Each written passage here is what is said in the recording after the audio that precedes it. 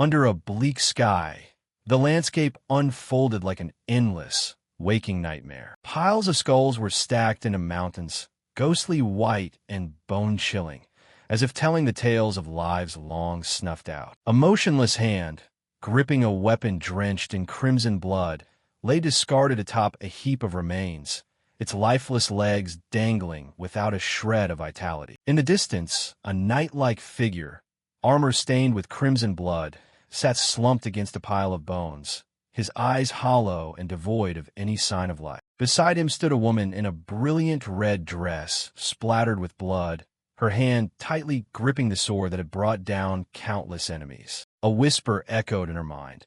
If it weren't for the others. The scene shifted, and another person appeared. His body was also covered in blood, the bandages on his hands torn to shreds, and the sword beside its master had snapped clean in two. His breath faded away, and his hopes vanished like mist. Everything led to one place, the place where destiny was decided. Cut to a different scene, and Ryumin stepped into a cold, dark space, his eyes razor-sharp and filled with unshakable determination. He murmured to himself, his voice low but steady. After 99 attempts, I've finally made it here. This time, I will witness the end with my own eyes. Round 20, the final round, was waiting for him. In front of him stood a horde of golems in gleaming armor, the metallic sheen flashing in the darkness. Ryumin frowned and muttered, "The guardians of round 20 are golems." He swept past them, his eyes locked entirely on the door behind them, the door leading to the secret they were guarding. The metal giants stood tall, weapons at the ready, like living walls blocking any intruder. Ryumin reached out his hand as magical energy surged around him, condensing into a jet-black scythe that flashed with a deadly light. "They're not going to let me pass easily," he thought, hoisting the weapon onto his shoulder as he strode toward the golems step by step. Their eyes flared bright, as if activating their combat mode. With a roar, they charged forward, swinging their weapons and smashing a nearby stone pillar to block Ryumin's path. But he was too fast. With a terrifying calm, Ryumin circled behind the golems, his voice freezing cold. Death flare, a glowing red skull materialized behind the golem as magical energy exploded. He blinked forward, swinging his scythe, slicing straight into a golem's neck. A crack appeared, but it still stood firm. Ryumin smirked confidently. If I cast Death Flare on an enemy, the next strike landed perfectly. The skull above the golem's head blazed bright, amplification damage skyrocketing by 100%. A sharp crack echoed as the golem's head parted from its torso, and its metal body shattered into pieces. Ryumin leaped into the air, ready to face the remaining ones.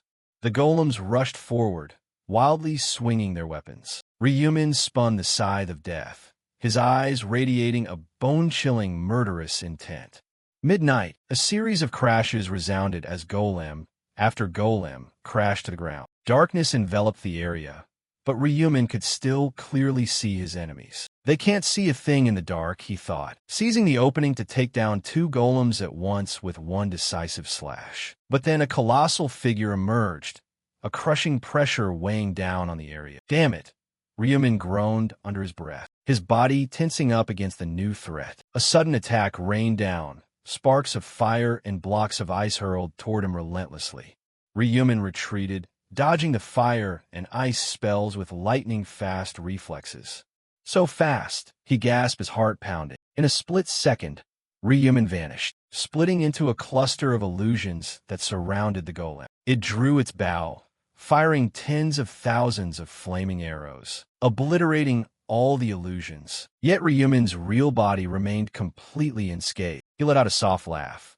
Hitting me isn't going to be that easy. Suddenly, a magic circle materialized beneath his feet. Ryumin froze, realizing the danger. A magic circle? An ice spire erupted, trapping him tight inside a thick layer of ice. Unable to dodge in time, Ryumin lamented internally, "I couldn't dodge it." The colossal golem stepped forward, raising its blade to deliver the finishing blow. But at that exact moment, Ryumin's eyes blazed alight, and lunar annihilation erupted. With a deafening explosion, the block of ice shattered to pieces, and his slash ripped right through the golem, cleaving its metal body in half. The necklace floating beside him glowed, the item that had just saved his life. Ryumin breathed a sigh of relief. That was a close call. If I had taken that head-on, even I would have taken massive damage. The last golem swung its sword, creating another magic circle. The icy floor cracked, and Ryumin dug his feet in, quickly activating Blood Moon. Moving at the speed of light, he charged forward, slashing right through the enemy. As the last golems collapsed, the battle came to an end. Ryumin landed on the ground and exhaled softly, finally took care of all of them. He walked through the gate, his heart filled with anticipation.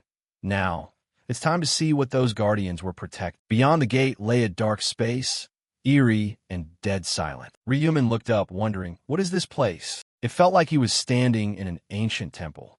Do I have to go through that door?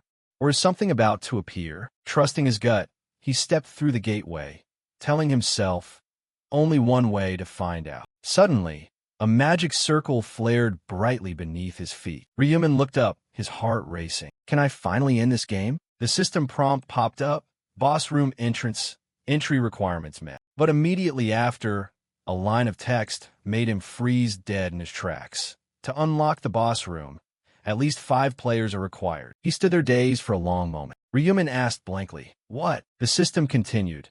Confirmed that 1 player has reached the boss room. Since requirements are not met, the player will be terminated in 5 seconds. A blinding light surrounded him, trapping Ryumin tight. He panicked and screamed, what the hell do you mean? The system counted down. 5. Ryumin slashed wildly into the air, but it was useless. 4. He watched helplessly as his body began to disintegrate. No way. Is it really going to end like this? 3. His hands trembled, dissolving into nothingness. 2. Ryumin gritted his teeth and cursed. Damn it. 1. After Ryumin vanished, the system notified, you have died. You have met the requirements to activate the time reversal rune. You will be returned to the moment before round 1. But then, a cold line of text flashed. Number of times the time reversal rune has been used, 100/100. You have exhausted all uses. The rune will automatically disappear. The scene shifted. A festival plaza was bursting with bright lights as the host's voice boomed over the speakers. The time has finally come. Everyone, when there are 5 seconds left, count down with us. The crowd cheered, the atmosphere buzzing with excitement. 5. A flash of blue fire sparked, and Ryumin appeared, his hair covering one eye, his expression sluggish but sharp. He cursed under his breath. Damn it. Looking down at his body, he found it hard to believe. I'm back. Right before getting dragged into this messed up game. His hands shook as he clenched his fists, his heart burning with resentment. Even though I made it all the way to the final round. The countdown continued. 3. Ryumin wished silently. If only I could make time stop right now. The system flashed. Time reversal rune count. 100/100. A loud boom echoed, and he steeled his resolve. Tisich, whatever. This is my last attempt anyway. I'm going to finish this game. He adjusted his hood, his eyes scanning the crowd. To pull that off, I need 4 more people to reach the final round with me. Taking off his hood, Ryumin searched for the right faces to put a team together. Not too far away, a group of young people were laughing and joking. A guy with shaved eyebrows, young men, stood looking bored in the middle of the crowd. We're finally adults, someone cheered. We don't have to fake it for anyone anymore, right?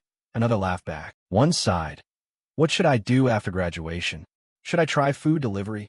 The other 2 pointed and laughed. Hey, that girl over there looks just like CO Aaron.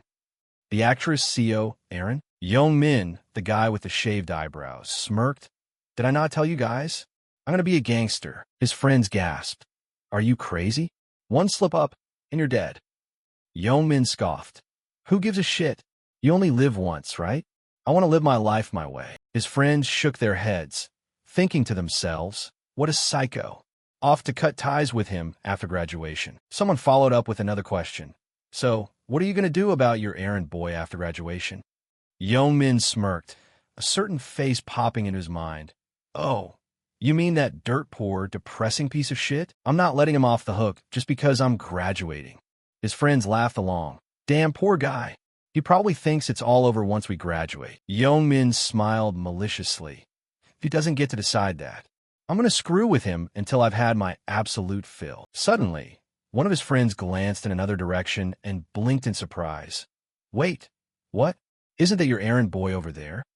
Youngmin looked over and saw Ryumin standing in the sea of people, his gaze razor-sharp. The broadcast boomed. The time has finally come, everyone. When there are 5 seconds left, count down with us. Youngmin smirked. Yeah, that's my little servant boy, all right. The countdown began. 5, 4, 3.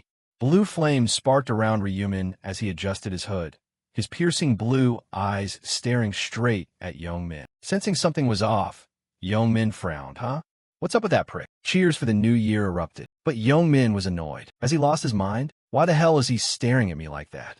His friend played it off. Hey, Youngmin, it's New Year's Eve. Let it go. Yeah, you've got plenty of time to bully him later. Youngmin muttered bitterly. Lucky bastard. I'll give you a pass today. His friends threw their arms around each other's shoulders, laughing. I'm finally an adult. Happy New Year. Yeah, hope everything goes your way. Suddenly, a cold voice rang out, cutting right through the festive atmosphere. Humans are so hilarious. Celebrating the new year while completely oblivious to the dire situation they're in. Youngmin frowned and snapped. What the hell did you just say? His friend denied it. I didn't say anything.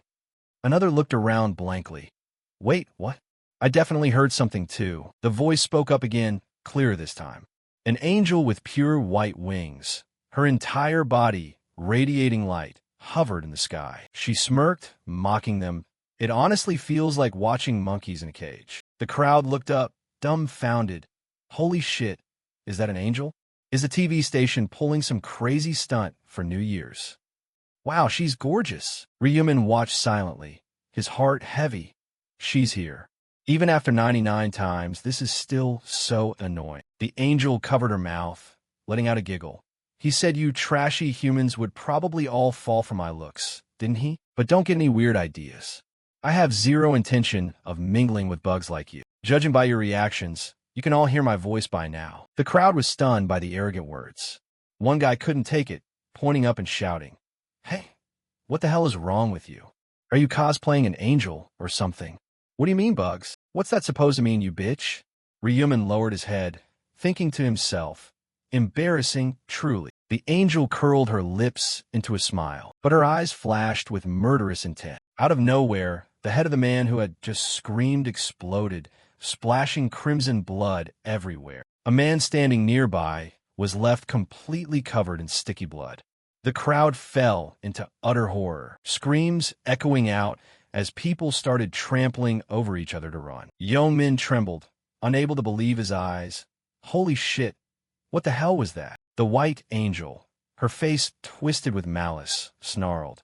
How dare a lowly human speak to a higher being like me with that kind of attitude? You humans have no right to question me, unless you want your brains blown out like that guy.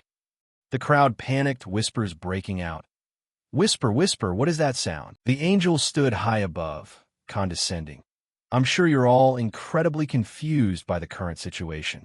How could lowly humans like you possibly understand what's happening? I'll explain it simply and clearly, so listen up. Ryumin sighed, muttering, Gotta listen to this explanation all over again. The angel excitedly announced, Now, we will begin a game. We will play 20 rounds. On the first day of every month, human souls will be transported to a new dimension to participate in the game. The crowd listened intently. The angel continued, Humans only need to do one thing. Complete the mission. If you succeed, you get to return to reality with a reward. Youngmin stood frozen, confused. Someone whispered, What is she talking about? Another replied, Sounds like she'll let us live if we clear some missions. The angel smirked. You might think so, but not everyone survives just by completing the mission. The crowd gasped. Only half of the participants will be spared. People stared wide-eyed, panicking. No way. How is that possible? The angel laughed out loud. Don't worry too much. I'm not taking all of you. Someone screamed. What do you mean? But they were immediately hushed by someone else. Hey, over there, shut up. Ryumin bowed his head, his heart heavy. The angel declared. Only those between the ages of 15 and 29 have to participate. Those outside the age bracket cheered. I'm safe. I'm gonna live. Youngmin's friend growled, grabbing an older man by the collar. "Are you that happy about living? Why the hell are you mocking us?" The man panicked. "What?" Youngmin barked. "Stay put. Didn't you see that guy's head blow up earlier?" The angel tapped her chin, smiling. "Let's see. The total number of participants will be 18,029,290. Now that I'm done explaining, let's start the game." She waved her hand, and a blinding light consumed the space. Ryumin stood in the middle of the light, calmly opening his eyes. In front of him was his own reflection in a mirror-like barrier. The angel's voice rang out. "Before transferring your souls, you need to create a body. Customize it." Ryumin pressed his hand against the barrier, and the illusion on the other side mirrored his movement. The angel warned, "You only get one shot, so choose carefully." Ryumin stood still, his sharp gaze watching the figure in front of him slowly fade away. In his heart, he told himself, "Tisich, let's just go with what I always do." He made his decision, his voice low but completely firm. "My nickname will be Black Owl." The illusion dissolved completely, leaving behind a lush, wide-open green plain, like a brand new world that had just been created. Ryumin's new body burst into flames as he stepped into that space, his facial features sharper and looking more mature. Above his head, the name appeared, Black Owl. He thought to himself, "This will be my 100th regression.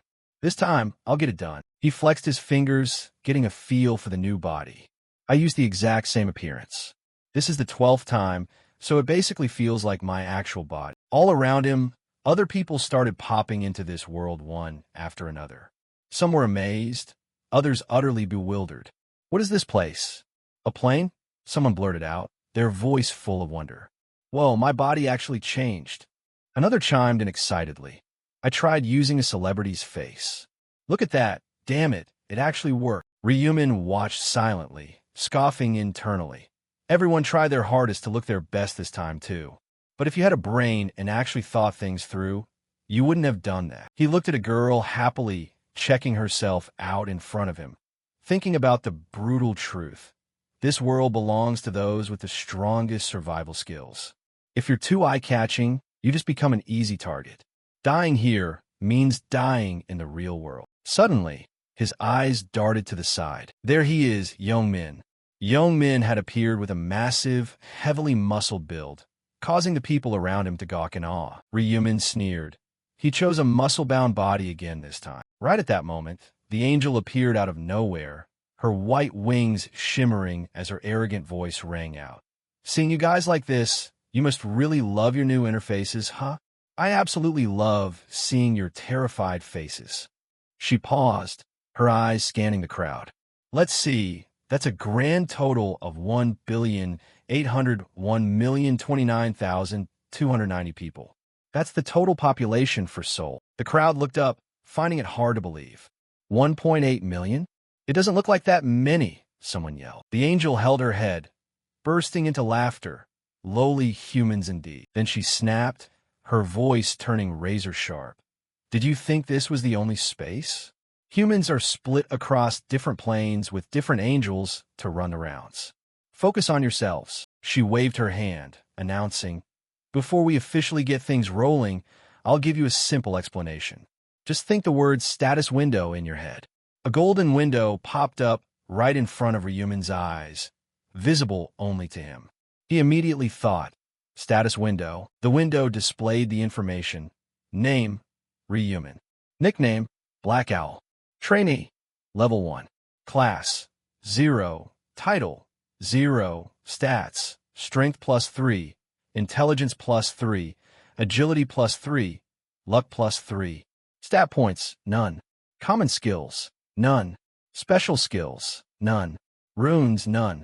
Additional skills. Unlocks at level 10, 20, 40, 60, 99. Ryumin looked at it, signed to himself. Just looking at this makes me want to sigh. The angel continued, her voice dripping with mockery. Now, have you all looked at your status windows?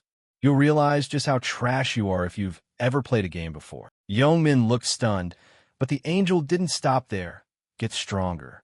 If you survive until the very end and conquer round 20, not only will you be set free, but you'll also be granted a wish. Her words set the crowd buzzing.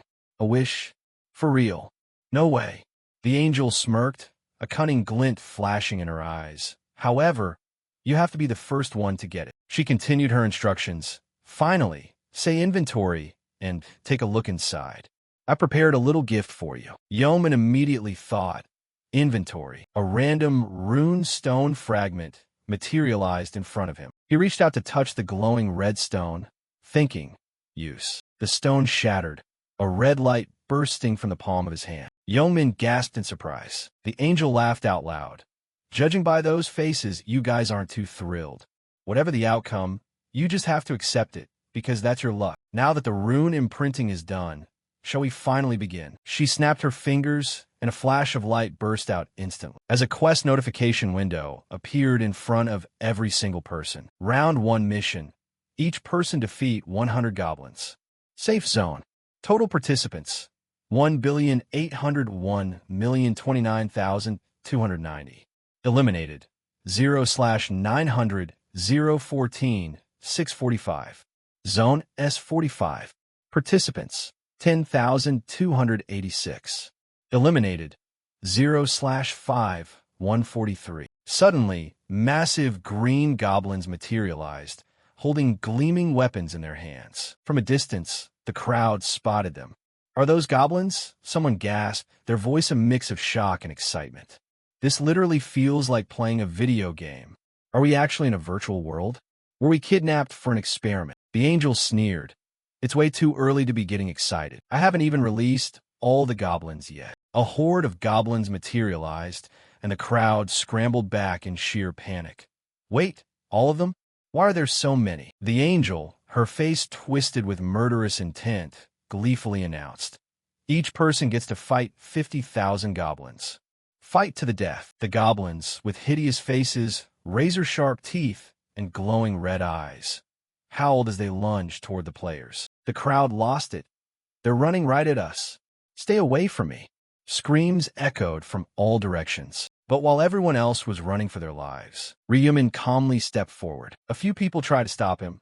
Don't. It's too dangerous. With a chilling, murderous intent flaring in his eyes, he leaped into the air, spun around, and delivered a heavy kick straight to a goblin's head. Whether you're in a group or an organization, first impressions are always everything, he thought, his gaze razor-sharp. The kick sent the goblin flying, crashing its head into the ground and leaving its body severely broken, while its weapon skidded off into a corner. Ryumin leaned down, picked up the weapon, and told himself, to keep these annoying flies from bothering me, I need to put on a show of force. And most importantly, he looked up at the sky, locking his eyes right onto the angel, is to catch her attention. The angel let out a cough of pure amusement.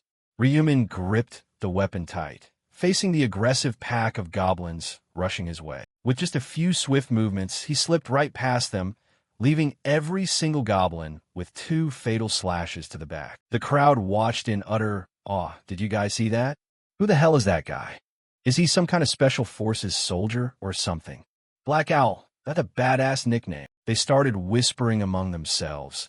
These goblins are usually the weakest monsters in games, right? Seeing how easily Black Owl handles them, we could probably do it too, right? If we take this seriously, it shouldn't be that hard. But before the words could fully leave his mouth, a goblin lunged forward, tackling the speaker to the ground and driving a dagger straight through his body. Blood splattered everywhere, leaving the crowd completely horrified. Someone screamed, their face turning pale as a sheet.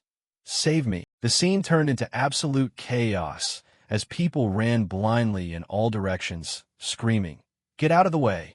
More of them are coming." Ryumin remained completely unfazed, putting down goblin after goblin. Their blood splattered across his arms, but he couldn't care less. With things turning out like this, nobody's going to mistake this for just a game anymore, he thought, watching the panicked crowd. Now, there's only one thought in their heads: survival. A girl witnessing the slaughter turned pale as a ghost, her survival instincts kicking into overdrive. She did everything she could to run as far away as possible. As everyone scrambled, one girl slammed right into a glowing yellow barrier, pounding against it frantically as she screamed, "What the hell is this thing?" Ryumin watched silently, thinking to himself, I chose to run away the first time around too.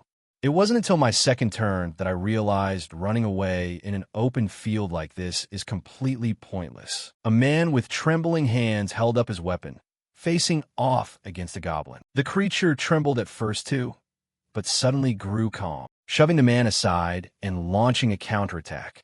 A cry for help rang out. "Help me!" The angel laughed out loud. "Ho ho ho, this battle between humanity and goblins is absolutely thrilling." She covered her mouth, praising the spectacle.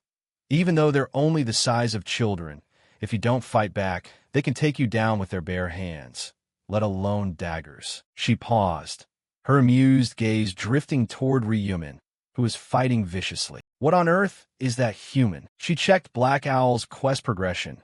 Goblins defeated, 70/100. She murmured, "Black Owl, huh?" But as she checked the system profile, she groaned in frustration. "Damn it, everything except his quest progress is hidden." She squealed with excitement. "Whatever, who cares? Guiding these pathetic humans is honestly beneath my dignity. But it looks like there are a few interesting ones here. I guess I'll stick around to enjoy the show a bit longer." Ryumin swung his weapon, cleaving a goblin's face clean in two. The system notified, "You have defeated a goblin. Experience plus 4%. Gold plus 10. You have leveled up." Quest progress. Goblins defeated 75/100. Required actions 25/100. Ryumin swiftly dodged the incoming attacks, slipping past 4 goblins that were wildly swinging their weapons at him, delivering a fatal blow to each one. Their blood splattered onto his hands, but he just spun his dagger with absolute confidence. The remaining goblin backed away, completely terrified by his overwhelming aura. But there was no escape. Ryumin poured his strength into a heavy thrust, blood spraying all over his face. His eyes flashed with cold, murderous intent as he looked straight at the remaining goblins, issuing a silent challenge. "Anyone else?" Blood dripped from his dagger onto the ground. The goblins cowered back, completely frozen in fear after watching their pack get slaughtered. Ryumin wiped the blood from his face and let out a sigh. "Looks like I get a little breather." The status window popped up with a few changes. Level 4. Stat points, 6. He thought to himself, "In the blink of an eye, I'm already level 4. Every time I level up, I get 2 stat points." He did the math and dumped all his points into agility. Aside from boosting evasion rate, agility also increases attack and movement speed.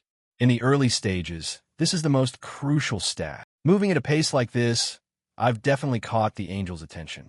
Time to wrap this up. He swung his weapon and hurled it hard, striking a distant goblin square in the face, freezing it dead in its tracks. Ryumin issued a cold challenge.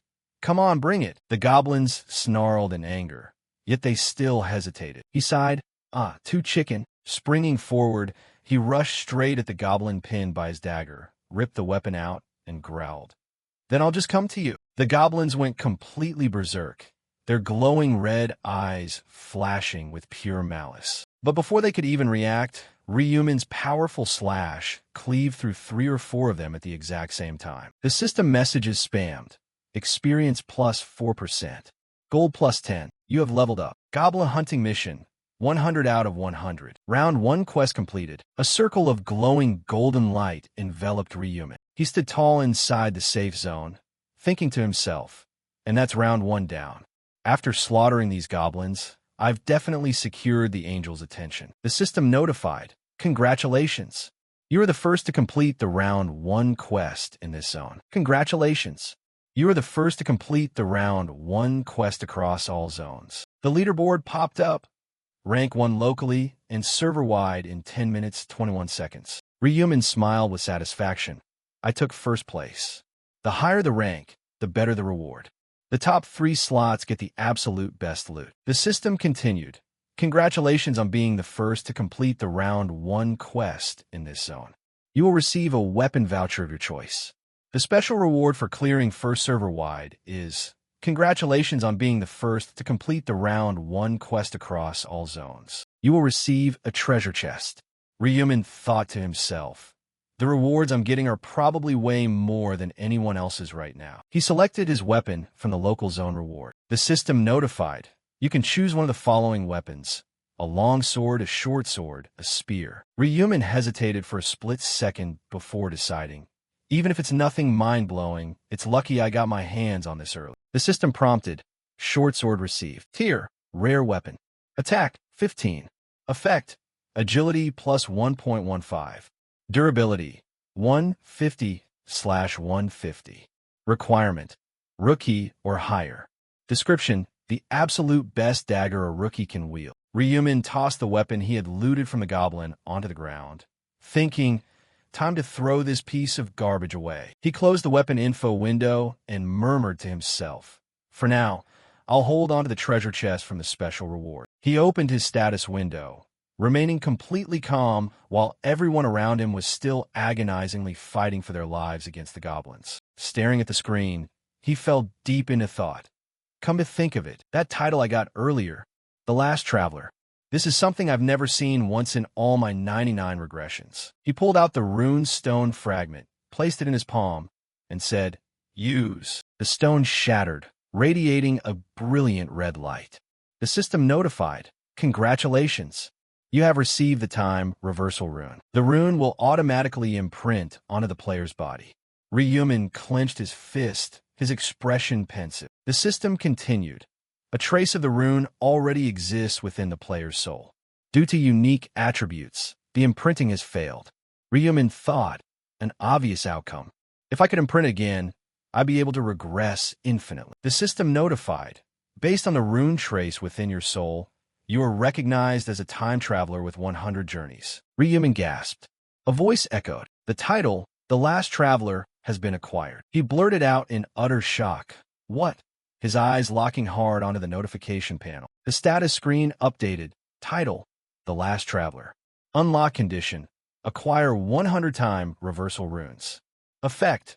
Upon death, maintain soul form at that exact location for 1 minute. If desired, you can resurrect with full health restored. Single-use capability. Title disappears after resurrection. Ryumin thought to himself. Resurrection is a skill exclusive to priests, and even that skill only restores 30% of max health. So this title actually lets me revive with full health. He chuckled with pure amusement. Looks like I just stumbled into an insane title. He scanned the system panel, his eyes lighting up as he read through the details. With this in my hands, things are going to be a hell of a lot easier, he told himself. On the screen, the text read clearly, Title, Time Traveler. The Last Journey. Stats, public or private. If set to private, the title wouldn't display under his ID, but the passive effects would still remain fully active. Ryumin stretched his arms, a wave of relief washing over his body. He guessed internally, the others must have finished their quest by now too. Wonder how Young-min is doing? He turned to the side, his eyes catching Young-min fighting fiercely against a swarm of monsters. A surge of excitement hit him, and Ryumin thought to himself, oh, there he is. A satisfied smile played on his lips, but right after that, brilliant pillars of light suddenly erupted across the sky, cutting his train of thought dead in its tracks. High above, an angel hovered, her cold eyes scanning the chaotic mess below. Her voice boomed down, dripping with sarcasm. No wonder this is getting more and more boring. She looked down at the struggling humans, her tone dropping into pure disgust. You pathetic humans are just going to get picked off one by one, trying to fight the rest of these goblins. Sorry about that, my bad. The angel spread her wings wide, a massive surge of energy warping the space around them. Bring it back. An ordinary girl gasped in pure horror upon hearing those words, her eyes trembling as she looked down at the person she was cradling in her arms. He was slowly fading away, his body dissolving into particles of light. She screamed in absolute despair, warping. The people around her were just as frantic, shouting in unison. What the hell is going on? From high above, the angel flashed a bizarre, wicked smile, her sinister voice echoing everywhere. I've given you guys 50,000 more lives. Surely you have more than enough strength to keep slaughtering now, right? Instantly, the ground violently shook as bloodthirsty monsters emerged, swarming forward in even greater numbers. Total panic broke out among the humans, screams erupting Holy shit. The angel smiled creepily. I've given you guys 50,000 more lives. Surely you have more than enough strength to keep slaughtering now, right? Fresh blood gushed everywhere as humans and monsters clashed in a brutal struggle for survival. The system coldly announced, quest requirement met, 1021/5143. Caught between life and death, people actually started using each other as human shields, but they weren't weak. Their power was neck and neck with the monsters, turning the whole thing into a high-stakes psychological war. The system continued its broadcast. Quest requirement met. 2120/5143. Rehuman, currently sitting with his eyes closed inside a pillar of light, enjoyed the absolute serenity in the eye of the storm. Outside, another player, his hands completely drenched in blood, reached out to touch the pillar of light. He watched in agony as his teammates were swallowed by a sea of blood, fighting relentlessly against the monsters. The system kept steadily ticking away. Quest requirement met. 3532/5143. The angel folded her hands together, watching the fierce slaughter below with pure entertainment. Rehuman raised his head, his sharp gaze locking onto her, but he didn't say a single word. The pillars of light in the sky grew denser by the second. Suddenly, the system blared its final notification. Quest requirement met. 5143/5143. The goblins abruptly vanished into thin air, leaving everyone staring blankly at each other. The goblins, they're gone? Where did they go? The angel looked down at the system panel, a faint smile crossing her lips. Only half managed to complete the quest. Now, we're all done here. She turned to the survivors, her voice dead cold. The rest have to die. After all, those are the rules of the game. The crowd erupted into absolute terror, cries of despair echoing out. What? Wait a minute, Angel. I only needed to kill one more, please. The people inside the pillars of light watched their comrades outside fade into nothingness, trembling in pure, unadulterated fear. The angel spoke up, half inquiring, half mocking. Why the long faces? Shouldn't you guys be thrilled that you're still breathing? Don't worry, you survived, so you can head back now. She flashed a gentle smile, but her eyes were deeply unsettling. Congratulations on clearing the first stage. I hope you try harder next time. The system displayed the results for Round 1. Global rankings. Black Owl, LV. 5:10 minutes 21 seconds. Idiots, LV. 5:16 minutes 15 seconds. Heavenly Demon, LV. 5:17 minutes 7 seconds. Current Zone, S45. Owl, LV. 5:10 minutes 21 seconds. Life is a Movie, LV. 5:23 minutes 55 seconds. Black Dragon in Hand, LV. 5:24 minutes 43 seconds. The system recorded. Black Owl takes first place globally and in the current zone. Ranking rewards. Lowest tier, rare weapon voucher delivered. Optional special reward delivered. Quest completion reward. 1,000 gold points, pending. As Rehuman read through the system notifications, a private alert popped up. You have received 1,000 gold points for completing the quest. Congratulations. You can use this gold to purchase items at the shop. The equipment purchasing feature unlocks at level 10. Rehuman noticed the stunned stares from the people around him. He turned his head and flashed a confident grin, thinking to himself, guess everyone knows I took first place. The angel finally spoke up, her voice a mix of awe and suspicion. I never expected the global #1 spot to come from my territory. Unbelievable. Black Owl, right? Answer me. He faced her directly. Go ahead. She asked a pointed question. How are you this strong? Do you already have a secret rune or some kind of special skill? But deep down, she was biting her lip, cursing internally. You little piece of shit. Rehuman calmly replied. Angel, you could just look at my status window to find out. Flustered, the angel tried to keep her composure. Well, of course. Obviously I can. An angel like me can see that information whenever I want. I was just testing you. Rehuman flashed a fake smile, thinking to himself, stop making me laugh. He spoke up, his tone calm but highly challenging. Angel, may I make a request? The angel looked surprised. A request? Rehuman was blunt. Yes. It feels like the reward for taking first place is a bit lacking. Young Min and the others gasped upon hearing that. Everyone staring wide-eyed at Ryumin in pure disbelief. The angel knit her brows, her voice carrying a hint of fury. What?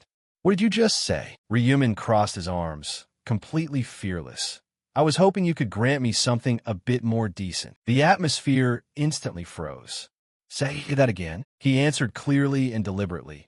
I don't care for my reward, so I want you to grant me something better. The angel gritted her teeth, a wicked smile spreading across her face. A mere human dares to make demands of me, she thought to herself. I only kept an eye on him because he was active, but he kills a few goblins and suddenly thinks he can look down on me? She extended her hand, her tone turning lethal.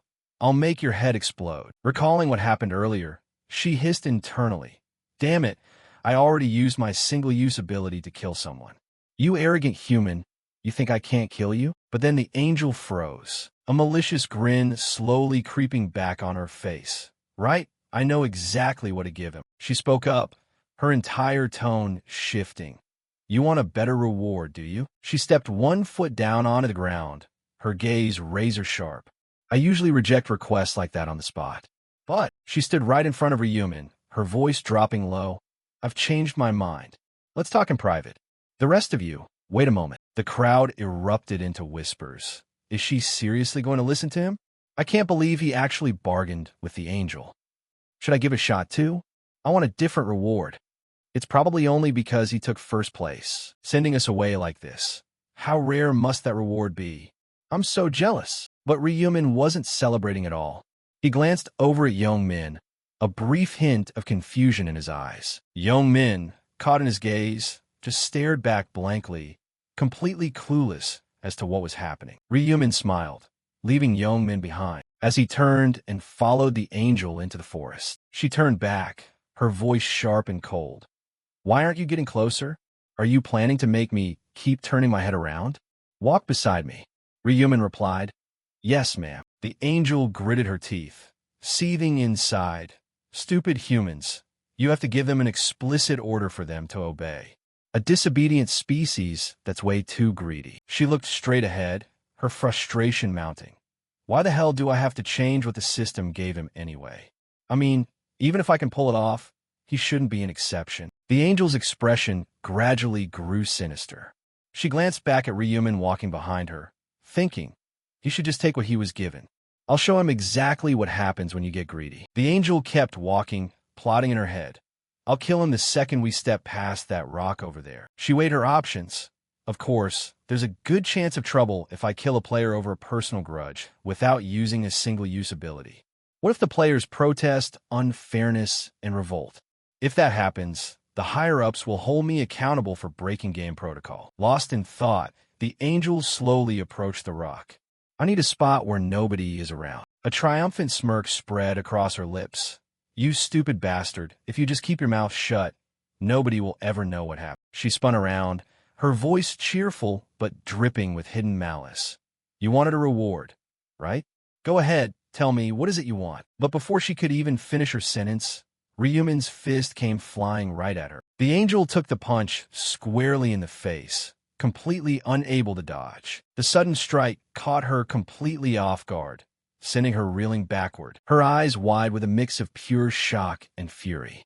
As she hit the ground, the angel was still dazed, her eyes filled with utter disbelief at the impossible sight. She had been punched dead in the face by Ryumin, hit with so much force that it sent her tumbling to the ground, letting out a painful groan.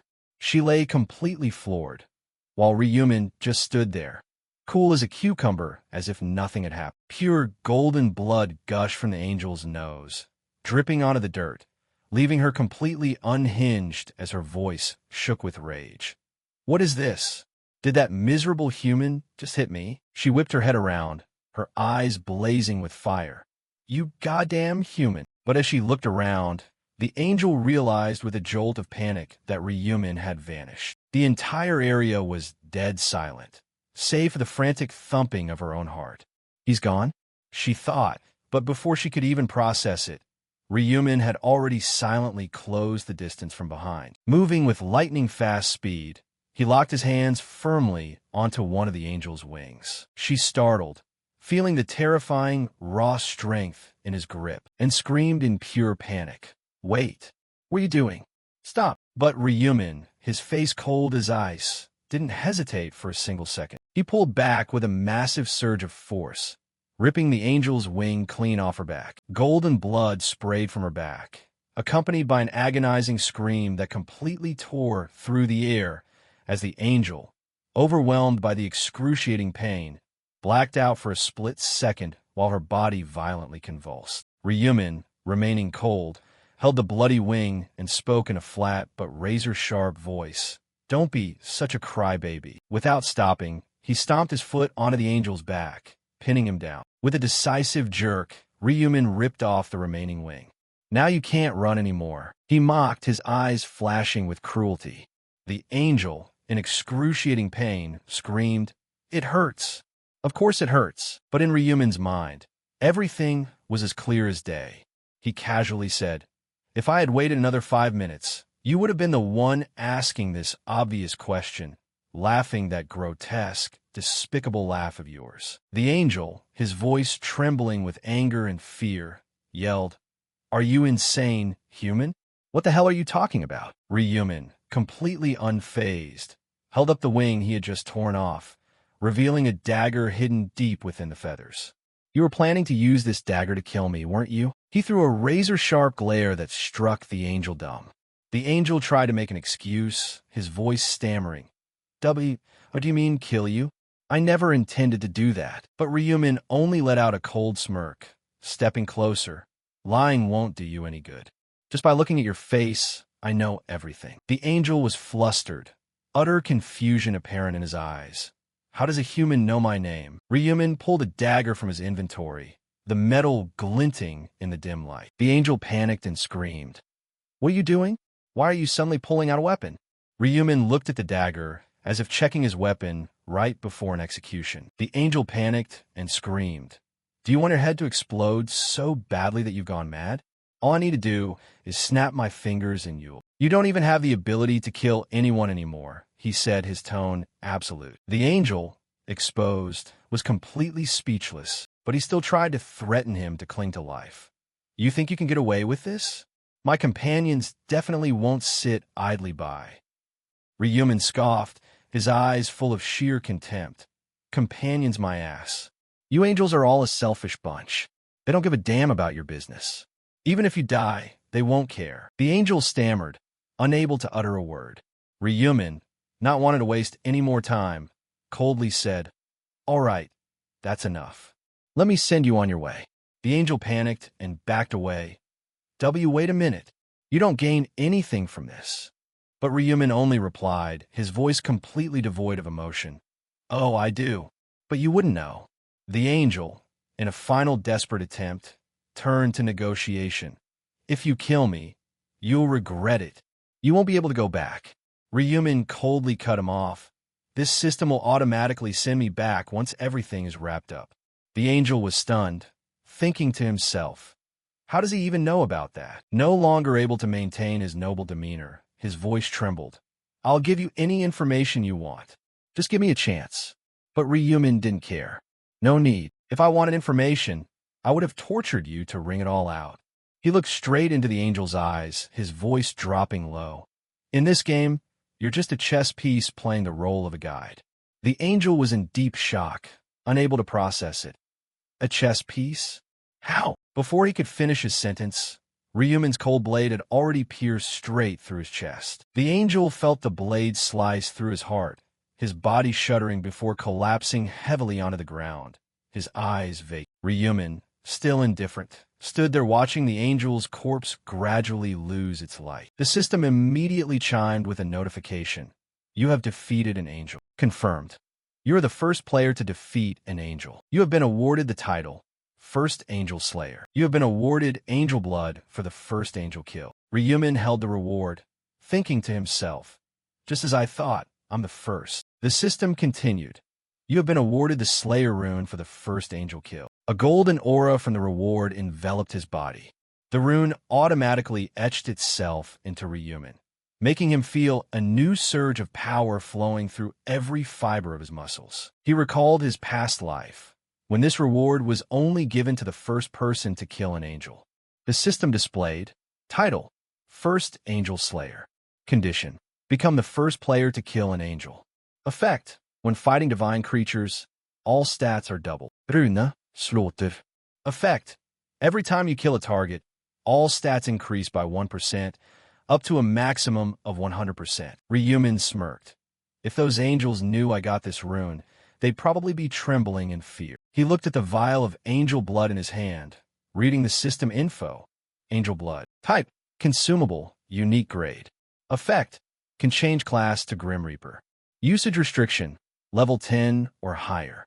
Explanation, an item rewarded to the first player to kill an angel. Only this person has the right to change their class to the natural enemy of angels. Rehuman thought to himself, starting from level 10, every player can obtain a class. There are 30 classes in total, and changing classes is usually easy with a special item. But the Grim Reaper is an exception, a special class reserved only for someone who meets the most brutal conditions. The Grim Reaper emblem flashed alongside the vial of angel blood, radiating a powerful aura that far surpassed any ordinary class. He analyzed bonus stats, runes, skill system. Everything is almost flawless. Rehuman looked into his inventory, realizing he hadn't even finished round 1, yet had already returned. Then I'll make the most of the first place reward. The system announced, you can choose one of the following rewards. 3x EXP effect, lasts through round 2. 2,000 gold. Information on round 2. Rehuman calculated. The important thing is to hit level 10 quickly to change classes. He selected the reward. The system confirmed. You have chosen the 3x EXP effect. Round 2 has begun, and the effect has been automatically applied. He looked down at the angel's corpse, completely unmoved. This is the last time. There's no other choice. No matter the cost, I have to get stronger. The angel's corpse gradually glowed and then dissolved. The system announced, round 1 has ended across all regions. Total survivors, 900/514, 645. Current region S45, 5/5, 143 survivors. Souls will be transferred back to bodies in the current dimension, May 1st, 2023. Round 2 is now beginning. Congratulations on surviving. The scene shifted back to the real world. Youngmin snapped awake, drenched in a cold sweat. The sun was already up. It was no longer midnight. He looked around and saw everyone gradually waking up, confusion written all over their faces. Happy New Year, a voice echoed, but Yeoman only felt a chill run down his spine. What the hell is going on? Did everyone collapse, just like me? My dream just now was so bizarre. He checked his phone. 5:20 a.m. Time here passed exactly like it did in the dream. Yeoman's 2 friends also woke up, clutching their heads and groaning in pain. Ow, my head. My arms and legs are completely sore. Yeoman asked, are you guys awake? One of them replied, his voice shaking. Yeoman, did I just pass out? He nodded. Yeah, not just you. Everyone here did. The other 2 panicked. What? Did we fall asleep for a second? I just had the craziest dream. Yeah, me too. Yeoman looked at them, his voice dropping low. I had a dream too, but I don't think it was a dream. He observed the crowd around them, people in utter confusion, screaming. Are we back? Back from that hell. I'm alive. I'm alive. But a goblin just. Yeoman concluded. It wasn't a dream. The other 2 were bewildered. So it was all real? The goblins, round 1, all of it? Are we going to get dragged back there again next month? Holy shit. He suddenly realized someone in their group was still unconscious. A friend shook him, calling out, Hey Kim Tessic, wake up. But Tessic lay completely still, his face pale and his eyes and nose purplish like a corpse. The one shaking him started to tremble, checking his pulse. Damn it, he's not breathing. I can't feel a pulse. Yeoman was shocked. Is Tessic dead? The other guy muttered in a panic. No way. Did he die because he didn't survive the game? The remaining friend couldn't believe it. No freaking way. But as they looked around, dozens of people were lying scattered, completely motionless. The horrific sight left all 3 of them utterly speechless. Yeoman, despite trying to stay calm, had hands that were shaking violently. One friend was panicking to the point of nausea, while the other muttered, "This makes no sense. Only half survived? Is the next round going to be like this too?" Youngmin's face was a mix of fear and a strange hint of excitement. "This is insane." Youngmin flashed a maniacal grin, his eyes gleaming with excitement mixed with a bit of smugness. "Doesn't this mean that even if they were born at the finish line, everyone has to live equally now? Now, there's no need to cry about life being unfair anymore." He turned to his two panicking friends, his voice dripping with mockery. "You guys are oversimplifying things to a ridiculous degree. Calm down, you bastards. Now we just need to survive, so what are you getting all worked up for?" One of his friends, face pale, shook his head as if unable to believe what he just heard. "It's so unfair, having to die without even getting a chance to try." Youngmin didn't flinch, continuing in a challenging tone. "It's not just us. Everyone else is caught up in this situation too. What's left to complain about being unfair?" The other two heard this, but still couldn't wrap their heads around that mindset. One spoke up, his voice trembling but filled with rage. "Damn it, man. You just lived your whole life like a thug until now. So of course you feel like you have nothing to lose even if you drop dead here. I'm different. I still have a shit ton of things I want to do." Seeing that Youngmin didn't give a damn about his counterargument, the friend asked angrily, "Are you looking for something?" Youngmin frowned, replying with annoyance, "I don't see that deadbeat bastard anywhere."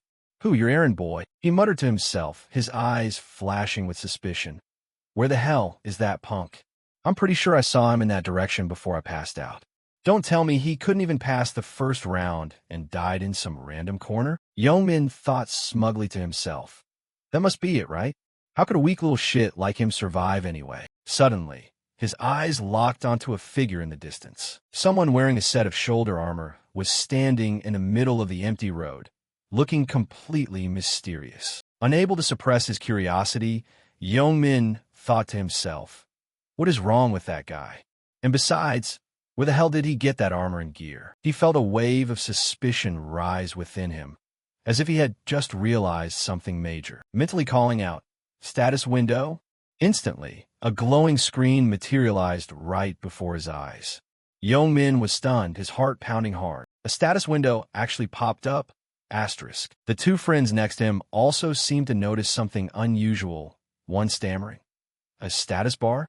No freaking way. Things like that can't actually happen."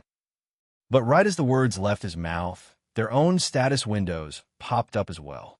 The other blurted out, his voice full of shock, "It's actually real." The three looked at each other, their eyes both unfamiliar and bewildered. "Why the fuck are you staring into thin air?" one asked. The other replied, his voice still shaken, "Aren't you doing the exact same thing? It probably only shows up individually for each person." All three suddenly realized the miracle. Doesn't this mean this is something that can be applied in reality too? What the hell? Can we actually use stat points and items as well? Youngmin, saying nothing more, bent down to pick up a rock. He squeezed his hand tight, and the rock crushed, shattering into tiny pieces. Looking at what was left in his hand, which was now just dust, Youngmin was astonished. His expression gradually turned into a scheming smile, his eyes sparkling with ambition. "This is absolutely amazing." Turning to today's news broadcast, a horrific event has occurred at the plaza in front of the New Year's Bell area. Over 10,000 citizens suddenly lost consciousness, plunging the entire area into chaos. A mysterious woman, dressed in an angel outfit, appeared right before the bell. She said something to the crowd below, and not long after, a mysterious explosion occurred. A citizen pointed at her, screaming something, and was immediately killed on the spot. The woman spread her arms wide, causing over 10,000 people to collapse unconscious. According to police reports, the majority of the victims are between the ages of 15 and 29. This phenomenon did not only happen in this country, but on a global scale. On social media, many people were skeptical. What the hell? Did the reporters all get high or something? Why are they suddenly broadcasting this kind of bullshit news? Over 1.8 billion souls kidnapped? This is seriously unbelievable. Just how much has the scale of fake news grown? Returning to Ryumin, He quietly read the news and comments on social media, his eyes pensive. Asterisk, it has begun, and this is just the beginning. Asterisk, the anchor continued to report. Around dawn today, roughly half of the unconscious individuals woke up while the other half remain in a vegetative state. At the scene of the event, they have been confirmed clinically dead. A celebrity, A, was found dead at the plaza. Over 11% of the world's population has perished in this crisis.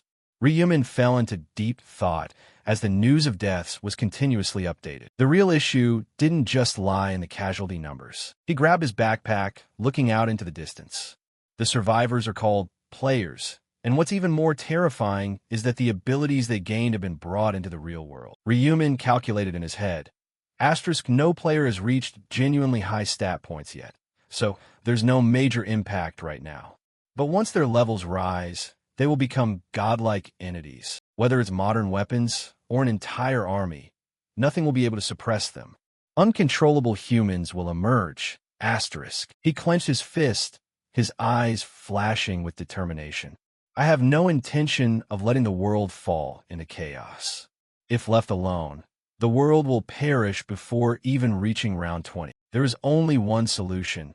Ryumin made up his mind to control all players with overwhelming power. This time, I'll use a different approach than in the previous regressions. Suddenly, a system notification rang out. To open the door to enter the boss room, you need at least 5 players. Ryumin smiled faintly. Asterisk, I already have a few potential candidates in mind and a way to recruit them. But now is not the time. Asterisk. He headed back to his apartment in the dim light of dawn. Stepping into the pitch-black apartment, Ryumin took in the familiar sight. This punk, eating cup ramen for dinner again. He cracked the bedroom door open, seeing his younger brother, Ryu-1, still fast asleep. Ryumin chuckled to himself. He can actually sleep this soundly, even when his older brother hasn't come home yet. Ryu-1, Ryumin's younger brother, would be a high school senior next year. Their home was nothing special, just an ordinary family until their parents passed away in a traffic accident. Everything changed overnight. Ryumin became Ryu-1's sole guardian. Looking at the bandaged wound on his younger brother's hand, Ryumin felt a sharp pang of ache in his heart. The light in the room flipped on, startling Ryu-1 awake. Groggy-ah. Ryumin. Ryumin stood by the bed, his voice low but firm. Time to wake up, one. It's morning. Ryu-1 looked at the clock, frowning. What? It's only 6 a.m., man. Ryumin yanked the blanket off his younger brother, his voice urgent. We don't have time to sleep anymore. Ryu-1 was confused. Why? Did something happen? Ryumin only replied shortly. I'll explain later.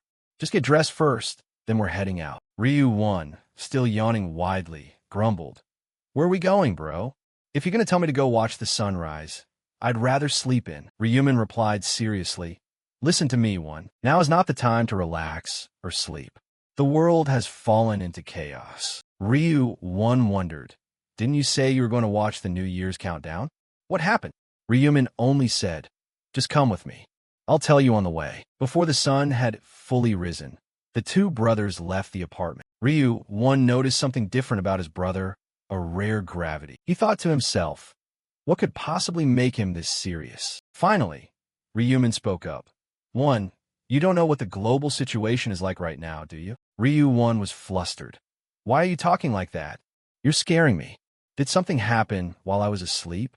Ryumin only replied, check the top search trends. Ryu-1 anxiously opened his phone, his eyes widening as he read the news. What the hell does this mean?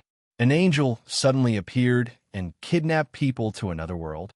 Ryumin corrected him, his voice calm. More accurately, their souls were taken. Ryu-1 was bewildered, looking at his brother with worry. No way. Even you? Ryumin nodded, remaining composed. Yeah. Only after I hunted down 100 monsters called goblins was I able to make it back alive. Ryu-1 panicked. What? Is that real? Are you hurt anywhere? Ryumin smiled faintly, patting his brother's shoulder. Don't worry about me. But Ryu-1 raised his voice, his tone trembling. How can I not worry? He recalled their parents' funeral, painful memories flooding back. He's the only family I have left. Ryu-1 looked at Ryumin's sturdy back, knowing that no matter how strong he was, his brother was only human. Asterisk killing 100 monsters? That's not something a normal person could do. Asterisk. Ryumin suddenly cut off his brother's train of thought. I know what you're thinking. Over there, they have a system called stats, just like in a game. My physical skills didn't matter too much, so you don't need to worry. Ryu-1 was still uneasy. If that's the case, then banking, but still. Ryumin confidently interrupted. If you see me in the future, you won't have those thoughts anymore. Ryu-1 frowned. What do you even mean by that? Ryumin didn't explain further. If you want to know, just follow me for now. Ryu-1 was stubborn. I don't want to. Until you tell me where we are going.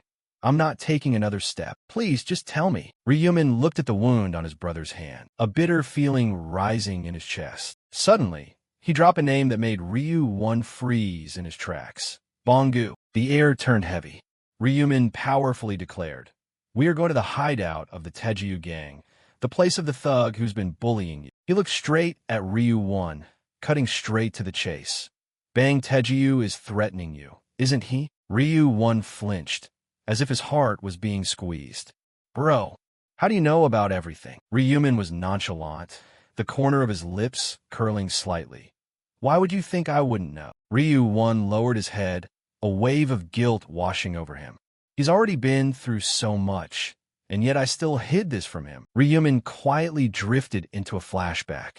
I'm sorry, One. In his past life, he had known nothing about what his younger brother was forced to endure. Only a few hours after returning from round 1, the heartbreaking truth was exposed. The memory flooded back, as vivid as if it were just yesterday. Ryumin was sleeping when his phone blared loudly, pulling him out of his dream. Hello. On the other end was a stranger's voice, cold. Hello. Is this the number of student Ryu-1's guardian? Before he could even reply, the voice continued. You need to come to Hospital 20 immediately. Ryumin was stunned, hurriedly throwing on a coat and rushing out of the house. But by the time he arrived, it was already too late. Ryu-1 couldn't be saved. He clenched his fists, anger and regret burning inside him. He was blinded because Bang Tejiya beat him, all because I was too stupid and weak. I'm sorry, One. Ryumin silently blamed himself. But things are different now. No one is allowed to bully you anymore. No one. The scene shifted to an abandoned warehouse, where strange sounds echoed. Someone was kicked hard, groaning in pain on the floor. The blonde guy, the one who just delivered the blow, roared in fury. Do you bastard want to die? Didn't I tell each of you to bring 200,000 won here? The other guy lay on the ground, weak, but the blonde guy still didn't stop. Oh, you dare ignore me? He brutally beat him repeatedly. His lackey stood on the sidelines laughing, whispering, That's Bang Tejiu for you. Ruthless even to his own underlings. Another guy chimed in, Yeah, even the seniors at other schools don't dare mess with him. I would never want to cross him. After finishing the beating, Bang Tejiu walked over to his lackeys, irritated. Fuck it. I was planning to buy a car today. These useless shits are ruining my business. Suddenly, an idea popped into his head, his eyes flashing with a cunning glint. Hey, do you guys know anywhere to score some cash? One lackey heard this and panicked, terrified of becoming the target. Huh? A place to make money? Bang Tejiu ordered. Yeah, think fast. The lackeys racked their brains to avoid being targeted. One timidly spoke up. There's this one guy, your errand boy. Bang Tejiu frowned, acting like he couldn't recall. Teji Tejiu probably uses too many errand boys to remember. The lackey continued, the tall guy with short hair. Why don't you call him? Bang Tejiu snapped out of it. Ah, Ryu-1, that guy? I was planning to call him today, beat him up to celebrate the new year. The lackeys quickly jumped on the bandwagon. Yeah, take money from him. Sounds like a plan. Bang Tejiu boasted. That guy actually doesn't have a home. The lackey was surprised. He continued. He can't squeeze out any money even if I kill him. His house doesn't have a damn thing left. The lackeys heard this and felt a bit sympathetic, but Bang Tejiu remained indifferent. That guy doesn't have any relatives left anyway. He lives with his older brother. Before he could finish his sentence, he looked into the distance, his expression suddenly changing. The lackeys turned back in confusion. Huh? What's wrong, Tejiu? What is it? At that moment, the two brothers Ryumin and Ryu-1 had arrived. Ryu-1 was hesitant, his eyes showing clear fear, while Ryumin stood firm, confident like a fortress wall. Bang Tejiu laughed contemptuously. Isn't that Ryu-1? Holy shit, you scare me for a second. He put on airs, shouting out loud. Speak of the devil. No, you're no devil, you're just a dog. Ryu-1, you son of a bitch. Ryu-1 trembled, clutching tightly onto his brother. Bang Teju recognized Ryumin, frowning. What? Who the hell is that guy? His face is pissing me off. He turned to Ryu-1. Hey dog, who's that next to you? Did you bring another errand boy because you were lonely? Ryu-1 was too terrified to utter a word. H's. Ryumin, on the contrary, flashed a sinister smile, his voice low but filled with power. I'm one's brother. Bang Teju was taken aback, then tried to act tough, cracking his knuckles. Brother? Look at this guy. Didn't I tell you to keep your mouth shut? And now you're disobeying me? You're dead today, and your brother too. He turned to his lackeys, gesturing to them. Afterward, he stood there with his arms crossed, waiting to watch a good show. Two guys stepped forward confidently. The sun must be rising in the west today. Now, even an errand boy dares to stand up to Teju. One guy shoved his face close to Ryu-1. Hey dog, you want to run yet? Before he could do anything, he was hit by a devastating punch from Ryumin, caving his face in. The guy collapsed heavily onto the floor. The remaining guy lost his temper, charging forward about to swing his fist. You son of a bitch! Putting on a show, are we? But Ryumin easily dodged it, throwing a punch that dislocated the guy's jaw, sending him flying straight into a stack of barrels, the sound echoing throughout the warehouse. Two other guys rushed in at the same time. You bastard! How dare you! But in the blink of an eye, Ryumin knocked them both flat with two straight punches to the face. Bang Teju stood watching, trembling with a smirk, but a trace of anxiety finally began to show in his eyes. Trash, he told himself, yet he still tried to act confident. Looks like he learned boxing somewhere. But you think you can take me on with just that little bit of skill? He stood in front of Ryumin, towering a full head over him, speaking with sheer arrogance. Hey, one's brother, looks like you think you're hot shit just because you know a little martial arts, huh? Didn't you learn that physical build is crucial in boxing? Ryumin didn't care, only letting out a contemptuous smirk. Haven't you watched the news? Bang Teju was taken aback. What news? Finding himself looked down upon, Bang Teju furiously lunged forward, swinging his fist. What news, you son of a bitch? But Ryumin easily dodged it, his movements fast as light. Bang Teju continued unleashing a flurry of blows, screaming as he struck. Slippery as an eel, you bastard. But after a while, fatigue began to set in, his vision blurred, and his breathing grew heavy. Something's wrong. Why can't I hit him? He doubted himself, his heart thumping wildly. Suddenly, Ryumin's fist glowed brightly. He coldly said, if you had watched the news, a fatal punch smashed straight into Bang Teju's face. You would never dare stand against a player like me. Ryumin channeled his strength to deliver a direct blow, his fist crashing straight into Bang Teju's face. He only staggered for a split second, still standing firm, his eyes wide with shock. But as soon as he snapped out of it, Bang Teju roared, lunging straight toward Ryumin. You bastard! Suddenly, right in front of his fist, Ryumin's figure vanished. Where the hell did you go? He spun around, but before he could get a clear look, a left hook from Ryumin caved both sides of his cheeks in. Bang Teju was completely blinded by rage. He bellowed, his voice shaking with pain and fury. You dare hit me? Nosebleed mingled with a tooth that had fallen out. I'm gonna fucking kill you. He charged in once more. But Ryumin, with movements sharp as a blade, easily dodged it. He used his left hand to grab Bang Teju's arm, pinning him down, while his right hand continuously rained hammer-like punches onto his face. The two lackeys stood on the sidelines, eyes wide as they watched Bang Teju take a pathetic beating, unable to believe the sight before them. Bang Teju, now utterly humiliated, thought to himself, this bastard, he keeps aiming right for my face. Looking at Ryumin's relaxed expression, he flew further off the handle. Just one punch, please. But instead of landing a hit, Ryumin closed the distance on it. A precise kick to the Adam's apple sent Bang Teju, despite his heavy build, flying a few meters away, collapsing heavily onto the ground, clutching his throat and groaning, trembling uncontrollably. Ryumin stepped over, his gaze icy cold. Does it hurt, you piece of shit? Inside him, A surge of adrenaline rushed through. No matter how many times I regress, I'll never forget this feeling.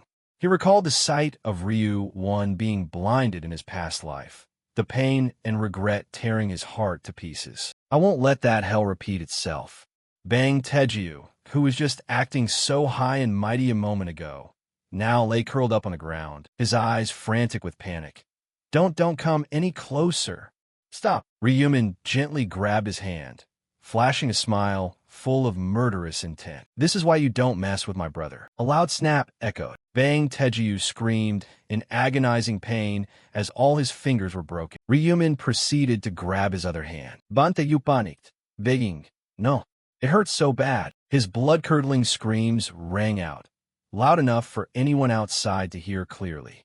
The lackeys were terrified and scattered in a frantic escape. Get the hell out of here fast. Ryu-1, witnessing Bang Teju screaming in agony, turned his face away, not daring to look. Ryumin stood tall, his voice chillingly cold. Bang Teju, if you ever dare touch my brother again, you know what will happen, right? Bang Teju, having now lost all will to fight, whimpered, I know. I won't do it again. Ryumin flashed a wicked smile. Good, but I still need to teach you a proper lesson, just in case you relapse. He squeezed his hand tightly once more. Bang Teju shrieked, his wretched cries echoing throughout the warehouse. On the way back, Ryu-1 was flustered, his eyes still wide with astonishment. Bro, how did you do that? When did you learn how to fight? Ryumin calmly replied. Didn't you notice? Players can use their skills in real life too. Ryu-1 wondered how. Ryumin pulled an item from his inventory as they walked. A dagger materialized out of thin air. Ryu-1's eyes went wide with admiration. A knife just appeared out of nowhere. Ryumin smiled. Pretty cool, right? You can summon weapons you've obtained just like this too. Ryu-1 recalled the fight. So when you were moving super fast earlier, it was because of that too? That guy couldn't land a single punch on you. Ryumin nodded. Exactly. My agility stat is 11. Ryu-1 asked curiously. Stats? You mean like the stats in the game? Ryumin replied. Yeah. An average person has about 3 points. A gymnast can go up to 10 points in agility. The two brothers talked as they walked. Ryu-1 asked further. What happens when you level up? How do you know all this? Ryumin hesitated for a split second, a painful memory flashing across his mind. I'll have to lie. He had no intention of revealing that he was a regressor. In his 11th regression, Ryu-1 had been kidnapped by another player because he let the truth slip. Even though he had saved his brother, Ryumin didn't want Ryu-1 to suffer any more humiliation. He looked at his younger brother, his gaze resolute. I must prepare to protect him in the upcoming battles. Suddenly, he changed the subject. Want to get some food? One?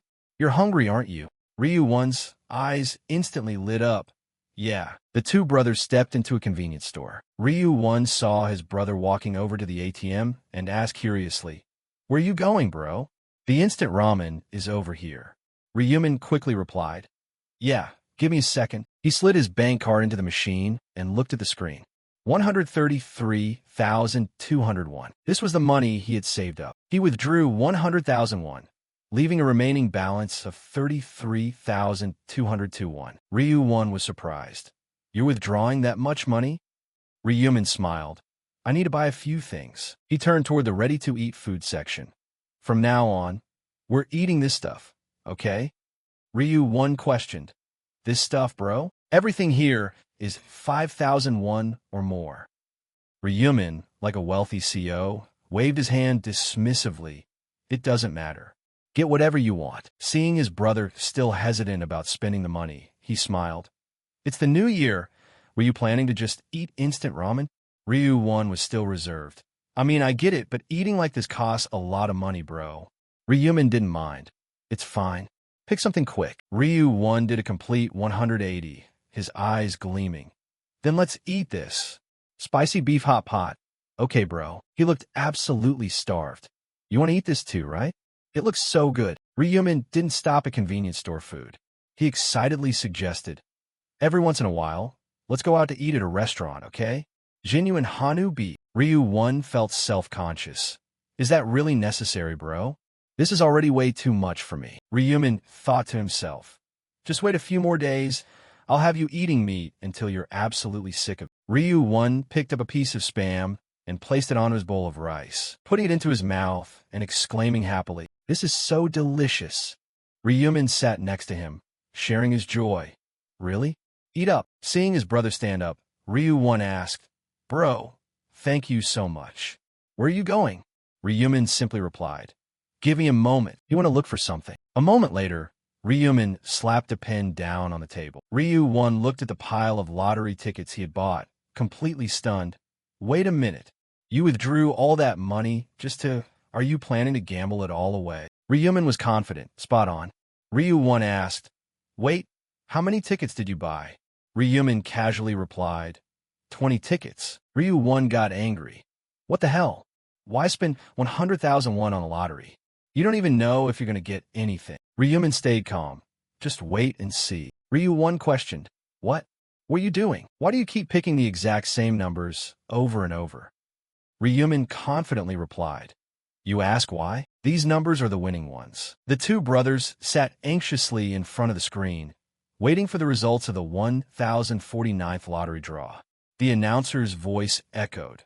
"We will begin the drawing today." Ryu-1 panicked, his voice shaking. "We're screwed. We just wasted 100,000 won." The results were gradually unveiled. Ryu-1 was filled with regret, nearing despair. "We could have bought way better food with that much money." Ryumin, on the contrary, remained calm, his gaze unwavering. "Can you stop biting your nails?" The numbers appeared, and the tension in Ryu-1's face gradually melted away, turning from shock to utter disbelief. The first lucky number is 3. The second lucky number is 18. The third lucky number is 9. The fourth lucky number is 38. The fifth lucky number is 21. And the bonus number is 5. The announcer summarized. Once again, the winning numbers for the 1049th lottery are 3, 18, 9, 38, 21, and the bonus number is 5. Ryu-1 couldn't believe his eyes, his voice cracking. "This is insane. We won first prize." He jumped up, tears streaming down his face from pure joy. "Bro, pinch me to see if I'm dreaming."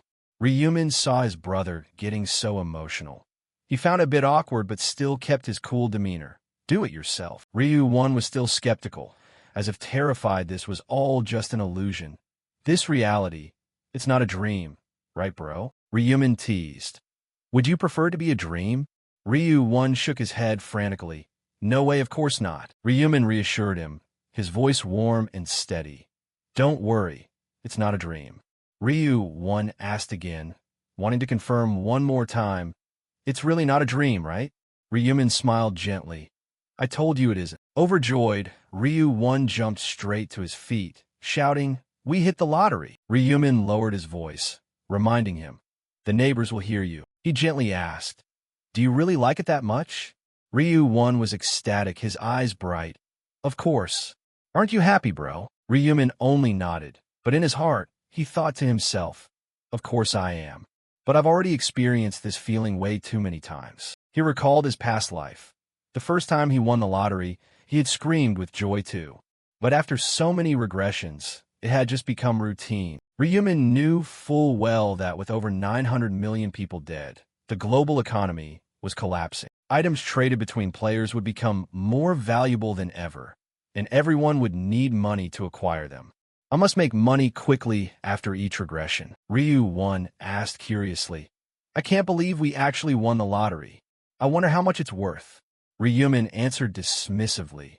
"Who knows?" But in his heart, he knew perfectly well that the amount was large enough to shake the entire world. The scene shifted to the non-hut bay. Ryumin walked in, his gaze confident, without a single shred of anxiety. "I've won the lottery countless times. There's nothing left to worry about." He walked up to the reception desk. "I'm here to redeem a winning ticket." The receptionist smiled. "Oh, really? Congratulations, sir." But in his mind, he was secretly skeptical. "He won the lottery? He looks like a student." He asked, "Could you tell me where you purchased the ticket?" Ryumin replied shortly, "QS24, Yonwi branch." The receptionist flinched, thinking to himself. He recalled a conversation with a colleague. "Did you hear? There are a whopping 115 winning tickets this time. What? 115? That many? Yeah, it's insane. But the craziest part is that hundreds of those tickets are all from one single location. Don't tell me one person bought them all. Whatever, if anyone says they bought their ticket from the Yonwi branch, call the president immediately. They're a VIP. Ryumin interrupted his train of thought. Excuse me, the receptionist scrambled. I'm so sorry, but could you please wait just a moment? Ryumin nodded. Sure. A moment later, a well-dressed man in his late 40s stepped forward. Thank you for waiting. I am Gwon Jungo, the president of Non-Hup Bank. Ryumin introduced himself briefly. Ryumin, the president smiled. So you're the lottery winner. Congratulations. Ryumin replied. Thank you, the president offered. Why don't we go somewhere a bit quieter? Please follow me. He led him to the lottery operations room. The receptionist saw the president and quickly stood up. Hello, sir. In her heart, she was curious. Who's that next to the president? Is that his son? The president introduced him. He is a VIP guest here to claim his prize. Please make sure he is as comfortable as possible. Okay? The receptionist gasped inwardly. A VIP? Is he the person who won 100 tickets? The president spoke politely. Feel free to take a look around for now, all right? Ryumin replied. Yes, thank you, sir. The receptionist told herself. I have to stay calm. She began to attend to him. Welcome, sir. Please have a seat right here. Would you like something to drink? We have coffee, tea, juice. Ryumin cut her off. I'm fine. More importantly, I'd like to receive the prize. The receptionist was slightly flustered but maintained her professionalism. Ah, I see. First, I need to verify the winning tickets, sir. Ryumin handed over a thick stack of lottery tickets. The receptionist's eyes popped out in utter disbelief. He bought all of them with the exact same numbers? Can he see the future or something? After checking for a while, she announced, I have completed the verification. Everything is valid. It's the first prize. Ryumin asked directly. So how much will I be getting? She calculated, breaking into a sweat. Yes, sir. The total prize money is approximately 22.5 billion won. However, the tax deduction is quite heavy, so after taxes, it comes out to about 15 billion won. Everything happened rapidly. After receiving the prize, Ryumin already had his strategy mapped out. First things first, I'll find a new place to live, and tonight, I'll open a trading account. Bitcoin is going to surge 500% over the next month, so I'll invest in that. Arriving at the new apartment, Ryumin asked, 1. How do you like the new place? Do you like it? Ryu-1 was ecstatic. Of course, it's amazing, bro. I've never seen a place this big and beautiful. I definitely need to take a picture of this. Ryumin continued. This is the best place we could move into right away. The security is solid too. Ryu-1 wondered. But bro, why are you paying rent? With that kind of money, we should just buy it outright. Ryumin left his brother stunned. I don't have much money left. I already invested over 14 billion won into Bitcoin. Ryu-1's eyes widened. What did you say? Ryumin acted nonchalant. I know what you're going to say, but I didn't do anything brainless. I can always make more money from the lottery. I already saw 4 more numbers in my dream. Ryu-1, being easily convinced, looked at him with admiration. Grandpa only ever heard rumors about people dreaming of winning numbers. Bro, you remember all of them, right? Don't forget it. Ryumin smiled gently. I won't. It's dizzying. In his heart, he thought, there's no way in hell I'd forget. Not after doing it countless times. He changed the subject. Let's get some dinner. Get ready to go out. Ryu-1 asked curiously. Where are we going out to eat, bro? Ryumin replied. Didn't I tell you? We're moving today. The scene shifted to Young-min, who was currently punching through a wall, looking at his fist with an ecstatic gaze. I knew I was right to dump all my stat points into strength. He continued punching, thinking to himself, I even have a strength rune that can double my power. Talk about getting lucky with a random rune draw. Looking at the cracks in the wall, Young-min gloated. I bet even Tyson would be jealous of this punch. He flashed a smile like a psychopathic killer. That's enough testing. Why don't I try it out in actual combat? In the neighborhood, a loud pounding on a door rang out, drowning out the silence of the morning. Young-min stood in front of the apartment, slamming his fist against the door repeatedly, yelling furiously. Ryumin. He paused for a brief moment, clenching his fist as his knuckles popped, muttering, There's no way that bastard is dead yet. But he wasn't picking up his phone. Young-min scowled, his eyes blazing, his face dripping with murderous intent. Ryumin, that arrogant piece of shit, you think I'm gonna let you off the hook? He gnashed his teeth, recalling Ryumin's contemptuous glare. After you looked at me like that, I'm gonna fucking kill you. One hand continued to pound on the door, as if trying to smash it to pieces, while the other gripped the handle, trying to force it open. Even if we're both players, a loser is still a loser. I have to teach you a lesson. Pounding on the door, he wondered to himself. The bastard is clearly hiding inside. Why the hell isn't he coming out? Suddenly, Yeong-min paused, his eyes flashing with a scheming glint. He intentionally raised his voice. I guess that bastard isn't home. Oh well, nothing I can do, I'm heading back. He pressed himself close to the door, whispering mockingly. Ryumin, if you make so much as a single breath, I'm going to tear this door right off. Suddenly, a voice called out. Hey there, kid. A balding middle-aged man walked over, his gaze stern. What do you think you're doing in front of someone else's door? Yeong-min snapped back aggressively. Hey, what do you care? Are you the landlord or something? The man adjusted his glasses, completely calm. As a matter of fact, I am the landlord. Yeong-min froze. Huh. The landlord asked back. And you, what are you doing? Here to see a friend? Yeong-min stammered, trying to cover it up. A friend. Could you open the door for me? I lost touch with my friend. The landlord let out a sigh, exclaiming, Oh boy, looks like you've been ditched by your friend. Yeong-min was taken aback. He informed him that the room was now vacant. The student who used to live there moved out. Yeong-min completely lost his cool, firing questions rapidly. What? Since when? Where did he go? The man replied. He just moved out today. I have no idea where. Yeong-min clenched his fists, cursing under his breath. This motherfucker, running away without saying a single word. Elsewhere, Ryu-won stood in front of a luxurious skyscraper, his eyes wide as he admired the magnificent architecture. He marveled. This is insane. It's my first time in a place like this. Everything left him utterly starstruck. As they stepped inside, he was amazed to see revolving doors. Watching Ryumin check in with a key card, Ryu-won's jaw dropped further into an O shape. They even have access cards. When the guard verified Ryumin's identity, he thought in admiration. They even have security guards. He turned excitedly to his brother.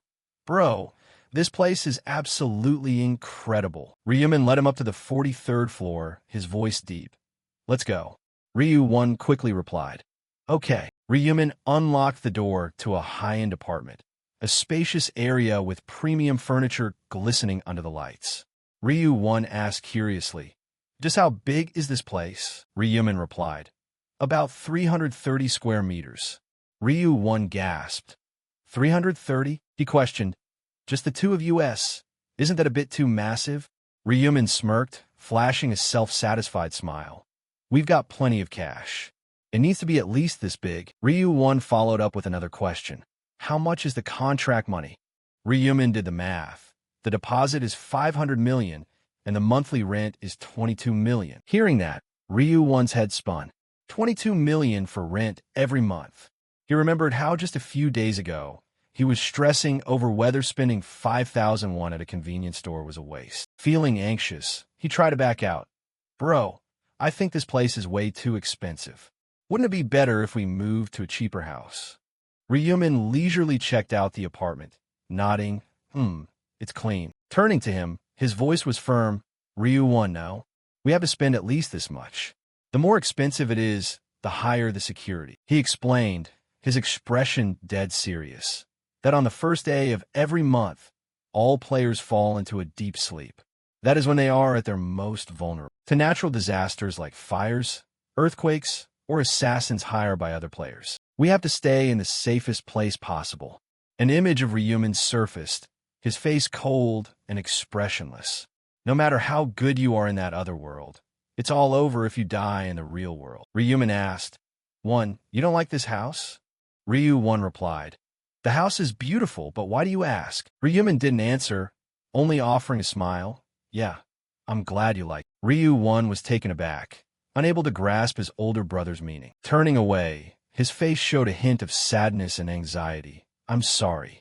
Ryumin looked at him with an inquiring look. Ryu-1 blamed himself, his voice heavy with emotion. Next month, you're going to be dragged into another world to fight again. Yet here I am, sitting around and enjoying everything like nothing's wrong. I'm so useless. I'm sorry. Ryumin patted his younger brother on the shoulder to reassure him. Why are you looking so down? Don't you think I'll win the next round? Ryu-1 hesitated. Ryumin quickly brushed it off. Stop thinking about that. Let's go grab something to eat. I heard the Korean place on the second floor is really good. Ryu-1 nodded. Okay. Suddenly, Ryumin's phone buzzed. He glanced at the screen, smiling when he saw Young-min was calling. He knew I had moved out. Just ignore him. Ryumin slid the phone into his pocket, thinking to himself, I don't plan on meeting him in real life anymore. But who knows? Maybe we'll run into each other in the other world. A day after moving in, Ryumin woke up, let out a long yawn, and walked out of his room. Seeing that Ryu-1 had already changed and was holding a bag, getting ready to head out, he asked, "One, where are you going?" Ryu-1 looked at his brother, surprised. Oh, you're awake? I ordered some rice cakes, so I'm going to go pick them up. Ryumin looked puzzled. Rice cakes? He pondered. Rice cakes. It felt like this had never happened before. Regressing to the past didn't guarantee everything would stay the same. But this was the first time he went out to buy rice cakes, right? He asked, why are you buying rice cakes? Ryu-1 explained, his voice bubbling with excitement. Since we just moved in, I should share some with the neighbors. Isn't that the polite thing to do? Right, bro. Ryumin nodded, thinking to himself, being a good neighbor isn't a bad idea. Good thinking, that's definitely my brother. He suggested, we should go greet them together. Let me change real quick. Wait a second. Suddenly, the doorbell rang. Through the intercom, Ryu-1's voice came through. Enthusiastic, hello, we just moved in next door and came by to say hi. A woman opened the door, smiling. Oh, hello. She looked at the two brothers and complimented them. You two look so much alike. Are you brothers? Ryu-1 was friendly. Yes, we are. He handed over the rice cakes. We brought some rice cakes for you. They taste best while they're still hot. She said warmly. Oh my goodness. Thank you, boys. I'll enjoy them. Ryumin bowed politely. Thank you, ma'am. See you around. They continued to the other apartments. Ryumin introduced them. We just moved into room 4302 yesterday. Ryu-1 handed over the rice cakes, a bright smile on his face. Here are some rice cakes for you. Ryumin greeted them, introducing himself. Please take good care of us. When they gave rice cakes to one family, the neighbor lady smiled. Enjoy your food. The mother reminded her young son. Say thank you, sweetie. The little boy bowed politely to Ryumin. Thank you, older brother. The two brothers went around greeting everyone, and by the time they reached the last house, Ryu-1 was exhausted but still cheered them on. Bro, just one more house left. Let's finish strong. Ryumin said cheerfully. Yeah. Let's say hi to the last one and go home to rest. On the way to the final house, Ryumin shared, One, did you know? There's a penthouse on this floor. They bought out both the 44th and 45th floors. Ryu-1 was in awe. That means they're filthy rich, right, bro? Ryumin was skeptical. I don't know for sure, but it's probably someone wealthy or famous. They rang the doorbell and waited for a moment, but there was no answer. Ryu-1 wondered, maybe they're not home. He rang the bell again, but there was still no movement. Turning to Ryumin, looks like they're really not home. As he was speaking, both of them were suddenly distracted by something. Ryu-1 turned his head, his eyes wide with shock. Ryu-1 realized something. That person, in front of them, a gorgeous girl with blonde hair, wearing a designer dress, stepped out of the elevator. It was the actress C.O. Erin. The girl looked toward the two brothers, her face filled with surprise. Ryuin couldn't help but blurt out, She's so beautiful, like an angel. Suddenly, an arm blocked their view. Sang-chun stepped forward, questioning them with a stern look. Who are you guys? Fans. Ryuin was flustered, not knowing how to respond, while Ryumin said casually, We live on the floor below. Ryuin stepped forward and offered the rice cakes, catching Sang-chun completely off guard. A neighbor from downstairs? And here I thought it was someone else. Ryuin quickly added, Please have some rice cakes. Sang-chun coldly rejected the offer. She doesn't need that. Besides, she doesn't really eat stuff like this. The two brothers felt awkward. Sang-chun swiped his card, inviting the girl inside. Go on in, she replied.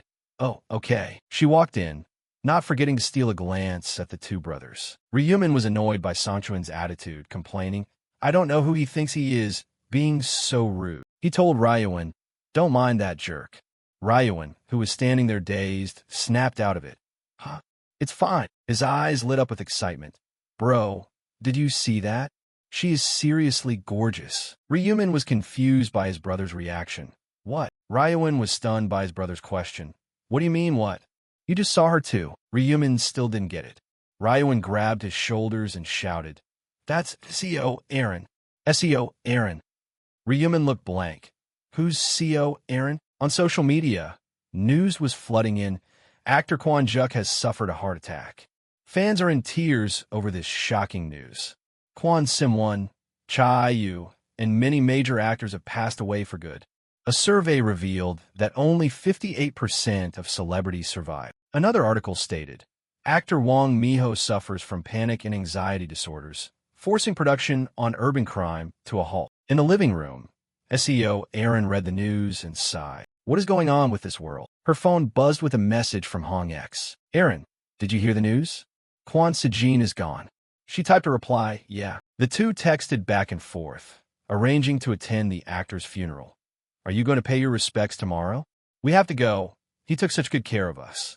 Then let's go together. Okay. Aaron put her phone down, her mind in a state of shock. I can't believe someone even more successful than me died in the very first round. She feared, if I hadn't gotten a good rune, my name would have been on the front page too. She closed her eyes, trying to calm herself down. I've matured so much. To think I actually worried there would be an article written about me. It's truly unbelievable. She reflected. Without the company's sponsorship, could I have grown this much? This penthouse was also bought by the company. Sang-chun walked over and asked, What are you thinking about, Aaron? She hit it. Oh, it's nothing. He sat down, saying calmly, It's fine. You can tell me everything, it's all right. Aaron let her guard down and expressed her thoughts. I'm just wondering why the world turned out like this. How am I even going to survive the next round? Sang-chun said gently, Don't worry. I'm right here. What is there to worry about? Turning his face away, he reminded her, You're stressing too much. Just trust me and get some rest. Aaron smiled, of course. Who else could I possibly trust anyway? She thought to herself, when the company assigned him as my manager and bodyguard, I was really wary, feeling like they just wanted to keep tabs on me. She recalled fighting alongside Sang-chun. If it weren't for him, I would have died in round one. Sang-chun comforted her. I'll protect you no matter what, so don't give up. Aaron felt more at ease. Yeah, thanks a lot. She changed the subject. They brought me rice cakes. They must have just moved in. They look pretty good too. Sang-chun said seriously, If you eat that, you're going to gain weight again. She defended them. They went out of their way to come say hi to us. They must be disappointed. Sang-chun dismissed it. Just let it go. It was just a greeting. He thought to himself suspiciously. They just want to use you. The moment you show any interest, they'll never leave you alone. Aaron recalled the appearance of the two brothers. They didn't look like bad people, she speculated. Our neighbors look older than 15, so they must have killed 100 goblins to survive too, right? Sang-chun answered half-heartedly. Yeah, probably. Aaron marveled. It's really fascinating. People who went through such dangerous situations can act like nothing even happened. Sang-chun said smugly. You think killing 100 goblins was hard for them? Only idiots lose that. Aaron wasn't happy with that attitude. She thought to herself, that's only because your skills in the other world are outstanding. She remembered the brave guy from round one and compared him to Sang-chun. He's not as good as that guy. Black Sphere even made me feel almost sorry for the goblins. She grew curious about Black Sphere's identity. He probably has some kind of job in the real world. I wonder what he does. She calculated. I'll survive the second round if I team up with someone skilled. Holding her arms, she recalled round one. I only survived out of pure luck. Will I be able to survive next time? Tuesday, January 31st, 11 a.m., at the brothers' house. The sound of a vacuum cleaner echoed. Ryuin was vacuuming, and hearing a noise, he looked toward the door. Ryumin walked in, greeting him. I'm home, Ryuin said happily. Welcome back, bro. He stopped the machine and asked, Did you win anything? Ryumin replied while checking his phone. Yeah, I didn't make too much this time. Around 15 billion, I think.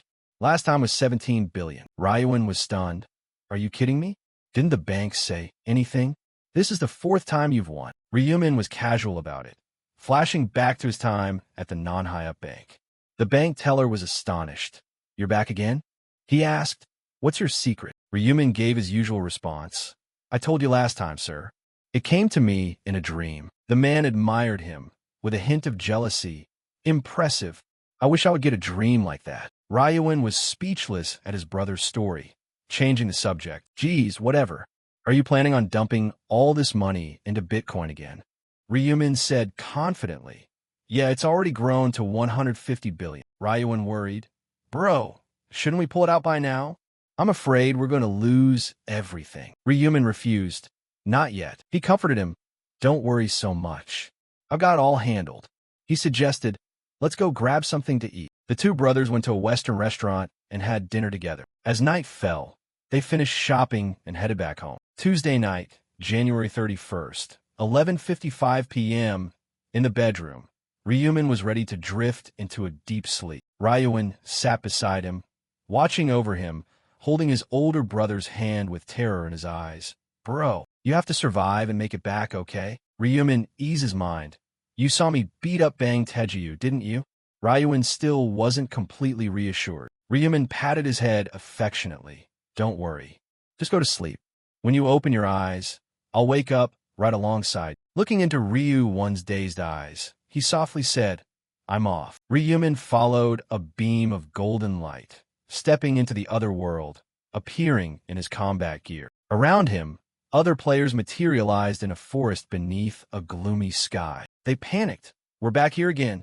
Right away, for real. A woman held her head in terror. We're back here again.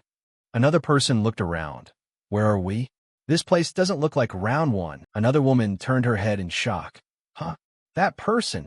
All eyes locked onto Ryumin, known by the name Black Sphere, the #1 ranker from the previous round. They whispered, he's the one who slaughtered the goblins, right? The #1 guy?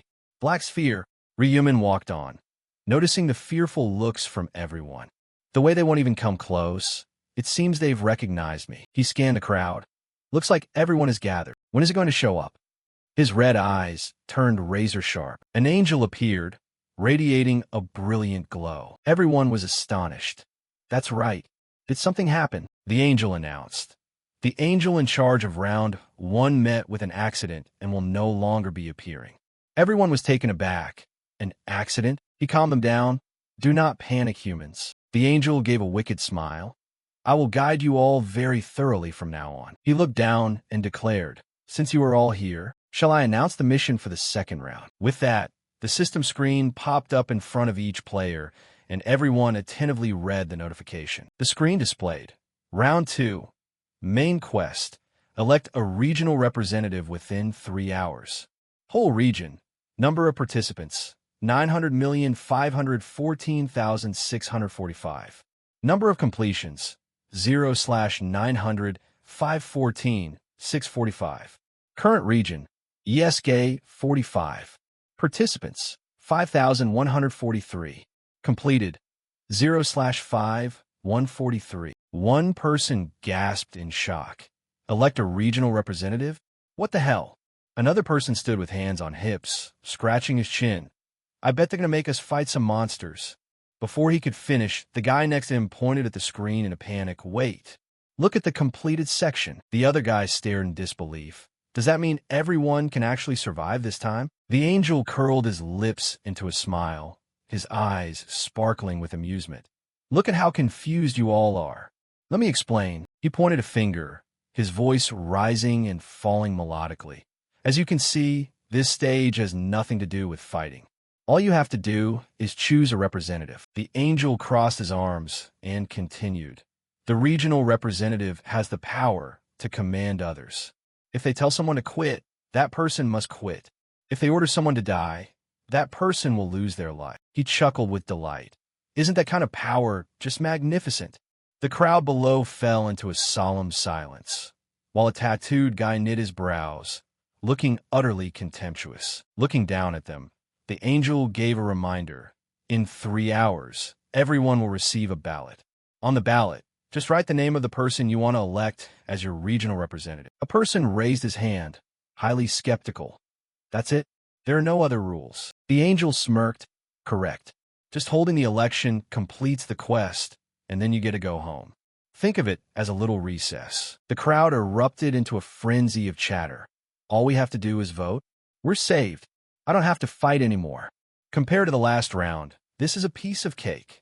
Standing in the back, Ryumin looked deep in thought, not joining in on the celebration. Enveloped in a shimmering aura of light right before his departure, the angel called out, "Well then, spend the next 3 hours discussing who will become your regional representative. Time remaining, 2 hours, 59 minutes, and 59 seconds. A girl smiled. Is that really all it takes to survive? This is going to be a breeze. And if I become the regional representative, I'll even wield all the authority." Youngmin crossed his arms, gritting his teeth as he swore, "Damn it. All that effort prepping for a fight went completely to waste." Hearing this, the guy next to him rushed over to flatter him. "Youngmin, let it go. Surviving through votes isn't a bad thing either." Youngmin snapped back in frustration. "I dumped all my stats into strength and didn't even get a chance to show it off. That's what's pissing me off." Standing behind him and watching Youngmin's back, Ryumin thought to himself. He focused that heavily on strength. Did the strength rune show up this time around too? He turned his head, his eyes freezing cold. Hong Youngmin's rune and this entire situation. They match my memories exactly. Ryumin looked at the crowd, who were locked in a heated debate, trying to choose a representative within the 3-hour limit. But that whole business didn't matter. He turned around and headed into the forest, sword in hand, his gaze icy. When there's a main quest, it means there's bound to be a subquest. The subquest and hidden quest of round 2 are to level up and acquire class. Ryumin tightened his grip on his sword, thinking, I need to hit level 10 as fast as possible. From behind, a hobgoblin approached, clutching a bone weapon, its eyes burning with malice. Ryumin wagged his finger, taunting it, "Come at me." The hobgoblin growled and lunged forward. Without a second thought, Ryumin slipped right past it, his sword carving a perfect arc as blood sprayed everywhere. The system announced, "You have defeated a hobgoblin. Current kill count, 1 out of 100. Triple experience booster applied. Experience plus 9%. Gold plus 15. All stats plus 1% due to the Butcher rune effect." Ryumin continued to ponder. Heading deep into the woods to hunt was definitely the right call. Tightly grasping his blood-stained sword, he predicted, where there's one hobgoblin, there's bound to be a whole pack. Just as expected, countless hobgoblins stepped out from the bushes, wielding sharp blades with ferocious glints in their eyes. Ryumin smirked, thoroughly satisfied. Perfect. Ryumin's face was now completely splattered with hobgoblin blood. He forcefully shoved one monster aside, while thrusting his sword straight through another. The system rang out, "You have defeated a hobgoblin. Current kill count, 50 out of 100. All stats plus 50% due to the Butcher rune effect. You have leveled up." Remaining discussion time, 2 hours, 29 minutes, and 24 seconds. Ryumin wiped the blood from his face, genuinely surprised. "It's only been 30 minutes? He called out, "Status window." The screen popped up. Name, Ryumin. Nickname, Darkholt. Rank, Novice. Level 9 class, None. Titles, Time Traveler, Hidden. First Angel Slayer, Hidden. Stats, Strength, 4, Intelligence, 4, Agility, 18, Luck, 4, Stat Points, 8. Ryumin looked at the interface and thought, I'm already level 9. He chose to dump his points into Agility. Early game, always go for Agility. If I imprint a Strength rune like Hong Young-min, boosting Strength would be more efficient. But putting everything into Strength makes it too hard to survive. Agility increased to 24. No matter how strong you are, if you can't dodge a fatal blow, you're dead meat. The status window updated. Name, Ryumin. Nickname, Darkholt. Rank, Novice. Level 9 class, None. Titles, Time Traveler, Hidden. First Angel Slayer, Hidden. Stats, Strength, 4, Intelligence, 4, Agility, 30, Luck, 4, Stat Points, 0. Rune Skills, Agility bonus, increases attack speed, movement speed, and evasion rate. Luck enhances critical hit rate, Item drops and gold acquisition. Ryumin glanced at it and thought, not a single stat is wasted. Recalling the feeling of holding a spear, he swung his arm forcefully, his eyes sharp and cold. Especially for the Reaper, who utilizes both physical and magical damage. Keeping stats balanced is the ideal way to go. Feeling eyes on him, he turned his head, a flash of murderous intent in his eyes. Is someone tracking me? I was so caught up in hunting that I didn't even notice. Ryumin pointed his blood-drenched sword toward the hidden figure and roared. I don't care who you are. Show yourself. If you don't state your intentions, you're going to lose your life. The forest fell dead silent. A figure stepped forward, rustling the dry leaves underfoot. It was C.O. Aaron.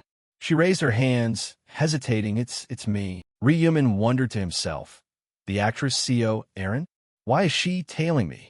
She spoke up. I'm sorry for following you. A young man stepped out from behind her. Please forgive us. He made a placating gesture, his voice conciliatory. We don't mean any harm. Please don't be angry. Ryumin recognized him.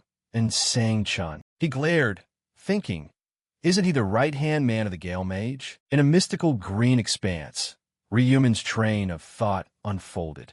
The Gale Mage, the eldest son of the country's largest conglomerate, nicknamed the Heavenly Demon, appeared in all his commanding glory. A massive black serpent slithered through the night, a harbinger of danger. Ryumin calculated, siding with the Gale Mage would bring massive benefits. But his true objective was to recruit the priest associated with him in round 20. Looking at Sang-chun and C.O. Aaron, he thought to himself, why isn't Sang-chun traveling with C.O. Aaron? He recalled a rumor. The Gale Mage was sponsoring a top celebrity. It must be her. Ryumin spoke up. How long have you two been following me? C.O. Aaron replied, her voice laced with anxiety. Right from the start. When you headed into the forest, I saw you and followed. I'm sorry if we're bothering you. Ryumin snapped, annoyed. Why are you tracking me? C.O. Aaron flussled. It's not out of malice. We just wanted to make a proposal. Ryumin knit his brows. A proposal? C.O. Aaron clasped her hands together and offered a forced smile. Yes. You took first place in round 1, right? So, seeing Ryumin losing his patience, she quickly added, I was wondering if we could team up? Ryumin smirked, scoffing at the idea. Team up? Isn't that a word used only when both sides actually need each other? C.O. Aaron crossed her arms, hesitating. Well, yes. Ryumin said coldly. But what do I need from you guys? I can fight just fine on my own. Stop wasting my time. Go back. He turned on his heel and started walking away. I have absolutely no intention of forming a party with you two. C.O. Aaron and Sang-chun stood in silence, watching Ryumin's back fade into the distance. Sang-chun grumbled in frustration. What is that prick's problem? How massive is his ego anyway? Suddenly, C.O. Aaron collapsed to her knees. Sang-chun panicked. Misan. She gasped for air, lifting her head. He didn't take first place by fluke. The pressure radiating from him is absolutely intense. Sang-chun questioned, what pressure? It's perfectly normal to feel scared when he's glaring at you with his sword. C.O. Aaron looked downcast. I wanted to partner up with a rank 1 player, but this didn't go at all how I planned. Sang-chun nodded. I told you so. Guys like him are way too arrogant. They don't think they need allies. C.O. Aaron agreed. Yeah, it's a bit of shame. Looking at the hobgoblins scattered dead across the ground, Sang-chun said, let's not waste any more time chasing after someone like that. C.O. Aaron stood up, dusting herself off, but I had no idea monsters like these were in the woods. For the remaining time, should we do some hunting too? Sang-chun nodded. Sounds like a plan. C.O. Aaron cheered up. Let's go, Mr. Bodyguard. Deep within the forest, a profound silence filled the air. A hobgoblin moved stealthily, looking around warily. Ryumin rushed in from behind, reaching out, thinking, I'm already swamped with my own stuff, and they want to talk about teaming up? He stabbed straight into the hobgoblin. His top priority was leveling up. Solo hunting yields faster experience gain. The monster fell flat on its back. The system notified, you have defeated a hobgoblin. Current kill count, 60/100. All stats plus 60% due to the Butcher rune effect. From the bushes, 5 bizarre Nons stepped out, weapons drawn. Ryumin let out an impressed murmur. 5 Nons at once.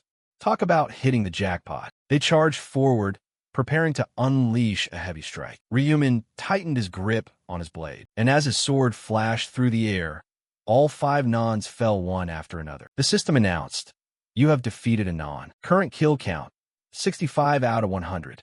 All stats plus 60% due to the Butcher rune effect. You have leveled up. You have reached level 10. Ryumin raised his eyes, his gaze piercingly sharp. Class advancement conditions met. Notifications flooded the message board. You have leveled up. You have reached level 10. You have met the advancement requirements. The store function is now available for use. After all the hard work, Ryumin got his well-deserved reward. Finally leveled up. He checked the rules on the board. Round 2, Subquest. Level up before the voting period, obtain an advancement item, and acquire class. Upon success, receive a 50% discount coupon for daily items. Ryumin thought, everyone seeing a subquest for the first time is going to be completely bewildered. Sure enough, on the other side, people were panicking. An advancement item? Isn't leveling up enough? What do we find at? And it doesn't even tell us what our class is. The notifications kept popping up.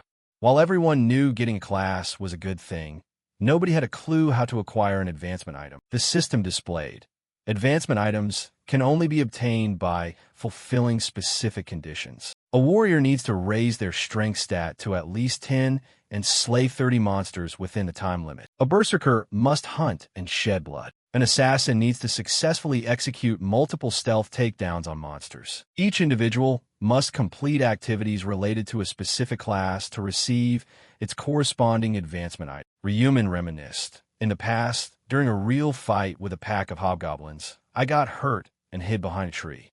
Back then, because I kept hunting monsters while staying hidden in the woods, I ended up getting the hunter class. But now, he looked at the strange, glowing object in his hand, asserting, ever since I found out about the Reaper class, I made my choice instant. As the mysterious object hovered in the air, he commanded, use. The system displayed, you have used an advancement item. Your class cannot be changed once selected, so please choose carefully. Do you wish to advance to the Reaper class? Yes/no. Without a moment's hesitation, Ryumin reached out and tapped yes. The strange object flared brilliantly, enveloping Ryumin in a radiant golden aura. The system announced, you have successfully advanced to the Reaper class. The notices continued. Advancement reward. Rune of the Reaper. Effect. During the day, weapon attack power is doubled. At night, attack speed increases by 50%. While resting at night, the chance of being detected by enemies is drastically reduced. The rune has been automatically imprinted onto the player's body. The system displayed, advancement reward, Death's Sigh. Ryumin beamed with joy. I got both the rune and the weapon. More notifications rolled in. You have received a 50% discount coupon for daily items for completing the subquest. Your rank has advanced from novice to apprentice. He looked over the status board. Status window. Name, Ryumin. Nickname, Dark Cult. Rank, Apprentice. Level 10. Class, Reaper. Titles, Time Traveler, Hidden. First Angel Slayer, Hidden. Stats, Strength, 4. Intelligence, 4. Agility, 31. Luck, 4. Stat points, 6. Skills, Agility bonus rune. The system explained, players are divided into 6 ranks. Grandmaster, level 99. Master, 60. Expert, 40, Regular, 20, Apprentice, 10, and Novice, 1. Ranking up yields bonus rewards and new skills. The system updated. You have learned the class skill, Mark of Death. Effect, places a mark allowing the caster to see the target's remaining stamina. The target takes 100% additional damage when attacked. This applies to only a single target at a time, but it allows equipping higher-tier items. Death Scythe, type, Rare weapon. Attack, 25. Effect, adds 1 attack power per swing, maxing out at +5. Durability, 200/225. Restriction, apprentice rank or higher.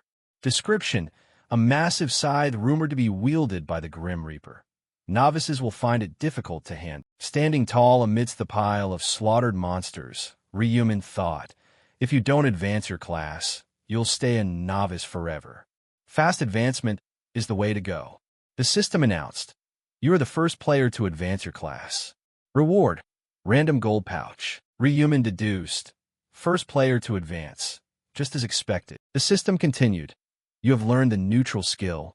Track. Effect. Pinpoints the location of a desired target, provided their face and nickname match. Cost. 20,000 gold. Rehuman smiled as he stared at the screen. A skill worth 20,000 gold? I've got to try this out. He activated it. Track. The system pulled up Hong Yong-min's face. Name match confirmed. Tracking target location. Target locked. Hong Yong-min, 190 meters away. Follow the arrow to track. Rehuman considered this. 190 meters? So he went into the forest too? Resting his chin on his hand, he speculated. It went from 2 kilometers down to just 190 meters. Should I go sneak a look? Elsewhere, CEO Aaron and Sang Chun were fleeing through the forest, their breathing ragged. CEO Aaron collapsed to her knees, clutching her legs and panting heavily. I can't run anymore. My legs. Sang Chun cut her off, urging her on. Miss Aaron, we have to keep moving. If they catch us. He helped her up, deeply worried. Even if your legs hurt, you have to push through it. CEO Aaron trembled.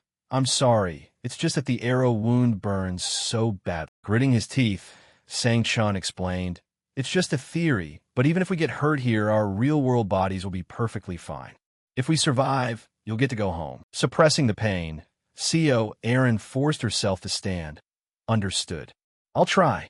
Suddenly, a voice rang out.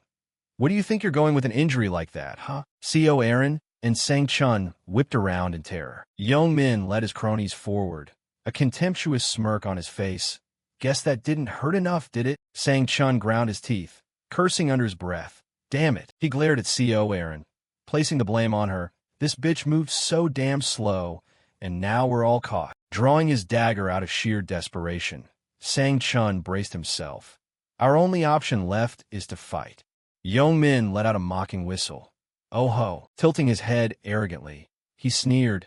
You actually think you could take us on, old man? He gestured to his 3 lackeys, one pulling back a bowstring, 2 holding daggers, all wearing smug grins. Open your eyes and look around. You really think you stand a chance against all of us? Sang Chun shouted. Why are you guys doing this? What did we ever do to you? Yong-min thought about it for a second, then laughed haughtily. Well, obviously you didn't do anything. Sang Chun stammered. Then why the hell are you attacking us out of nowhere? Yong-min replied. We just want something you have. He paused, deliberately dragging it out to build suspense. Sang Chun demanded, What is it? Yong-min pointed straight at CEO Aaron, leaving her completely stunned. The chick traveling with. He gave a sleazy laugh. Man to man, I couldn't care less about you, dude. One of his lackeys questioned. Is that chick really CEO Aaron? Another looked at him like he was an idiot. Are you blind? One look at that face, and anyone can tell it's CEO Aaron. The last one chimed in. Could just be someone mimicking her appearance, though. The vulgar comments made CEO Aaron turn pale as a ghost, utterly terrified. Yong-min offered a compromise. If you leave CEO Aaron behind, I'll let you walk away. What do you say? Sang Chun found himself in an intense internal struggle. If their target was CEO Aaron, they should have just said so from the start. If they had, I would have ditched her instantly. He glanced at CEO Aaron, feeling incredibly frustrated. I have no intention of dying for this girl. But if I fail to protect CEO Aaron, Director Ma Jianglok is going to be extremely disappointed. Sang Chun braced himself to attack. Yong-min looked surprised, letting out a scornful laugh. Huh? What's the meaning of this? You actually want to fight? Sang Chun tried to intimidate them. Do you boys realize that what you're doing is a literal crime? Yong-min couldn't believe his ears. A crime? The gang burst into a fit of childish laughter, sounding exactly like kids who just want a match in Free Fire. Yong-min raised his voice. Go ahead and try us then. But what proof do you even have? For all you know, this might not even be what my real face looks like in the real world. Fuming with rage, Sang Chun thought, he's right. This is so infuriating. He tried to stay composed. Words alone won't make him back down. I have to fight. Sang Chun looked up at a nearby tree trunk, gasping in surprise. Yong-min snapped his head around to follow his gaze. Rehuman was standing high up on a branch, arms crossed, calmly observing the scene. He stepped down, asking suspiciously, What are you two doing here? Yeongmin had no clue who he was, but still tried to act tough. Hey pal, why don't you mind your own business? Ryumin fired right back. I ask the questions, you answer. What the hell is going on here? Sang-chun laid it out plainly. Those guys ambushed us because they're after CO Aaron. If you help us out, I will never forget your kindness. The dark cult, Ryumin, radiating pure murderous intent, locked his eyes onto Yeongmin. Is what he's saying true? Yeongmin acted as if he couldn't understand plain English. What if it is? Ryumin stepped forward, threateningly. This isn't any of your business. A faint red aura flickered around Ryumin. Sang-chun gasped in surprise. What do you mean? He added, I know these people. Yeongmin panicked. What do you think you're doing? The crimson light swirled around Ryumin, exuding an imposing majesty. I'm not letting them get hurt. Yeongmin ground his teeth, glaring at him with savage eyes. CO Aaron and Sang-chun rejoiced as if they had just found their savior. Ryumin, thank you so much. Ryumin clicked his tongue and thought to himself, playing along with this actually plays right into my hands. He glanced at Sang-chun and calculated his moves. If he lent a hand, Ma Jianglok would form a great impression of him, and if a massive conglomerate like that owed him a favor, the potential rewards down the line would skyrocket, and he'd be handsomely compensated. Ryumin stared coldly at Yeongmin's group, and besides, he really couldn't stand these punks anyway. Terror-stricken, they stumbled backward while hurling insults at Ryumin. What the hell do you think you're doing, you bastard? Back off.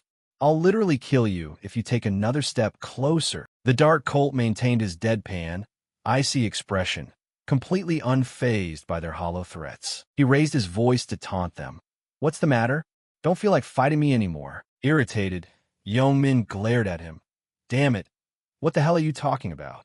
You literally ripped those goblins to shreds in the blink of an eye last time, and you're sitting at the absolute top of the rankings. If you were in my shoes, would you want to pick a fight with a monster like that, huh? Suddenly, he flinched. Ryumin spoke to the group with blunt honesty. If you don't want to fight, just come out and say it. Yeongmin asked timidly, if I tell the truth, are you going to let me go? Ryumin crossed his arms, looking smug as he said, I might consider it if you get down on your knees and beg for your life. Yeongmin went stiff as a board, seemingly catching on to Ryumin's real intentions. So you're basically telling me to humiliate myself. He glanced at his buddies, highly conscious of his pride. With my boys standing right here watching, and right in front of CO Aaron too? Yeongmin scoffed, looking at Ryumin.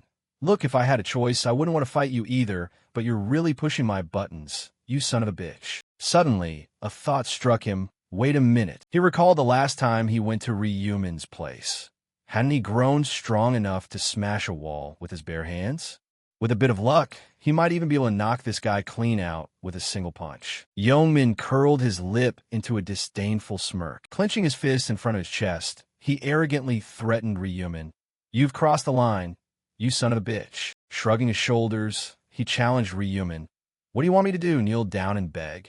You looking to die? Yeongmin gleefully pictured the scene of throwing a punch straight at Ryumin's face. Yeah, I'll close the distance like this, and then slam my fist right into his mug. Even he won't be able to survive that blow. There's no way an ordinary person can take a punch that can literally smash through a wall, right? Ryumin used his power to make the scythe vanish, leaving Yeongmin to ask in surprise. WH, what are you doing? Did you just toss your weapon aside? He poked fun at Yeongmin as he spoke. If you fought me barehanded while I used a weapon, that would be a bit unfair, wouldn't it? Winning that easily is just boring. Hearing this, Yeongmin felt his ego take a massive hit, and his blood boiled as he snapped. Why you are one ridiculous bastard. In an instant, Ryumin lunged forward, catching Yeongmin completely off guard. Ryumin charged like a bolt of lightning to attack Yeongmin, who managed to throw a punch back at Ryumin in that split second. You absolute dumbass. You threw away your weapon just to leave your head completely exposed like this? He aimed his fist straight at Ryumin's head, shouting, die. But in the blink of an eye, Yeongmin lost sight of Ryumin, who dodged the punch with lightning speed. He drove his knee hard right into the center of Yeongmin's stomach, leaving him writhing in pain and unable to counterattack. The critical strike was so devastating that it sent Yeongmin flying 100 meters away. Yeongmin writhed on the ground, groveling as he groaned, Ugh, you bastard. He lifted his head to look at Ryumin, who said with pure disdain, Stop swearing. He kicked Yeomin one more time as he spoke. It's hurting my ears. Yeomin could only let out a painful groan.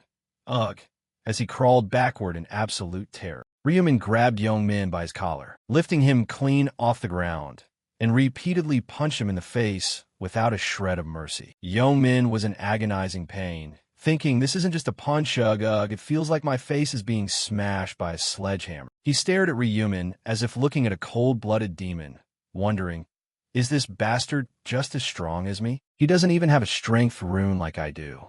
He couldn't believe it. How the hell is he this strong? Ryumin looked cold, yet undeniably badass with his blood-red eyes. Yeomin's cronies shook as they raised their bows to aim at Ryumin, yelling, shoot that bastard. An arrow flew straight toward him, prompting CO Aaron to scream out in fear. Ryumin dodged. He instantly tilted his body to the left, and after missing the shot, Yeomin's buddy cursed, D-die. In a single second, Ryumin spun around and lunged right at him, moving as if he had the superpowers of Sonic the Hedgehog. He closed the distance to the guy in a flash. He criticized the guy with a taunt. I bet hunting monsters and getting that bow was nothing but pure luck for you. The guy turned pale as a ghost staring at Ryumin, who excitedly used his rune power to summon his scythe, slashing at the guy while saying, sucks to be you, swinging his glowing red scythe. But you just ran into me. He delivered a clean slash right across the guy's arm. The guy collapsed to the ground, crying out in agony, my arm. Despite their terror, the remaining guys try to raise their weapons and act tough against Ryumin, barking, why you bastard, you think you can mess with us and just walk away. A bald guy recklessly charged at Ryumin, shouting, die, you piece of shit. Ryumin gave a faint smirk and told him, you think so? He cast the Mark of Death spell, causing a glowing red symbol to appear on the bald guy's back. Ryumin gripped his scythe tightly as rune energy gathered within it. He swung the scythe upward, planting his feet firmly as he unleashed a powerful, sweeping strike. Before the guy could even land his attack, his legs took the full force of Ryumin's slash. With his legs severed, he let out a horrific scream, sending his teammates into a state of utter panic. The remaining guy's face turned completely white, his legs shaking uncontrollably. Before he could even process what was happening, Ryumin rushed at him like a whirlwind. Appearing right by his side, Ryumin taunted him in a freezing tone, daring to attack me with a weapon. You must think you've got some real guts, huh? The guy panicked as his arm was sliced off, howling in excruciating pain. Ryumin turned his head to look at the defeated enemies, inwardly marveling. Mark of Death really lives up to its name. Double damage, tearing through armor in a single strike. Watching them writhe in agony right before his eyes was incredibly satisfying. Too easy, but he fell in a thought. It can't just end like this. Ryumin gripped Death's scythe, his gaze razor-sharp. I need to drill absolute terror into them, so they never dare to come near me again. The guy with the severed legs groaned, trembling as he struggled to move. The long-haired guy, his face completely drained of color, begged in utter desperation. Please stop. I'm going to die. Have mercy on me. Ryumin swung his scythe, terrifying him to his core. He said coldly, shut up. You only coughed up a little blood. You're not going to die yet. Once it was over, Ryumin let out a sigh of relief, feeling a wave of satisfaction. But he suddenly noticed something and turned his head, his sharp gaze locking onto a hiding Yeomin. It's useless to hide. Raising his scythe high, Ryumin declared, there are no exceptions. The slash came like a gust of wind, severing Yeomin's right arm. He screamed at the top of his lungs. Ryumin's face remained icy cold. Stop crying like a baby. This is nothing, Ryumin thought, recalling the vile faces of those who used to bully him. Without stopping, he sliced off the other arm as well. Compared to the pain they had inflicted, what was this anyway? Standing to the side, CO Aaron and Sang Chun looked on, deeply alarmed by Ryumin's brutality. Sang Chun was horrified, cutting off both of his opponent's arms without a shred of mercy, even after they've lost the will to fight. To some, that would seem utterly cruel. But personally, I love that cold-blooded mindset. To some, that would seem utterly cruel. But personally, I love that cold-blooded mindset. He rasped, that's the Dark Cult. He turned to Yeomin and shouted, you dare defy even the guild leader? Ryumin suddenly turned around, his voice completely casual, Are you two all right? Sang Chun snapped out of it. Yes, thanks to you. Ryumin pointed over at the group of enemies. You don't need to worry about them anymore. As you can see, they're completely crippled. We should probably go cast our votes now. CO Erin bowed her head, her voice trembling slightly. Thank you so much for helping us. Sang Chun chimed in. Thank you, Darkhold. CO Erin was still filled with dread. Aren't they going to die soon anyway? She was stunned by Ryumin's indifferent attitude when he replied. So what? They're worse than scum. Ryumin glanced at CO Erin's disbelief and thought to himself, way too soft. Why should anyone care about the lives of those bastards? She's acting like she's some kind of saint, probably just trying to maintain her celebrity image. His train of thought was cut short by Sang Chun's voice. Mr. Darkhold. He raised his hand, looking a bit hesitant. May I ask you something? I hope you don't mind. Ryumin replied. What is it? Sang Chun questioned. Why did you spare them? In this world, killing them wouldn't really be a big deal. Hearing this, Yong Min's eyes went completely blank, filled with absolute terror. Ryumin said calmly, My reason? Inwardly, he praised him. He really is Ma Jianglok's right-hand man. Looking at their terrified states, it was like they were facing the Grim Reaper itself. He replied, Simple. Killing them brings absolutely no benefits. Sang Chun looked skeptical. No benefits? Yeah. Ryumin glanced at the enemies, while Sang Chun expressed his concern. Still, leaving them like that might cause trouble down the road. Looking at them lying terrified on the ground, Ryumin muttered indifferently, Trouble? He gave a scornful laugh. What could they possibly do? Then he took a serious tone. Besides, reducing the population isn't a good thing. If the number of successful participants drops, the number of housing spots allocated for those who clear the stage also decreases. Sang Chun suddenly understood, nodding his head. He thought, he's absolutely right. If the number of successful survivors drops, our living space shrinks too. He's taking all of these factors into account. His understanding of the game is on a whole different level. Truly impressive. Sang Chun let out a sigh and deferentially agreed with Ryumin. I get it now. We'll stop paying attention to this trash. Ryumin turned around. Well, I'm heading out then. Sang Chun quickly stopped him. Wait, Mr. Darkhold, he said hurriedly. If you give me your account number, I'll send you a reward in the real world later. Uninterested, Ryumin kept his back turned. No need. CO Erin and Sang Chun watched Ryumin's figure fade into the distance. Sang Chun marveled inwardly. Helping people without wanting anything in return. His face was full of surprise. I need to report this to the guild leader right away. Yong Min's agonizing groans drew Sang Chun's attention back. Even though he wanted to kill them, he held back, thinking, just like Darkhold said, killing them brings no benefits. Yong Min bit his lip, refusing to accept his defeat. Sang Chun spat on him. You pieces of garbage. He called out, Let's go, CO Erin. She replied, Got it. Elsewhere, the sounds of bickering filled the air. Please, give all your ballots to me. Vote for me.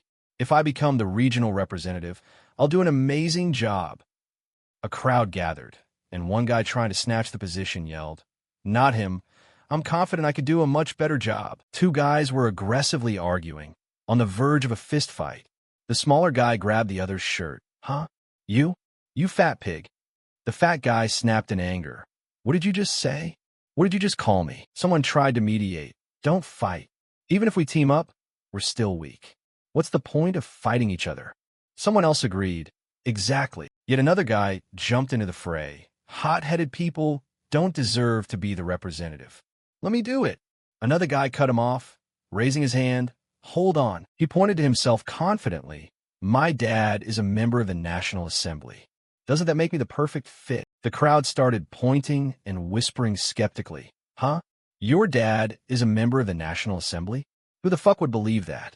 A voice suddenly rang out, cutting through the noise. Everyone turned their heads toward the source of the sound. The mint chocolate boy spoke up. There are only 2 hours left before the voting time ends. Stop wasting time, someone asked. Then how do we decide who to vote for? Another person questioned. What's your idea? He replied confidently, I have a great one. The crowd bustled. Really? Who is it? A voice cut in to remind them, Quiet down, everyone. The boy flashed a bizarre smile, his eyes lighting up as a sinister smirk spread across his face. These idiots fell for my persuasion rune again. The mint chocolate boy vividly remembered when he first held that shimmering emerald magic stone. The thought, what on earth is this? Instantly popping into his head. According to the info, the stone was the persuasion rune, which boosts the user's ability to persuade anyone they're talking to, though it doesn't work on targets of a higher rank than the caster. Standing in the middle of a vast expanse surrounded by humans and monsters alike, the mint chocolate boy had wondered to himself how a persuasion rune could possibly work on monsters that couldn't even speak. Even so, he reassured himself that he had quickly figured out the perfect way to utilize it. Suddenly, an unexpected noise from behind made him whip his head around. Right before his eyes was an intense scene. A group of humans had the upper hand, repeatedly slashing at several goblins with their knives. One guy pinned them down to stop them from moving. But when his gaze landed on a girl surrounded by 3 monsters, he spoke to the group in a flustered tone. Everyone, that woman over there is in danger. Leave those goblins alone and go help her. Under the control of the persuasion rune, the young men who were mid-fight immediately obeyed, shifting their focus to save the girl. Right, on our way. Let's help her first. Watching them rush off frantically, the mint chocolate boy dropped his panicked act, stood up straight, and thought slyly that he could keep repeating this method to steal nearly dead monsters, easily racking up 100 kills. His lips curled into a smile. With any luck, I'll easily become the regional representative. Man, I'm smart. After everyone finished off the monsters, the mint chocolate boy stepped forward like a true leader, guiding the conversation. We should pick the nominees first, narrowing it down to about 5 people to make the voting process smoother. Because the proposal made perfect sense and was backed by the persuasion rune, nobody objected. Not a bad idea. Makes sense. We won't get anywhere if everyone just keeps shouting for themselves. The boy continued, then let's narrow down the choices together. If you want to nominate someone, just raise your hand and point them out. A heavy-set guy excitedly raised his hand. Who's first? The boy quickly added, you can't nominate yourself. Otherwise, we'll just end up right back where we started. The heavy-set guy clicked his tongue in disappointment. Oh man, and lowered his hand. The people around him agreed. He's right. There's really no other way. The mint chocolate boy covered his mouth, snickering to himself. These lowlifes are so incredibly easy to persuade, haha. In the end, picking nominees turned out to be quite difficult, with people muttering, but who do we even nominate? I don't know anyone here, and I don't want anyone besides myself to be the representative. The boy's eyes crinkled into a smile, knowing that just as expected, only the standout players would get nominated. Right on cue, someone spoke up. I want to nominate the mint chocolate boy as our representative. He explained, a representative needs to be rational and have leadership skills. Despite his internal excitement, the boy acted modest. Me? The other guy nodded, turning to his teammates. You've been managing the situation perfectly so far, right? His teammates nodded along, and the boy thought to himself, haha, another idiot. Placing a hand over his heart, he smiled. Thank you for holding me in such high regard. Is there anyone else? Before he could finish, someone interrupted. I want to nominate the dark hole. The boy went quiet, but instead of getting angry, he just smiled, thinking it made sense. There was no way the rank 1 player from the previous round wouldn't get nominated. A few people chimed in one after another. In that case, I nominate the rank 2 player from last round. Life is a documentary. I nominate rank 3, Black Dragon. The boy asked, so that gives us 4 nominees. We have room for one more. Is there anyone else? When nobody answered, he clapped his hands. All right, let's lock in these 4. Before we vote, how about each person gives a quick speech? Confident that swaying these pathetic losers would be a walk in the park, he volunteered, I'll go first. The moment he opened his mouth, saying, if I am chosen as your regional representative, I will, he was rudely cut off. Stop talking nonsense. Surprised, the boy turned his head to look. The party pooper was the rank 2 player. Life is a documentary, whose real name was Dung Zich, a rugged, brutish man with a face covered in scars. He picked his ear, gritting his teeth. I don't want to hear another word of the garbage coming out of your mouth. The boy knit his brows. What do you think you're doing? He cocked his chin. Hey, you're the mint chocolate kid, right? He raised an eyebrow and bared his teeth. Do you really think this world is that simple that everyone's just going to do whatever you say based on a few words you spew out? The boy's eyes widened in horror, wondering if the guy had detected his skill. No way, he must just be guessing blindly. Deng Zich snapped angrily. Who the hell do you think you are to decide who the regional representative is? Even after being cursed at, the boy maintained his composure. You're crossing the line.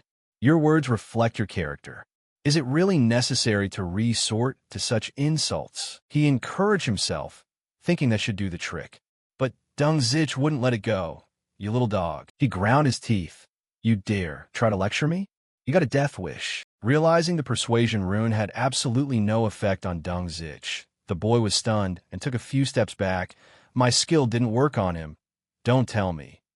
There's no way. Deng Zich didn't attack right away. Instead, he just roared at the young crowd. Hey, forget the nominees. Vote for me. If you don't, I'll kill every single one of you, got it? Faced with such a terrifying threat, nobody dared to utter a single word. The boy let out a sigh. You really are beyond saving. Despite his fear, he pressed on. Do you honestly think people will listen to you when you talk like that? Stop embarrassing yourself and back off. Deng Zich lowered his head in silence. And then, with terrifying speed, he whipped out a knife and swung it straight at the boy. Blood splattered everywhere, leaving the boy frozen in shock as he coughed up a mouthful of blood, his trembling hand touching the deep wound on his throat. The killer's smug voice rang out. I told you. Messing with me is a one-way ticket to the grave. Pushed past his absolute limit, the boy's eyes rolled back, and with a thud, his body collapsed, blood soaking into his clothes and smearing across his face. Deng Zich declared arrogantly, anyone who doesn't vote for me might as well start digging their own grave right now. A life vanished in mere seconds, causing many to scream in terror. He's dead. That guy just killed the mint chocolate boy. He's insane. Deng Zich pointed his dripping knife at them, asking coldly, so what? Anyone got a problem with that?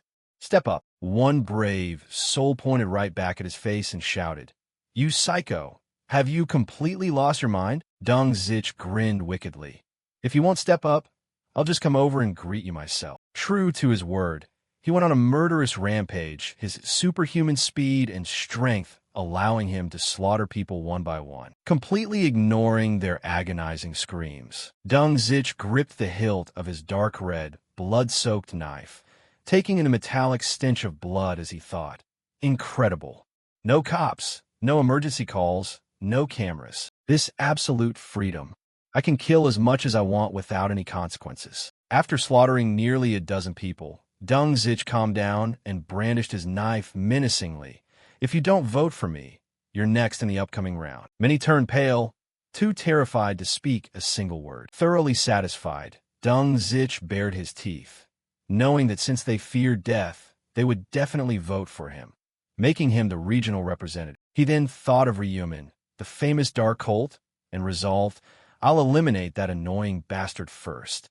Once he's dead, I'll be number one. At the same exact time, in another location, sharp slashing sounds echoed continuously alongside system notifications.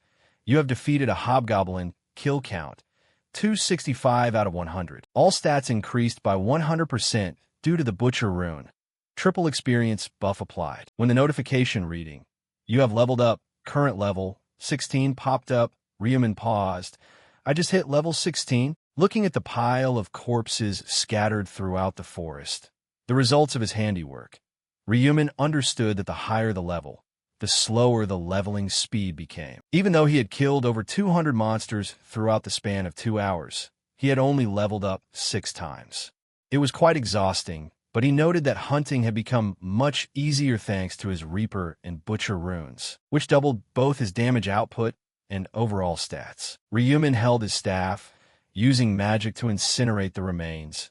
It's time to head back. A blinding beam of radiant golden light beamed down around Ryumin. As the system voice announced, voting time has concluded, teleporting regional players back to the starting point. The system voice echoed, voting time has concluded, teleporting regional players back to the starting point. It was finally time to cast the votes. Following the system's command, Players within the region were summoned back to the starting point. As they stepped onto the open clearing, they stood frozen at the sight of unfamiliar faces, everyone dressed in identical outfits. Plagued by confusion, they looked around at one another, whispering, "What on earth is going on?" But what terrified everyone the most was the sight of Dung Zich standing tall amidst a pile of bloody corpses, his cold gaze radiating the aura of an absolute ruler.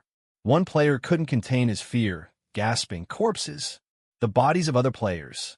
What the hell happened here?" Erin turned to the person next to her, her voice trembling with hesitation. "Don't tell me that guy slaughtered all of them." Only Ryumin, with his razor-sharp intuition, instantly realized what had just transpired. He quietly observed Dung Zich, who stood there looking incredibly arrogant and self-satisfied.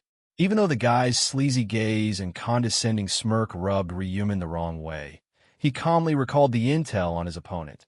Dung Zich, a notorious gang leader and the second strongest warrior in the region.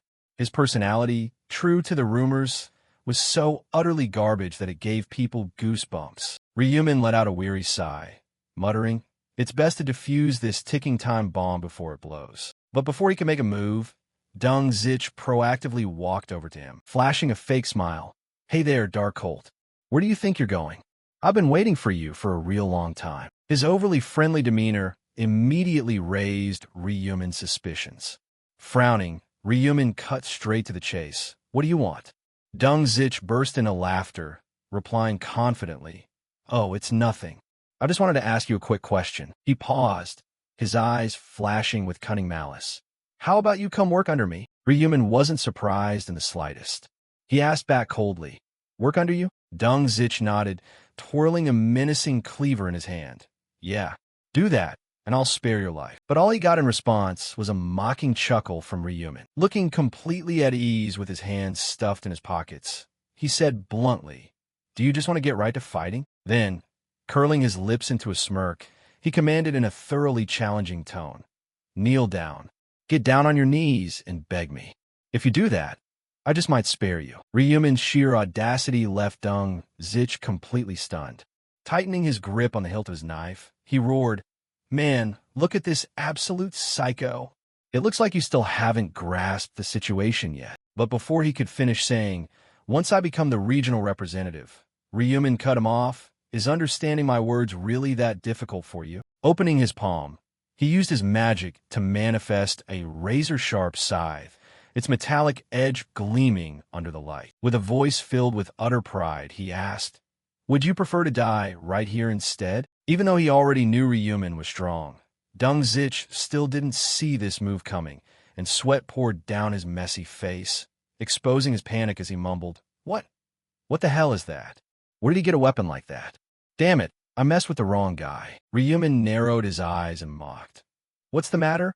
Cat got your tongue." Dung Zich grit his teeth, trying his best to keep his composure. After a few seconds of pondering, he growled, "Hey, I'm Dung Zich, the leader of the Dung Zich gang. You really think I'm going to kneel before a guy like you?" Unable to take the public humiliation, he furiously challenged, "Bring that weapon of yours and get up here, you bastard." Ryumin just smirked, maintaining his calm demeanor. He knew perfectly well that showing off his strength right now would only cause trouble. A plan had already formed in his mind. Use Dung Zich and turn him into a representative to manipulate things in the next round. Ryumin's glowing red eyes narrowed slightly, as if predicting an impending incident. And just as he anticipated, less than a minute later, the angel appeared, his voice echoing, "Are you all gathered here, you humans?" While everyone else gasped at the angel's appearance, Ryumin only said coldly to Dung Zich, "You're lucky." He flicked his wrist and spoke in a lecturing tone. "Next time, before you challenge someone, make sure you check who they are if you don't want an early grade." Watching Ryumin's tall and lean figure gradually fade into the distance, Dung Zich could only grit his teeth, thinking to himself in frustration, "Damn it, I almost had a heart attack. I'll let you slide this time, but just you wait. I'll make you pay 100 times over." The angel, with a mysterious smile, spoke up, "Have you guys chosen a representative yet?" Seeing that no one answered, he continued, "I get it. It looks like you weren't just chit-chatting over the last 3 hours, huh? Of course, even if trash like you dies, I couldn't care less. He raised his index finger and asked with a smile, "Shall we begin the voting?" Immediately, a notification panel appeared in front of every player. The voting for the representative has officially begun. You only have one vote. The rules emphasized, anyone who doesn't vote within 5 minutes will be eliminated and disappear. He stared intently at the screen. As the clock began to count down, every eye turned toward Dung Zich. He crossed his arms and thought smugly, "Just as I thought, everyone is looking at me." But when he looked up, he was startled to find a girl who refused to vote for him. He pointed straight at her and roared, "Hey you, the chubby steamed bun girl." The girl stammered in confusion. "Mimi." Dung Zich barked, "Do you want to die? Why aren't you looking at me?" The girl quickly defended herself. "No, I already voted for you." Ryumin, standing not far away, muttered in annoyance, "He's nothing but a lunatic." Dung Zich continued to threaten, "If you don't look at me, you can kiss your lives goodbye." As the countdown hit 0, a chime rang out, signaling the end of the vote. The angel laughed out loud. "Time's up. Luckily, you stupid humans managed to vote just in time." He clapped his hands, and a massive screen appeared, displaying the results. Life is a documentary. 2,412 votes, Black Crow. 2077 votes, Black Dragon in my right hand. 249 votes, Chubby Steamed Bun. 6 votes, Cute Little Bird. 5 votes. Dung Zich was stunned. First place, but only 2,412 votes? And Black Crow is in second place. He thought with pure hatred, "These bastards, I told them they could only vote for me. Yet they dare to vote for Black Crow." The angel flew up and announced, "We have a winner. Life is a documentary is the regional representative." He handed the command authority over to Dung Zich, accompanied by a system notification. "You have become the regional representative. You are granted command authority." Dung Zich snickered to himself smugly. "I'll make you regret not killing me, Black Crow." But the joy was short-lived as the system continued. Command authority. You can order and control players, and they cannot resist. Limit 10 times. Can only order one person at a time. Skills do not apply to A-rank players. Dung Zich was deeply shocked. "What? I can only use it 10 times? And it doesn't work on A-ranks?" He realized in a panic that people like Ryumin could completely ignore him. The angel, with a sinister smile, added, "You guys thought the voting part ended here, right? Not a chance. This round also has a hidden quest. Advance to A rank before the vote and find an upgrade item to receive a 50% discount coupon." Aaron's group looked bewildered. "Huh? An upgrade item? Advance to A rank." The angel laughed out loud. "The quest window has been there since level 10, but you guys didn't even notice, did you?" A tired player replied, "There are no monsters, so how are we supposed to level up?" The angel frowned. "What do you mean?" "The forest is crawling with monsters." Seeing the other side go silent, he clicked his tongue. "Don't pout. Only 50,000 people get to advance to A rank this round, and someone in this area has already advanced." Everyone buzzed with excitement. "Who is it?" The angel snapped his fingers, and the screen displayed the side quest results. Grim Reaper Black Crow, level 16, time 39 minutes 42 seconds. Dark Knight Heavenly Demon, level 10, 2 hours 36 minutes 15 seconds.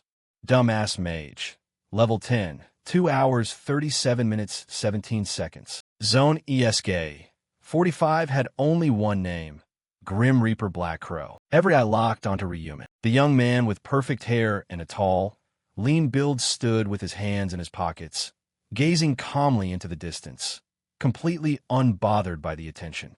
The entire crowd was in awe. He's the first one to advance? A Grim Reaper? Ryumin's brilliance was a devastating blow to Dung Zich's pride, leaving him completely speechless as he nursed a bitter grudge. The lively scene of the arena was still filled with murmurs and whispers. As soon as they found out Ryumin was the Grim Reaper, the crowd buzzed, whispering to each other, "A Grim Reaper? What kind of class is that? Sounds pretty overpowered, doesn't it? Ah, is that why he's walking around with that massive scythe?" Their voices were filled with curiosity and excitement, as if they had just uncovered a fascinating mystery. Jonsik, standing a short distance away, felt like his spotlight had been accidentally stolen by Ryumin. He grit his teeth and thought in irritation, "Damn it. I was planning to use my command authority to force Black Crow to fight back, But who would have thought Black Crow would change his class at the exact right moment?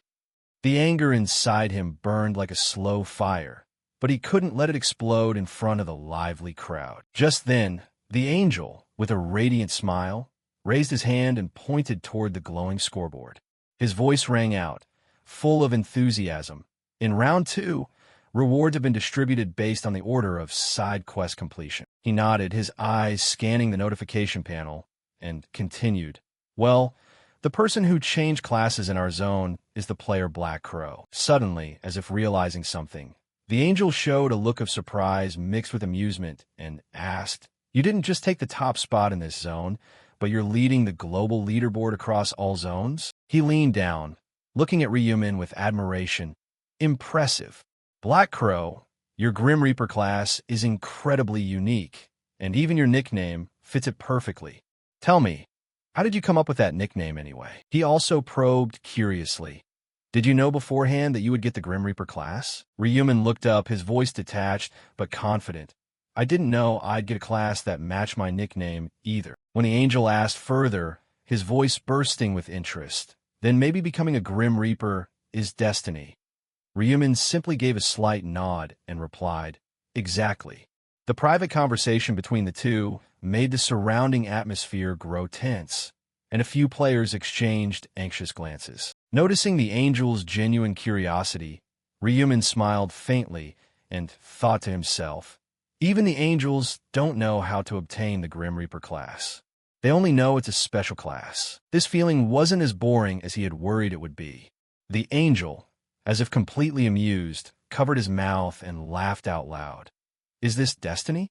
How fascinating," he continued to ask, his voice full of excitement. "Yet someone in this zone changed classes. So, are you the only one who won't be affected by the command authority?" The angel's question instantly drew the crowd's attention. A few young guys nearby started whispering excitedly. "He won't be affected by the command authority?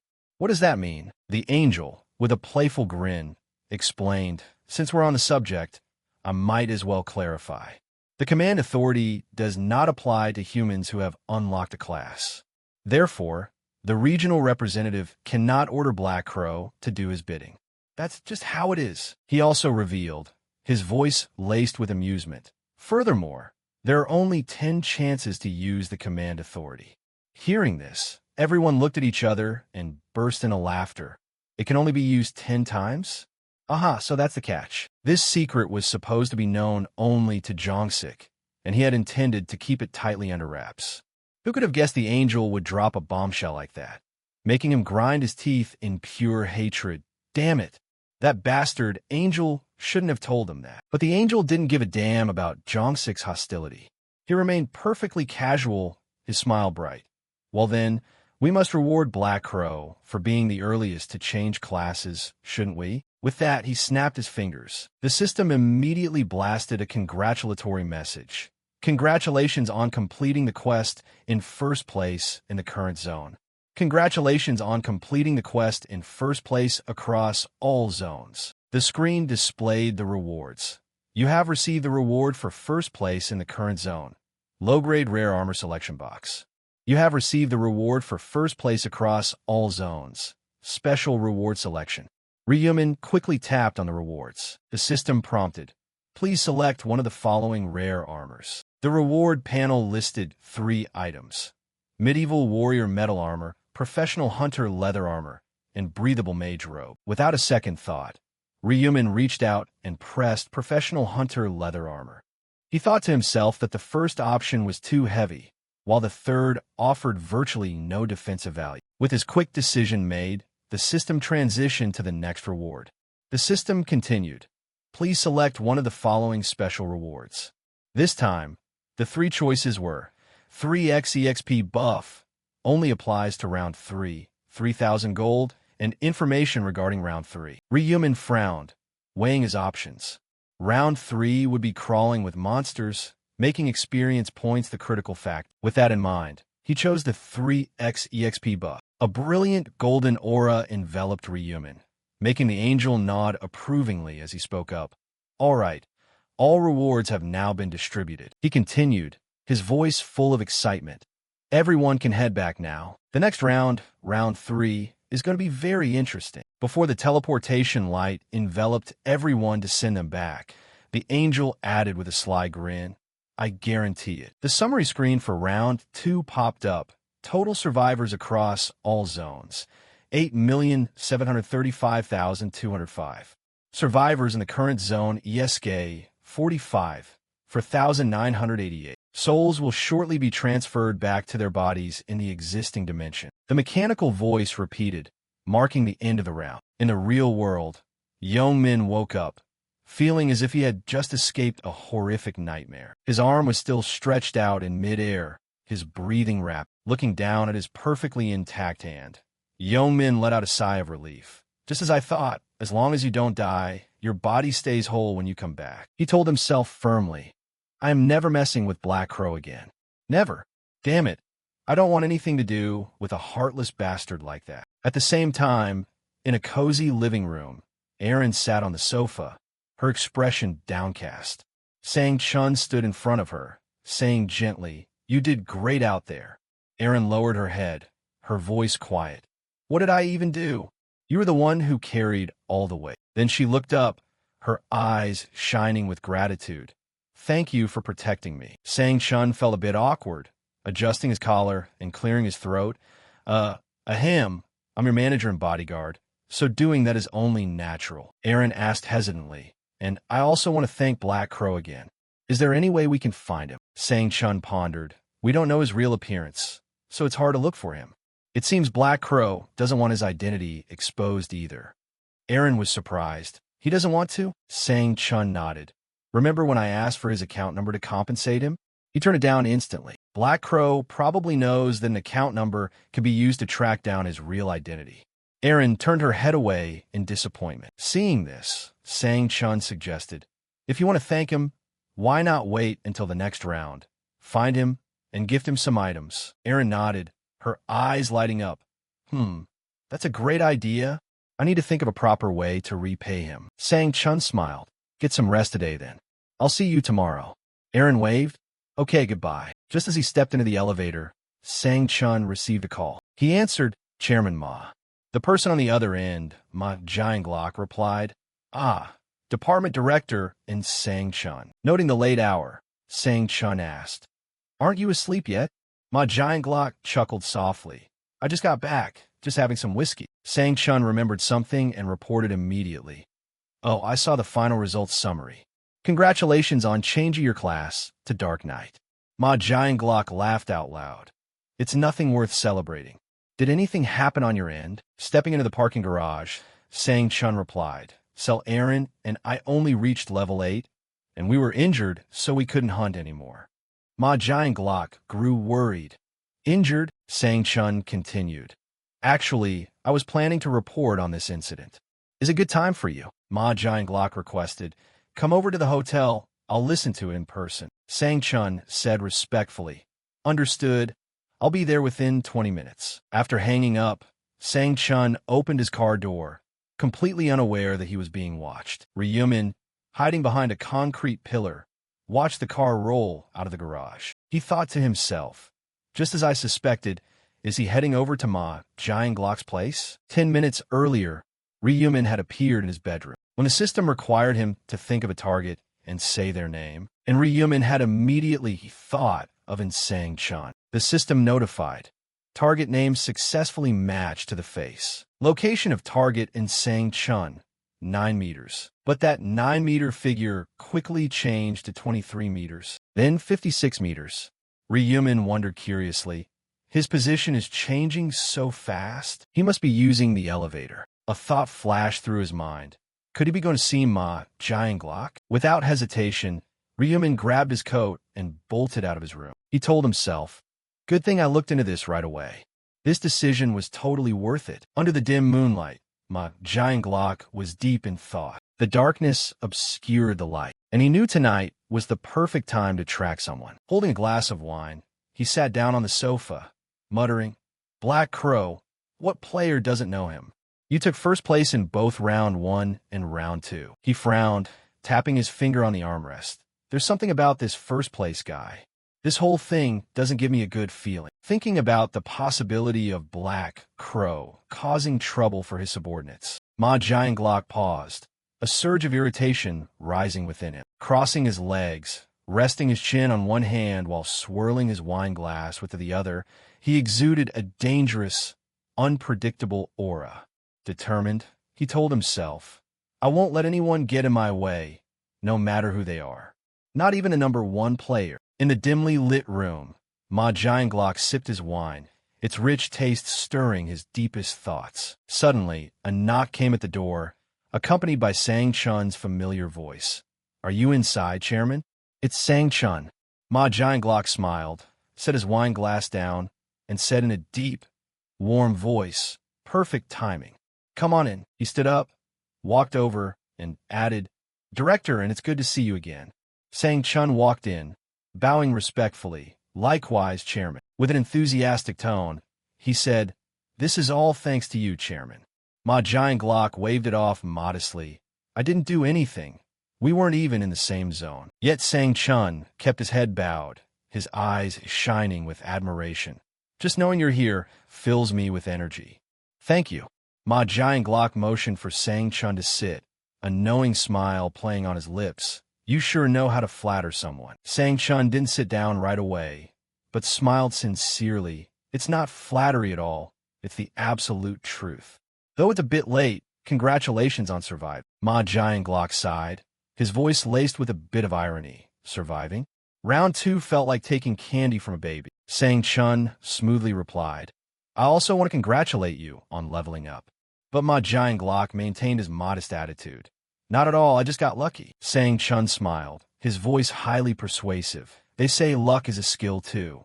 Besides, placing second and third across all zones is no small feat. It is my greatest honor to serve someone like you, sir. Ma Jianglok merely smirked, his sharp eyes full of meaning.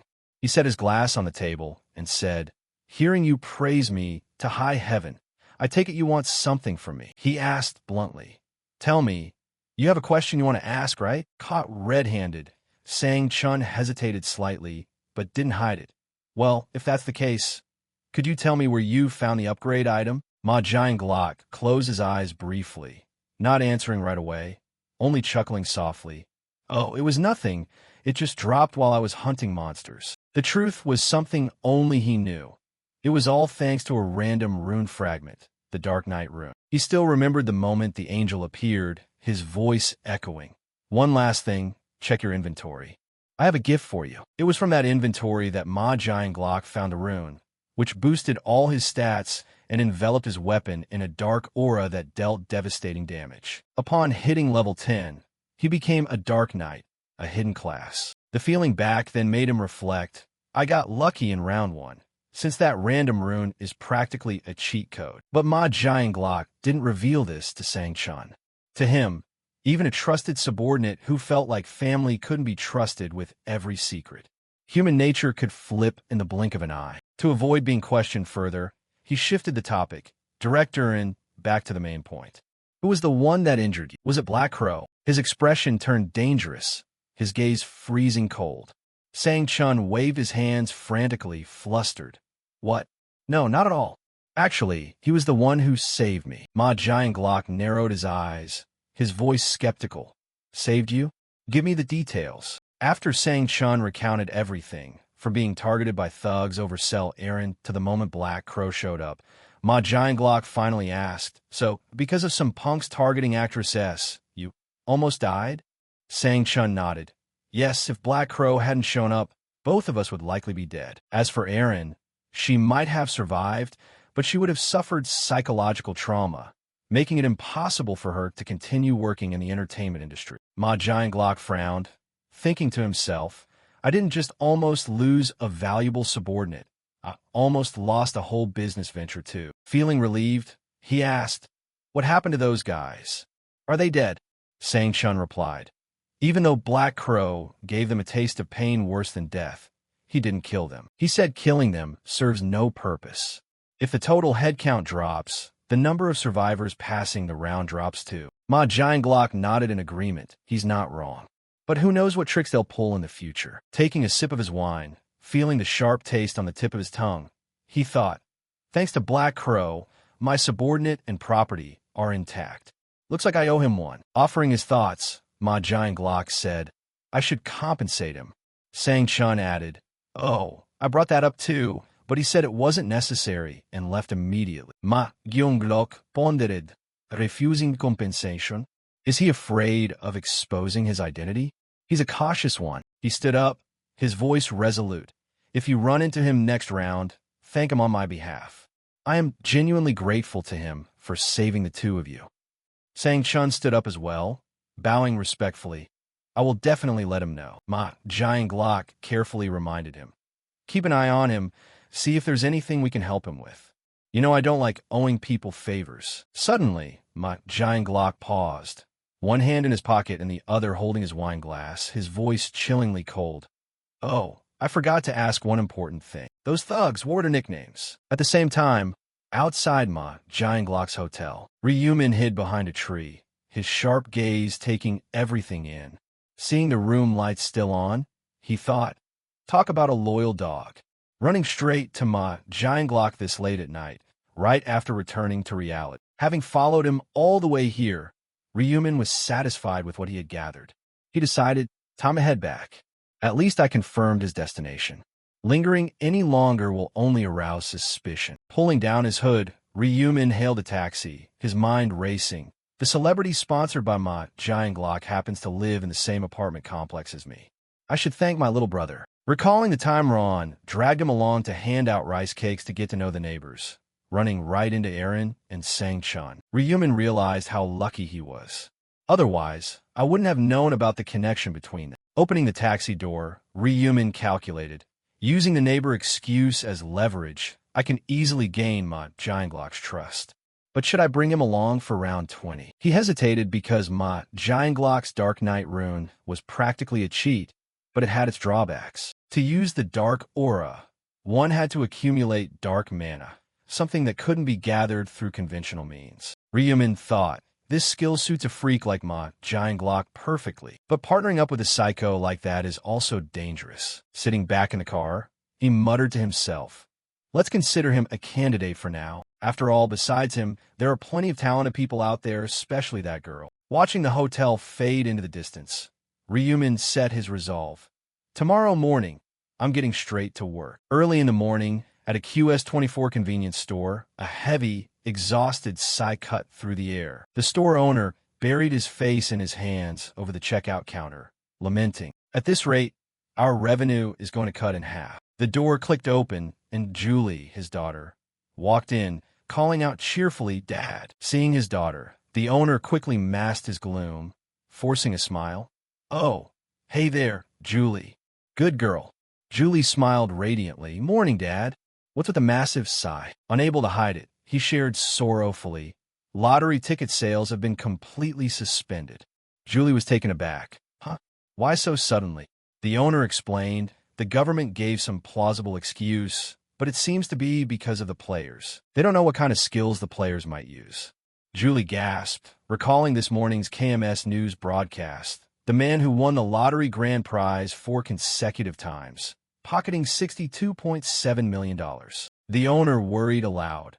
Rent, labor costs. It's going to be tough now. What should I do? Julie said gently, Don't worry, Dad. I'm about to graduate. I'll help you out. She looked serious. If I get a part-time job, would that ease the burden? The owner was touched, but he didn't want to get in the way of her education. Julie, let me handle the money. You just focus on your studies. Your grades are excellent. Aren't you planning on going to college? Your dream is to become a doctor. To his surprise, Julie replied, Dad, I've given up on that dream. Given the current state of things, what does school even matter? The owner froze, feeling like a failure of a father. Lowering his head, he said, You're right. Money doesn't matter right now. If things take a turn for the worse, you could lose your life in the next round. Unable to take it, he covered his face and wept. I've been overthinking everything lately. I am sorry, Julie. Julie's heart ached. Dad, what's there to be sorry for? This isn't your fault. The owner remained torn, but Julie smiled and said, I'll be fine, I promise. I survived round 2. and I even unlocked a class. Seeing her father's confused look, she placed her palm near his forehead and said, "Hold on a second." A faint green light emitted from her hand, enveloping him. Feeling a sudden change, he touched his head in bewilderment and asked, "What was that just now?" Julie beamed with joy. "It's the blessing skill, which I got from my support class. It boosts the vitality of ordinary people a bit." Bursting with energy, the store owner jumped to his feet, rubbing his biceps as he praised. "This skill is amazing. I feel completely revitalized." Julie rejoiced. "I'll use this skill on you regularly." "Cheer up, Dad." As a father, he was moved beyond words. Right at that moment, the door opened, and a customer walked in. Catching sight of Ryumin, he froze, completely stunned by this special guest. Realizing that her father seemed to know Ryumin, Julie asked in a low voice, her eyes sparkling with curiosity, "Do you know him, Dad?" The convenience store owner whispered back, his voice filled with awe. "He's the winner," he clarified, as if to emphasize the point. "The winner who guessed the exact same numbers for 100 tickets." Ryumin walked up to the cash register with a friendly smile. "Hello, sir. Do you remember me? I'm the one who bought 100,000 gold worth of lottery tickets." The owner nodded, his eyes warm. "Yeah, I still remember." But he asked curiously, "What brings you here, though?" Ryumin suddenly bowed deeply, his voice earnest. "First of all, I want to apologize." His sincerity flustered the owner. "Huh? Why are you apologizing all of a sudden?" Ryumin explained in a somber tone. "I saw the news.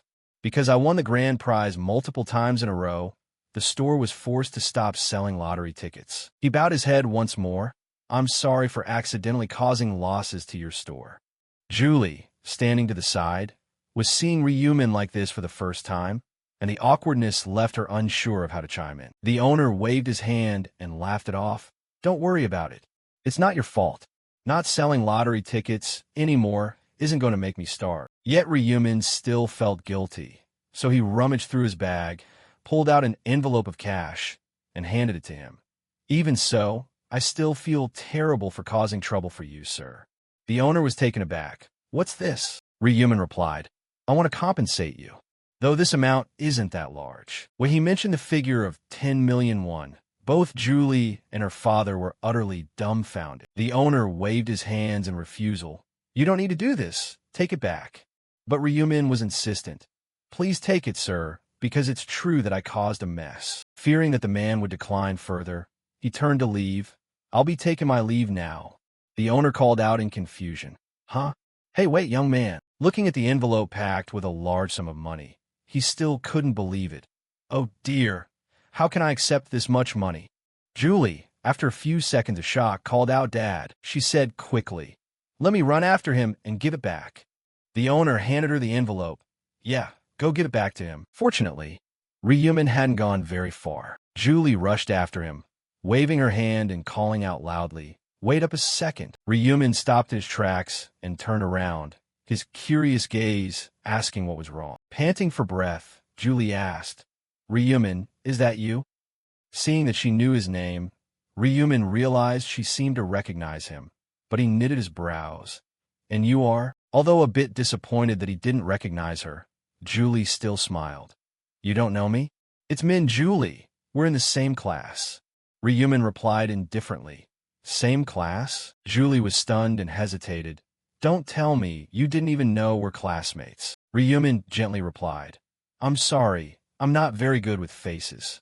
In his mind, he thought, of course I'm lying. He knew perfectly well that Julie, the convenience store owner's daughter, possessed the special buffer class, which specialized in supporting teammates. Knowing she was his classmate, Ryumin had been surprised before, secretly believing it was destiny. His goal today was to pull Julie onto his side, but she had absolutely no idea. Julie invited him. "Hey, why don't we go somewhere to talk?" Ryumin smiled.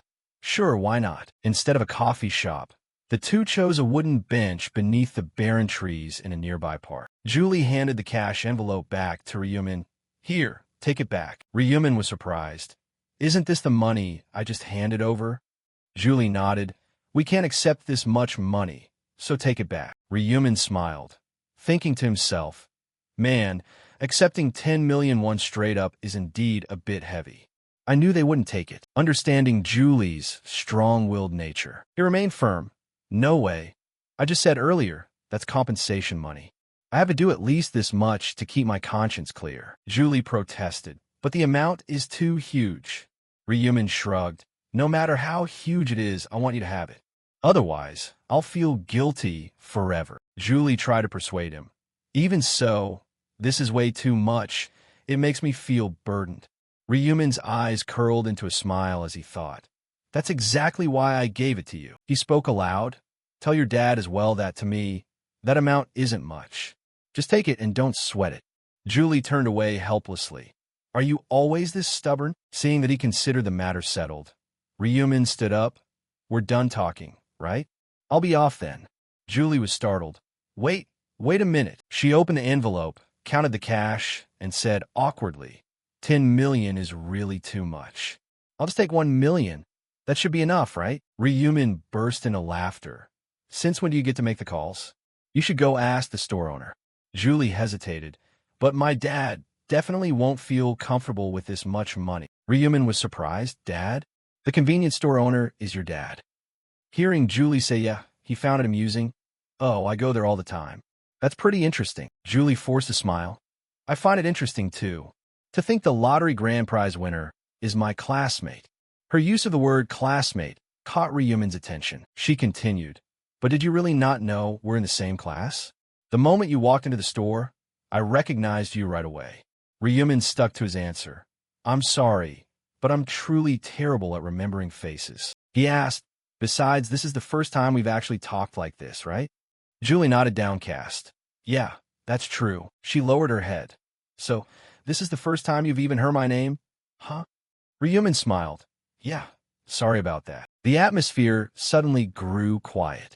Julie's face flushed red, and she turned away to hide her embarrassment. Ryumin quietly smiled, thinking, I feel a bit guilty for pretending not to know her, but I have to do this to get her interested in me. Unable to stand the ambiguous atmosphere, Julie stood up. Like I said just now, my name is Min Julie, and I'm your classmate. She suddenly pointed at her blushing face and raised her voice. And this is my face. Got it memorized now? Ryumin almost burst out laughing and replied, I'll remember it. Realizing she had made a complete fool of herself, Julie turned her back, beating herself up in shame. What on earth am I doing? Introducing myself to a classmate right before graduation. With his sharp hearing, Ryumin caught every word. He clicked his tongue and laughed. At least I know now. It's not like we're going to lose touch after graduation, right? Seeing Julie's bewildered look, Ryumin took the initiative. By the way, can I get your number? Julie's voice stammered. My number? Ryumin said casually. Yeah, why? Is it that we're to ask for a classmate's number? Julie reached out her hand, her face growing redder. Why? Yeah, give me your phone. After typing in the number, she handed the phone back. Here, Ryumin smiled. Meeting like this must be destiny. Let's keep in touch from now on. Julie nodded. Okay. Getting Julie's number went better than expected, which made Ryumin even happier. He said goodbye. Well, I'll be off then. I've got some urgent business. Julie replied with an okay, and though she wanted to say more, she could only watch him walk away. Watching Ryumin wave goodbye, Julie blankly realized that she hadn't returned the cash envelope. She sighed in frustration. I still didn't manage to give it back to him. Recalling the moment he asked for her number, her heart raced. Asking for my number out of the blue like that is definitely strange. My heart is beating so fast. Even though she knew Ryumin only saw her as a classmate, Julie couldn't help but feel excited and bashful. The first time she saw him, she witnessed a thug kicking Ryumin, barking aggressively. You bastard, I told you to bring the money.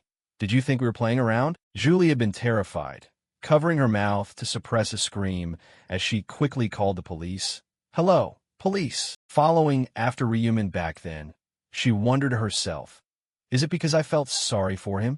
Or because I called the police, so I felt a sense of responsibility? Seeing Ryumin working his part-time job as if nothing had happened, Julie came to a realization. He's much stronger than he looks on the outside. From then on, she began to take an interest in him, but she lacked the courage to strike up a conversation. Her heart couldn't lie, and her feelings for Ryumin grew to the point where she didn't even dare to get close to him. Snapping back to reality, Julie clutched the envelope tightly, closed her eyes, and thought gratefully. Who would have thought we'd meet here? Now that I have the courage, this is a godsend opportunity. A bold idea flashed through her mind. She smiled, looking in the direction Ryumin had left. Well, maybe I should invite him out for a meal. In his small room, Ryumin lay on his bed, scrolling through his phone, the screen's glow reflecting onto his face. A text message popped up. Have you eaten yet? There are a few things I want to talk about. Can we meet up in Zone 1? My treat. Ryumin smiled and replied, Sure, I'll pay. The other side shot back, Let me pay. He playfully texted, Ha, I have plenty of money. The other side went along with it, but I don't like freeloading for no reason like that.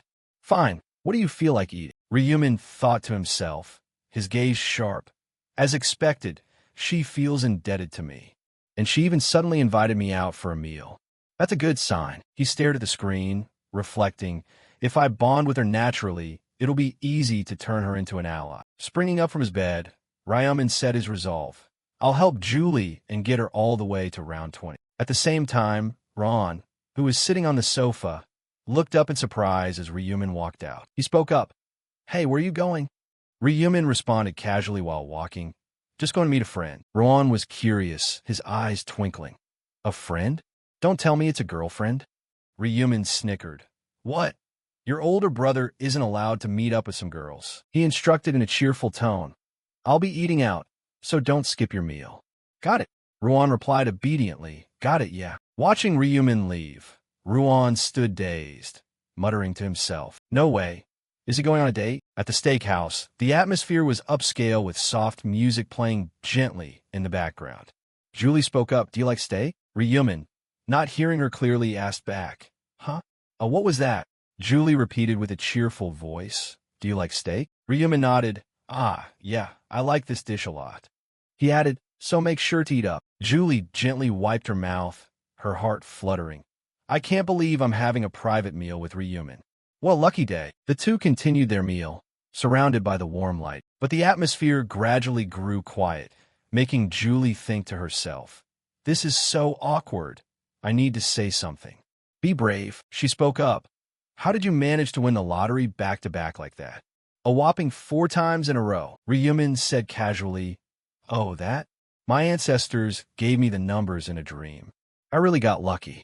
Julie made a mental connection, imagining a god holding a piece of paper and saying, Remember these numbers. She showed a look of disbelief. In a dream? Then how much did you make from that dream? Ryumin beamed. It looks like I don't have to worry about money for the rest of my life. Although I still have to worry about staying alive. Julie continued, Oh, speaking of which, I'm super curious. What was your first stage like? Killing goblins must have been really tough, right? Ryumin replied, It took quite a bit of time. She followed up, Which zone were you in? Ryumin raised his water glass and took a sip. I don't remember. I only remember the last digit was a 5. Julie let out a soft laugh. Mine ended in a 7. What a pity. Looks like we missed each other. In Ryumin's mind, he thought to himself, No need to be disappointed, my friend. We'll meet soon enough, since the zones will merge as the number of survivors drops. As the conversation dragged on, Julie asked out of curiosity, What level are you now? Ryumin hesitated. Level? 10. Julie was surprised. Huh? I'm level 10 too. Have you gotten a class yet? Ryumin replied, Not yet. What about you? Julie rejoiced. Luckily, I got a class-changing item. It's called Buffer. Ryumin was taken aback and asked, Buffer? Meaning you can buff your teammates with effects, just like in a game. A thought flashed through his mind. Good thing she's a buffer this time around too. Julie said enthusiastically, Do you want to see it? There's a blessing effect that boosts all stats. Ryumin played along. Oh, really? Let me see it. Julie demonstrated right away, raising her hand to channel a green light into him. The system prompted, Blessing has boosted all your stats by 50%. Time limit, 2 hours, 59 minutes, and 59 seconds. Witnessing the effect, Ryumin silently gasped, as expected of a hidden class. The effect is fantastic. He continued to ponder, if she reaches max level, the effect could double to 100%. But that'll have to wait until she hits that level. Looking at Julie, a contemplative smile spread across his face as he thought, good thing she buffed me right off the bat. This was my goal all along. The image of the phoenix pattern pouch surfaced in Ryumin's mind. He recalled the reward from the first side quest, a random gold pouch, which granted an amount of gold depending on one's luck stat. He told himself, the higher the luck stat, the more gold you receive. Snapping back to reality, Ryumin said, the effect is really good. Thanks, Julie. She beamed. If you ever need a blessing, just say the word. Using this skill doesn't take much effort at all. Ryumin suddenly remembered. Didn't you say you had something to talk about? Julie was startled. Oh, right. I intended to bring that up first. She continued. Thank you so much for the 10 million won. My dad also asked me to pass along his gratitude. Her voice grew determined. And I will do my best to pay you back soon, no matter what happens. Ryumin said casually. Is that all you want to talk about? I told you not to sweat it. But Julie still felt guilty. If you don't need money, maybe you want something else instead? I know. She conjured up an item and handed it to him. Take this. Ryumin was surprised. What's this? Julie replied. I got it while hunting. If you don't need money, at the very least I should give you this. This is a token of my appreciation, so don't reject it. The meal came to an end, and the two walked out of the restaurant. Julie spoke up. That was an amazing meal. Well, see you later then. Ryumin reminded her. All right, make sure to be careful in the next stage. Julie laughed heartily. Haha, got it. We've got to stay alive to see each other again. After saying goodbye, Ryumin headed back home. The system displayed his inventory. He looked at the purple stone Julie had gifted him. The description popped up. Low-grade purple magic crystal. Classification, asset.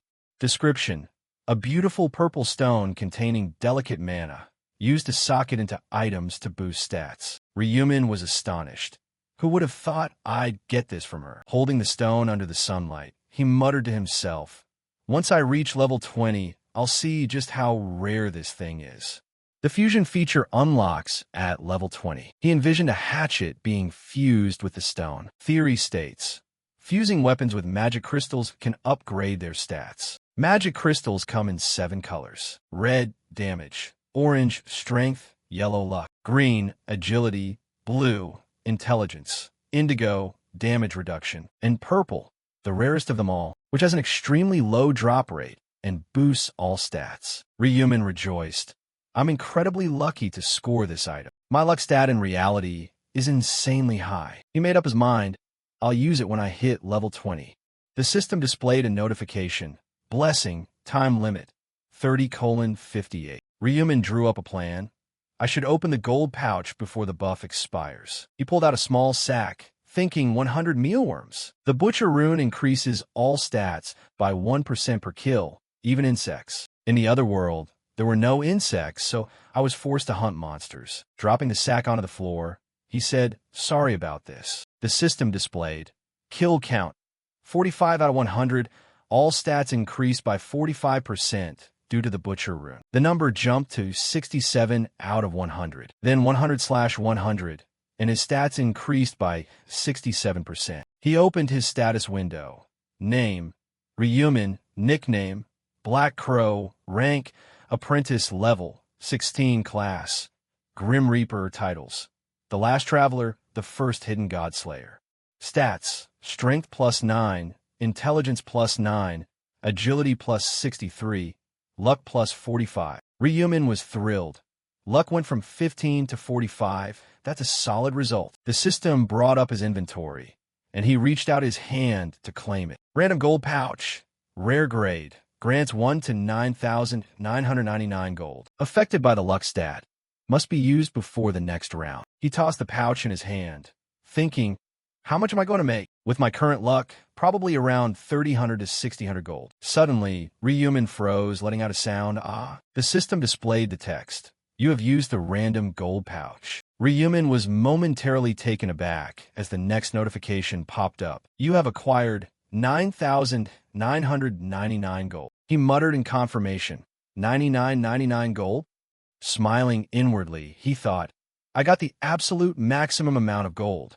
Getting that blessing was totally worth it. Grinning, Ryumin checked his gold balance, totaling 16,249 gold. That's enough to buy an epic-grade item. Closing the system screen, he told himself, it'll be another 2 weeks before the item I want drops. For now, I'll just keep this safe. Under the midday sun, back at Ryumin's apartment, he took off his jacket while calling out, I'm back. Ron, who was scrolling through his phone, looked up, eagerly running over. Hey, brother, he asked curiously. How did your date go? Ryumin looked at Ron with a puzzled expression.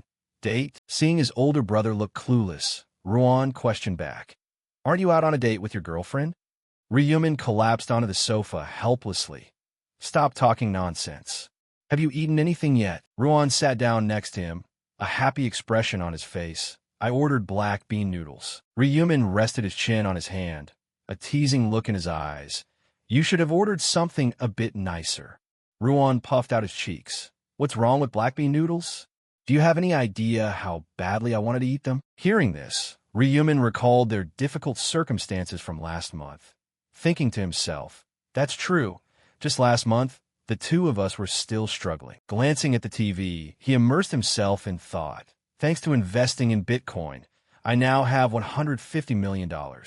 But in 2 weeks, it could drop significantly.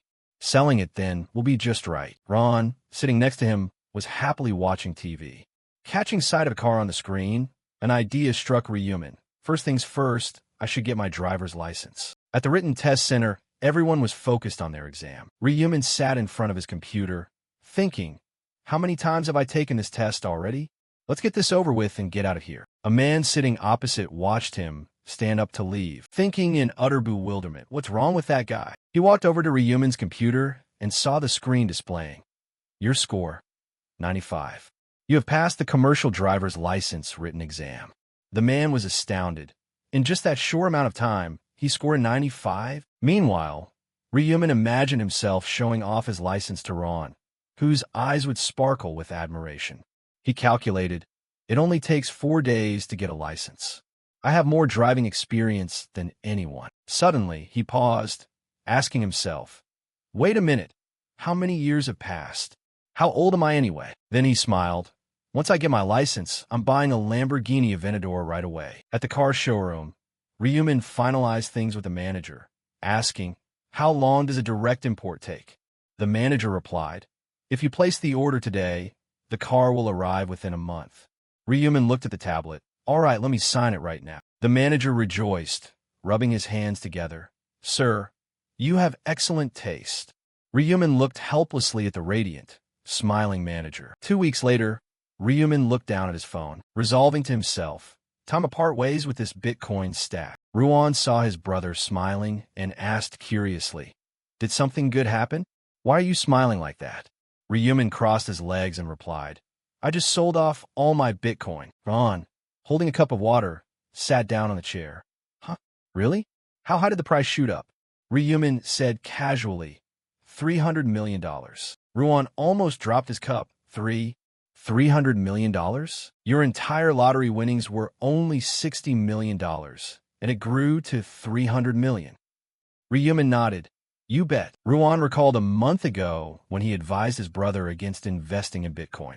He muttered, when you wanted to invest, I stopped you. But you made this much. Ryumin smiled, thinking, last time it was $280 million at most. Ruan asked, so are you calling it quits now? Ryumin replied, of course. Ruan let out a sigh of relief, raising his water cup. That's good. But when he heard, it's time to invest in stocks, he choked on his water, panicking. Brother, what the hell do you know about stocks? What are you trying to do now?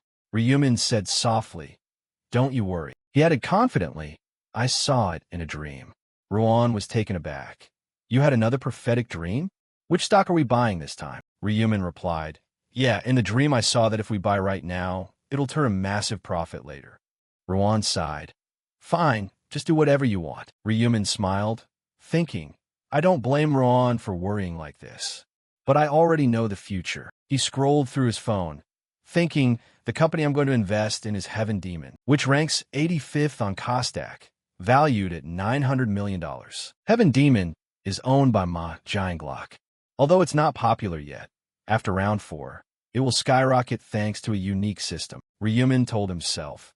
Knowing this company will hit it big, there's no reason not to invest. I'll drop $280 million to secure a 31% ownership stake. Become a major shareholder to influence the company.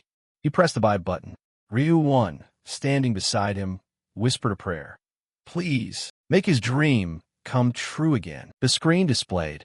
Purchase order executed successfully. Ryumin thought, it's done.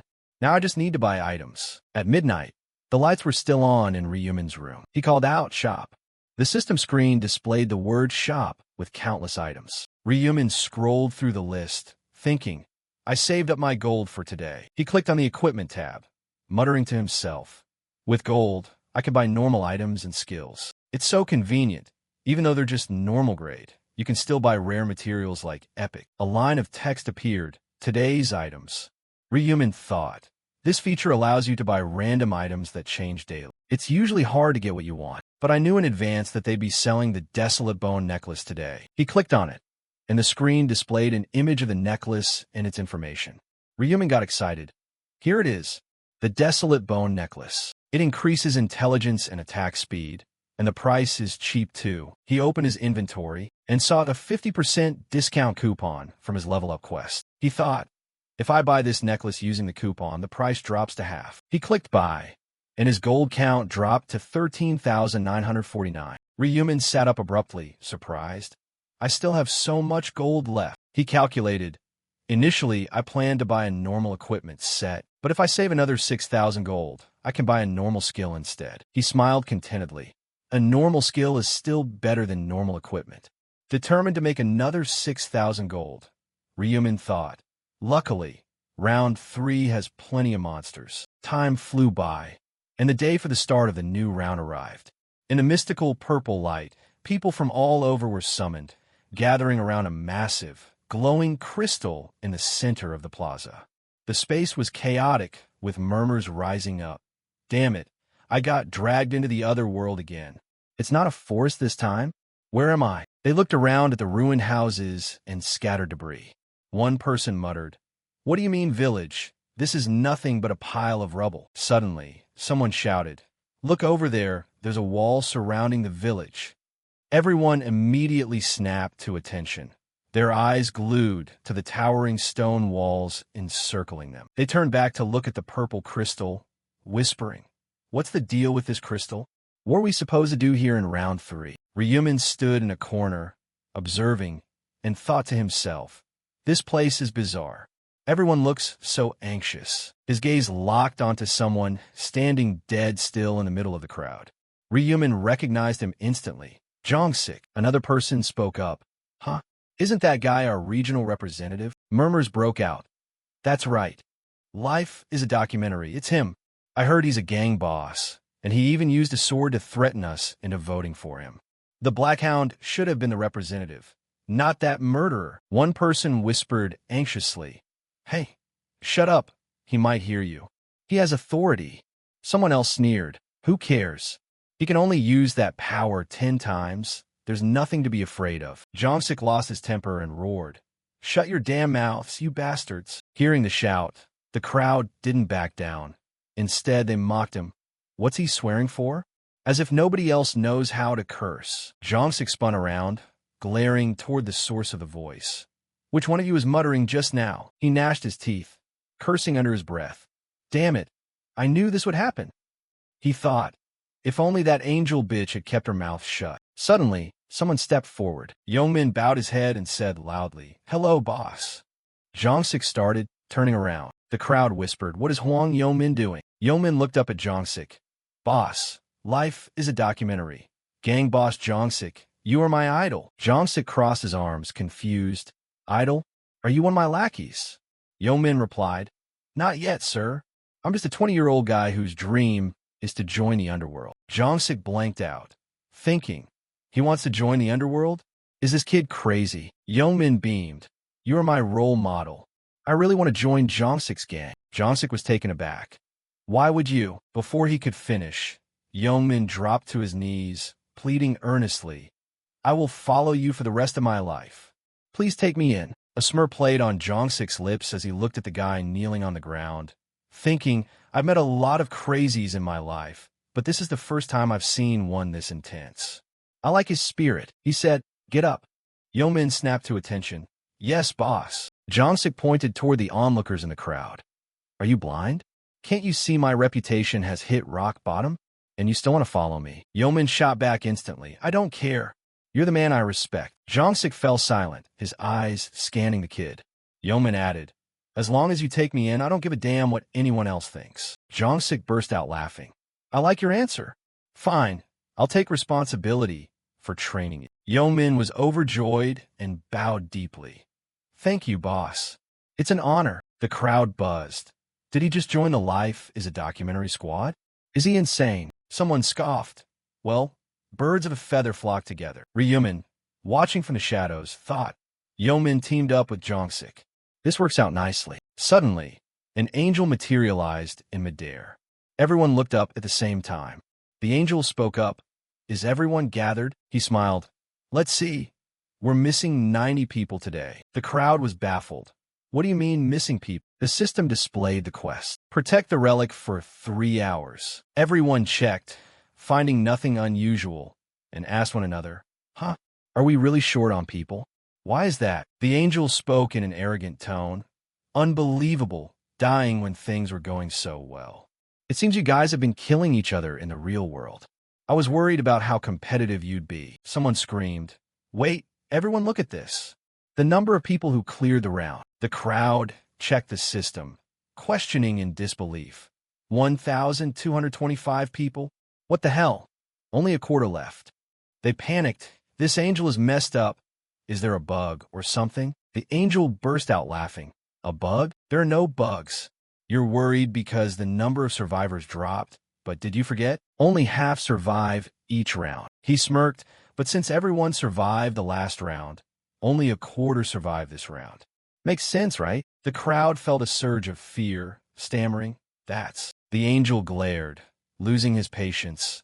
There's nothing unfair about it. Just work hard to make the top 25%. Then he shifted back to his normal tone. All right, let me explain the rules for round 3. Every 30 minutes, monsters from my army will spawn at the castle gates, targeting the relic at the center of the village. There will be 4 waves of attacks in total. Everyone must cooperate to protect the relic. Everyone looked toward the crystal in the middle of the plaza. The angel continued. You will receive bonus rewards if you protect the relic for 3 hours. Otherwise, the penalty will be severe. Rankings will be determined by the number of monsters killed. He looked amused. But they only have brute strength, so it should be much easier, right? Of course, gold and experience rewards will drop accordingly. Hearing this, Jongsik thought, so I just need to kill a lot of monsters. With my authority, this round will be a piece of cake. The angel clapped his hands, his eyes locking onto Jongsik. Almost forgot, the representative from the last round. Life is a documentary, right? Jongsik looked up. The angel flew closer, mocking him. Starting this round, he can use his command authority. But I bet everyone is curious. What happens if the representative dies? Jongsik's face turned pale. The angel went on. If the representative dies to monsters or external factors, the position remains vacant. But what if he gets killed by another player? Jongsik felt a wave of unease. The angel smiled. The killer will become the new representative, inheriting all 10 uses of the command authority. The crowd stared at Jongsik, their eyes looking as if they wanted to eat him alive. The angel clapped. The monsters will appear in 10 minutes. For the next 3 hours, cooperate to survive. He gave a bright smile. Though I'm not sure you guys can pull it off. The angel vanished. Jongsik trembled with rage, cursing under his breath. He unleashed a continuous torrent of profanity before turning around to glare at the crowd, shaking with anger. As they held their weapons, ready to strike, he drew his sword, roaring, You bastards, bring it on. I'll take on all of you one by one. Someone mocked. You act tough, but you can only use your authority 10 times. Another chimed in. The angel said it. Whoever kills this bastard becomes the representative. If it's me, even better. Everyone paused, freezing as their focus shifted toward one direction. Suddenly, Ryumin approached, holding his scythe. Jongsik asked nervously, What do you think you're doing? Ryumin, known as the Black Hound, reassured him, Don't worry, I just want to talk. Jongsik tried to keep his cool. Worried? What are you talking about? Spit it out. He stayed on guard. Just so you know, if you're trying to make me bow down. Ryumin cut him off. I have an offer, he said confidently. I take it you're in a tight spot right now. How about I protect you? Jongsik stared blankly, unable to believe his ears. He blinked and repeated, What? Ryumin smiled faintly, the light from his scythe reflecting off his face, giving him an irresistible air of mystery. I'll protect you from the other players. Meaning, I'll act as your personal bodyguard. Ryumin's declaration left the surrounding crowd stunned. Murmurs rippled through the air like a cold wind blowing through a forest. What? The Black Hound is going to protect him? Life is a documentary? Does that mean we have to go against a Black Hound? Someone in the crowd blurted out in a panic, their voice trembling. Anxious glances were exchanged, and the atmosphere grew as tense as a tightly drawn bowstring. This is a bit much. What do we do now? Jongsik quietly observed everyone's reaction, feeling secretly amazed. He hadn't expected the Black Hound's reputation to have such a massive impact. A single offer from Ryumin had thrown the entire crowd into disarray, as if he were a storm capable of sweeping everything away. Jongsik frowned, eyeing Ryumin warily, thinking to himself, this offer is incredibly tempting, but everything comes with a price. He spoke up, his voice cold. So what do you want in return? Ryumin replied in a flat but meaningful tone. Nothing much. You'll just have to follow my every command. That's the condition. What? Jongsik practically shouted, blood rushing to his head. He thought to himself, is he asking me to become his underling? Jongsik clenched his fists, his eyes flaring with anger. What's your reason for making this offer? Ryumin remained calm, completely unfazed. I can't tell you. Jongsik gnashed his teeth, trying to suppress his rage. You say follow commands, but what kind of commands are we talking about? I can't tell you that either, Ryumin replied, his voice still icy. You just need to obey me unconditionally. Jongsik cursed internally. So you want me to follow you for the rest of my life? Damn it, you think I'm that easy to fool? He took a step back, thinking fast. Wait, what if I refuse? What happens then? Surely he wouldn't attack me out of nowhere in broad daylight, right? Jongsik bit his lip, his eyes wavering between suspicion and anxiety. Ryumin spoke up, his voice level but powerful. Make your choice. He looked straight into Jongsik's eyes, as if piercing through his every thought. The others are waiting for your decision too. Jongsik gritted his teeth, feeling backed into a corner. Finally, he spat out, I decline your offer. Hearing this, a sharp, cold gleam flashed in Ryumin's eyes.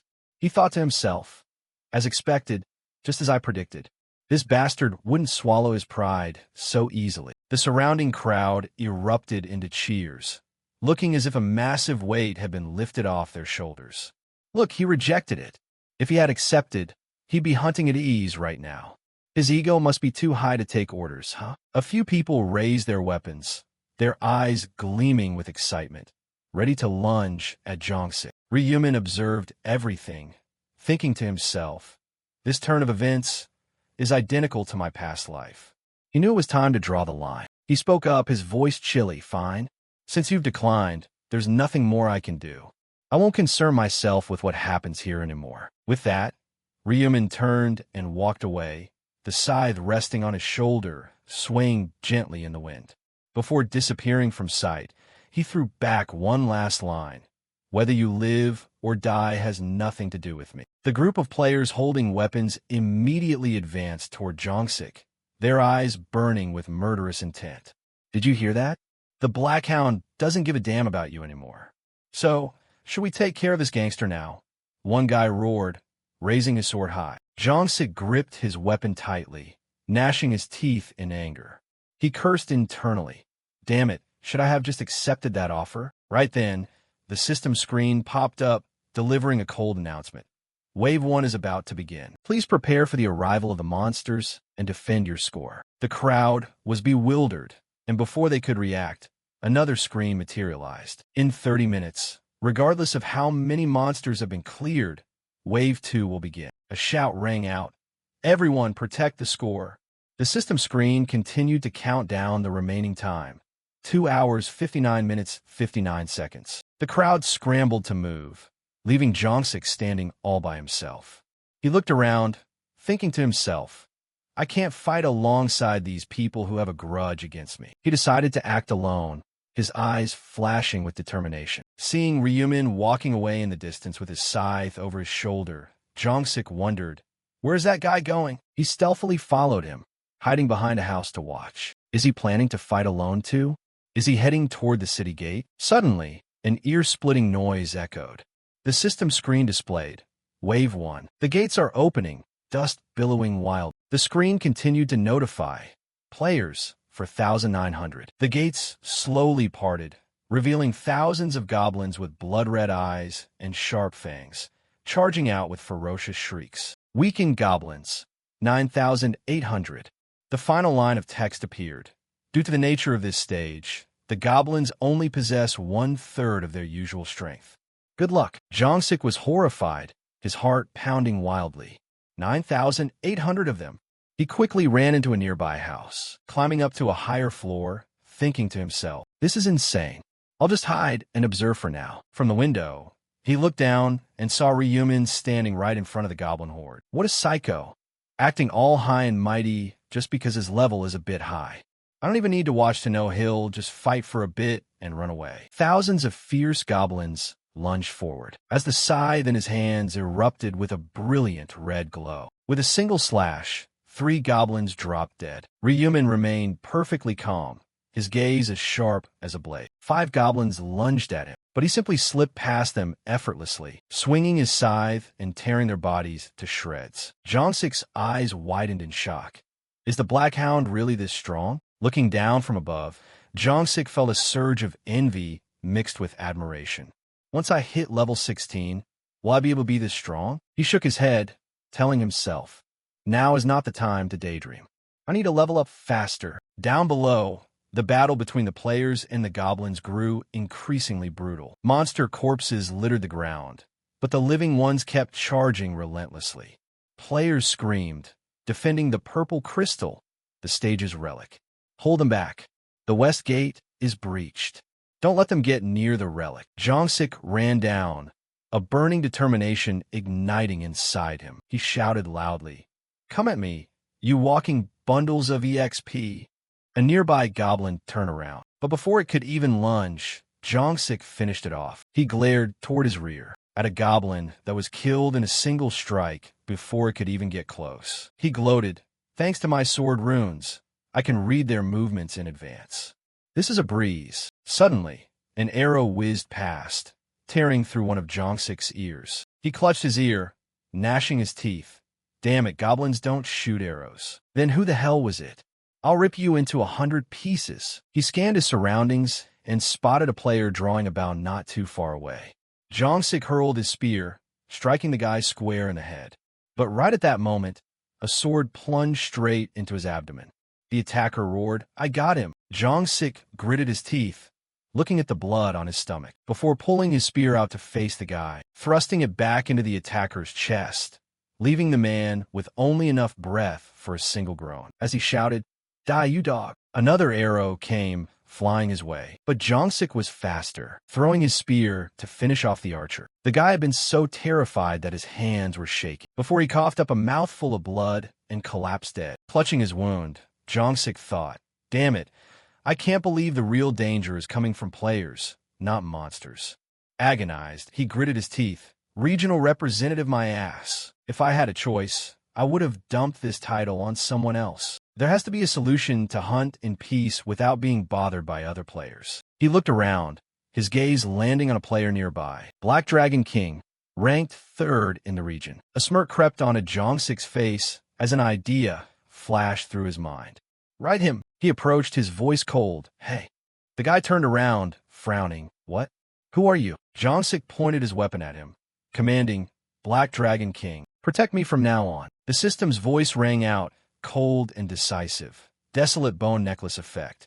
Increases attack speed by 25%. Ryumin swung his sword, the sharp crescent blade cutting through the air, slicing down the monster in front of him. You have defeated a goblin.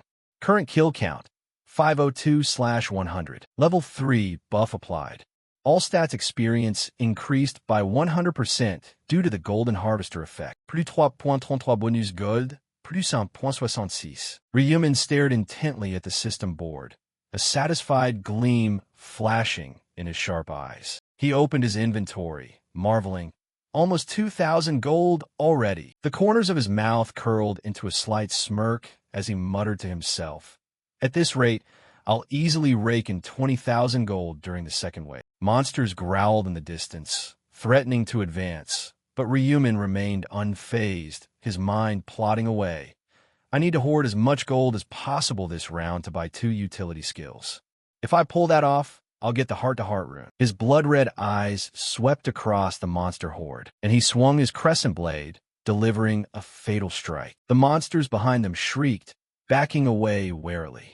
Ryumin scoffed, his voice dripping with provocation. Aren't you guys going to charge? He raised his crescent blade high, rushing straight into the monster pack. If not, I'll make the first move. A blinding flash of magic struck down, exploding with a loud bang that threw everyone into a panic. What the hell? What was that noise? The monster that was pinning down a young man disintegrated, and the rest of the horde vanished along with it. The system announced, "You have successfully repelled the first wave." The crowd breathed a sigh of relief. "I'm alive." The system continued. Surviving players, 3,933. Deceased players, 967. Surviving players receive 500 gold. A young man collapsed to the ground, exhausted.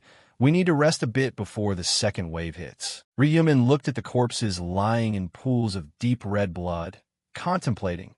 967 dead. Even though the goblins were weakened, they shouldn't be underestimated. He scanned the area, murmuring, "Where did he go?" His eyes landed on Jongsik, who was gritting his teeth in sheer tension. Ryumin thought to himself, no surprise there, he's still alive. But it's going to be hard for him to get through this round. Jongsik, panting heavily, gripped his knife tightly and barked out. Damn it! He was completely unaware that enemies were stealthily closing in, thinking to himself, these bastards aren't even killing goblins, they're just targeting me. One guy lunged forward, his blade pointing straight at him. Die. But before he could even touch Jongsik, he was taken down by 2 other players. The command symbol glowed brilliantly over Jongsik's head, making him smirk triumphantly to himself. Good thing I have them. This command authority is amazing, serving as meat shields to get me through the first wave. Youngmin stepped forward, shielding Jongsik, and asked, "Are you okay, boss?" Jongsik looked at him, confused. This psycho is still sticking around, even though I didn't use my authority on him. The wound on his abdomen leaked blood, forcing an agonized groan from Jongsik. As blood dripped down his hand, he worried anxiously. I'm losing too much blood. Will I even make it through this round? He gritted his teeth, cursing under his breath. Damn it. Sweat completely drenched his forehead, but Jongsik remained determined. I will live and clear this round like it's nothing. Suddenly, both of them turned their eyes toward the rear. The monsters swarmed in. The system displayed, Wave 2. Players, 3,933.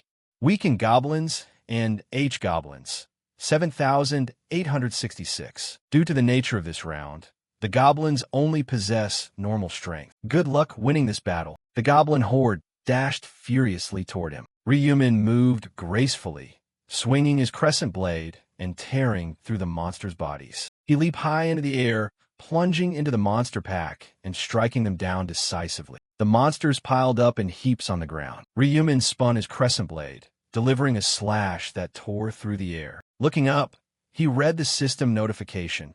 You have reached level 20. Rank upgraded from apprentice to regular. You can now use the combination feature. Ryumin wiped his sweat, satisfied. Finally reached level 20. Now I can craft unique items that can't be bought in the shop. The system continued. Purple glow has been enhanced.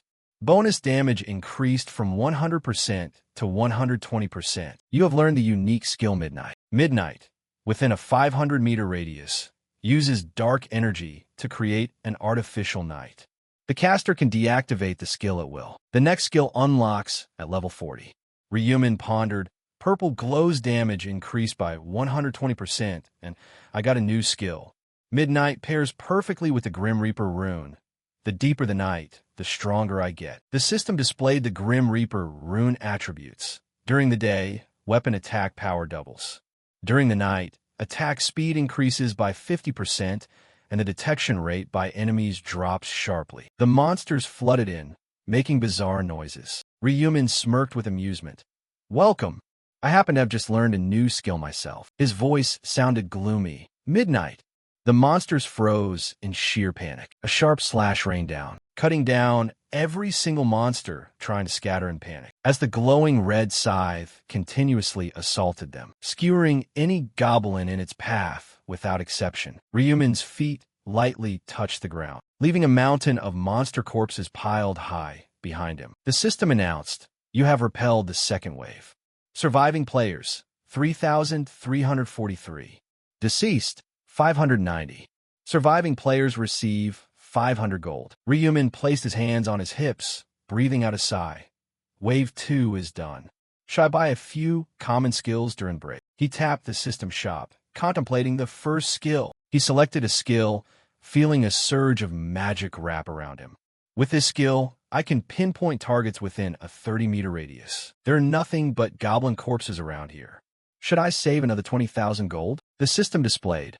Wave 3. Players, 3,343. Weekend Âge Gobelin, 6,686. Everyone threw themselves into the fray, raining fists down on the monsters. The system announced. Wave 3 cleared successfully. The system continued. Wave 4. Players, 3,001.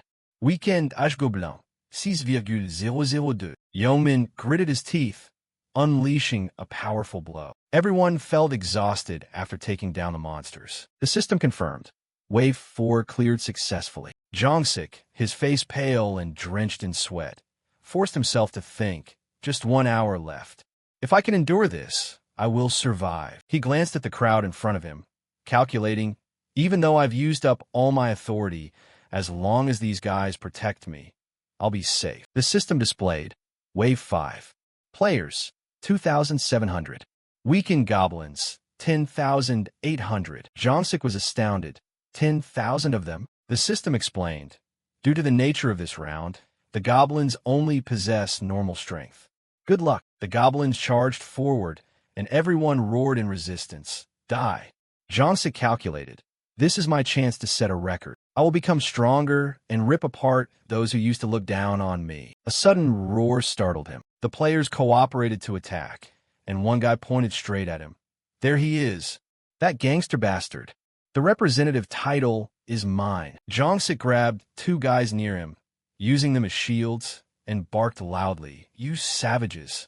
Blocking me, even at the end of the match.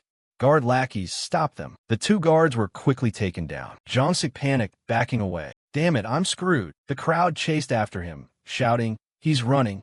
Catch him. He spun around and fled, thinking, I just need to survive this wave. Jongsik stopped when he saw Ryumin standing firm against the monster horde.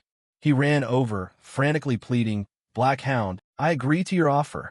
I'll do whatever you say. Please protect me. Ryumin gazed at Jongsik thoughtfully. He urged desperately. I said I accept the offer.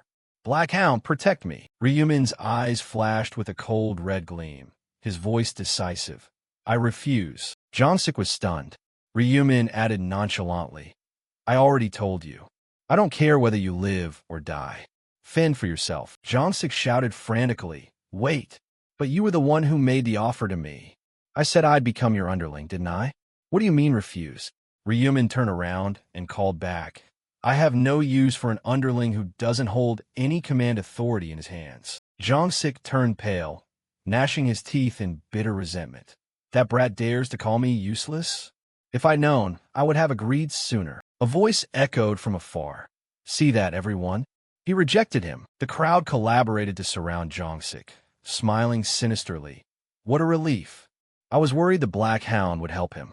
Truly, life is a documentary. The wound on Jongsik's abdomen leaked blood, throbbing painfully. One guy laughed. Now we can kill him just as we please. Jongsik gripped his knife tightly, roaring, Motherfucker! Even if I die, I'm taking at least one of you down with me. Youngmin stepped forward, shoving a guy aside, and said, "Boss, you must be tired. I'm here to help you." Jongsik was overjoyed. "Yes, I still have you.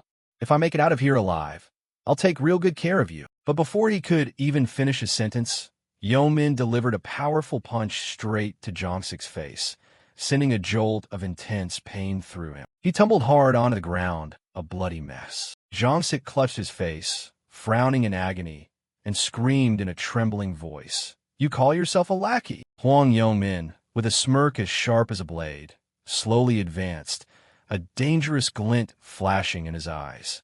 He spoke in a low, threatening tone, "Let me just kill you right now, so you can depart in peace." Jongsik's collar was tightly grabbed by Yeomin and yanked upward.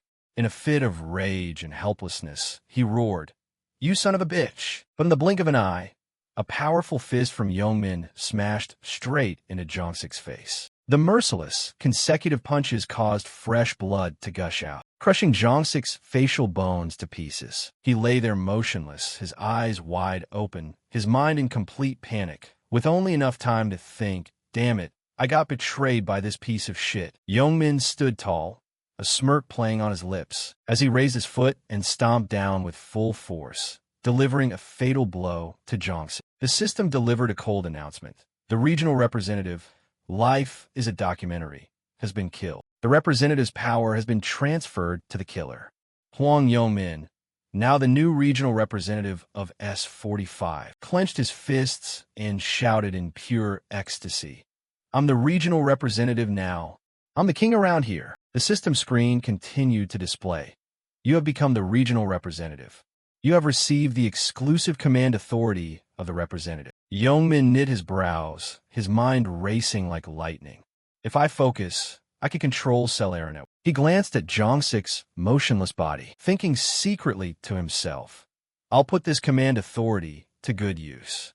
"Don't be too mad. It's not my fault Jongsik's gang boss kept running away all the time." Yeomin turned his back and walked away with an arrogant stride, though his mind was full of mocking calculations. He turned back, pointing toward the group of players who had collaborated, his voice dripping with arrogance. "Hey, did you guys see that? I beat him to a pulp. Didn't I tell you guys there was a winning chance?" The crowd nodded in unison. "Ah, true, that's good." But their eyes betrayed clear panic as they looked at Yeomin's blood-stained hands. One person muttered, "This psycho killed a man with his bare hands. It gives me goosebumps." The crowd began to murmur, and a barrage of questions erupted, throwing the entire area into chaos. What the hell is this? Wasn't this dog always following behind and kissing that thug's ass? Was he planning to betray him from the very beginning? Another person trembled. "This is terrifying. How can someone like that become the regional representative?" Amidst the buzzing rumors, Yeomin silently dashed off, his mind calculating, "Are they planning to target me next? Too bad for them. I know something that can get me out of this mess." He ran up to Ryumin, shouting loudly, "Hey!" Ryumin asked, "What is it?" Yeomin said urgently, "You saw the notification, right? I'm the regional representative now. I have command authority." Ryumin asked, puzzled, "So what?" Yeomin placed a hand on his chest, radiantly proposing, "That offer you made to life is a documentary. I'll take it. In other words, I'll listen to your every word. And in exchange, you protect me." He thought to himself, the reason Jongsik was abandoned was because he lacked command authority, so he'll definitely accept my offer. Ryumin smirked, his voice chilly. "I don't care for your attitude." Yeomin was stunned. "What?" Ryumin continued, his gaze as sharp as a knife. "If you get down on your knees and beg me, maybe I'll consider it." In his confusion, Yeomin dropped to his knees, pointing at himself. "Didn't you hear what I just said? I have command authority." Ryumin replied nonchalantly. "And? What do you expect me to do about it? It seems you've misunderstood something. The one at a disadvantage here is you, not me." Yeomin fell silent, offering no reply. Ryumin smirked. "Want me to protect you? Then get down on your knees and beg." Yeomin gritted his teeth, glancing at the crowd behind his back. As he stared intently at him, a moment of hesitation flickering across his face, before he suddenly knelt down, bowing his head in deep reverence before Ryumin, pleading, "I will do whatever you say, so please let me become your underling." His bloodshot eyes trembled. "I'm begging you." Ryumin evaluated him with a dark gaze, thinking, I've seen this kind of scene so many times it's getting sickening. However, unlike Jongsik, Hwang Yong-min is still useful for the time being. His voice rang out, "Fine, I accept your offer." Yong-min bowed repeatedly. "Thank you. Thank you." Ryumin glared down at him. "Cut it out. I don't want to look at that pathetic face of yours." Yong-min blinked in confusion. "What?" Ryumin casually stepped past him without even bothering to look back. The murmurs of the crowd rose up again. How did things turn out like this? The Black Hound is going to protect Hwang Yong-min? We're screwed. A guy holding a sword argued tremulously. Haven't you guys seen the Black Hound fight? He can take on multiple people at once. We stand absolutely no chance against a monster like him. Ryumin spoke up coldly, startling the entire crowd. Let me help you guys make a choice. His sharp eyes scanned every single one of them. You have two options. One, forget about the regional representative title, go back and hunt some monsters. He swung his scythe, the gleam of the steel flashing a threat, or die by my hand. Ryumin's face turned frightening, his voice deep, cold, and thoroughly ominous. If possible, I suggest choosing the first option. But the second one is fine too, because anyone who dares raise a sword against me is no longer human in my eyes. One terrified guy hid his knife behind his back, while others turned and fled in a panic. I give up. Same here, count me out. Yong-min, still kneeling on the ground, kept his eyes glued to the terrifying scene, thinking to himself, impressive. With just a few words, the Black Hound made them all back down. Ryumin, his face remaining perfectly calm, glanced at the crowd currently struggling against the monster horde, and thought to himself, so we've successfully cleared the fifth wave safely. But his lips curled into a sinister smirk. Wouldn't it be incredibly boring if it just ended like this? He called out loudly, Hwang Yong-min. Yong-min scurried over. Yes, Black Hound. Ryumin commanded icily. Do exactly as I say, just as you promised. Yong-min asked, what should I do? Just give the order. Ryumin turned around, his blood-red eyes narrowing sharply. Use your command authority 10 times and destroy the relic. Yong-min was flustered. What? The relic? He panicked, recalling the angel's warning. If you fail to protect it, you will face a severe penalty. He gritted his teeth. But why? If I use up all 10 charges of my command authority, I won't be able to turn Cell Aaron into my slave. Ryumin offered no explanation, simply ordering, shut your mouth and do as you're told. Yong-min bargained. Instead of 10, can I just use it 9 times? Ryumin replied indifferently. I won't repeat myself. If you don't want to die, make your choice. Yong-min's mind was a mess. I understand. I'll follow your orders. Ryumin continued with absolute authority. I will specify the targets for your command authority. He pondered. Sim Sangu, Little Chili, Spring, Summer, Autumn. Command these 10 people to go destroy the relic. Yong-min was stunned, looking at the group opposite him, which included his own friends. Is this intentional? He said helplessly. Sorry, guys. It's the Black Hound's orders.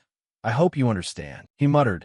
Don't bother me, Simgu. Characters materialized one by one above the target's heads, leaving them paralyzed with shock. Yong-min whispered, Little Chili, Spring, Summer, Autumn, destroy the relic. The system announced, warning, the relic is under attack. A massive explosion échoué. The source of the sound was the location of the relic. As the controlled group surrounded it, weapons raised high, aiming to demolish the relic. The crowd in the distance screamed, Hey, what the hell are you guys doing? Stop right now. They shrieked. What are those idiots doing? Do they want to get penalized?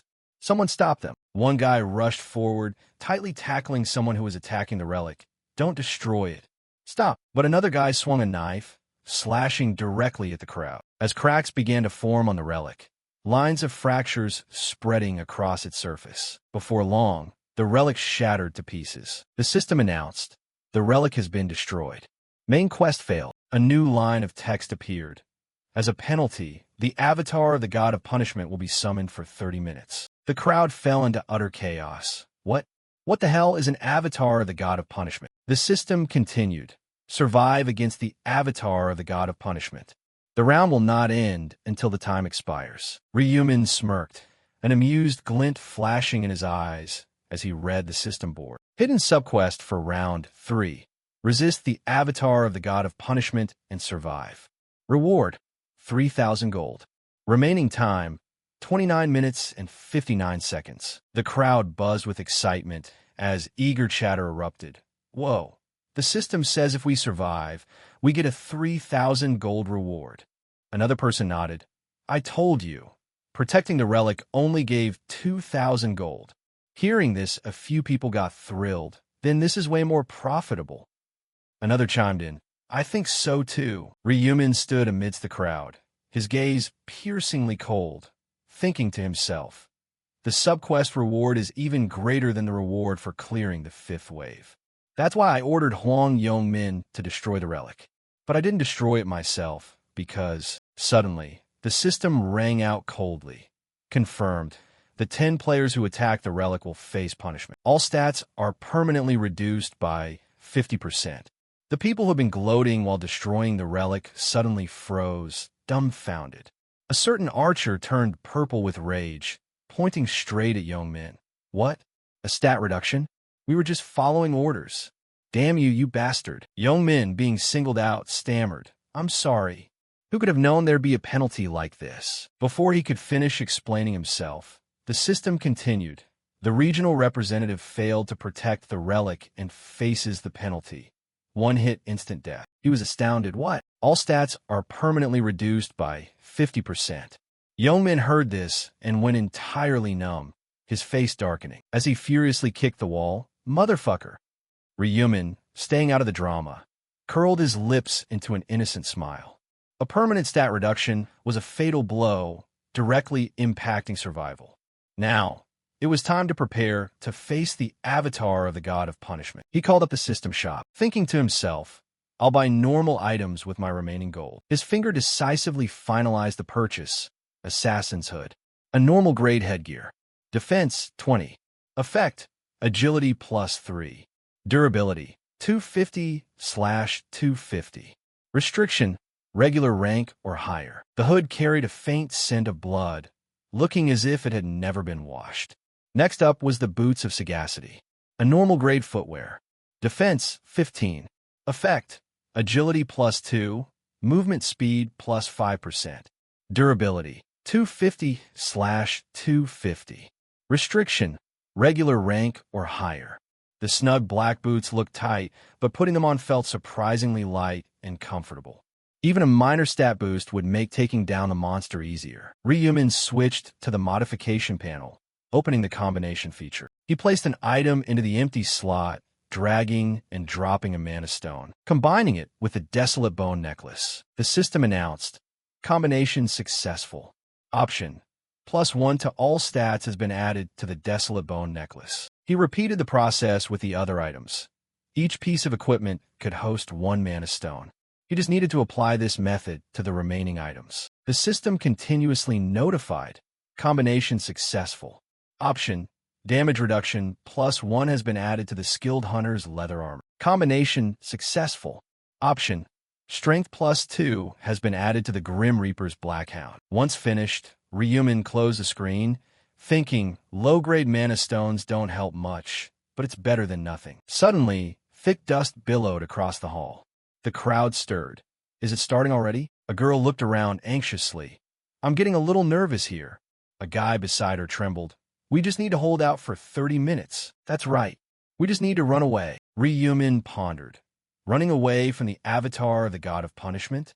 It won't be that easy. He recalled his past life. Out of 2,700 people, only 500 managed to survive. Staying alive was hard enough, let alone confronting it. The avatar of the god of punishment was a terrifying monster that required 5 level 40 players to even stand a chance against. But Ryumin smirked. I'll kill it to claim the massive reward.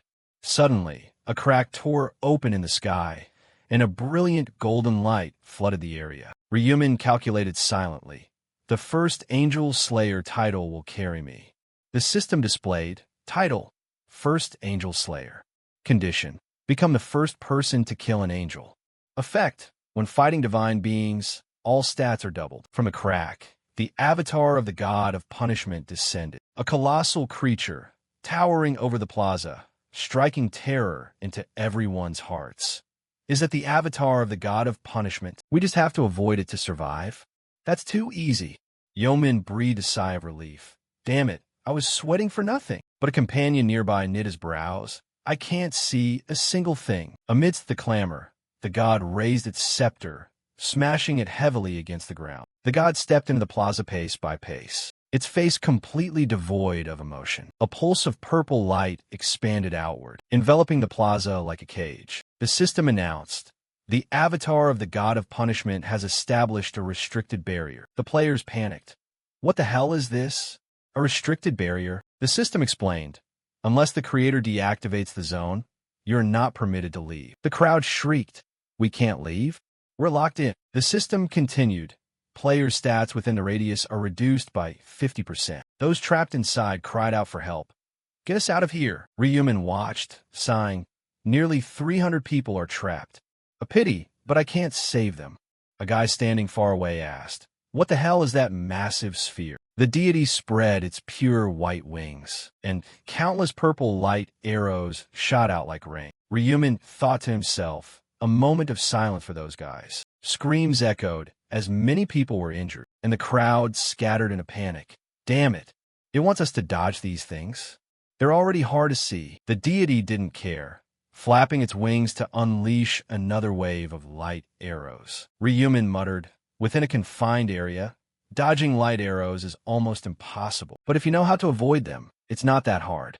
He moved carefully, staying out of the deity's line of sight. Just as expected, when hunting humans, it paid no attention to its back. When a gap appeared in the barrier, Ryuman lunged forward, catching the perfect opening. Now is the time. He didn't have to worry about it turning around, since it had no ears. He leaped into the air, swinging his scythe, with the distance between him and the deity down to 5 meters. Reaper's Mark, the scythe aimed right for the symbol, bringing the sharp blade down with a powerful slash. Ryuman scoffed as it turned around. Too late to be on guard now. A single strike cut right down the middle of the deity's face, bringing him pure satisfaction. That move was absolutely perfect. He pulled back his scythe and jumped backward. The deity clutched its face and screamed. Ryuman watched the health bar above the deity's head drop significantly. A single strike chopped off 40% of its health. Not bad. Reading the deity like an open book, he backed away. Sure enough, the scepter swung and the barrier expanded. The system announced, "The incarnation of the god of punishment has established a confined area." Ryuman stopped. Once it realizes the barrier hasn't caught anything, it will drop it. Here comes the second chance. He rushed forward, his scythe flashing with a red light. "I already took one of its eyes. Now let's take the other." A clean slash turned the deity from one-eyed to completely blind. The deity shrieked in agonizing pain. Ryuman retreated, landing smoothly back on the ground. The system announced, "Confined area reestablished. Stats of players inside are reduced by 50%. He smiled confidently. Without its eyes, it's just a giant punching bag. The scepter was raised, and a rain of light arrows poured down. Ryuman thought deeply. It's firing arrows in every direction just to kill me. He slowly approached the deity from behind and barked a command. Midnight. Darkness enveloped the area, blocking the oncoming arrows. The deity looked around in sheer confusion. Ryuman leaped up. Light cannot triumph over darkness, because the system of this world has already decreed it. Swinging his scythe down, he declared, "Let's end this." Ryuman's scythe slashed hard, ripping away one of the deity's wings. The wing instantly plummeted to the ground, and the deity roared in agony, canceling its magic, to switch over to physical attacks. The scepter swept across, but Ryuman agilely dodged, spinning midair. The scythe carved a perfect arc, severing the remaining wing cleanly. A piercing shriek echoed as the wing fell. Ryuman landed gracefully, looking at the crippled deity whose health bar had plummeted to 10%. He backed up to keep his distance, thinking to himself, "Don't kill it just yet." The system announced, "Passive skill activated. Last radiant glow." The incarnation of the god of punishment has entered an immortal state. Ryuman watched the raging deity. Once its health drops below 10%, it enters this phase.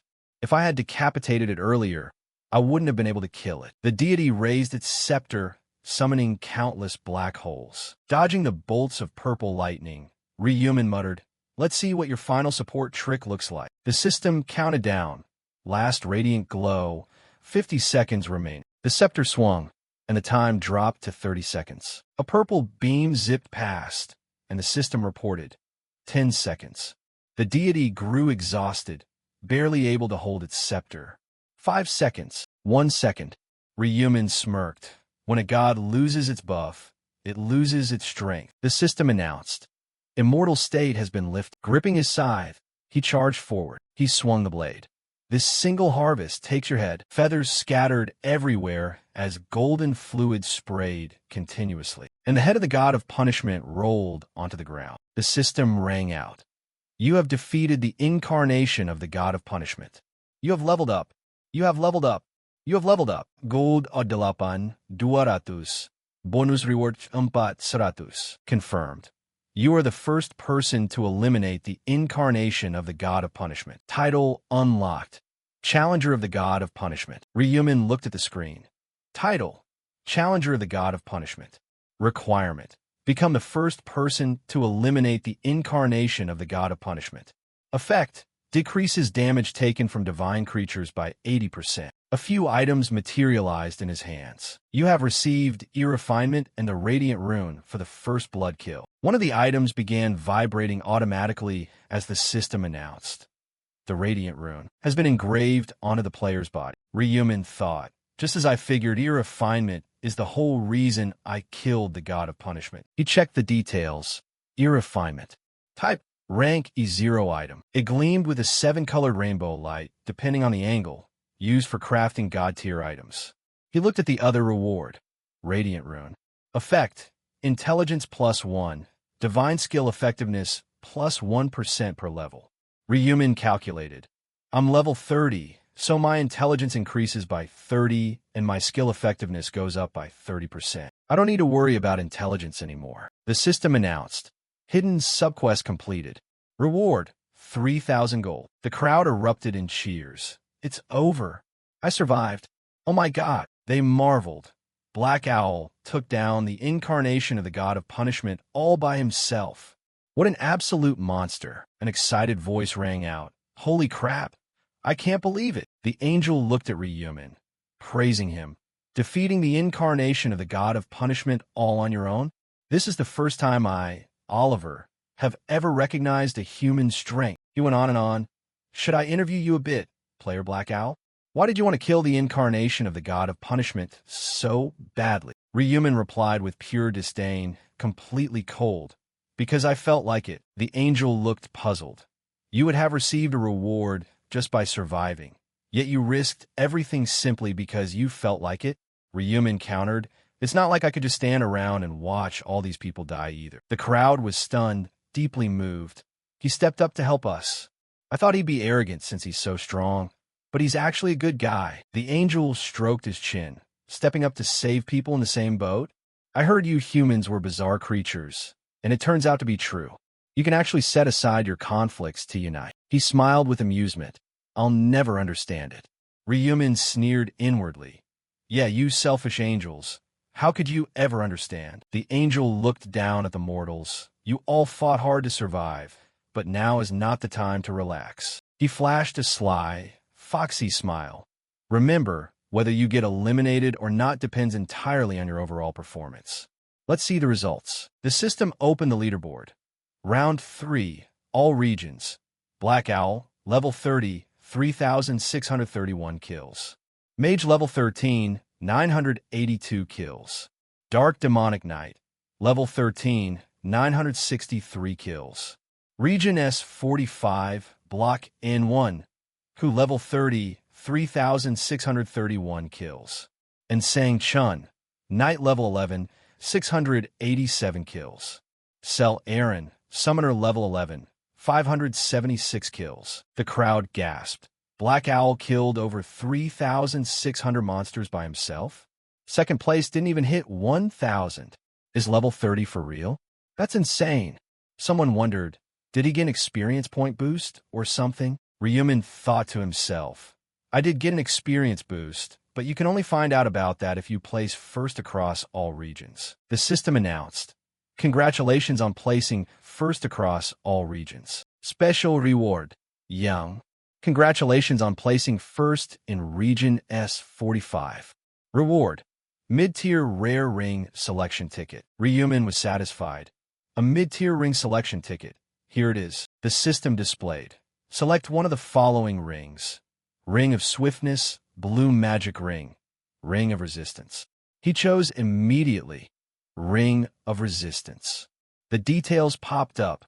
Ring of Resistance. He chose immediately. Ring of Resistance. The details popped up.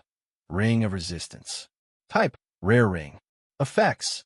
Luck +4, resistance +35. Durability. 450/450. Restrictions. Common tier or above. Description. Provides resistance against negative status effects. Ryumin pondered. No matter how high your stats are, if you get hit with a crowd control or status effect, you're dead meat. Resistance doesn't scale with regular stats, so choosing this is the best move. Right now, monsters mostly deal raw damage. There aren't many negative status effects yet. The system continued. Select one reward. Stats increased by 50%. Applies only to round 4. For 1,000 gold or information regarding round 4. Ryumin thought. Round 4 doesn't have the 3x experience buff because the goal isn't to kill monsters. He clicked his selection for 1,000 gold. The angel spoke in a mesmerizing voice. How is it, fellow humans? Have you checked your rankings yet?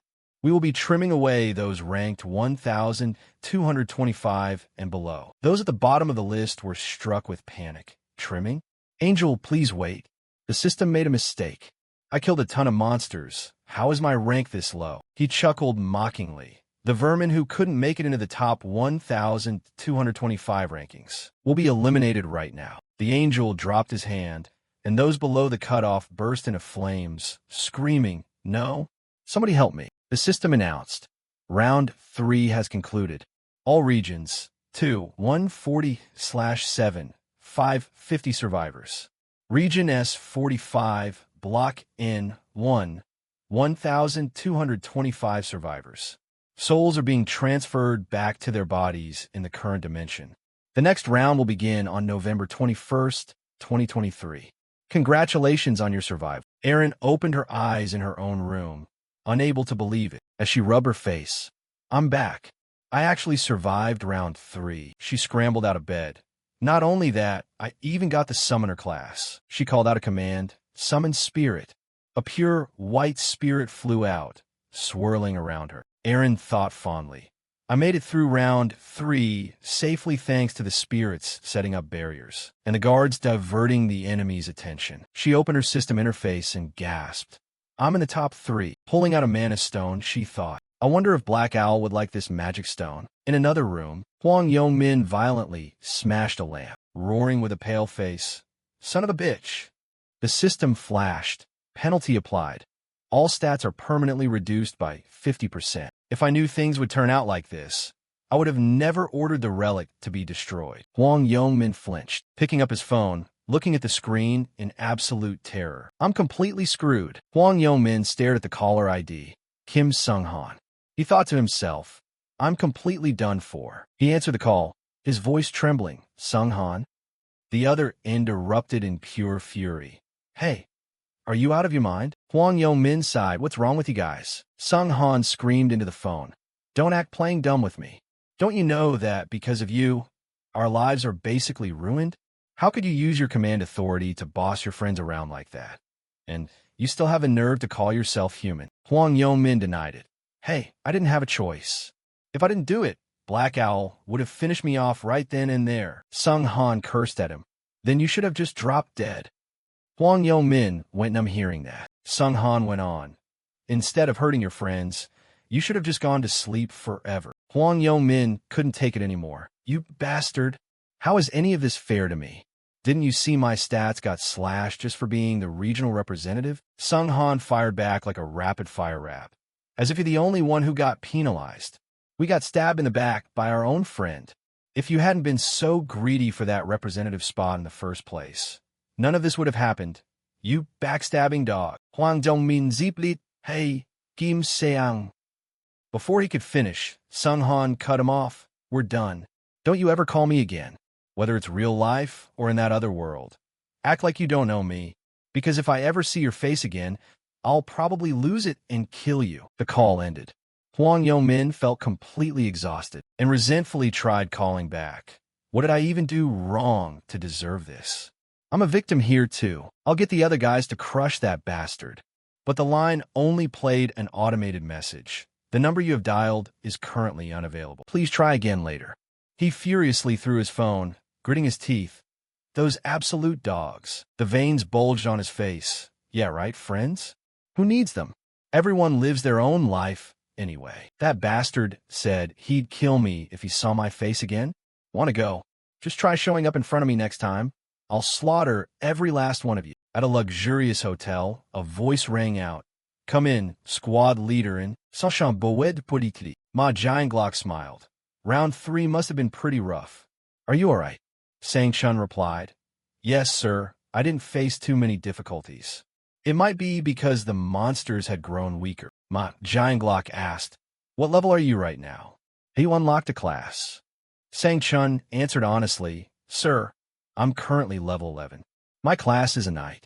Oh, and Sel Aaron is at the same level as me, but her class is a summoner. Ma Jianglok looked surprised. A summoner? He chuckled. That's fantastic. I didn't think that would be a common class. Sang Chun nodded. I was really surprised too. After her class changed, she could summon spirits to create shields. Thanks to her, I was able to hunt safe. Ma Jianglok nodded, fully satisfied. Very good. He smiled. Keep maintaining a good relationship with the actress Sel Aaron. If you like her, you could even try dating her. Sang Chun was confused. Dating her? What do you mean by that, sir? Ma Jianglok laughed casually. I just meant that dating makes it easier to discover each other's weaknesses. I didn't mean you should get into a serious relationship with her. Sang Chun hesitated. So, should I date her or not, sir? Ma Jianglok burst into laughter. It's been a long time since I've seen you this flustered. He comforted him. If it's too much of a hassle, you don't have to. Sang Chun breathed a sigh of relief. Ah, I understand. Besides, Sel Aaron doesn't really care for me anyway. Ma Jianglok grew interested. Why not? You're so reliable and masculine. Sang Chun replied. She's still very formal with me. She still just calls me Mr. Bodyguard. Ma Jianglok chuckled. Is that so? He stopped teasing. All right then. So what is this urgent report you wanted to give me? Sang Chun bowed his head.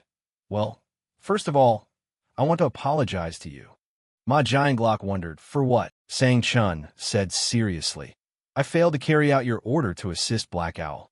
I also wasn't able to deliver your message to him. Ma Jianglok noted, I assume you had a good reason. Sang Chun replied.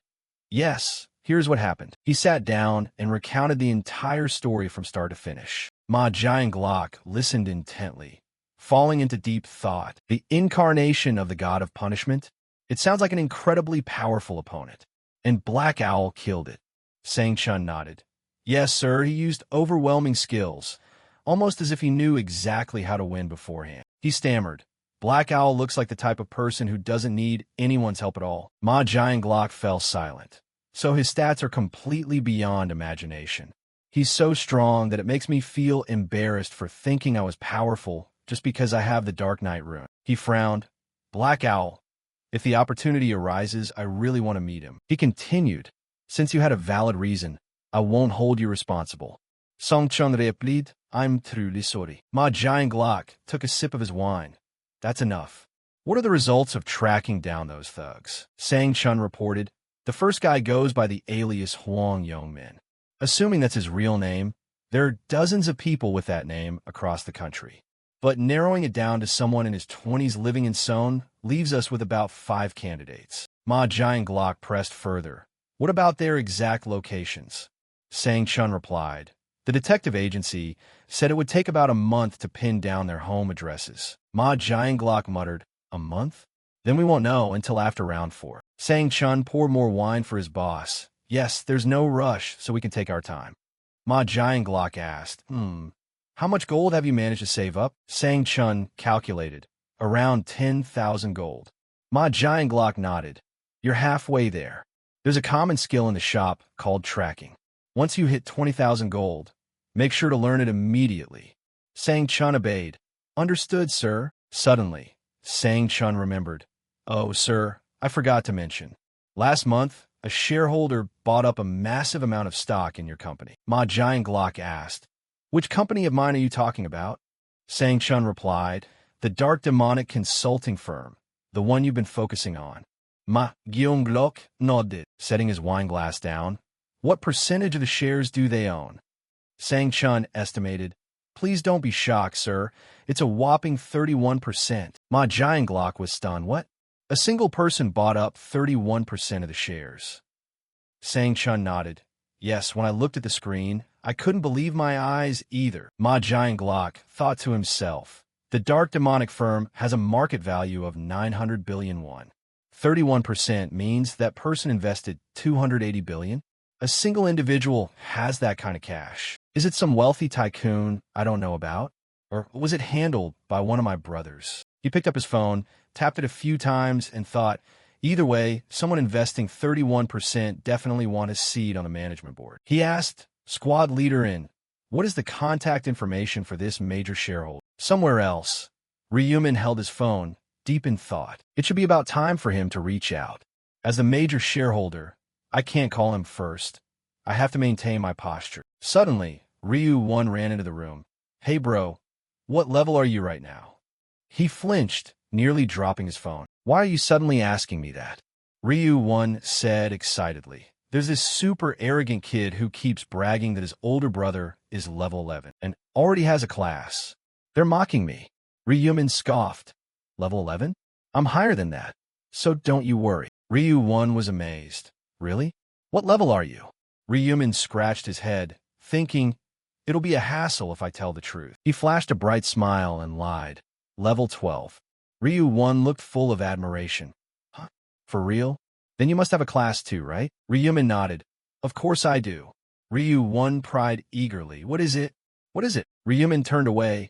It's a secret. Ryu-1 sighed. Come on. There shouldn't be secrets between brothers. Despite the whining, Ryumin remained unfazed. Sure there are. Why wouldn't there be?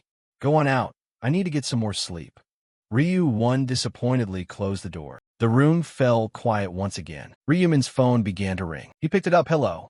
The voice on the other end asked, is this Mr. Ryumin? Ryumin replied, yes, it is. Who am I speaking to? The man introduced himself. Hello, I am Ma Giant Glock, the CEO of the dark demonic consulting firm. Ryumin celebrated inwardly. He called. At first, I should just play a bit naive. The easier I seem to fool, the more he'll drop his guard. Ma Giant Glock waited a brief moment before hearing Ryumin reply. Hello. He smiled and continued the conversation. Last month, you invested a literal fortune into our company, correct? Ryumin feigned hesitation. Yes. Is there a problem? Ma Giant Glock said sincerely. You've become the largest shareholder of the dark demonic firm, so I would love to meet you in person. I'd like to treat you to a meal. Hearing this, Ryumin froze up artificially. Okay. Ma Giant Glock smiled. That's wonderful. How about this coming Friday? Ryumin checked his calendar and thought, Friday is an important day to acquire the rune of inner contemplation. He declined. I already have plans this Friday, so I can't make it. How about Saturday? Ma Giant Glock cheerfully replied. Sounds good. I'll see you then. Hanging up the phone, Ryumin thought to himself, perfect. He knew Ma Giant Glock would call. He had founded the dark demonic firm just to gain his father's recognition, so there was no way he would mistreat a major shareholder. Putting his phone away, Ryumin smiled. Before meeting him, I should go grab the runes I need. Runes, which were gemstone fragments engraved with mystical characters, could be acquired in several ways. They could be found in special locations during specific rounds, or obtained as rare rewards, just like the one Ryumin received after defeating the incarnation of the god of punishment. They could also drop from boss monsters, or on much rarer occasions, from regular monsters. But there was one lesser-known method. Runes could actually manifest in the real world. In the dead of night, Ryumin quietly slipped into a warehouse, panting slightly as he climbed the stairs and tucked himself into a dark corner. Before long, Jang Seokyeon would show up. He reminded himself, The alias Jang Seo Koyan is actually his real name, Jang Seokyeon. I could never forget that name. He was the criminal who had kidnapped his younger brother, Ryu-won. Agonizing memories from a previous regression came rushing back. Seokyeon's voice had been cold as he held a knife to Ryu-won's neck. You want to see him? Then you have to pay a proper price for it. Hand over the hidden information that no one else knows. Ryu-won had panicked. What kind of nonsense is this? How could I possibly know anything like that? Seokyeon laughed like a maniac, his eyes then turning razor sharp. Don't you dare lie to me. You're a regressor. Ryu-won had been stunned, wondering how he knew. Seokyeon said casually, You're wondering how I know, aren't you? He added, I have the rune of inner contemplation. I used it to sift through your brother's thoughts. Of course, I know exactly what you're thinking right now, too. Ryu-won gritted his teeth as that memory burned deep. After that incident, he swore to get revenge on Jang Seokyeon. From his 11th regression up until now, his purpose was no longer about personal hatred. Putting on his white mask, Ryu-won's eyes flashed with a cold light. Today, right here, I'm going to take the rune of inner contemplation before he does. The darkness of the warehouse was pierced as Seokyeon walked in, dragging a woman along. He violently threw her to the ground, ripping the duct tape off her mouth, and threatened, I'm taking the tape off, so don't you dare scream, got it? The woman trembled. Please spare me. I beg you. Seokyeon pointed aggressively to intimidate her. Damn it. I'll let you open your mouth, and that's all you have to say? Try saying something else. The woman wept uncontrollably. Help me. I have a young child at home. I'll give you money. Seokyeon growled. I don't want to hear that boring crap. The woman pressed her hands together. I'm so sorry. He tossed the piece of tape aside. Sorry for what? The woman pleaded. You're doing this because I gave you an offensive look the other day, aren't you? I'm incredibly sorry. Her words struck a nerve with Seokyeon. He roared, exactly. Why did you do something you'd end up feeling sorry for anyway? I was in a terrible mood that day, you know. A memory surfaced. 2 days ago, Seokyeon had been strolling down the street, muttering, which girl should I pick today?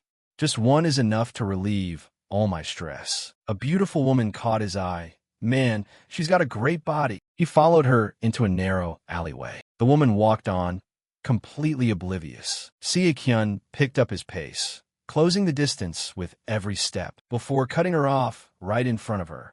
His body suddenly lit up like a light bulb, blinding her. The woman cried out, my eyes. I can't see anything. Who are you? The phone dropped from her hand as Seokyeon unleashed his primal instincts. The woman screamed, She hung. Satisfied, he left his prey behind, laughing with pure joy. This feels amazing. Given the way things are now, I can run wild as much as I want. I love it. He recalled the day he left the correctional facility. My old life was boring as hell. I didn't care if I died. But in the game, I obtained the luminous rune, which allowed his body to glow and blind his opponents. The perfect tool for hunting down his sick pleasures. Seokyeon walked into a coffee shop. The female owner smiled. Welcome. Seeing how beautiful she was, he felt a surge of excitement, his predatory instincts kicking in. She's pretty hot. He spoke smoothly. Give me a large Americano. The owner replied, Sure thing. Your total is 5,000. He handed over the money, probing for information. By the way, are you a part-timer here? I'm a regular, but you aren't the employee I usually see. The woman gave a strained smile. Oh, so you're a regular. I'm so sorry, I didn't realize. All the part-timers quit. You know how it is, right? The world has become so strange lately. Seokyeon remained silent, thinking it made sense. People could die at any moment, so there was no way they'd waste time working a part-time job. He leaned against the counter. Are you the owner here? She nodded. Yes, I am. He continued. How old are you? You look pretty young. She hesitated. I'm 32. Seokyeon flashed an explicit smile. Oh, so you're a non-player then? She replied. Yes, and I'm honestly glad about it. Confident in his good looks, he pushed boldly. Can I get your number? I've taken a liking to you. The shop owner froze up. He snapped. What's wrong? Cat got your tongue. Seeing her expression, he flew into a rage. Why are you making that face? Do you hate my face that much? Do the blemishes on my face look that disgusting to you, huh? The woman was completely stunned by the outburst. Seo-kyun slammed the table. Damn it, this is so annoying. I'm not drinking that coffee anymore. Give me my money back. The woman, trembling, handed over the money. Here is your refund, sir. Seo-kyun snatched it violently, walking out of the shop in a bitter mood. That miserable bitch. Just because she's a little pretty, she thinks she can look down on me. Taking advantage of her being unaware, he attacked her from behind. I'll make you pay for disrespecting me with that look. The flashback dissolved. Looking at the pleading woman, Seo-kyun laughed with pure contempt. You shouldn't judge people based on their looks, got it? The woman trembled. Yes, I won't ever do it again. Seo-kyun sighed. This isn't going to work. You're not being sincere. The woman gasped. He pinned her down, sneering. You think I don't know? You're just pretending to be sorry, so I'll let you go. The woman panicked. Please, let me go. He grew even more excited. Didn't you say you know you're wrong? If you know it, then pay the price for your mistake. The woman tried to fight back. I was wrong. It's my fault, okay? He pinned her hands tightly. Exactly, so just stay still. Suddenly, a voice echoed from a distance. You're the one who needs to stay still, got it? Seo-kyun froze, his face turning pale. What the hell? I thought no one was here. He wondered. Is he a detective? He stammered. Damn it, who's there? Ryumin stepped out calmly, wearing his white mask with his scythe gleaming. Watch your mouth. You're going to be screaming and cursing plenty in a bit anyway. Seo-kyun looked at him, thinking, what's with that massive scythe? And a white mask. He's probably just a show-off. He mocked. Hi, you psycho.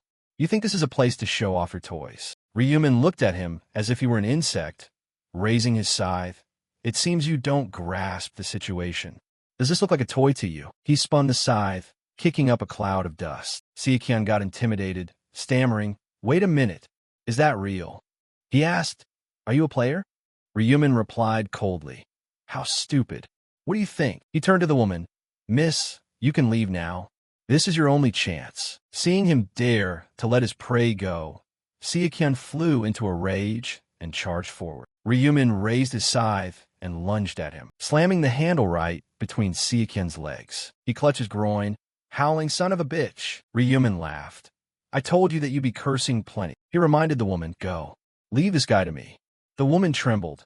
Thank you so much. Ryumin took another step towards Seo-kyun, his gaze razor sharp. Now it's just the two of us, isn't it?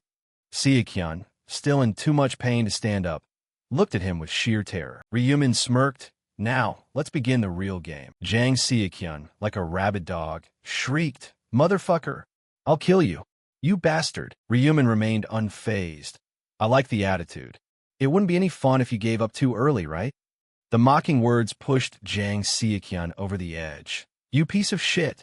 How dare you laugh in my face? He swung his knife wildly, each slash tearing through the air, but Ryumin dodged them as easily as breathing. Jang Seo-kyun stabbed repeatedly without landing a single blow, growing frantic. What the hell is this? He's dodging every single one of my attacks. Ryumin glanced at the dagger, marveling. To think you're even carrying a goblin dagger. Sheesh. He stopped dodging and swung his scythe, slicing clean through the man's arm. Blood sprayed everywhere as Jang Seo-kyun screamed in agonizing pain. Ryumin asked casually, does it hurt? Watching him tremble, he said coldly, I haven't even started yet. He rushed forward, moving so fast he left afterimages behind, effortlessly severing the other arm. Seo-kyun, hit with twice the agony, could do nothing but scream. He trembled, thinking, at this rate, he's going to kill me. If I want to live, I have to blind him. He tried to unleash his luminous rune, but his body failed to glow. Jang Seo-kyun panicked. What's going on? Why isn't it working? Ryumin chuckled inwardly. Try glowing all you want. It's completely useless. Midnight doesn't allow any light source to exist. I knew he'd try this trick, so I activated Midnight beforehand. He flashed a sinister smile. We haven't even had any fun yet, have we? Ryumin thought. Even without Midnight, I would have sliced his wrists and ankles first anyway. The scythe swept out once more, this time targeting Jang Seo-kyun's legs. He wailed in utter despair, tears streaming down his face. Hey, you monster! Why are you doing this to me? Just why? Ryumin swung his scythe, burying it into the man's thigh, before violently ripping it out. Why, you ask? Why do people exterminate pests? He slammed the scythe down again. Because letting them live only causes harm. Jang Seokyun, hacked to pieces, wheezed, "Fuck you, you psychopath." Ryumin replied coldly, "Let's see how long you can keep that attitude up." The warehouse was drenched in blood, filled only with the sound of Jang Seokyun squealing like a slaughtered pig. He felt immense hatred. Damn it. Why is this guy doing this to me? What did I ever do to him? It's not fair. It's so fucking unfair. With tears and drool pouring down, he thought, instead of enduring this, I'd rather just kill myself. Suddenly, the blade of the scythe rested right against his neck. Jang Seokyun looked up at Ryumin in absolute terror. He smiled. "What's wrong? Planning to bite your tongue to commit suicide? Did you really think I'd let you off that easily?" Pressing the scythe down, Ryumin said coldly, "Until you beg on your knees for me to end it, you don't get to die." Jang Seokyun's body was covered in countless gashes, completely mangled. He grew desperate. "I need to make this pain stop." He wheezed. "Kill, please." Ryumin asked back, "What was that?" He groaned. "Kill me, I beg you." Ryumin asked, "Are you serious?" Jang Seokyun, completely broken, pleaded, "Please just kill me." Ryumin nodded nonchalantly. "You have no idea why I've gone this far, do you? After all, you and I are total strangers." He didn't care if the man was listening or not. "Actually, we aren't exactly strangers. Jang Seokyun, we've met before." He was utterly shocked, trembling. "He knows my name? Don't tell me you're connected to that bitch." Ryumin shook his head. "No, I have nothing to do with her." Jang Seokyun looked baffled. "Then why?" Ryumin answered, "You kidnapped my brother and threatened me to get hidden information." Jang Seokyun looked completely blank. "I did that, but I didn't." Ryumin said matter-of-factly, "Of course you don't remember. That's something from the future. It hasn't happened yet. To me, it's the past. If I hadn't intervened, you would have obtained the rune of inner contemplation." He looked surprised. "The rune of inner contemplation?" Ryumin explained, "A rune is hidden right here. The activation condition is to hear a person's raw, genuine voice. If I hadn't shown up, you would have violated and terrorized that woman. She would have begged you with a genuine voice, and you would have acquired the rune of inner contemplation to commit even more atrocities." Jang Seokyun trembled with fear, staring at the demon standing before him. Ryumin smiled to himself. "This has been proven across my many regressions. Even without that, your 12 prior convictions are more than enough proof that you're a piece of garbage who deserves to die." Jang Seokyun went numb. "If I deserve to die, just kill me quickly, please." Ryumin said coldly, "No, I'm not going to touch you." Jang Seokyun was stunned. The pommel of the scythe's handle struck down brutally, gagging his mouth so he could only make strange, muffled noises. Ryumin smiled coldly. "What did you think I was doing this whole time? I'm just waiting for you to stop breathing on your own." Jang Seokyun writhed and convulsed, thinking, "I beg him to kill me quickly, so why does it still hurt this much?" He thought, "Didn't you want the rune of inner contemplation? Didn't you want to hear a genuine voice? Why are you stopping me from talking?" Ryumin answered, "Why am I not letting you speak?" "Because I wanted to test the rune of inner contemplation." Jang Seokyun's pupils dilated. Ryumin laughed. "Sorry about that, but I already got the rune. Don't you remember? You begged me to kill you with total sincerity, straight from your heart." At that moment, the rune reacted to your genuine voice. The system announced, "You have caused the target to use a genuine voice, fulfilling the activation condition. You have discovered the hidden rune of inner contemplation." The stone automatically absorbed into Ryumin's body. The screen displayed, "Rune of inner contemplation. Effect. Reads the thoughts of the target in front of you. Through observation, you can catch a glimpse of their inner intent. Range limited to 30 meters. Ryumin sat down, pressing the pommel down firmly. "Let me check how well it works." The man thought, "You have what you want. Please just kill me." Ryumin responded, "Nah, I can't let you off that easy. That wouldn't be fair to your victims." Jang Seokyun shook with rage. "You fucking demon." Not long after, he drew his final breath. Ryumin looked at the corpse. "He's dead. There are no witnesses, but I still need to clean up." He commanded, "Trace erasure." The system displayed, "Common skill, trace erasure. Effect. removes all traces from the scene, including corpses, blood, fingerprints, and footprints. As the skill activated, the warehouse became spotless, leaving no bloodstains behind. Ryumin thought, it's definitely effective. Best not to leave a mess behind. He took off his mask and left. Now I have what I came for. Tomorrow, I should go meet Ma Jianglock. Saturday was a bright, sunny day. Ryumin neatly tied his tie. Ryu-One's eyes widened. Hey, are you going on a date today? Ryumin gave a forced laugh. Why would it be a date? Ryu-One replied. You never usually dress up so sharp. Ryumin smiled. Well, this is an important occasion. I'm going to meet a business partner. Ryu-One was surprised. A real person? Are you planning to break into the business world? He felt anxious. Just the other day, he put all his money in his stocks, and now he's doing business?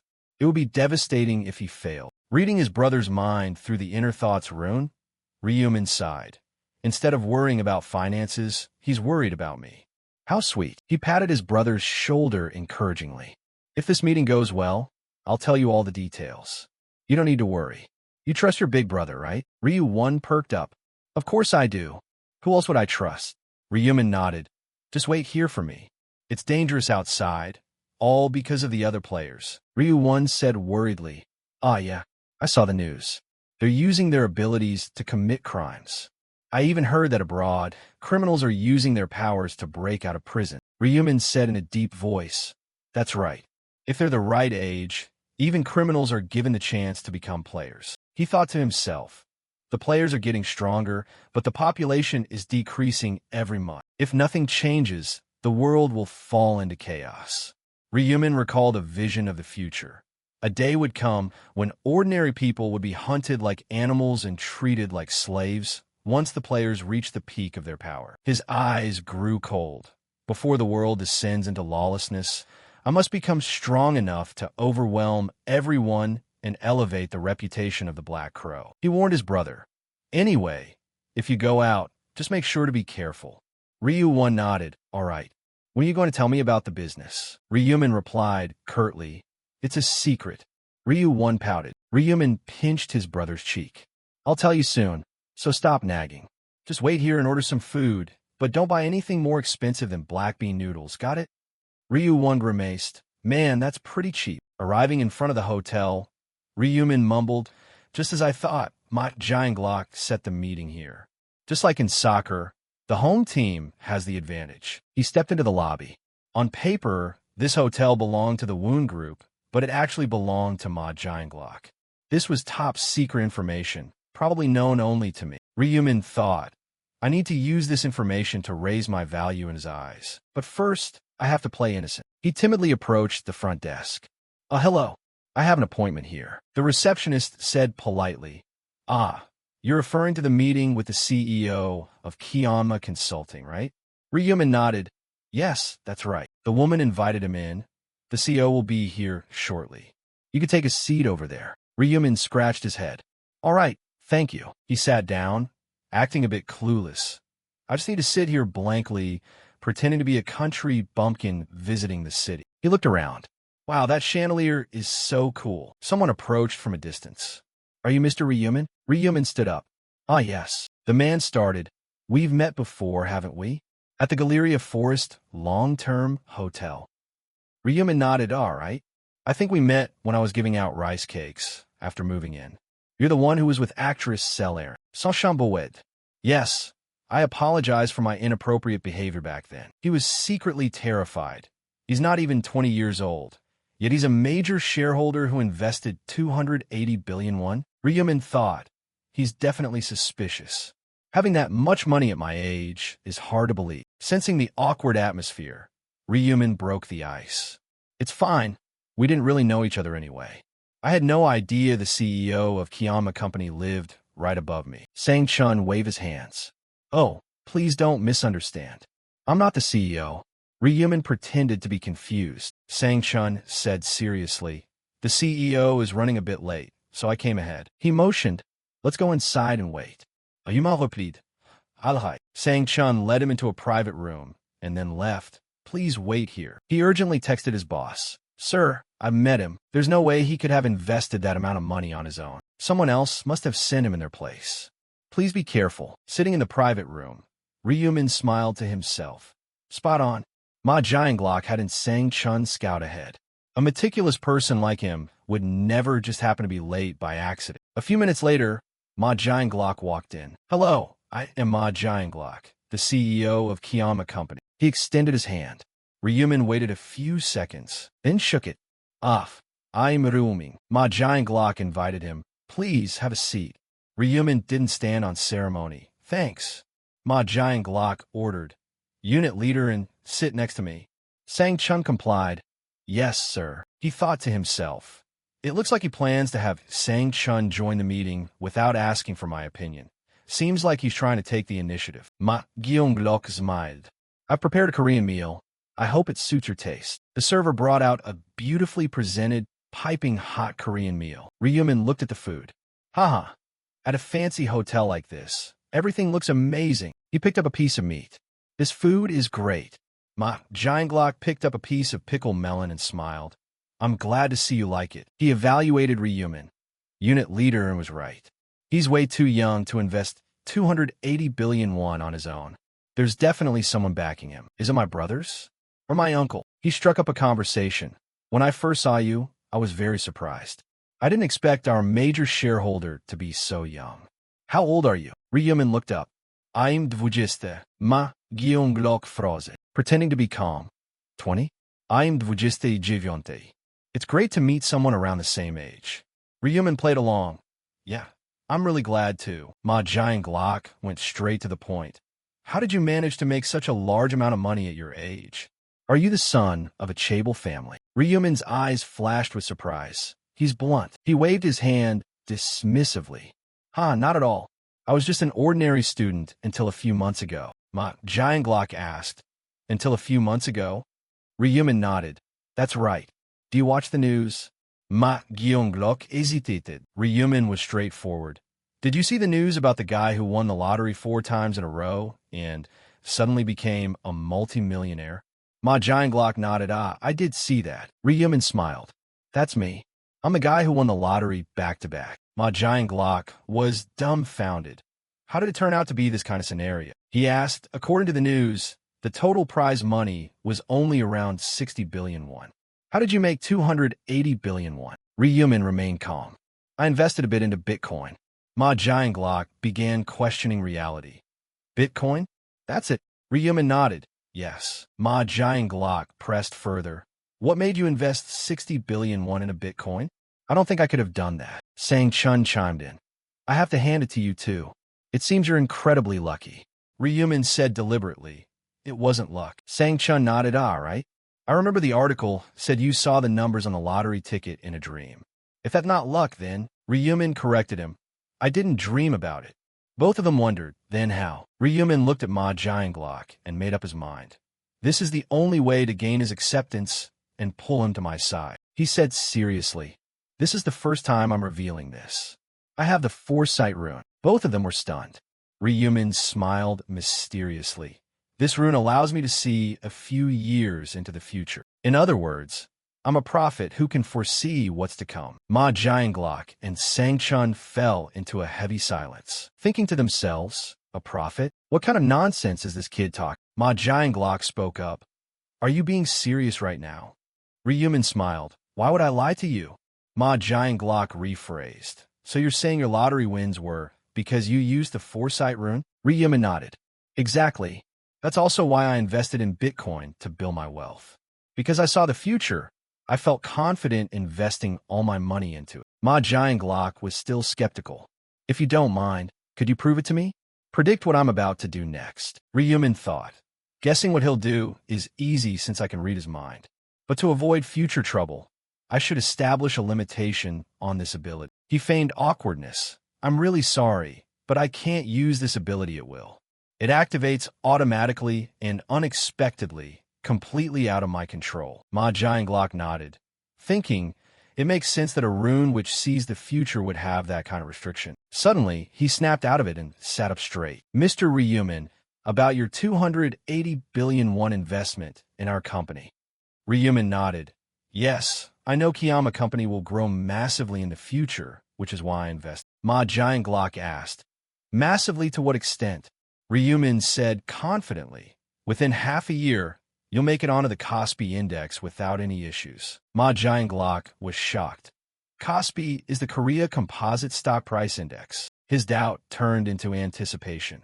If this comes true, I'll be recognized by my father, and I might even sit in the chairman's seat. He told himself, I'm getting a bit too excited over unverified information.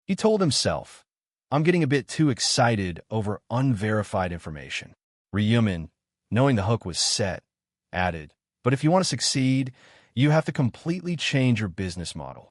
Sang Chun slammed the table. What? Our business model? That's going too far. Why don't you just tell us to change the company name while you're at it? Ma Jianglok admonished. Unit leader in. Ryumin picked up a piece of food. Since the type of business will change, of course the name has to change too. Sang Chun, his face dark as a thundercloud, barked, Huh? Are you seriously for real? Ryumin glanced at him. At this point, you still think I'm joking? Both of you are players, so you should understand that exposing one's rune is highly disadvantageous and harmful. The air in the private room became tight as a violin string. Ryumin continued, I've considered this carefully, but I'm still revealing my rune to you as a major shareholder and future partner. Because I want to help the company grow. He delivered the final blow. Otherwise, why would I invest 280 billion won here? If you want the company to succeed, you have to cooperate with me. Sang Chun looked at his boss anxiously. Sir, you don't actually believe his words, do you? Ma Jianglok remained silent. Ryumin sighed. It seems you don't believe in my ability. Sang Chun said bluntly. To be honest with you, I don't. Ryumin looked at him. Unit leader in. Have you ever wondered why I moved right below the penthouse? Don't tell me you think that's just a coincidence. Sang Chun gasped in realization. Ma Jianglok turned to him. Wait, below the penthouse? Unit leader in. What does he mean by that? Sang Chun nodded. Sir, about 2 months ago, Mr. Ryumin moved into the apartment right below the penthouse of actress Cell Aaron. Ryumin added, That's right. That was just a few days after I obtained the foresight rune. Ma Jianglok was caught off guard. Unit leader and why am I only hearing about this now? Sang Chun stammered. Until today, I didn't think it was important. Ma Jianglok calculated the timeline. If it was January, that means it was before he invested in Bitcoin. Moving close to someone connected to the company? Unless he saw the future, it would be impossible. He questioned, It's also possible you knew I was sponsoring Cell Aaron. Ryumin burst out laughing. It seems you still don't believe me. All right, how about this then? He listed his secrets one by one. This hotel is your asset, isn't it, Chairman Ma? Identity-wise, you are the eldest son of the Woon Group. Kiyama Company was secretly established to gain your father's recognition. Am I right? Sang Chun lost his composure. Hey you, how do you know things that only his close relatives would know? Ma Jianglok warned, Calm down, unit leader in. Sang Chun sat back down. I apologize. Ma Jianglok twirled his fingers. Yes, everything you said is entirely accurate, he stated flatly. However, even if you claim you know these things by seeing the future, it's still not enough to convince me. As unit leader and said, my relatives know this information too. Ma Jianglok looked at Ryumin with deep suspicion. In fact, I suspect you were sent by a third party to lure me into a trap. Under these circumstances, you're asking me to trust you and change our business. He gave a reassuring smile. I want to believe your foresight rune exists so it can help the company grow. Who wouldn't want that? But what you're saying makes it hard for me to believe. He concluded, Thank you for your investment, but I need to call a shareholder meeting to review this proposal. You'll have to convince them. Ma Jianglok stood up. I'm sorry, there's nothing I can do. I'll take my leave first. Ryumin remained silent for a long moment before speaking up. Please wait a moment, Chairman. Ma Jianglok looked back. Is there something else you want to say? Ryumin lowered his face, thinking, is this really the only way? He spoke. How about this then? I'll give you information about Round 4. Ma Jianglok was shocked. Round 4? Ryumin nodded. That's right. The foresight rune lets me see everything. I know exactly what tragedy is going to occur. Is this information enough to prove my ability? After Ryumin left, Sang Chun bowed his head. I'm sorry, Chairman. I lost my temper earlier and shouted in front of you. Ma Jianglok waved his hand. It's fine. You were just looking out for me. Sang Chun hesitated. I just recalled something. May I speak? Ma Giant Glock turned around. Say whatever's on your mind, Sang Chun reasoned. Honestly, I'm very suspicious of Ryumin. If he can see the future, why wouldn't he just keep quiet and enjoy a luxurious life? Why would he want to help us? Ma Giant Glock countered. Didn't he say he wants to grow with the company? It looks like he wants to make more money. Sang Chun remained skeptical. What's his real motive for doing that? 280 billion won is already a massive fortune, enough to relax for the rest of his life. Ma Giant Glock replied. It's probably still not enough. Human greed is a bottomless pit. Sang Chun disagreed. Even so, a rune that hard to believe. Does it even exist? It's still highly doubtful. Ma Giong Glock nodded. Yegre. But if he really is a prophet, we need to turn him into an ally. He stood up and smiled. Just think about it. If we always have information about the next round and can prepare in advance, how useful would that be? If he can also help the company grow, it's a massive benefit. Sang Chun worried. But is he really a prophet? Ma Giong Glock laughed. We just have to wait and see, don't we? Elsewhere, Ryumin left the private room, calculating as he walked. Once round 4 ends, he'll know for sure that I'm a prophet. He looked up at the high-rise building, but I didn't reveal the really important information, like the subquests or how to climb the leaderboards. Recalling the conversation, Ryumin had said, regarding the upcoming issues, the mission for round 4 isn't about killing monsters. Instead, there will be a massacre among the players. You can't let your guard down for even a second, Ryumin thought. That should be enough to prove I'm a prophet. He smiled to himself. After that, their attitude will completely flip. They'll treat me well and try to protect me because I'm a prophet. It's always better to have a prophet on your side than on someone else's. Should I commit to playing this part all the way through? He opened his contact list. I've already taken on the role of a prophet, so should I just play the part completely? First, I should contact. Out on the street, Julie was running breathlessly, groaning to herself. At this rate, I'm going to be late. Blocked by a red light, she grew impatient. Come on, turn green already. Suddenly, a car parked awkwardly right in front of a store. Julie muttered, what kind of car parks right in front of a storefront like this? How inconsiderate. The car window rolled down, and Ryumin waved at her. Julie was surprised. Oh, Ryumin? The light turned green, and she quickly walked over, stammering, is this your car? Ryumin nodded. Yeah. Sorry for parking right in front of the shop. Get in. Let's take a drive while we talk. Julie, still in awe, agreed. All right. The car sped off smoothly. Julie exclaimed, wow, this is the first time I've ever ridden in a car like this. Ryumin smiled. Really? Same here. I just bought it. Julie nodded curiously. How much does a car like this cost? Ryumin estimated, not that much, around 900 million won. Julie was shocked. 900 million? Not that much. Do you know how many convenience stores I could open with 900 million won? Ryumin said casually, compared to the lottery winnings, it really isn't that much. Julie leaned back in her seat and sighed. True. You're rich now with 60 billion won.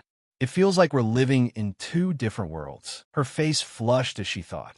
This feels just like a date. How embarrassing. Ryumin spoke up. To be honest, I have something to confess. Julie flustered, her mind racing. A confession? She waved her hands. A misconception? No way. So what do you want to confess? Her heart was in a frenzy.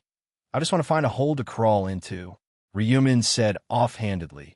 Earlier, I told you the lottery results came to me in a dream, right? Julie nodded. Yeah, right. He confessed. Actually, that wasn't true. I knew them thanks to the foresight rune, not a dream. Because of it, I know future events, so my class is prophet. Julie looked blank for a moment, then beamed. Wow, that's so cool. Isn't that a special hidden class? Ryumin scratched his head. I guess so. Julie was genuinely happy for him. That's wonderful. The foresight rune sounds incredible. Thanks for letting me know. Even between friends, talking about this must have been hard. Ryumin gave a polite smile. It's nothing. You told me your class is support, so it's only fair. Julie recalled and laughed. Fair. She hesitated. How is that fair? I didn't tell you my rune. Then she said excitedly. Since we're on the subject, should I tell you? In the first round, I got the protection rune. Within a 10-meter radius, however many people there are, I get that many thin layers of protection. For example, 5 people means 5 protective barriers. She breathed a sigh of relief. Phew, it feels so good to get that off my chest. Ryumin smiled. All right, Julie wondered. But why did you suddenly tell me about your rune? Ryumin replied. Keeping it a secret was weighing on me. Plus, if I didn't confess, you wouldn't believe what I'm about to say next. Julie asked inquisitively. Huh? What is it? The eye-catching red car sped along. Ryumin explained, making Julie gasp. What? That's the mission for round 4. Ryumin nodded. Yeah, so make sure you're careful. He cautioned her. You must remain alert at all times because you never know what the players around you will do. Julie nodded. Okay, I'll remember. Her heart fluttered. He told me because he cares about me, and even called me first. She glanced at Ryumin, thinking, could it be that he has feelings for me? I hope so. The evening sunset painted the buildings in shades of pink. Ryumin sat in his room, feeling restless. I can't believe Julie is like me all this time, and I had no idea. Having read her innermost thoughts through the inner thoughts rune, he felt awkward. No wonder she always treated me so well. Ryumin pondered. Though it's a bit embarrassing, this will make it much easier to secure her as an ally. Julie will trust my prophecies even more now. He put his phone away and drifted off to sleep. That's one thing taken care of. Time to get some rest. There's not much to do this month anyway. On the night of March 31st, at 11:55 p.m., the city was bathed in the glow of building lights. Ryumin sat on his bed and opened his system inventory. Before heading to the other world, I purchased Epic Tier equipment. The screen displayed Dark Gloves. Type Epic Gloves. Effects Strength plus 10, Agility plus 10. Weapon becomes semi-transparent, only effective at night. Restriction Equipable from common rank or higher. Description A pair of gloves shrouded in night, capable of turning weapons semi-transparent. Ryumin evaluated it. High stats, and the semi-transparent feature is useful. Combined with midnight, the effect will be even greater. A knock sounded at the door. Ryu-1 walked in. Brother, it's time. He asked anxiously. Are you confident you can conquer this round? Ryumin acted nonchalant. We'll find out when we try. Ryu-1 stammered. You're a prophet, right? You said you have information about round 4. Ryumin replied. Having information is one thing. How you act is another. Seeing how unbothered his brother was, Ryu-1 shouted. You have to survive and come back. You hear me? You really are. Ryumin jabbed his brother's head. Don't jinx it, that's bad luck. He lay down and fell asleep, thinking, round 4 might just be a round of death. On the other side, Hwang Yong-min scratched his head in frustration, gnashing his teeth. Damn it, not again. The system announced, penalty applied. All stats are permanently reduced by 50%. He screamed internally, damn it. Is this the consequence of betraying a friend? I don't even have 10 command rights left. How am I supposed to pass round 4? He looked around, paranoid about those wanting to steal the regional representative position or old friends seeking revenge. His mindset was as tense as a violin string. Hwang Yong-min looked up at the sky, only to see a stark white expanse, not star J97. Where the hell is this? What miserable luck to end up in this piece of shit situation, he muttered. What kind of quest starts in a godforsaken place like this? This white void everywhere feels like a laboratory rat cage. Suddenly, he spotted a familiar figure, Black Crow. That wicked demon definitely knew everything would turn out this way. Hwang Yong-min recalled. Ryumin had ordered all 10 command rights wrong, destroyed the relic, rushed into battle against a god, and even killed the incarnation of the god of punishment. Beyond suspicious, his eyes grew sharp as knives. If I were strong enough, I would have smashed that bastard's face in. Having no chance, he had no choice but to endure. This is annoying as hell. But if I want to save my own skin, I have to team up with that demon. He stepped forward. Hey, Black Crow. Ryumin asked, what is it? Hwang Yong-min forced a smile. Is the deal from the previous round still valid? Didn't you say that if I became your subordinate, you'd protect me? Ryumin nodded, then said coldly, I no longer need a subordinate like you. Hwang Yong-min froze. What? Ryumin replied. You don't have any command rights left. What's the point of keeping a regional representative with 0 authority? Not to mention most players have classes now. So, command rights are pretty much useless anyway. Hwang Yong-min stammered, but Ryumin smiled. You have absolutely no value left. You're nothing but a moving target. Huang Yongmin's face turned pale. A moving target? Hearing that, Huang Yongmin looked left and right, his heart filled with panic. Knowing what he was worried about, Ryumin reassured him, "Don't sweat it too much. You're only a target on paper. Not many people will actually want to kill you." Huang Yongmin was confused. Huh? They won't target me. Ryumin nodded. You already know the fate of a regional representative. People understand that being a representative is no walk in the park. The more you level up, the fewer people you can use your command rights on. Compared to the risks, it's just not worth it. Huang Yongmin nodded along, thinking, Black Crow is right. If I could, I want to give up these command rights too. From a distance, Sel Aaron and Sang Chun approached. Catching sight of familiar faces, Huang Yongmin's face darkened. Why are those guys here? But both of them completely ignored him. Sel Aaron stepped up. Hello, Black Crow. Sang Chun chimed in. Hello. Do you still remember us? Ryumin replied. Of course. What's going on? Sang Chun bluntly took a dig at him. Well, you saved us from the thugs standing right here. We just wanted to thank you once again. Huang Yongmin was furious. A thug? But before he could speak, Ryumin cut him off, stating coldly, thanking me once is enough. There's no need to look for me again. Sang Chun smiled. We're still grateful to you. Our company's chairman also wanted to extend his gratitude for saving us. He remembered his boss's instructions. Ah, right, about the chairman. Ryumin interrupted. Stop right there. I don't care. Sel Aaron respectfully held out a stone. Mr. Black Crow, this is a small token of my appreciation. Please accept it. Ryumin looked at the item, completely stunned. A low-grade, purple magic stone. An unexpected jackpot. Seeing his silence, Sel Aaron explained, I thought just saying thank you wasn't enough, so I'm giving you this. It would be a waste not to take it. Ryumin accepted it immediately. It's good of you to think that way. Thanks. He smiled to himself. She's giving away such a transcendent item. No way I'm turning it down. Why get back? I have to try making a low-grade magic stone. Sel Aaron was on edge. Does he like it? She started overthinking. What if he thinks I gave him a useless rock and gets mad? Reading her mind through the inner thoughts rune, Ryumin was speechless. Just as I thought, she doesn't know the value of a magic stone. If she did, she never would have given it to me. Watching this, Huang Yongmin thought to himself, I have something just like that too. Ryumin was startled. He has a magic stone too? Huang Yongmin scratched his head. I think it's called a dark gold power stone. Ryumin was shocked. A dark gold power stone? A monster drop with an extremely low drop rate, even rarer than a magic stone. At this point in time, actively obtaining one is straight up impossible. He smiled to himself. I didn't expect this guy to have such a rare item. Is it good luck or bad luck? Sel Aaron continued. Mr. Black Crow, do you happen to need a protective shield? Ryumin asked curiously. A shield? Sel Aaron nodded, looking a bit embarrassed. I changed my class to summoner, so I can summon a fairy to create a shield for you. Ryumin declined. Thanks, but I don't need it. Sel Aaron felt a bit disappointed. Oh, I see. She bowed. Well, we'll be taking our leave then. Good luck to you in this round. Ryumin said politely, good luck. Watching the two leave, Huang Yongmin realized staying here wouldn't do him any good. Suddenly, Ryumin called out, wait up.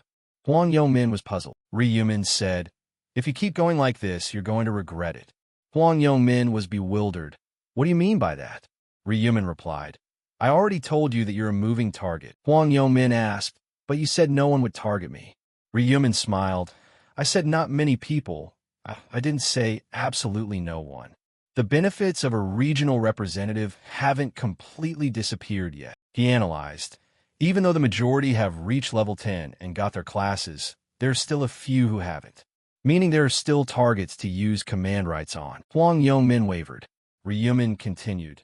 Just think about it. Out of thousands of players, is really no one going to target you? Huang Yongmin asked helplessly. Then what should I do? Ryumin acted concerned. I'll help make sure you don't become an easy target in danger. Huang Yongmin was overjoyed. Really? But Ryumin cut him off. I never said I'd do it for free. As payment, you saw the stone Sel Aaron gave me, right? If you have something like that, hand it over. Understanding the deal, Huang Yongmin opened his system, pulled out the dark gold power stone, and handed it to Ryumin. The item info popped up, dark gold power stone. Type, item. Description, A sturdy black stone with a smooth, glossy surface. Ryumin nodded. All right. Got any other items? Huang Yongmin said fearfully. Aw, no way. Whatever I could give, I already gave. Don't take my gear. Ryumin looked at the useless guy. You don't need to worry. Even if you wanted to give it to me, I wouldn't take it. Huang Yongmin asked. I gave you the item. So, can you help me now? Ryumin said coldly. Yeah, I keep my promises. Suddenly, an angel appeared in midair. O mankind, you have gathered in full numbers today, yet your count has dwindled. Everyone started buzzing. The numbers dwindled? Did people actually fight each other in real life? Ryumin sneered. After a whole month, it would be a surprise if no one got into trouble. The angel waved her hands. Everyone is present, so I hereby announce the mission for Round 4. The system displayed. Round 4. Main quest. Massacre each other for 3 hours. Total participants, 181,906,418. Completed blank. Sector SX-45, 1,042 participants, over 521 completions required. Everyone was clueless. Kill each other? The angel said with a sigh. Humans really are slow on the uptake. Like I said, you just need to slash and hack. Kill the player next to you. It's that simple. The crowd panicked. Kill them? The angel giggled. Let me explain further. The goal is to reduce the player count by killing each other. Unlike the previous rounds, there are no monsters this time. Everyone questioned reality. No monsters to level up on? A young guy asked. Excuse me, if half survive, then each person just needs to kill one person, right? The angel wagged her finger. That's a secret. Where's the fun if I tell you everything? Ryumin thought. Fun? She's just relaying orders from higher-ups. The angels are merely communication tools in this twisted survival game. Her hiding the specific rules means she's taking orders from the game master. The angel said excitedly. It's not like you complete it just by getting a kill. Only the top 521 ranks survive. What the leaderboard criteria is based on is a secret. Golden pupils under the hood revealed a trace of madness. Even if you're the first to kill, you won't necessarily get first place. The angel spread her wings. The explanation ends here. Let the slaughter begin. A countdown timer appeared. 2 hours, 59 minutes, and 59 seconds. The crowd was in a frenzy. What do we do now? Kill someone else even when we don't have a grudge? Standing in a corner, Huang Yongmin smiled. Kill other players? Thank goodness, I actually wanted to kill a few bastards anyway. Watching from a distance, Ryumin thought. Just as I thought, he's planning to kill his friends. Huang Yongmin hid his psycho smile. If everyone else hesitates, won't it be easy for me to take the top spot? Then he gnashed his teeth. You bastards, I'm going to kill you all. Ryumin suddenly stepped up, startling Huang Yongmin. Whoa, you scare the crap out of me. He stammered. Black Crow, what's up? Ryumin replied. I said I'd help make sure you don't become a target. Right? Now I'm fulfilling my promise. He summoned his scythe. Huang Yongmin looked blank, not understanding what was happening. When Ryumin's scythe swept across his neck, with one clean slice, he collapsed. The system announced. Round 4. Side quest. Eliminate the regional representative within the time limit. Reward. Lowest grade mana stone draw ticket. Next up, you have completed the side quest. And, reward granted. Lowest grade mana stone draw ticket. The item info popped up. Lowest grade mana stone draw ticket. Type, rare supply item. Effect, randomly provides 1 to 5 lowest grade mana stones in the next round. Restriction, equipable from apprentice rank or higher. Description, time-limited item, automatically disappears after the next round, affected by the luck stat. Ryumin retracted his scythe, telling himself, excellent, I got the reward I wanted. Killing Huang Yongmin to trigger the side quest wasn't the only reason, though. The witnessing crowd erupted in chaos. Someone died over there.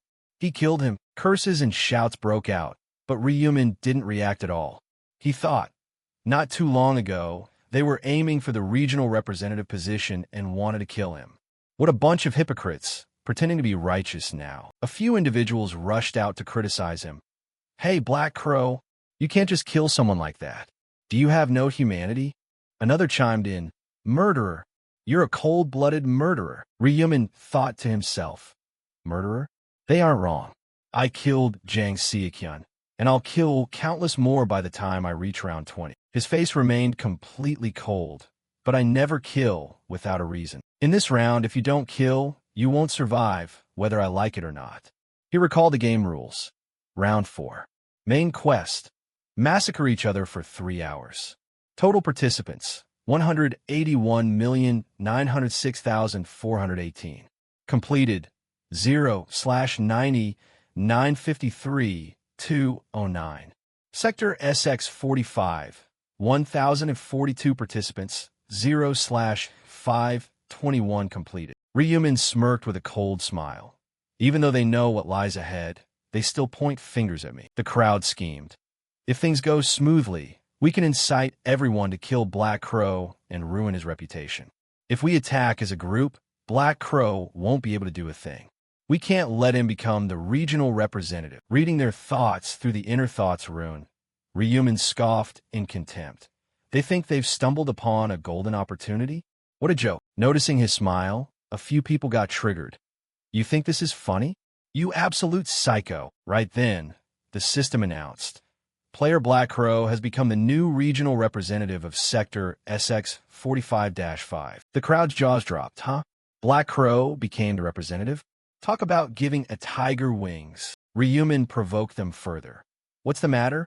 Why'd you stop shouting? Now that I'm the regional representative, are you guys scared? He laughed.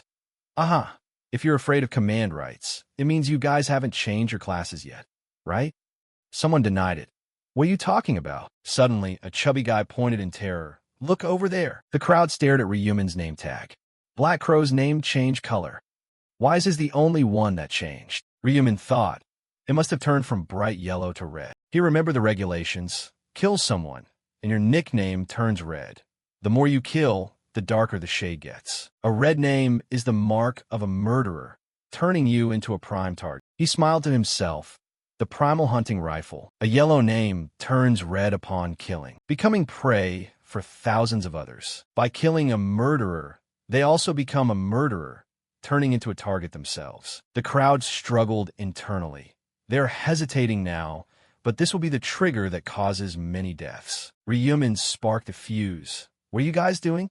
I can assure you that you don't have time to dilly-dally around. The crowd went wild with rage. Hey you, freeze right there. Murder, Rehumans said nonchalantly. You guys act like I'm the only one who wanted to kill the regional representative. What about those who rushed toward Huang Yongmin in the last round? Were you planning to give him a kiss? A few words effectively shut down the public outcry. Rehuman walked away. Kill or be killed. Don't tell me you survived up until now without knowing this rule. He taunted, stop being hypocrites. Face reality. If your life is on the line, there's no way you wouldn't point your blade at the one threatening you. Rehumans said coldly. Now is not the time to sit around doing nothing. If you're so worried, keep arguing just like during the last vote. He left silently, thinking, even if I don't say anything, they'll end up fighting anyway. But if they waste time, the number of survivors won't reach 521. An older sister spoke up. Like Black Crow said, we shouldn't just stand here. We have to do something. A scar guy sneered. What's your suggestion? Having a chat. She got angry. Why are you mocking me? I'm just trying to discuss what we should do. The scar guy fired back. Let's have a one-on-one duel to keep it fair. The guy next to him said fed up. Fighting to kill? Where's the fairness in that? This isn't a game. We don't even have enough time. The scar guy gnashed his teeth. What did you just say? Standing on the outside, Cell Aaron worried. Mr. Bodyguard, what should we do? Do we really have to kill people like Black Crow said? Sang Chun nodded. Of course. If we don't, we'll be the ones getting killed. Why should we care about the lives of strangers? He reminded her. I agree with Black Crow. You should steel your resolve. Killing people is no walk in the park. Cell Aaron muttered softly. You say that like you've actually killed someone before. Sang Chun shut down the debate. No way, I'm just guessing. She asked, then who should we kill? Sang Chun replied. Depends on the situation. The small groups were arguing loudly among themselves. Decide on who to kill. Those who have already killed are the perfect targets. Someone objected. Who gave you the right to decide? A guy with tied-up hair said bluntly. Are you saying we should kill Black Crow? Another guy scoffed. Black Crow is insane. How can we possibly kill someone who's level 30? Someone agreed. Even if we all rush him together, we still wouldn't be able to take him down. A coward, terrified that Black Crow might hear them, told everyone, "Keep it down. What if he hears us?" Ryumin thought, "I heard everything." Everyone was still arguing back and forth endlessly. A young man stepped forward. "What the hell are you guys talking about? Life is precious. Even if he's a murderer, we shouldn't kill him." A mage agreed. "If we kill, we become murderers ourselves." A guy with a mushroom haircut countered. "Then what do you want us to do? Someone has to die for me to live, right?" Another person chimed in. "Stop arguing. Let's just agree to kill the criminals." A green-haired girl stirred the pot. "How do we know who's a criminal? Are we going to ask people with a criminal record to raise their hands?" That guy lunged forward. "Who the hell are you to look down on me, you bitch?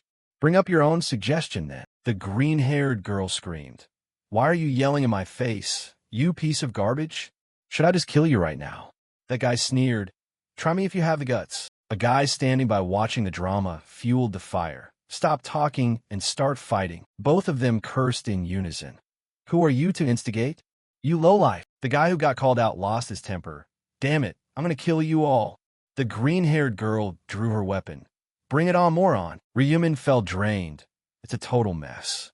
All talk and no action. There was nothing to worry about, though, because before long they'd be slaughtering each other anyway. That guy stepped up to advise them. "Stop shouting and think practically for a moment." Suddenly, Huang Yongmin, who just died, woke up, leaving everyone stunned. Didn't he just die? Ryumin smiled to himself. This is a hidden rule of this round. After 10 minutes, players respawn. Huang Yongmin looked confused. "Why is everyone staring at me? Like you're seeing a zombie." He looked at Ryumin. "I was just talking to Black Crow. What's going on?" A guy turned pale.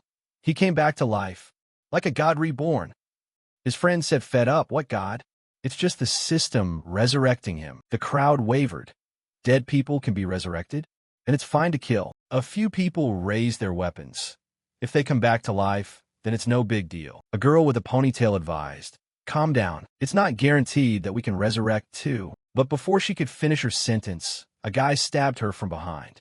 From that moment on, the massacre began. Aaron got slashed in the back by some guy and collapsed immediately. The guy yelled, "Why don't you go to sleep first? You bitch, just die." He looked down at his claw weapon drenched in blood, panting heavily. "Calling me out without even letting me rest. Come on, get back up. You and I still have a score to settle." Seeing Aaron's body covered in blood on the ground terrified the onlookers completely. A young guy stepped forward, asking anxiously, But why isn't she coming back to life?" Someone next to him replied, "We should wait a bit. She's probably about to respawn." "Apparently," that young guy said again. Thinking back, that guy came back to life after 10 minutes. The green-haired guy shouted, "Hey, everyone, how about we wait for her to resurrect?" Everyone there said in unison, "I agree, me too." 10 minutes later, Erin's corpse began to glow, and the wounds on her back gradually healed. She stood up with difficulty. Erin sat up and stretched, looking completely relaxed. Suddenly, she realized something. Erin stood up. "Which one of you bastards was it?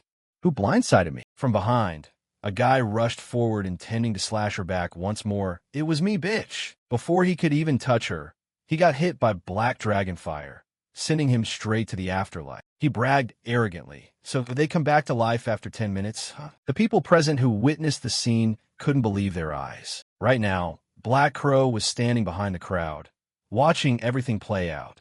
He thought to himself, even though the resurrection mechanic has been proven, they still won't feel completely comfortable with killing people. However, humans are easily influenced by their environment and will soon unleash their inner madness. Suddenly, another person rushed forward, driving a sword straight through someone else. "Screw it. It's all the same anyway." Another person wielding a sword delivered a clean slash across someone's back. "Whatever, I don't care anymore." Another pair lunged into a fight. "Die. You're all insane." A silver-haired youth who got stabbed in the stomach stood there cursing, while the one who stabbed him was a brown-haired guy. The brown-haired guy said, "Sorry, I don't have any personal grudge against." The silver-haired youth didn't hesitate and rushed forward. "Why don't you taste your own medicine?" The brown-haired guy screamed at the top of his lungs, "Please just die. Ryumin, stop resisting.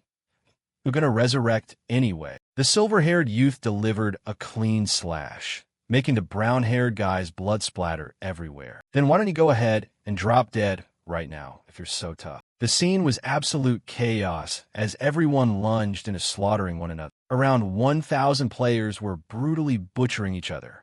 Basically, it was a war zone. Black Crow began to make his move, a scythe manifesting from his hands. Black Crow thought to himself, well, I guess I should make my move too. As Black Crow stepped forward, the people there were startled. Ugh, Black Crow! A sharp slicing sound echoed. Black Scythe swung his scythe at them. From behind, a crowd of people had just witnessed Black Scythe's power. They nodded at each other, seemingly signaling something. They rushed forward, shouting, "This is our chance." But before they could even finish their sentence, Black Scythe put them out of their misery, thinking to himself, I already detected you guys, so there's no way you can pull off a sneak attack. On the other side, another guy was relentlessly beating on someone lying on the ground, yelling, "Die!" Black Scythe glanced down at him, thinking, oh, right, there's still that guy. He watched the man delivering the beating and pondered. Calling round for a stage tailored specifically for Black Dragon Fire isn't an exaggeration. With the devouring rune in his hands, this situation is basically an all-you-can-eat buffet for him. Black Scythe looked over the battlefield and continued his train of thought. Judging by how dark his name is, he must have killed at least 10 people by now. That guy needs to taste death a few times. Black Dragon Fire laughed maniacally, thinking to himself, I never expected my stats to increase every time I kill a player. What a freaking steal. I knew my stats would go up from hunting monsters, but I didn't expect players to have the exact same effect. The system window popped up in front of him. Devouring Rune Effect. The progress bar increases every time you kill an enemy. Once the bar is full, you will receive a random stat boost. The enemy's level determines how much the progress bar increases. Black Dragon Fire continued his work of sending people to the afterlife. Like a total lunatic, he repeatedly muttered, D.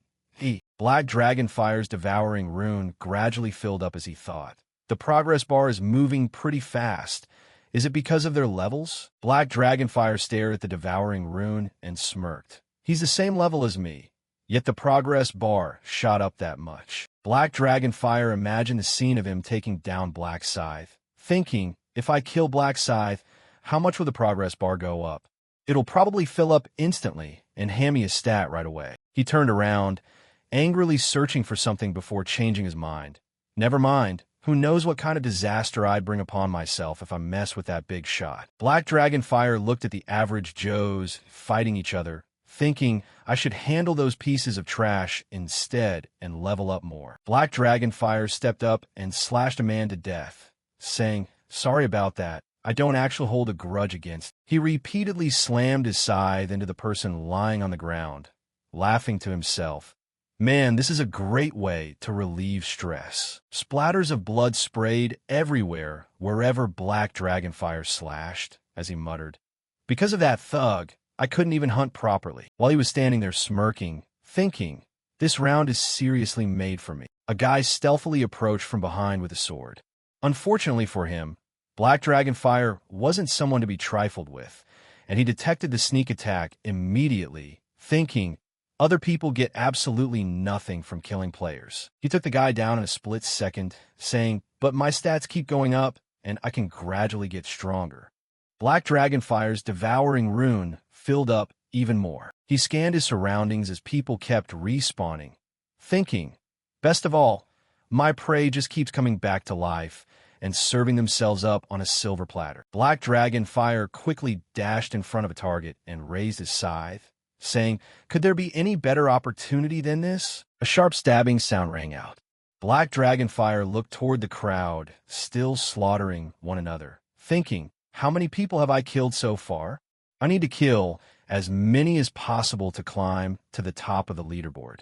Should I head over that way now? Suddenly, a foot stepped right in front of him, catching him completely off guard. It was Black Scythe, walking toward him with his weapon raised. Black Scythe uttered, midnight. The sky instantly turned pitch black. The people around looked up in utter confusion, asking, what the hell? What's going on? Why did the sky suddenly go dark? Black Dragon Fire broke out into a cold sweat as he watched Black Scythe approach him, his scythe turning translucent as he thought, no matter what this is, I have to be extremely careful. A clean slicing sound echoed, and suddenly Black Dragonfire's perspective shifted to midair. That was because Black Scythe had just decapitated him. He thought to himself, so I'm dead. As expected of Black Scythe, I really should have avoided crossing paths with him. The screeching sound of clashing swords rang out painfully across the brutal battlefield, accompanied by nonstop screams of, "Go to hell. Just die already." The person lying next to Young Min slowly sat up, yawning as if she had just woken from a deep sleep. Young Min stared at her, thinking, she respawned? Is it really true that everyone comes back to life after 10 minutes? A smirk formed on his face as he muttered, "Perfect." Young Min clenched his fists, letting out a terrifying laugh as he thought, "They set up this round just for us to slaughter each other. This is my chance to get revenge on those bastards who stabbed me in the back. I'm going to murder every single one of you." Young Min started pacing around, searching the area, shouting, "Kim Sung-han, where the hell are you? Where is he?" Suddenly, he spotted something, thinking, there he is. Sung-han was standing there terrified, pointing his bow and arrow at the people in front of him. Young Min thought, what an idiot. He looks like he's about to piss his pants just because of the stat reduction penalty. "Found you." Young Min walked over and called out cheerfully, "Yo, Kim Sung-han." Sung-han turned around in a panic, stammering, "Young Min." Suddenly, Young Min threw a heavy punch straight into his face, yelling, "Good to see you, you son of a bitch." That single blow sent Sung-han flying 100 meters away. He clutched his face in agony, groaning on the ground. Young Min closed the distance, saying, "Hey, Kim Sung-han, you absolute scumbag." Young Min grabbed Sung-han by the collar and lifted him up, asking, "Didn't you say you'd kill me if we ever met again?" Young Min raised his fist, preparing to smash Sung-han's face in, saying, "Then why don't you go ahead and try to kill me right now? Let's see it." What followed were Sung-han's agonizing screams. He looked back, letting out a savage laugh, asking, "Where are the rest of those bastards?" On a battlefield where people were mindlessly slaughtering one another, if hell existed, would it look exactly like this? The people there hacked each other down without a single shred of remorse. Screams of "die" echoed through the air, but Erin just sat to the side, clutching her sword in sheer terror, trapped in a place driven by violence where humans knew nothing but hatred for one another. Sang-chun stepped up to check on her, asking, "Miss Erin, are you all right?" She replied, "I'm okay. I'm not physically tired, but my mental state is a bit shaken." Sang-chun worried, thinking that while he could handle it to some extent, Miss Erin would definitely have a hard time. If this messed with her head and got in the way of her work, he wouldn't have the nerve to face the chairman again. Suddenly, he noticed something, a hand reaching out, about to grab Erin by the hair. The hand tightly gripped her hair, and its owner, holding a knife, screamed, "Go to hell." Sang-chun quickly rushed in to save her, shouting, "In your dreams." He immediately engaged in a fight with the attacker. Sang-chun raised his sword high, driving it straight through the man's body. Sang-chun turned around and called out, "Miss Erin," leaving the man groaning on the ground. Erin trembled as she stared at the bloodstains on the blade. Even though she was shaking, she forced herself to bite her lip. Erin rushed at the man with her sword, driving another blow into the guy who had just pulled her hair. After a while, the sky remained unchanged, still carrying a gloomy, sorrowful air. Sang-chun looked at Erin and thought to himself that if he told her what to do, she would probably just follow along. Erin stood up and asked, "Mr. Bodyguard, how much longer do we have to fight like this?" Sang-chun answered, "There's at least an hour left before it's over." With a visibly sorrowful face, Erin muttered, "I can't even stand to watch them die anymore. I don't understand how everyone can just slaughter each other like this." Sang-chun looked at her fragile demeanor and thought, "Too weak. She's way too soft. Looks like she's been overly sheltered." He advised her, "If you're tired, please take a break. Haven't you already killed about 50 people? Erin replied, "I think so." Sang-chun turned away, saying, "That should be enough to make the leaderboard. Please leave the rest to me." Erin stammered, "Thank you so much." Sang-chun gave a faint smile, thinking, "I'm the one who should be thanking you, since I don't have to serve them up for you to kill anymore." He headed back into the fray, thinking, now I can finally focus on my own score. A system notification popped up, showing the remaining time until the round ended. 10 minutes, 21 seconds. Black Scythe was still fighting passionately. Seeing the notification, he thought to himself, about 10 minutes left, huh? Round 4 is always exhausting. He noticed a figure rushing toward him from behind, but unfortunately for them, Black Scythe had already caught on. He swung around, raising his scythe, taking the guy down in the blink of an eye, sending him flying 100 meters away. He thought, I can't let the reward for taking first place across all regions slip through my fingers. I have to use every possible means to get stronger and reach round 20. He dashed forward like a gust of wind, wiping out everyone in his path as he moved. Black Scythe charged toward a guy, who stared back at him in absolute terror. The guy thought he was a goner, but Black Scythe completely bypassed him. He collapsed to the ground, gasping in relief.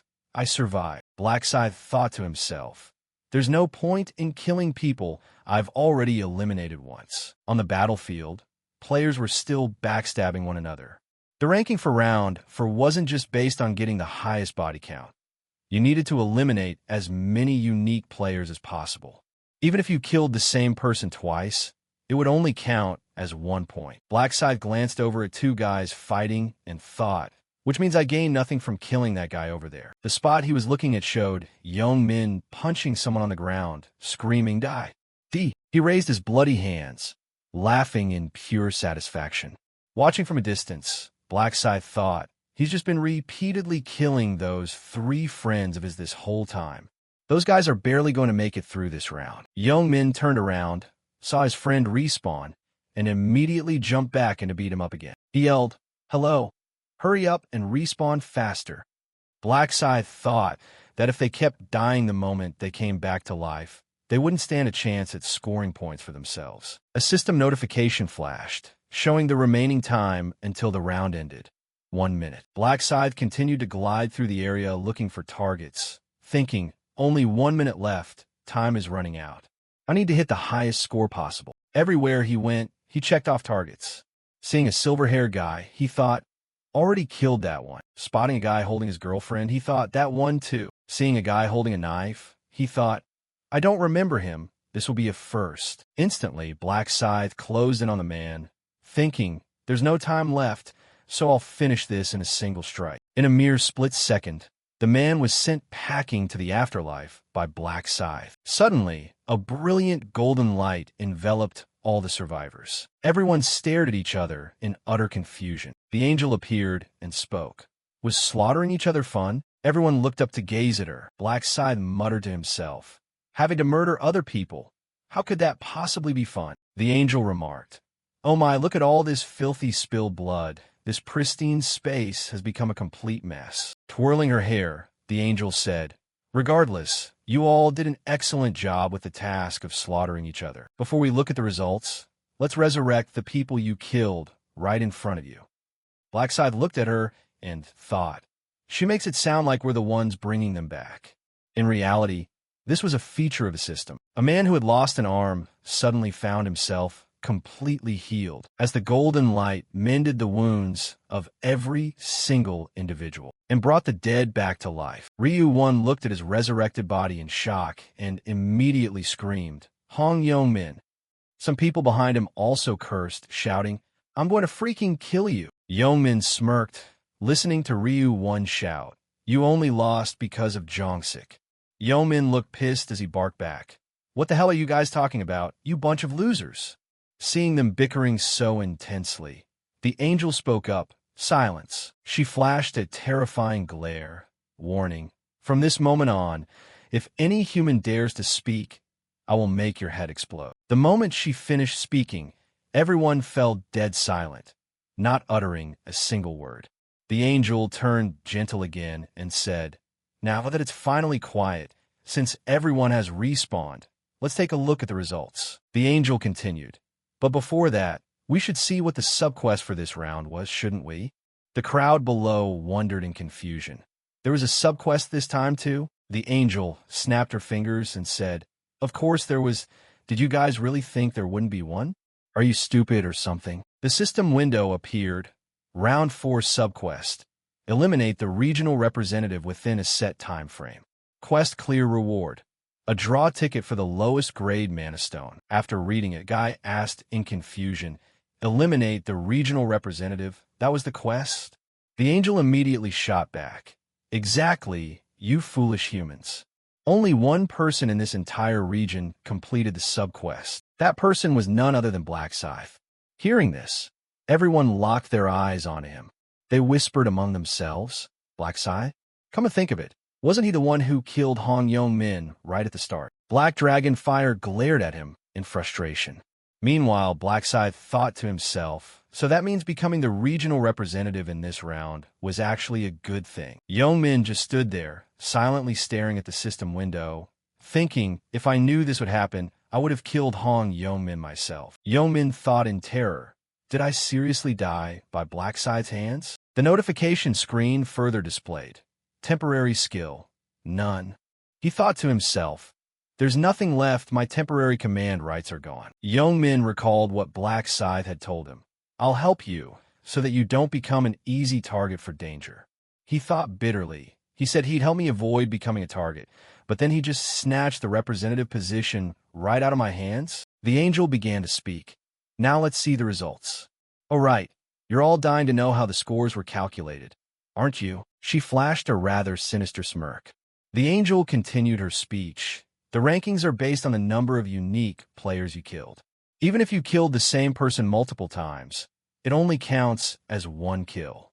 The crowd below was quite taken aback by this, murmuring, unique players?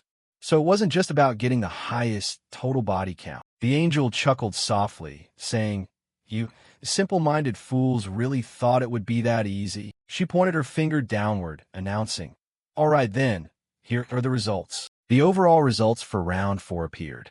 Across all regions, first place went to Black Scythe, second place to the Fool, and third place to Ma Jianglock.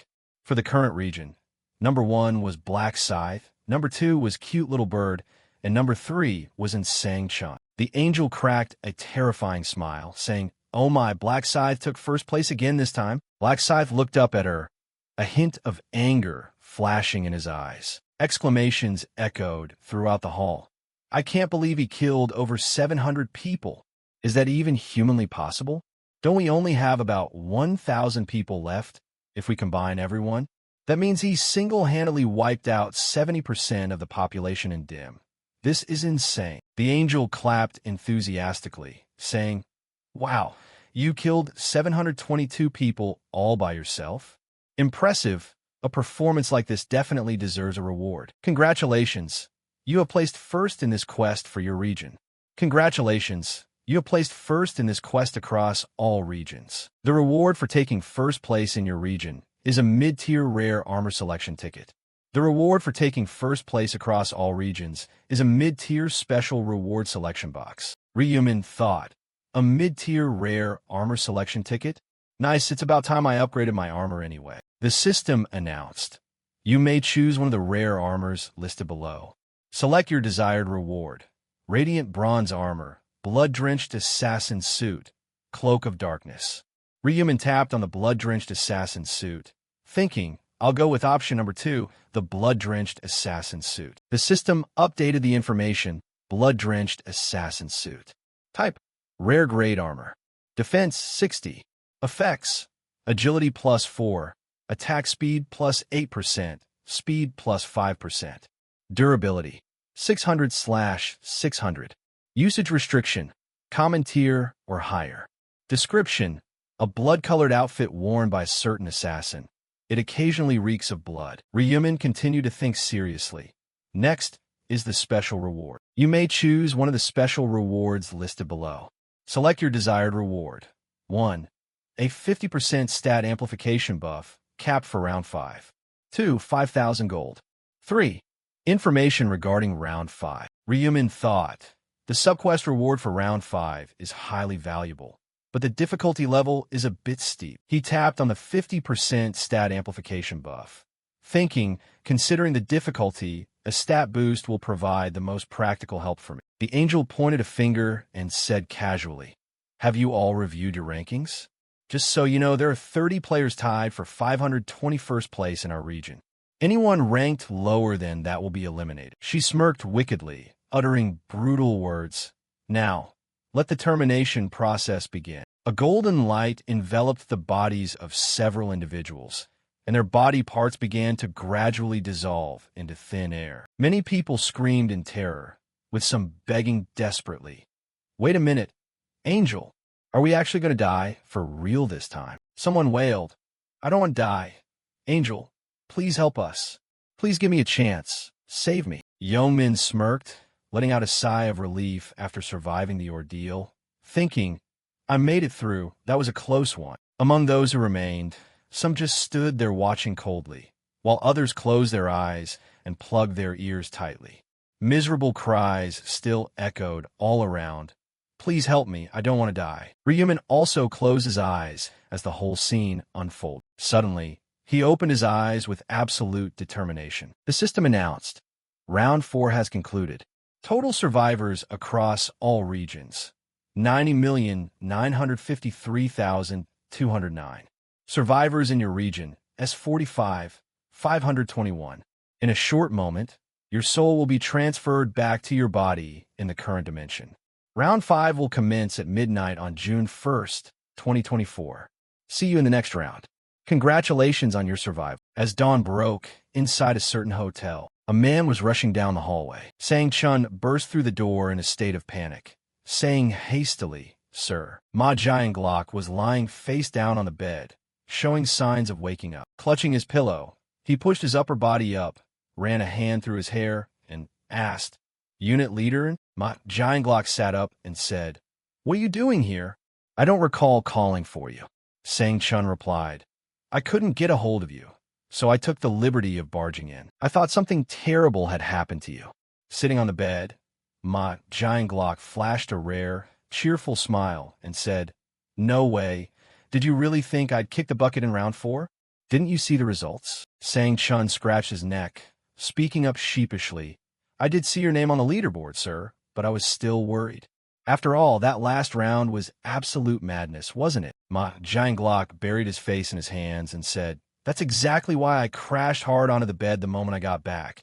My mind is completely exhausted." Sang-chun chimed in, "That's true. 433 people died." Ma Jianglok's expression turned serious as he said, "If you count the number of times people died repeatedly, the actual number is probably much higher. I've become this strong. Yet what kind of monster is Black Scythe? Is that guy even human?" Sang-chun brought a fist to his lips, probing carefully. "Do you think he might be an active duty soldier from the Special Forces? Is there really someone with that level of skill and grit in South Korea?" I kept thinking that. Instead of answering, Ma Jianglok fell deep into thought. Black Scythe, the more I think about him, the more I admire him. No matter what his true identity is, if I can cooperate with him, it would give me immense peace of mind. I'll have to ask the Prophet about Black Scythe later. Looking anxious, Sang-chun said, "But sir, the fact that round 4 played out exactly as that Prophet guy predicted is truly astonishing. To be completely honest, until I witnessed it with my own eyes, I was highly skeptical of him." Ma Jianglok replied, "As was I." Back when the two of them sat down to speak with Ryumin, the youth had stated with absolute certainty, "The quest for round 4 isn't about hunting monsters. It's a massacre among players." Ma Jianglok had been stunned, asking back, "A massacre?" Ryumin had said, "Yes, it's a catastrophe where players are forced to slaughter each other. You need to keep your guard up." Returning to reality, Sang-chun sought Ma Jianglok's opinion. "What should we do now, sir?" Ma Jianglok asked, "What do you mean?" Sang-chun said, "Regarding the Prophet Ryumin, do you really want to keep him as a business partner?" Ma Jianglok picked up a towel and said, "Of course. He's the major shareholder with a 31% stake. What say do I even have? In reality, the company is practically in Ryumin's hands anyway," Ma Jianglok asserted. "What's the point of complaining? This way, the company will be able to expand even further." He walked over to the window, speaking as he moved. "Aside from that, we need to draw him to our side. Don't look down on him or get cocky just because he's young." Ma Jianglok stood looking at his reflection in the glass window, his robe half open to reveal his six-pack abs, as he said, "Even if you don't like his attitude, just flatter him and go along with everything he says. That is the only way." Ma Jianglok turned around and continued, The only way we can extract all the sweet benefits from this honey pot called the profit. Got it. Sang Chun bowed and replied, Yes, sir. From now on, I will be much more cautious when dealing with Ryumin. As the sky grew brighter, Ma Jianglock said, Very well, give him a call right away. Sang Chun asked, What should I tell him, sir? Ma Jianglock instructed, Tell him that to celebrate our survival, we should throw a party tonight. Let him know that if he has family, he's welcome to bring them along. Oh, should I invite Miss CO to the party as well? Sang Chun asked, Miss Aaron? Ma Jianglock smiled, shoving his hands into his pockets, and said, At times like this, it's always good to have a celebrity join in on the fun, don't you think? Once it was fully daylight, Ryumin stood scrolling through his phone next to a cafe, waving at someone as he called out, Over here. Julie walked up and said, Ryumin, you look like you're doing well. Ryumin replied cheerfully, Same to you. Julie asked, Are you doing okay?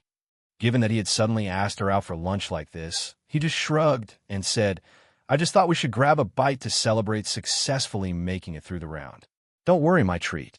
Julie replied casually, Well then, I'm definitely going to take advantage of having a rich friend. That is, if you don't mind, of course. A red car cruised down the road as Ryumin drove Julie along. She expressed her gratitude. Thanks, Mr. Prophet. I was able to prepare for round 4 all thanks to you. Ryumin asked, Did you never think I might be lying? Julie replied with complete trust. But you would never do that. What would you even gain from tricking me? Ryumin said, Thanks for believing in me. Suddenly, Julie looked a bit awkward and said, Thank you. She quickly added, Come on, I'm the one who should be grateful here. If you hadn't told me that I needed to kill at least 30 people, I'd be dead by now. So, thank you. In his mind, Ryumin thought, In reality, she has absolutely no reason to be grateful to me. Even if I hadn't revealed anything, she would have survived anyway thanks to her protection rune. She's pretty capable herself. Above all, compared to CO Aaron, who is like a flower protected inside a greenhouse, she's much more like a wild weed growing out in the open.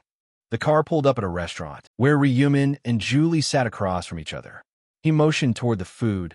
Let's eat. Julie replied, Thanks, enjoy your meal. Ryumin smiled helplessly, picking up a piece of food as he thought. How many times has she thanked me already? Julie picked up her chopsticks hesitantly, thinking anxiously to herself. Is it really okay for a murderer like me to be doing this? I only came because Ryumin called, but enjoying a peaceful meal like this feels so. Noticing her hesitation, Ryumin asked, Julie, why aren't you eating? He thought, looks like she's still riddled with guilt. Pulling herself together, Julie replied, Oh, I'm just not feeling very well. Ryumin asked, Is it because you killed someone? He comforted her, saying, Don't overthink it, and don't blame yourself. You had to survive. Julie remained concerned, saying, That's true, but still. Ryumin continued to reassure her. Besides, it wasn't just you. It was unavoidable for me and every other player too. Julie lowered her head in regret, saying, Even so, I still. He cut her off, saying, Enough. So what? If it's about the future, are we just supposed to leave it be? If I didn't wake up, what would happen to my family back here? We all have families waiting for us, don't we? It was as if a light bulb went off for Julie as she repeated, My family. She imagined her dad holding her corpse and crying, thinking, If I don't wake up, my dad will be devastated. Julie clenched her fists and said with determination, You're right. I forgot about my family without realizing they are the exact reason I've survived for this long. Thank you for comforting me, Ryumin replied. Don't mention it. Just eat some of this delicious food to cheer yourself up. Julie said, Okay. She picked up a piece of food from the hot pot and remarked, This is really delicious. It feels like all the exhaustion from round 4 is completely washed away. Ryumin replied, I'm really glad to hear that. Julie thanked him yet again. Thanks for bringing me out. Ryumin made casual conversation. This is the first time you've called me without using my full name. Julie responded, Oh, really? If you don't mind, can I keep calling you that from now on? He said, Of course you can. Ryumin thought, It looks like she's in a much better mood. Should I get down to business now? With that thought, he immediately spoke up. Julie, the reason I asked you here today is to share some information about round 5. Julie was startled and asked, Round 5?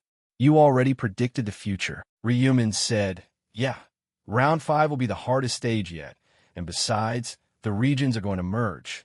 Julie asked, merge regions? Ryumin explained, basically, the separated regions will combine into one. Julie asked, does that mean you and I can meet up? Ryumin brought the tea to his lips and said, yes, but not in round 5. He thought to himself, actually, we will meet in round 5, but if I tell her we're in the same region, she'll want to meet up. He set his teacup down, thinking, I need to meet her while maintaining my anonymity. To do that, Ryumin spoke up, listen carefully to what I'm about to say. As I've revealed, round 5 is going to be even harder, so you might not clear the stage. But there's a way. Julie asked, what is it? Ryumin revealed, Black Scythe, go find him and ask for his help. Julie was taken aback and said, Black Scythe? She could hardly believe it and continued, the Black Scythe you're talking about is that guy, right? The one who took first place across all regions. Ryumin gave a firm nod and replied, yeah, that's him. Julie pointed at herself and said, so you want me to ask Black Scythe for help in round 5? Ryumin raised his hand confidently and said, instead of asking for his help, it would be more accurate to call it cooperating with. Julie asked skeptically, but Black Scythe is level 30. Would someone like him even bother to cooperate with me? Ryumin persuaded her. You have your buff. Black Scythe probably needs you too. It will be a symbiotic relationship between you two. Twirling her hair, Julie pondered, it would be great if I can safely clear this round with his help. Julie expressed, to be honest, I'm still worried.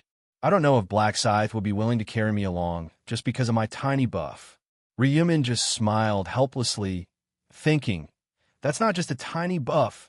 Your skill is incredible. Ryumin comforted her. Julie, don't worry. Black Scythe will try his best to cooperate with you, not just for this round, but for the next one too. I've already seen the future scene, so you don't need to worry at all. Julie, still anxious, asked, really? She smiled and said, thank you for letting me know such important information. Ryumin replied casually, we're friends, it's the least I can do. Suddenly, Julie remembered something and said excitedly, oh, can you hold out your hand for a second? Julie released a soft blue light into Ryumin's hand and said, I should give you something in return, shouldn't I? The gentle blue light enveloped Ryumin's body, and he flashed a bright smile, saying, thank you, Julie. He thought happily to himself, I figured she would buff me, since I know her personality avoids owing favors to anyone. Ryumin's radiant smile made Julie blush, entirely unaware that he was thinking, now I can go home and use that thing. The system flashed a notification. All stats have increased by 50% due to the effect of the blessing skill. Current kill count, 100 out of 100.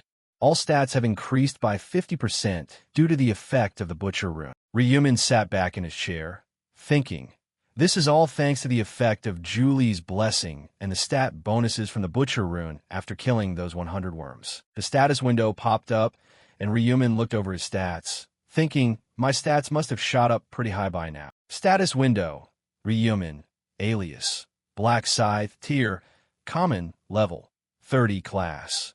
Grim Reaper, titles. The Last Time Traveler, hidden. The First Human to Kill an Angel, hidden. The Defier of the God of Punishment, hidden. Stats, Strength 93, Intelligence 111, Agility 105, Luck 84. Stat points, 0. He noticed his luck stat.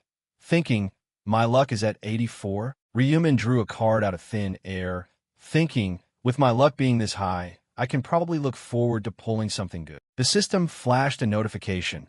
Lowest grade magic stone draw ticket. Type, rare consumable item.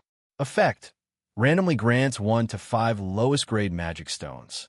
Usage restriction, valid until the next round, apprentice tier or higher.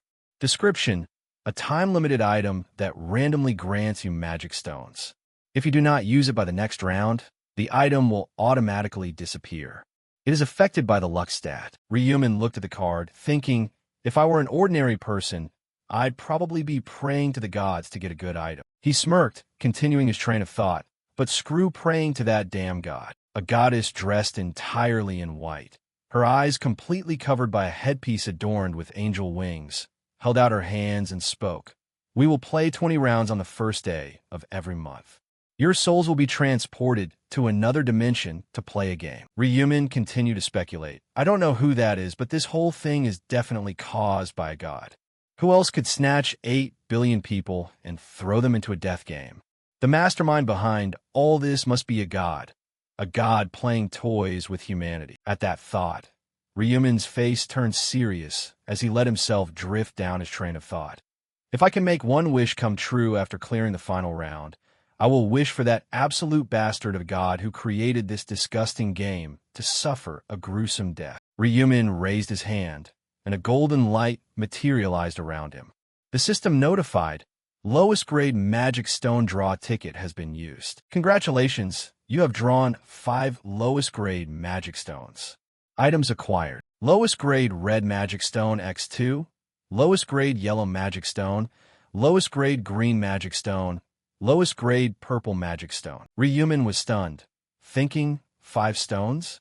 5 is the absolute maximum amount. He let out a scoffing smile, thinking, so I got the best possible result by cursing instead of praying to a god? Heh, I guess I'm pretty lucky. Ryumin tapped on the system interface, thinking, alright, let's start fusing them. First, I'll put the 2 lowest grade red magic stones together and hit fuse. The system displayed the information. Fusion successful. You have created a low-grade red magic stone. Holding the pink stone in his hand, Ryumin thought with satisfaction. Fusing magic stones of the same color and grade like this allows you to obtain a higher grade magic stone. Combining the magic stone he got from CO Aaron with the one from the draw ticket, the system announced, fusion successful. You have created a low-grade purple magic stone. Ryumin focused on the system screen, thinking, next, if I fuse a magic stone with an item. Fusion successful. Assassin's Hood has been enhanced with damage plus 2%. He thought, great, now let's fuse the next few stones. Gloves of Darkness received stats plus 2%.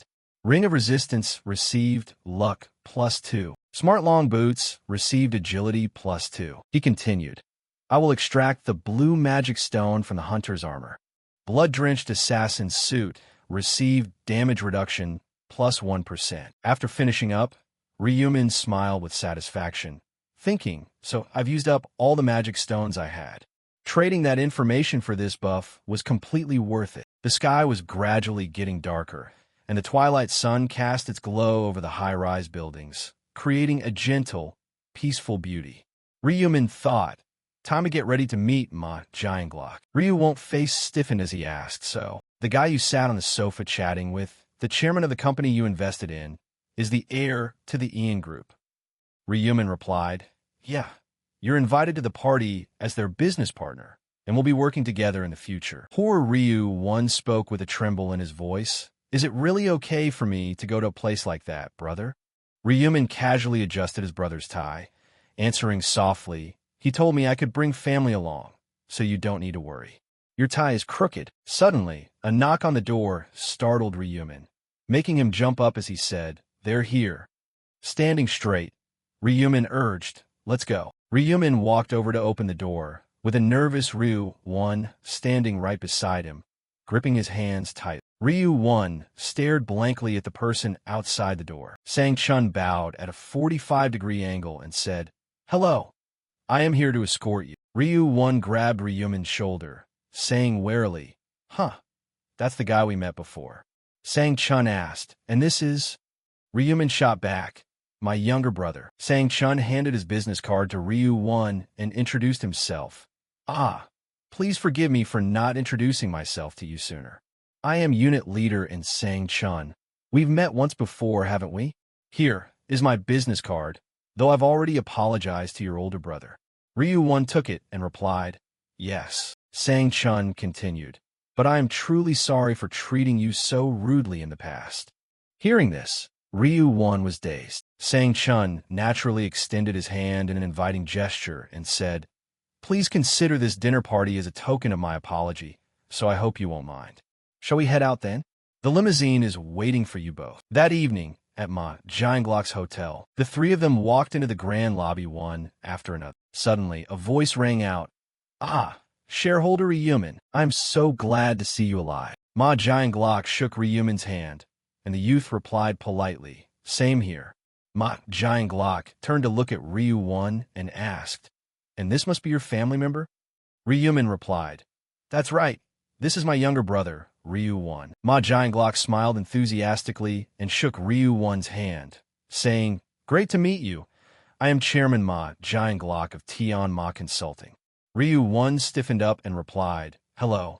Ryumin had to turn and nudge him, saying, "Hey, you're supposed to use your right hand to shake hands." Giant Glock asked Ryumin, "Is your brother a player too?" Ryu-1 shook his head and said, "Oh, no, I'm not a player." Ryumin patted his shoulder to reassure his anxious brother, saying affectionately, "He's only 14 years old right now." Ma Giant Glock remarked, "That's incredibly lucky. If you were just 1 year older, you wouldn't have been able to escape this death game. I'm honestly so envious of you." Ryumin smiled on the outside, but scoffed inwardly, thinking, "Envious, huh?" Ma Giant Glock led the way, inviting the two brothers, "Please follow me." Although it's a bit simple, we put a lot of thought into preparing this dinner. In a beautifully decorated room, a waiter and a chef stood at one end of an elegant dining table. The food spread across the table looked incredibly mouth-watering. The two waiters and the chef stood formally at attention. Ryu-1 was thrilled, his eyes lighting up completely. Ma Giant Glock gestured and said, "You must be starving. We couldn't prepare much, but it's definitely enough to fill your bellies." Ryu-1 was bewildered, looking back and forth, thinking, "Is he pulling my leg? This doesn't count as much." Ryumin calmly called out to him, "Come over here, Ryu-1." Ma Giant Glock sat at the table, flashing a polite smile as he said, "Well then, please enjoy the meal." Suddenly, a sound came from the doorway, making Ryumin immediately spin around to look, and he was surprised to recognize a familiar face. CO Aaron walked in, leaving him astonished as he wondered, "CO Aaron?" Ryumin still couldn't quite believe it, thinking, CO Aaron was invited to this too? The stunning Aaron spotted him as well. Aaron elegantly walked toward the dining table, while Ryu-1 just stood frozen in absolute shock. Ma Giant Glock slowly rose to welcome her, saying, "Ah, you're finally here, Miss Aaron." Aaron offered an apologetic look and spoke up, "I'm so sorry, sir. I had to attend a fellow actor's funeral, which is why I'm late." Ma Giant Glock replied courteously, "Don't worry about it at all. We completely understand. More importantly, this is our company's major shareholder whom I mentioned to you earlier." Aaron gently tucked her hair behind her ear, slowly looking up to lock eyes with him, and said, "Hello, I am actress CO Aaron." Suddenly, as if realizing something, Aaron looked at Ryumin and Ryu-1 in surprise, asking, "Aren't you two the neighbors who dropped off rice cakes when you moved in?" At this point, Ryumin gently pulled Ryu-1 along while maintaining a shocked expression, replying, "Yes, we are." With a radiant face, Aaron smiled and exclaimed, "Wow, turns out I'm neighbors with the major shareholder. This is wonderful." But inwardly, she felt restless and confused, thinking, "He looks even younger than me, yet he's already a major shareholder of the company? Is the chairman playing games with me?" Only now could Ryu-1 stutter out a response, his face turning bright red and his heart pounding with sheer excitement as he whispered to Ryumin, Hey, brother, is that really CO Aaron?" It clicked for Ryumin as he thought, "Ah, Ryu-1 still doesn't know about the relationship between Ma Giant Glock and CO Aaron. Seeing her show up out of nowhere like this must have completely blown his mind." He sighed inwardly, staring at Ryu-1, thinking, more importantly, anyone who sees her face would naturally react this way, wouldn't they? Still looking at Aaron in a daze, Ryu-1 muttered, "I'm literally shaking." To avoid standing out too much or acting strange, Ryumin decided, "Well, I should probably act at least a little interested." By this time, Ma Giant Glock had caught on to the reactions and behavior of Ryu-1 and Ryumin, smirking to himself with satisfaction, thinking, he really is young. Turns out the prophet is just like any other guy after all. Bringing CO Aaron here was definitely the right call. Afterward, he flashed another fake smile and said politely, "Well, everyone must be hungry, so please just enjoy the meal without any worries." Around the lavish dining table, only 5 people were enjoying the exquisite delicacies. Ryumin and Ryu-1 sat opposite the other 3. Ryu-1 regained his usual lively demeanor, eating happily and praising the food. Brother, the meat is so tender it literally melts in my mouth. Ryumin smiled affectionately, pampering him. Really? Then eat as much as you want. The atmosphere was very heartwarming. Suddenly, Ma Jianglok spoke up. My dear major shareholder, is the food to your liking? I had the chef pay special attention to these dishes. Ryumin replied simply, Oh, it's delicious. The chairman asked again, What about you, young man Ryu-1? Is the food treating you well? Ryu-1 replied shyly, caught off guard. Oh, yes, this is actually my first time eating food like this. Ma Jianglok secretly smiled as good fortune, thinking, Good thing my standard for the chef are quite high, since I actually tasted the dishes the chef brought out multiple times before serving them to the Ryumin brothers. Ma Jianglok said cheerfully, I'm glad to hear that. As he continued his meal, he asked, I noticed that you didn't bring any other family members along. Why is it just you and your brother? Ryumin's face briefly flashed a melancholic expression as he said, My brother is my only family left. My parents have already passed away. Ma Jianglok offered a look of sympathy on the outside, replying, I see. I am terribly sorry. Inwardly, he was furious at himself for carelessly picking the wrong topic, shouting to himself, Damn it. Feeling incredibly awkward, he thought, Why did I have to ask that question? The harmonious atmosphere we had is completely ruined now. Seeing this, Ryu-1's face visibly saddened, and he lost his appetite.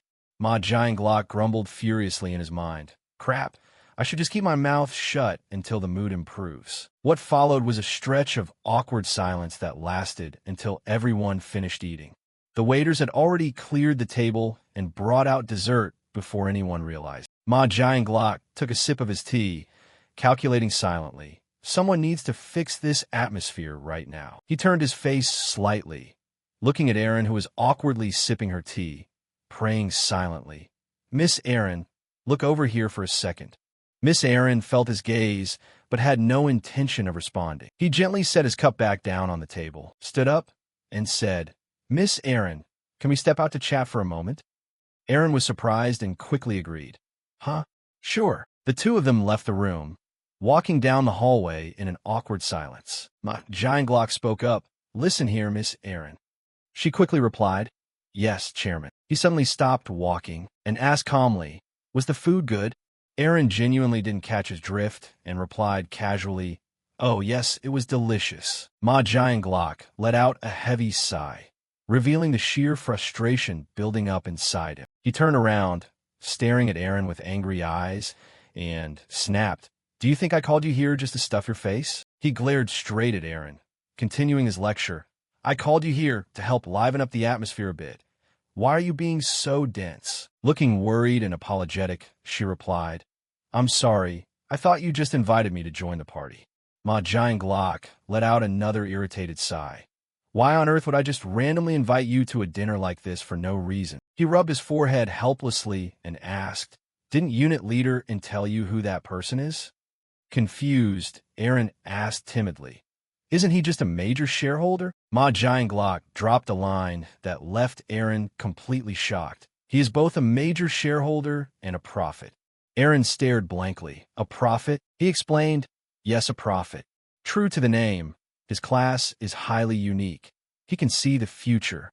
It finally clicked for her. Ma Jianglok gestured with his finger, continuing, Do you get it now? We have to keep him happy. If we can get information about the next round in advance, do you know how massive of an advantage that would be? He went on with a sinister look. So you need to use that beautiful face of yours to agree with everything he says and smile at him. Erin was genuinely starting to feel a bit frightened and anxious. Ma Jianglok clenched his fist, smirking triumphantly as he said, And use every method possible to capture that prophet's heart. Erin felt incredibly uncomfortable and spoke up hastily. Forgive my bluntness, but I don't think doing that will. Before she could finish her sentence, Ma Jianglok cut her off, striking right at her weak spot. Hong Tao Tung. As the chairman, I created the opportunities for you to succeed in your acting career. Shouldn't you repay that debt by now? He continued, completely ignoring her sorrowful expression. You don't need to hesitate. It doesn't matter what kind of tricks you use, just make shareholder Ryumin happy. Aaron fell silent. Seeing her silence, he asked a simple yet heavily loaded question. Why aren't you answering me? She panicked and stammered. Oh, I understand. Ma Jianglok calmly walked off, saying, I'll be watching to see if you put in some serious effort. Let's go. She sighed inwardly, replying, Yes, sir. Meanwhile, the mood inside the dining room was even more awkward than before, with just the two brothers sitting across from Sang-chun, all three of them completely silent. Just then, the door opened, and Aaron and Ma Jianglok walked back in. He spoke up. Did we keep you waiting long? We had some business matters to discuss, so we're back a bit late. Ma Jianglok spoke warmly while secretly giving Aaron a firm nod, saying, Looks like everyone is done eating. Let's move to a different spot. With that, Ryumin and Ryu-won headed toward the door, walking right between Aaron and Ma Jianglok. Ryumin walked right past Aaron without a second glance. While she was hesitating on how to approach him, Ma Jianglok grew irritated and disappointed, thinking, I laid out exactly what she needed to do. So why the hell is she still hesitating like that? Suddenly, Ryu-won spoke up politely. Miss, look at this. Surprised, Aaron replied, What's up? Blushing, he gathered all his courage and said, I'm a huge fan of yours. You're even more beautiful in person than in your photos. If it's okay, I hope you could spare a little time later to take a picture with me. Aaron replied warmly, Oh, thank you. She happily agreed right away. Of course we can. Ryu-won's face lit up. Thank you so much, which made Ryumin secretly pat his brother's shoulder in congratulations. Seeing this, Ma Jianglok was caught off guard, quickly tapping something on his phone as he calculated. The younger brother seems more interested in him? We need a change of plans. Right then, Aaron's phone lit up, and she picked it up in surprise to check it. The notification on her phone displayed 2 lines of text. Switch targets. Get close to the younger brother first. Aaron looked reluctant and sad, thinking, he's a fan with such pure intentions, yet I have to deceive him. They all walked together to the next location. Ryumin had already secretly noticed the gloomy look on Aaron's face, and he also noticed Ma Jianglok walking ahead with a smug look. The chairman was thinking, if we can bring the younger brother over to our side, the older brother will have no choice but to automatically join us. That way, we can easily extract information about the upcoming rounds. Ma Jianglok stopped in front of the door, gesturing toward it as he introduced, This is a private lounge prepared exclusively for VIP guests. Of course, in here, you can order as many drinks, snacks, and appetizers as you like, along with music. He led everyone inside, revealing a room styled in luxurious red tones, decorated with expensive hanging paintings. Ryu-won couldn't help but marvel at the sight, but then he asked awkwardly, drinks? If it's alcoholic drinks, I'm only a middle school student. Laughing, Ma Jianglok waved his hand. Don't worry about it. You could just have other kinds of beverages. With that, he turned to instruct Sang-chun, unit leader, in order a special VIP platter here and a non-alcoholic drink for the student Ryu-won as well. He nodded. Yes, Chairman. Sang-chun left, closing the door behind him. Ryumin then spoke up. Chairman Ma, hey, I can't drink alcohol either. Ma Jianglok quickly replied. Is that so? If you're of age, you should take this opportunity to give it a try. Right after that, Ryumin turned to Aaron and said, Hey, Miss Aaron, could you step outside to take a picture with my brother? Aaron gave a slight nod and replied, Oh, sure thing. As the two of them prepared to leave, Ryu-won looked back at his brother, appearing somewhat deep in thought, while Aaron gave a polite bow before they closed the door and stepped out. Ensuring both of them had left, the room was now occupied by just him and Ma Jianglok. Ryumin spoke up, Mr. Chairman, causing Ma Jianglok to quickly reply, What is it? Dropping his casual demeanor from earlier, the youth fixed him with a cold, piercing glare and asked, Do you think I'm a pushover? Caught completely off guard, Ma Jianglok looked flustered and asked with a forced smile, What do you mean by that? Before he could even finish his sentence, Ryumin crossed his arms and asked integration ally, Did you forget that my class is a prophet? I can see the future. Do you seriously think I don't know about the conversation you had with actress Seo, Aaron? Restless, Ma Jianglok fell silent, as if hit right where it hurt. Ryumin asked again with a look of disappointment. How are we supposed to do business together like this? He delivered each word softly yet terrifyingly, his face full of displeasure as if issuing an order, saying, Mr. Chairman, you shouldn't hide anything from me. Panicking, Ma Jianglok's mind raced in utter disbelief as he thought to himself.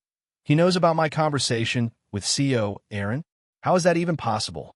Does he literally see through everything in the future? Fixing him with a sharp gaze, Ryumin continued his interrogation, his voice thick with pressure.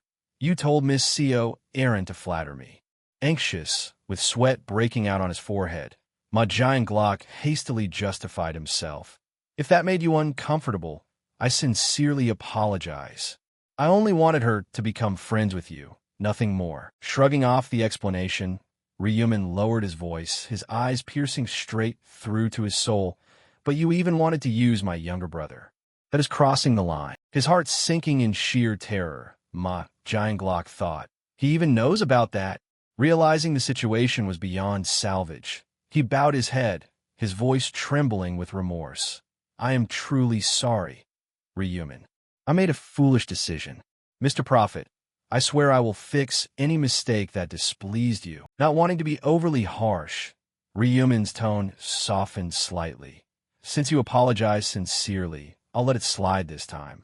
I'll act as if I never heard the words you said to actress CEO Aaron. Breathing a sigh of relief, Ma Jianglok looked up, his eyes gleaming with gratitude. Thank you for giving me another chance. Right at that moment, the door cracked open, and team leader Seong-hun peeked in, saying, Chairman, I have returned. He froze, stunned by the sight of Ma Jianglok bowing his head in apology. The chairman quickly adjusted his suit, clearing his throat to regain his composure. Step outside. Seong-hun stared blankly. Excuse me? Ma Jianglok signaled with a firm glare, his voice commanding. I have matters to discuss with this VIP guest. He then turned to unit leader and, take those two to the next room and have them wait there.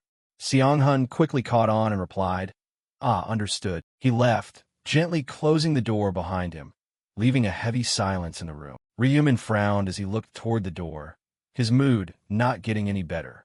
Ma Jianglok grumbled bitterly to himself. Damn it. I intended to use so Aaron to soften the mood, who knew it would only make things worse. Suddenly, Ryumin spoke up, his voice calm, yet loaded with meaning. Do you want information about the next round? Startled, Ma Jianglok replied cautiously, Of course. You even know about that. Ryumin looked at him, his strict gaze carrying an underlying threat.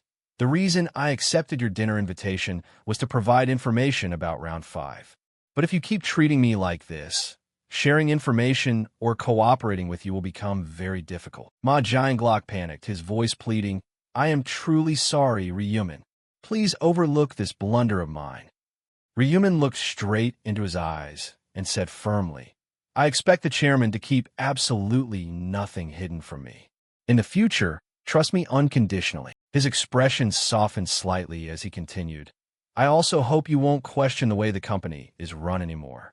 And make sure to convince the other shareholders during the meeting. Ma Jianglok nodded vigorously. All right, I will do whatever it takes to keep the shareholders in check. Ryumin finally flashed his first smile, satisfied. Very well then. I will do my best to help you grow the company. Then he delivered the line Ma Jianglok had been desperately waiting for. Now, I will give you the information about Round 5. Ma Jianglok couldn't hide his excitement, his eyes lighting up. Ryumin stated coldly, The difficulty of Round 5 is the highest compared to all the rounds we've experienced so far. Ma Jianglok's face instantly dropped, filled with immense anxiety. Seeing this, Ryumin reassured him, No need to worry. If it's you, it won't be a major issue. Ma Jianglok, still uneasy, pressed further. What exactly is the quest for Round 5? Ryumin held up 3 fingers. The quest is to kill 500 orcs, but it's not as simple as it sounds. He continued seriously. The regions will merge.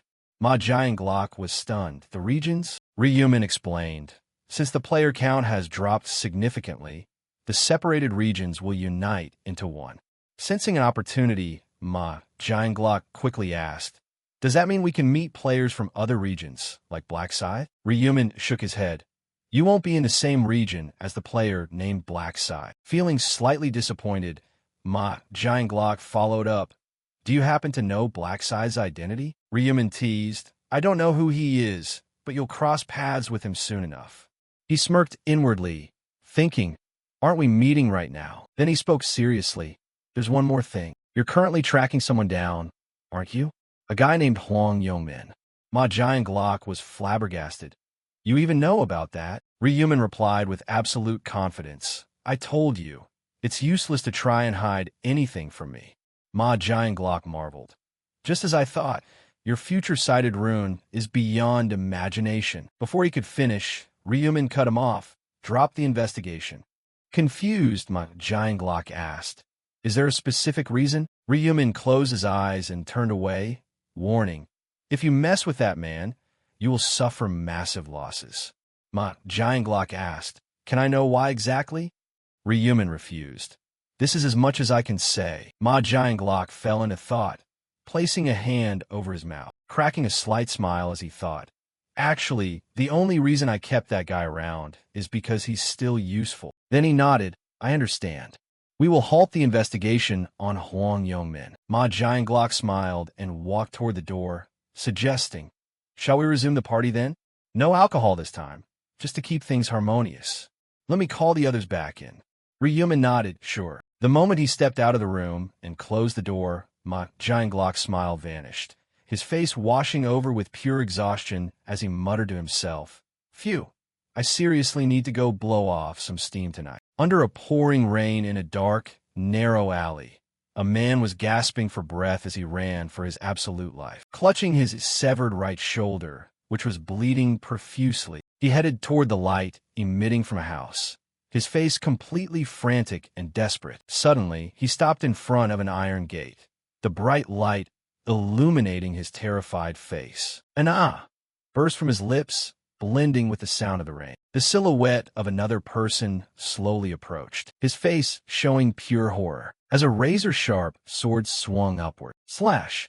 The blade swept across, severing one of his legs. Blood splattered everywhere, the leg looking as if it were about to be completely torn off. As the man collapsed heavily, letting out a trembling, pitiful shriek, a cold voice rang out from the swordsman, who was completely drenched in rain. Ma Jianglock, if you don't want your tongue cut out, shut your mouth. The man looked up, feeling wronged. Why are you doing this to me? What did I do wrong? Ma Jianglock sheathed his sword, his voice dripping with contempt. A child rapist like you is still making excuses? You really don't know, the man cried, holding up a bloody hand to beg. Wait, that happened a long time ago. I served my time. I'm a free man. Now I'm just an old man. Ignoring the pleas, Ma Jianglock thrust his sword forcefully into the man's back. Blood spurted out, and the man screamed in agony. Ma Jianglock said coldly, if you don't want to die slowly and painfully, stop talking. If any witnesses show up because of you, the body count is going to increase. The man bit his lip, groaning with pure hatred. Ma Jianglock praised him with a sarcastic tone. That's more like it. You're great at playing pretend, but your ears aren't deaf yet, are they?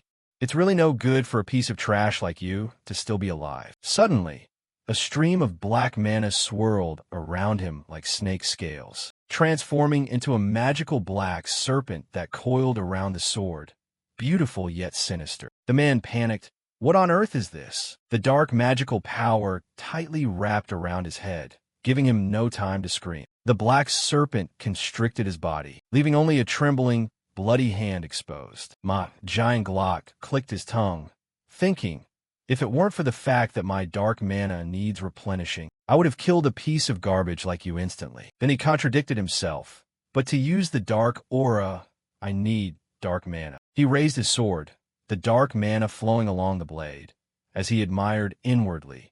To replenish dark mana, I have to take someone else's life. With a single horizontal slash, the man's chubby body was cut in half. His bloody arm froze for a second, then went completely limp. Ma Jianglock thought, killing people yields way more dark mana than killing monsters. Right from the start, for someone who enjoys killing criminals like me. He brushed back his hair, revealing a satisfied look in his eyes.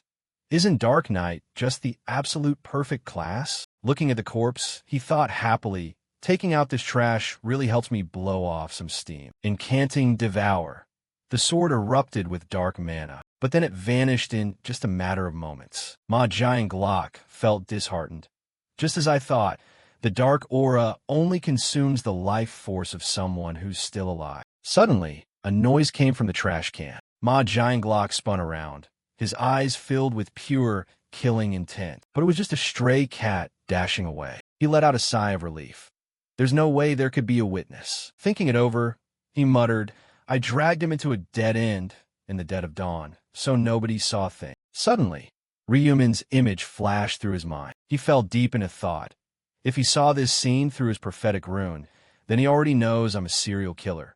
Yet he still approached me. Ma Gyeonglok Zmirkt. Interesting. He placed a call. Seong Hun, get over here and dispose of this body. 2 weeks later, at Ryumin's luxury apartment, he was sitting on his bed, scrolling through his phone, thinking, I don't have anything specific to do, so I just stay home all the time.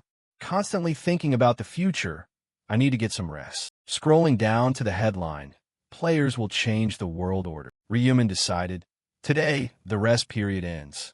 He tapped the button to join the group, reflecting, it's time to make a move. Thinking of the deep blue stone radiating a noble glow, Ryumin thought confidently, time to go grab one of the 5 runes in the real world, the replication rune. Top-tier news headlines flooded the internet, screaming a horrifying truth. 1.8 billion people were dragged into another world, and now only 90 million remain after 3 months. The economy is shaking due to the loss of the younger generation. Schools across the nation are shutting down. In the society section, a heartbreaking headline appeared. Endless grief. Parents and siblings worldwide plunged into misery, accompanied by an image of a quiet white chrysanthemum. The person reading those news lines was Hyungtaek, in-game name, Black Dragonfire. He sat casually on a chair inside a classroom, his hands covered in blood, holding his phone. All around, blood was splattered, and by his hip rested a massive double-edged battle axe, which was also drenched in blood. He grimaced, his voice full of contempt. It's only the 4th round and a whole bunch of people are already dead. What a bunch of useless losers. Scrolling further through the news, he read the headlines. The number of deaths caused by players abruptly skyrocketed after the 4th round. Thousands of surveillance cameras were destroyed, leaving cities lawless at night. Players opposing the government have formed an online community. Public anxiety continues to escalate. The emergency solution is criminal psychologists suggest that people have lost their motivation to work. The more he read, the more Black Dragonfire smirked with amusement. What a beautiful mess. If they were players, they'd be doing the exact same thing. Hyungtaek stood up with a limp, his body quite chubby, with the corpses of students scattered around his chair. Carrying his axe, he grumbled, what's wrong with wanting to do whatever the hell you want before you die? Those damn hypocrites in power. That's exactly why they shouldn't always force us into a mold. Can't do this, can't do that. It's all because of these restrictions and laws. He swung his axe with sheer force, delivering a powerful strike directly into the floor. The floor cracked open, sending dirt and debris flying everywhere. Black Dragonfire let out a shout, his voice thick with resentment. That's exactly why all of us are exploding right now. Letting out a weary sigh, he reassured himself, whatever, it doesn't even matter anymore. Nobody can stop me. His face twisted into a groveling smile, full of pure amusement. He thought, after all, I'm a player. I'm superior to every single one of them. The classroom scene came into view. The axe was embedded firmly in the floor, surrounded by a dozen bloody corpses, with clear axe marks visible everywhere.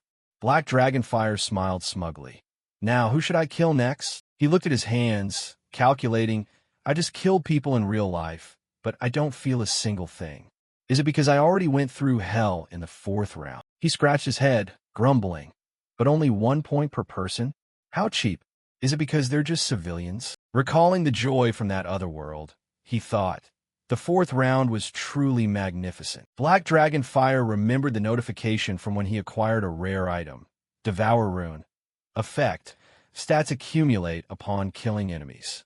When the points are maxed out, you receive a random stat. The number of stacks is directly proportional to the enemy's level. He admired, "This is even better than killing monsters." Opening the classroom door, he left, feeling regretful. "I want to kill players instead of civilians since I get way more points." Continuing to scroll through his phone, he noticed a news report. Players against the government have established an online community. Black Dragonfire was surprised. "Oh, is there an online forum community for players?" He let out a sinister laugh. "Can I join the forum and meet up with other players just to kill them?" Smugly, he thought, "This way I'll rack up way more points." Tapping on the forum registration section, the description popped up. "This is the nation's first online forum dedicated to helping players." Below were instructions and questions regarding personal information. Hyung-taek was annoyed. "What the? They want all my personal info, plus an interview? What a total pain." He motivated himself. "But I have to get in here to meet the other players." Entering his information, he thought smugly, "Those other players will definitely never expect that there's someone out there killing fellow players." The next morning, at a small, simple house surrounded by dense trees, Black Dragonfire stood in front of the door wearing casual clothes, looking at his phone. "Is this the right place?" A message from the interviewer popped up. "Please arrive at the Welcome Cafe in Wabanamyeon before noon. You may order whatever you'd like." He looked at the address plate, thinking, "This is it." Recalling the incredibly long distance, he gnashed his teeth and cursed under his breath. "Damn it, they call me out to the middle of nowhere. Even the buses don't bother running out here." Angrily opening the door, he decided, "I'm going to kill that piece of shit interviewer if he ticks me off." Inside, the house was clean and much more modern than its exterior suggested. Hyung-taek was surprised, looking around for anyone as he thought. "The interior is more modern than I expected." Near the window, two guests sat facing each other. He thought, "Are there only two people here?" A man in a white shirt with exhausted eyes looked up, spotted him, and quickly stood up. "Are you the person we scheduled for the interview?" Black Dragonfire nodded. "Yeah." The man asked warmly, "What's your username?" He replied, "Black Dragonfire in hand." The man shook his hand, introducing himself. "Great to meet you. I'm the interviewer. Username age 30. Black Dragonfire was surprised. "Huh, you're a player?" Age 30 forced a smile. "Yeah, I might not look like it, but I turned 30 this year." "Right this way." He led him to a seating area at the back of the room, introducing him to a person wearing a pink jacket. "This is Little Cockle, also here for the interview. This is Black Dragonfire in hand. You guys might end up as teammates, so go ahead and introduce yourselves." Black Dragonfire stepped forward and sat down beside him. His eyes filled with suspicion as he scoffed inwardly. "Does this anchovy-looking bastard count as a player too? He looks so incredibly weak." On the outside, he gave a superficial bow. "Hello." Little Cockle bowed back. "Oh, hey." He observed the place, judging, "I guess this business isn't exactly thriving. No customers, and I don't see any part-time staff either." Age 30 smiled. "Well, it's pretty far from the city, so that's understandable. This is exactly why we rented this place out for the interviews." Black Dragonfire remarked. "Oh, so you rented this place, but shouldn't the owner still be around?" "I don't see anyone." Age 30 explained. "The owner is preparing food in the kitchen. It's a cafe, but they also serve meals." He nodded along. "I see." Examining the surroundings more closely, he thought, "There aren't even any cameras. If I kill these two and make a run for it, nobody will ever know." But he immediately rejected the idea. "No, just killing two people isn't enough. I can't blow this opportunity." He asked, "Aren't we doing the interview?" Age 30 replied, "Oh, we're waiting for one more person. Once he arrives, we'll get started." Black Dragonfire was surprised. "There's one more person?" He followed up, "So there are 3 of us in total?" Age 30 nodded. "Yes, the scheduled time is a bit delayed, so let's wait a little longer." Age 30 looked out toward the garden, spotting a man in a black suit and a striped shirt approaching, and said happily, "Oh, he's here." The door cracked open, and Age 30 stepped out to welcome him, his face showing a hint of surprise. Are you here to participate in the interview?" The other person replied, "Yes." Age 30 asked, "What's your username?" The other person uttered Black Scythe. Hearing that, Age 30 was simultaneously thrilled and shocked, his eyes sparkling as he covered his mouth, laughing beyond words. A few days ago, on a computer screen, an online meeting was taking place with some high-profile individuals. The largest screen displayed a man wearing glasses, the chairman. He greeted everyone individually. "Welcome, Yami. Welcome, Popering." A girl wearing a pink dress, Yami, smiled and greeted him back. "Great to meet you." Age 30 joined as well, but appeared distracted. The chairman announced, "Everyone is present except for Jam, made of honey. Let's begin the meeting for the 3rd week of April." He called out, "Lost Yark, you go first." Lost Yark replied, "Yes, Chairman." The chairman asked, "How many people joined the forum this week?" Lost answered, "Around 2,000. The chairman remarked, "That's more than last week." Lost agreed, "Yes, the number of players decreases month by month, but the number of forum participants increases every week." He continued, "I think the article written about us caught their attention." The chairman asked, "Who was the one who hired the journalist?" Yami, the girl in the pink suit, smiled and raised her hand. "That would be me, Chairman." The chairman replied, "I see. I didn't realize you had connections in that field." Yami laughed. "It's a recent connection." The chairman raised his hand, praising, "Fantastic. I expect nothing less from a long-time member." He pressed on, "So Lost, out of those 2,000 people, how many actually have skills?" Lost replied, "If we filter out the players who don't have a class and are below level 10, we have about 1,200 people." The chairman fell deep into thought. How many of them are actually useful? Popering, the man in the blue vest, adjusted his glasses, looking at his iPad. "I'll speak on that matter." Popering scrolled through his iPad, explaining, "One notable player is Black Dragonfire in hand, from Region SX 455S. He's a standard level 10 warrior, but he secured 3rd place in his region." The chairman was taken aback. 3rd place? He must either have an exceptional rune for his level, or he's flat out lying. Popering continued, "But I think he's good enough to be an executive candidate." The chairman agreed, "True. Anyone else?" Popering said, "Another one is Little Cockle, from Region SC27, consistently ranking between 4th and 10th. He added, "Aside from those two, there are 50 players who are in the top 100 of their respective regions." The chairman was intrigued. "That's quite a lot. Looks like I'll be busy with interviews." He turned around, his tone critical. "Isn't that right, my dear Age 30? Age 30, who was nodding off, snapped awake. "I'm sorry." The chairman glared, furious. "Are you seriously dozing off? What the hell did you do last night to be this sleepy now?" Age 30 stammered. "Well," the chairman cut him off. "I don't want to hear excuses. Clear 50 interviews before the next meeting. If you can't make it, another high-ranking candidate will replace you." Age 30 panicked. "I understand. Please leave it to me." The chairman turned back. "Anyway, Lost, has Black Scythe reached out yet?" Lost replied, "If he had, I would have reported it immediately." The chairman expressed regret. "What a shame. I would grant him an executive position instantly if he joined." He said to Yami, "Can you have the journalist write a few more articles? We need a promotional strategy to draw Black Scythe in." Yami rubbed her hands together, flashing a mischievous smile. "Of course, as long as the funds are there." The chairman laughed. "Don't worry. I'll reward you for your dedication." Yami flashed a finger heart, showing appreciation. "Thank you, Chairman." The meeting proceeded. Suddenly, Lost panicked, staring at his phone, and interrupted. "Wait, Chairman. A high-profile individual just requested to join the forum." The chairman was surprised. "Who is it?" Lost trembled. "Black Scythe." The 6 people in the meeting froze, completely dumbfounded. Back at the interview venue, Age 30 gripped the hand of the man claiming to be Black Scythe, saying warmly, "Great to meet you. Getting here wasn't too difficult, right?" Black Scythe replied curtly, "It was difficult." Flustered, Age 30 scratched his head and forced a laugh. "Sorry about that. This is the best spot to maintain privacy." He praised, "By the way, you're genuinely very handsome. You must be incredibly popular with the ladies."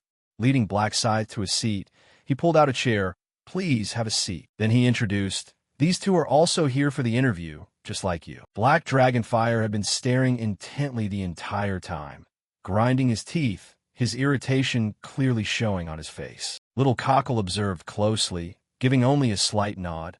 Oh, hey. Black Scythe crossed his arms, leaning back in his chair with absolute arrogance, giving a slight nod.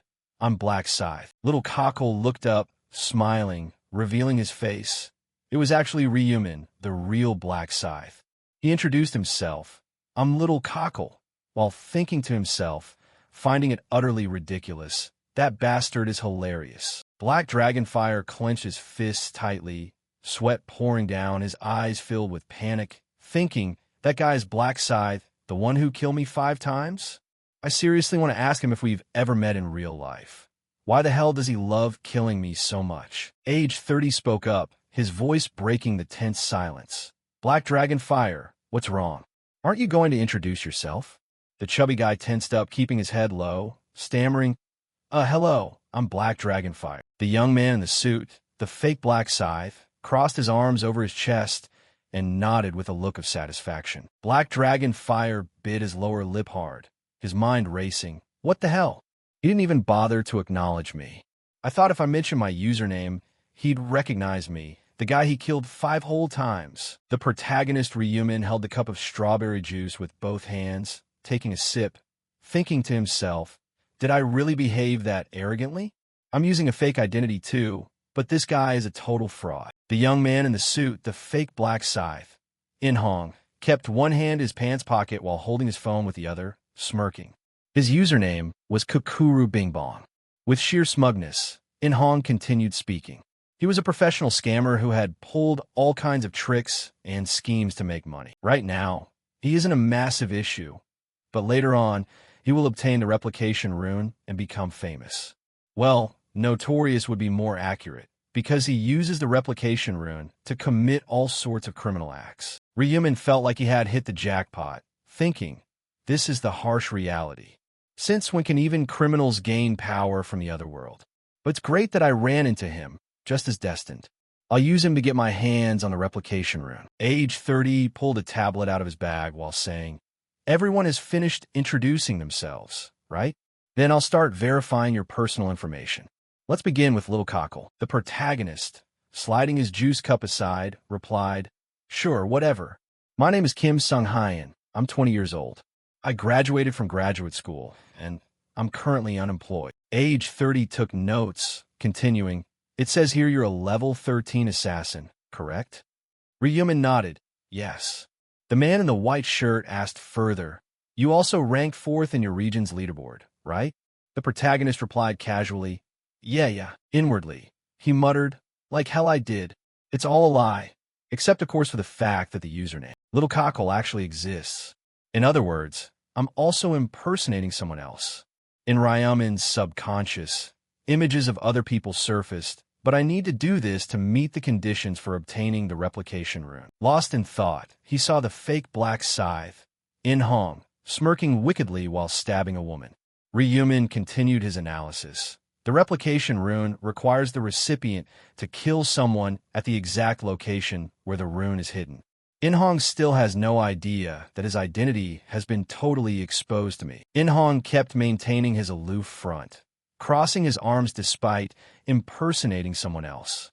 In the past, this bastard had killed people while posing as Ryumin and successfully acquired the replication rune. Age 30 beamed, turning toward Black Dragonfire. All right, next up is you.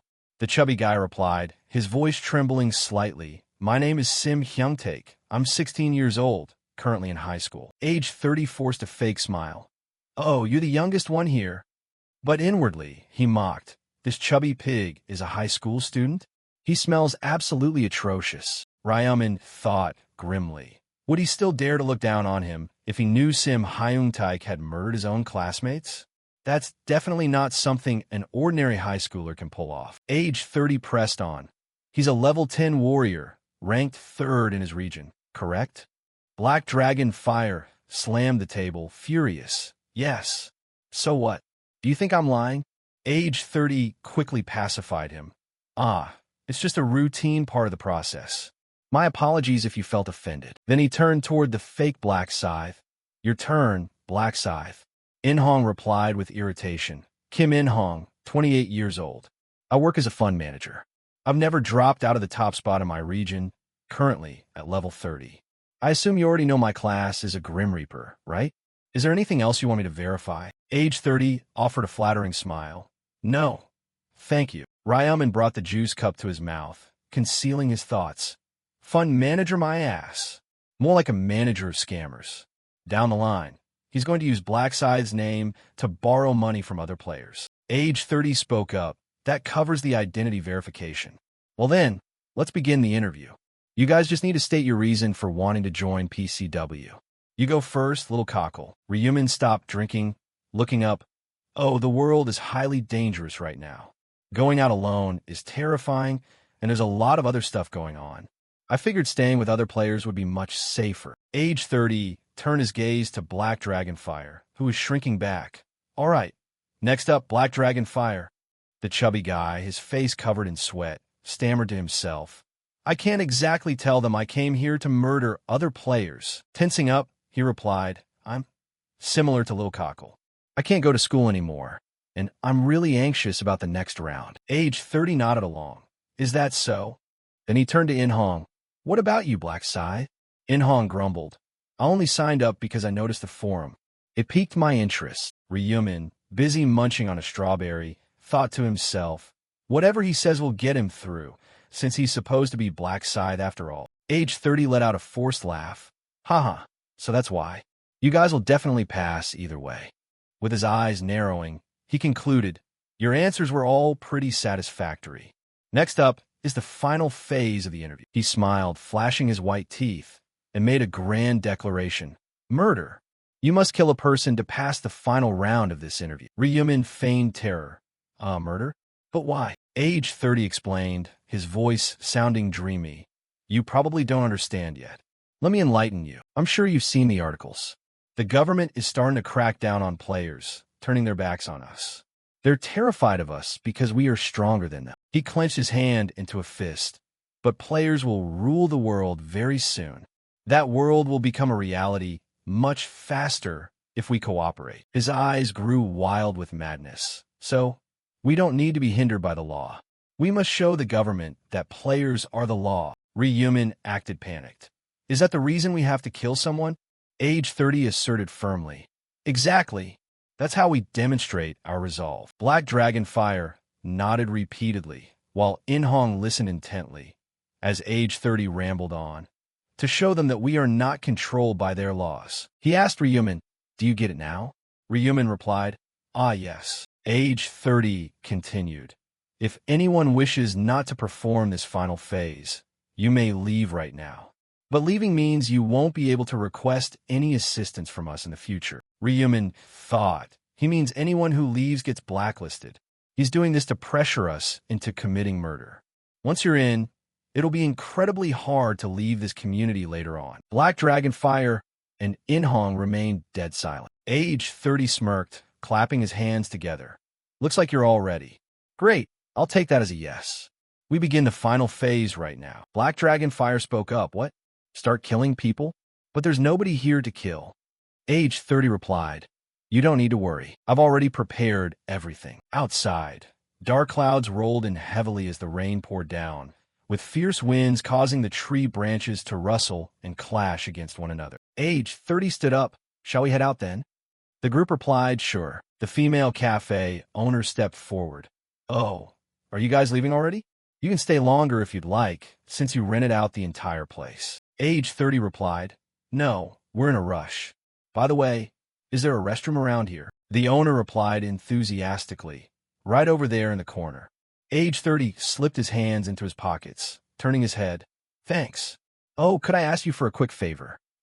The owner asked, what is it? A car key was placed in her hand, followed by a request. Could you fetch my car from the parking lot for me? I'm in a bit of a hurry. The owner replied cheerfully, of course, I'll go grab it right away. Outside, as the rain pattered down, she held up a red umbrella, walked over to a white car, opened the door, folded her umbrella, and prepared to step inside. Suddenly, a pair of silent hands reached out from behind, brutally choking her neck with intense force. The owner thrashed around, gripped by absolute terror, but she gradually lost her strength, unable to put up a fight. Turns out, Age 30 was the one who made the move. He let out a sigh of relief as the owner lost consciousness in his arms, muttering, "Piece of cake." Ryumin stammered, "What did you just do?"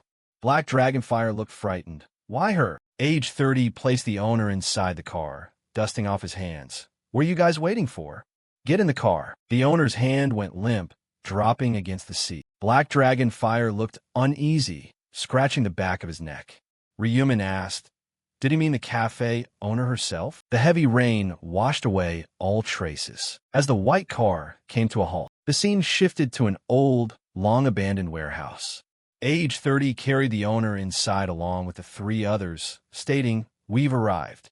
This is where we conduct the final phase of the interview." The group opened the door, and the owner was tossed onto the ground. Age 30 said, "Let's get started. Who's going to kill her?" He turned toward In-hong. "How about you go first, Black Scythe?" He hesitated. "Sure, why not?" A voice suddenly rang out. "Wait a second." Age 30 asked, "What is it?" Little Cockle, who was actually Ryumin, replied, "Can I do it?" Age 30 praised him. "Huh, you want to do it? Interesting. I didn't expect much since you seemed pretty shy." He flattered, "Well, it's fine by me. Black Scythe, let him do it, all right?" Without waiting for an answer, Ryumin walked straight toward the lying cafe owner. In-hong mocked, "You better do it right. I just did you a favor." Ryumin glanced sideways. "Thanks.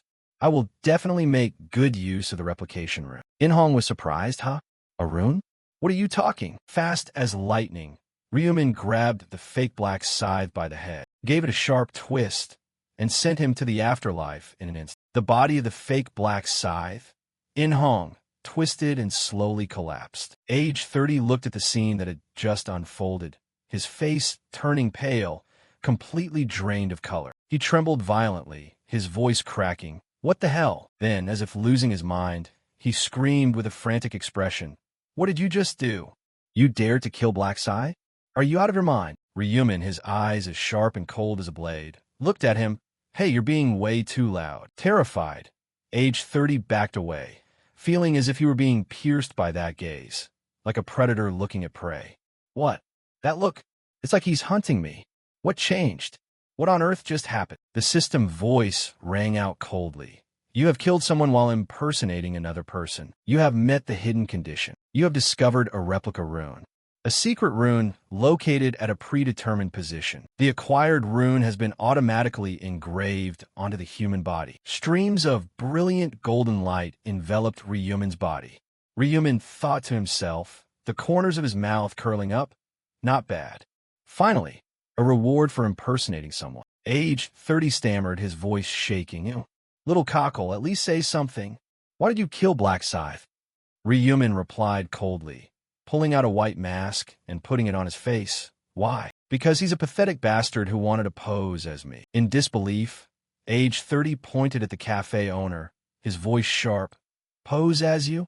How could you? You were supposed to kill that woman. Why did you go and kill Black Scythe? Answer me right now."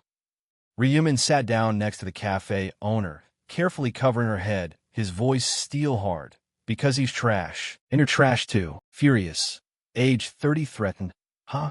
Say that again if you think you're tough." A golden light flashed, and a sharp blade was already in his hand, ready to strike at any moment. "You just said..." Before he could finish his sentence, he froze in shock at the sight before him. Ryumin materialized his weapon. A colossal scythe, enveloped in an eerie red hue, appeared, radiating an aura of death. "I said you trash. What, did I say something wrong?" Age 30 broke into a cold sweat, his hands shaking. "That scythe? What's the deal with that? Don't tell me that's his main weapon. I've never seen a player with a scythe that massive." As if realizing something, his mouth fell open in sheer horror. The player who uses a giant scythe. His mind raced, piecing together the details of what had just occurred.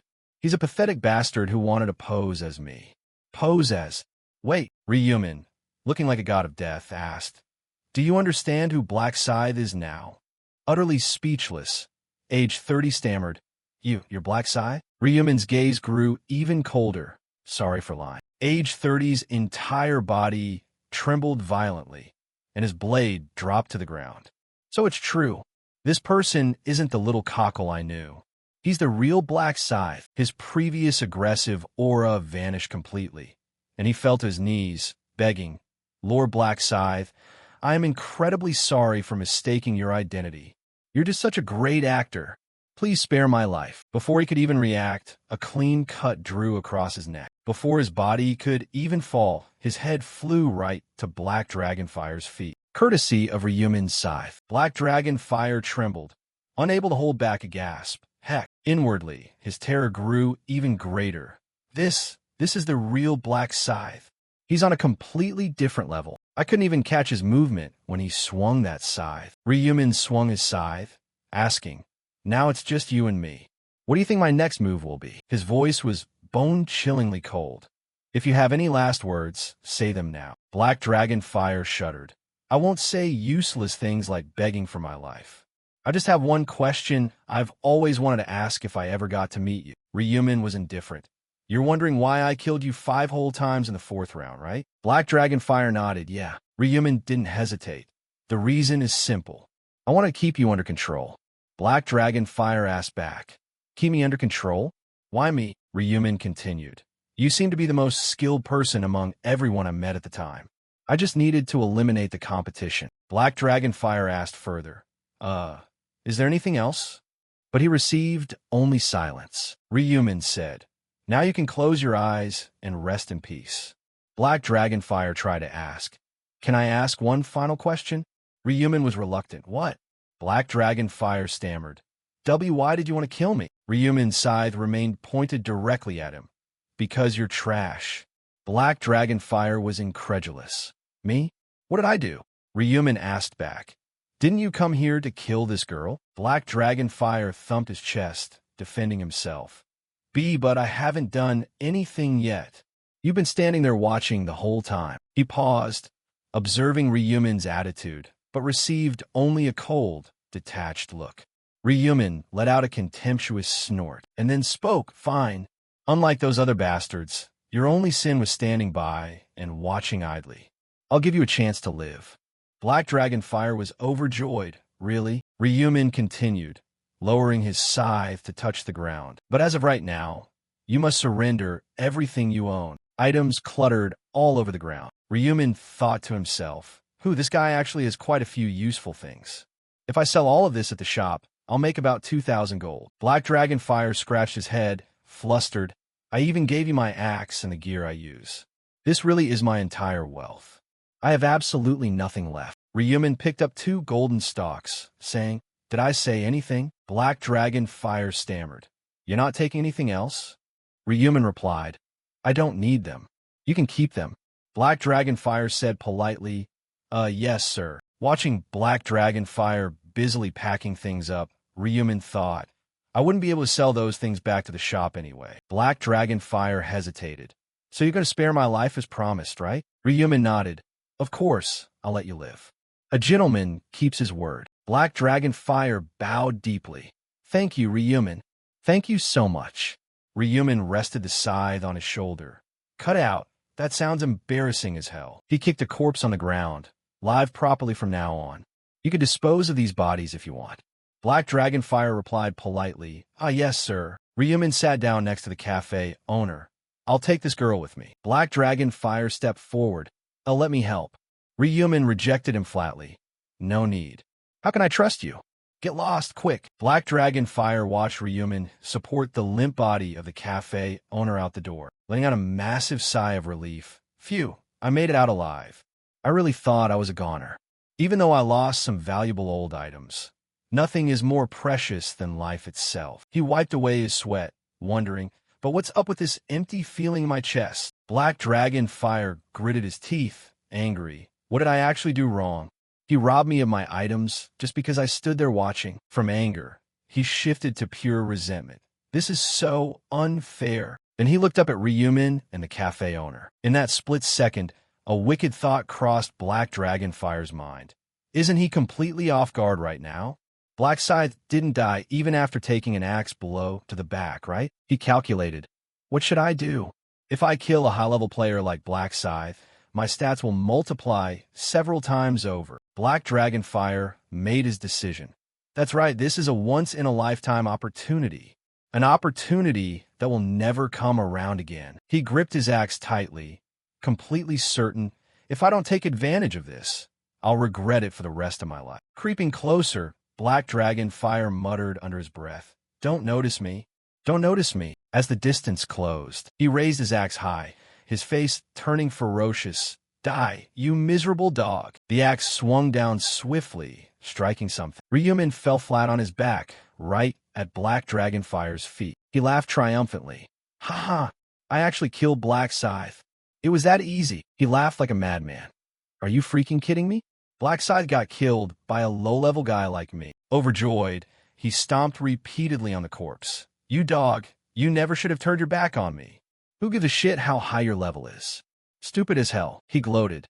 "Thanks for all these stats, you moron." Black Dragonfire suddenly froze, realizing something was wrong. Why hasn't the notification message for the stat increase appeared yet?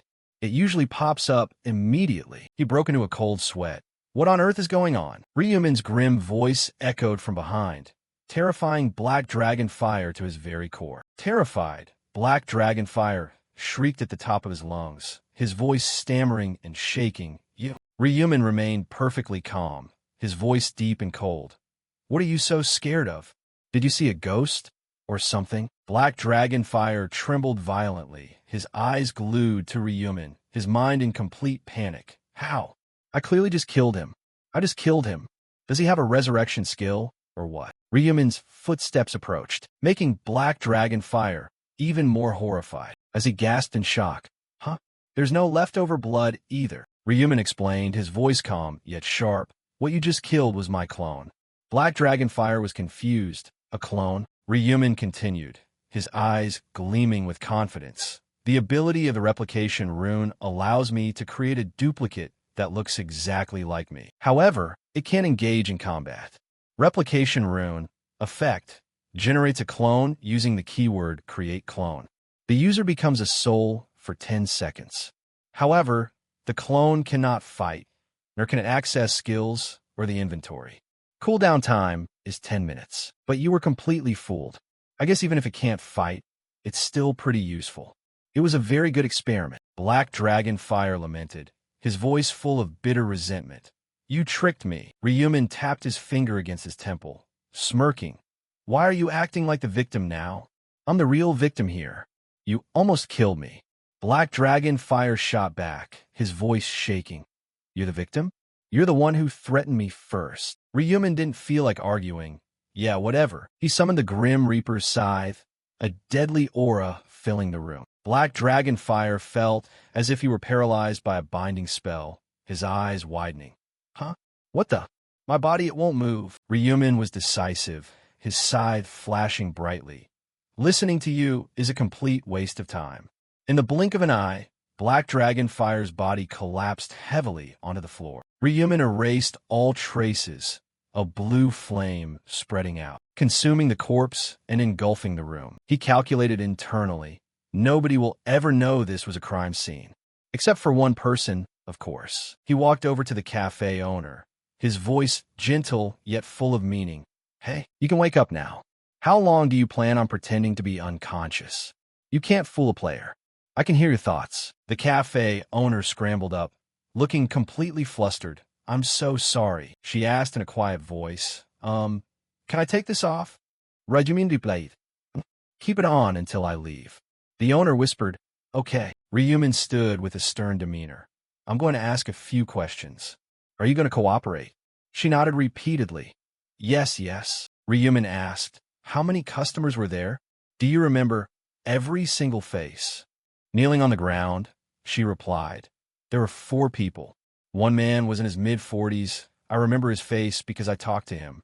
As for the others," Ryumin thought to himself, "she's telling the truth." He nodded. "All right, that's all." The owner hesitated. So am I safe now?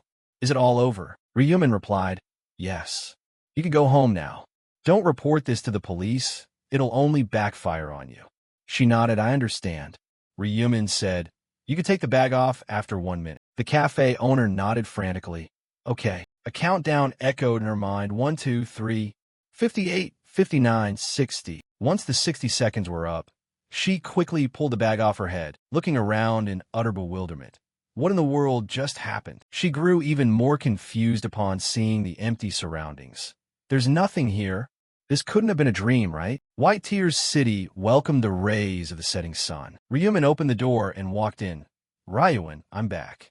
Ryuin ran out excitedly, but looked surprised when he noticed his older brother's appearance. That's my jacket. Where did you go? Ryumin felt awkward and brushed it off, walking past Ryuin despite his younger brother's questioning gaze following him. Phew, I'm exhausted. That was so embarrassing. Ryuin ran after him. Where did you go? Have you had dinner yet? Ryumin replied. Not yet. Ryuin called out. Let's order food. Ryumin said softly. Yeah, go ahead and order whatever you want to eat. He held up the jacket he had just taken off, examining it. It's completely clean, but I can't get it back to him. Ryuin panicked when he saw him toss the jacket into the trash can. Huh? Ryumin, what are you doing? Why are you throwing it away? Ryumin made an excuse. It's old. Let me buy you a new one. You've been wearing that for way too long. Ryuin's eyes welled with tears, but Ryumin cut him off. I'll buy you a better one, okay? Ryuin turned his head away sadly. No, there's no need. School is closed anyway. It's not like I can go outside. Ryumin suddenly felt a wave of empathy. It must be incredibly boring to be cooped up inside the house, unable to go to school, all because of people like Sim Hyungtae. He suggested, Ryuin, do you want to go out and hang out with me tomorrow? Ryuin got excited just like a little kid. Really? Are you serious? Ryumin reminded him. Let's eat dinner quickly and go to bed early. Ryuin was absolutely bursting with excitement. It's been such a long time since I've been out here. Ryumin watched his younger brother eagerly looking around, a smile on his face. He was so gloomy yesterday. Bringing him out like this was definitely a good idea. The two brothers chatted animatedly. Is this place still operating? Lately, way more places are closing down than opening up. Ryuin's attention caught a small family wearing rabbit ears on their heads. He smiled innocently, while Ryumin followed behind, looking as serious as a bodyguard. Ryuin tugged his brother's arm, pointing in a direction. Brother Min, let's go over there first. Hurry up. Ahead was a counter selling plush pandas of all shapes and sizes. Ryumin picked out a panda ear headband and placed it on his brother's head. How does it look? Ryuin praised him endlessly. You're so cute, brother. Ryuin admired the stall. Wow, there are so many cute things. Ryumin indulged him. Yeah, just take whatever you like. Leaving the shop, Ryumin asked, What do you want to do now? Ryuin replied, We have to do absolutely everything there is to do here. On the roller coaster, playing on the spinning river rapids ride, and watching the adorable pandas. Ryuin pulled out his phone to take photos. The twin pandas are so cute. Ryumin smiled, watching his younger brother having a blast. But Ryuin suddenly looked worried. But Min, tomorrow is May 1st. Is it really okay for you to be hanging out with me like this? Of course I'm happy, but Ryumin patted his shoulder. Don't worry about a thing. I'll be fine. This time will be over 10 hours long. So even if I sleep for a bit longer, don't be scared. Ryuin pressed for answers. 10 hours? It's not dangerous, right? You have to return safely. You hear me? He reassured him. You worry too much. Ryumin ruffled his hair. I promised I would never leave you alone. Ryuin sighed. Then let's go check out the zoo. Ryumin nodded. Okay. The city at night? April 30th, 11:50 p.m. Ryumin lay on his bed, tossing and turning. His phone flashed a notification from Juryman. It's almost midnight, huh? So nervous. Everything will be fine this time, too. Fighting. See you later. Ryumin smiled faintly. She must be really anxious. He texted back. Don't worry. I'll protect you from now on. He placed his phone on the nightstand, and the clock struck exactly 12 a.m. Time to go. A vast number of people were teleported onto a massive plot of land, including Ryumin. A few people were discussing noisily. Huh? Is this everyone? No way, in my opinion. They just haven't shown up yet. The survival count from the last round was around 500. That sounds about right. It feels really empty. Ryumin pondered. It really does feel empty. The first round had nearly 10,000 people, but this feeling will pass soon enough. The angel flew down from high above, biting his lip and clicking his tongue. Your reactions are so incredibly boring. A total of 442 survivors have been summoned. There were supposed to be 521, but we lost nearly 80. Looks like there were some real-life conflicts. A rustling sound echoed through the crowd. There are even fewer of us now. It's like this every single time. The angel smacked his lips. Well, whatever. What you guys do in real life is none of my business. He emphasized a sinister tone in his voice. However, with only a few people, we can't play the game properly. The angel smirked maliciously. So, I've prepared something for all of you. The angel continued. That would be a regional integration. The angel laughed with sheer delight, his eyes twinkling with amusement. A young man spoke up boldly. Angel, could you explain that in more detail? The angel knitted his brows, his voice laced with annoyance. You didn't understand even after I said that? You're making me do more work here. He paused, then continued with an arrogant tone. It is exactly what it sounds like, a merger of regions. I don't know if you realize this, but your country has hundreds of regions. To be precise, 875. Voices of panic erupted from the crowd. What? 875 regions in our country? That many? The angel laughed out loud with pure joy. No need to be shocked. Compared to other countries, that number is actually quite small. The young man fell deep into thought, muttering, Makes sense. If each region had 10,000 people, then... Another person chimed in, exactly. If each region had one angel, then... Buzzing conversations broke out. Doesn't that mean there are at least 10,000 angels? You're right. Are there really that many angels? The angel cracked a smile, his tone mocking. That's just your own speculation. One angel per region. And you guys are only realizing this now? How utterly stupid. Another person questioned loudly. Then doesn't that mean there's someone behind you guys who created this survival game? The angel froze, his gaze turning razor-sharp. He swooped down, pointing his index finger right between the young man's eyebrows, his voice growling. What makes you think that? The young man trembled, but managed to reply, I don't think thousands of angels would join forces just to create a survival game without any ultimate purpose. The angel grew furious. And what if we actually did join forces? Are you going to praise us?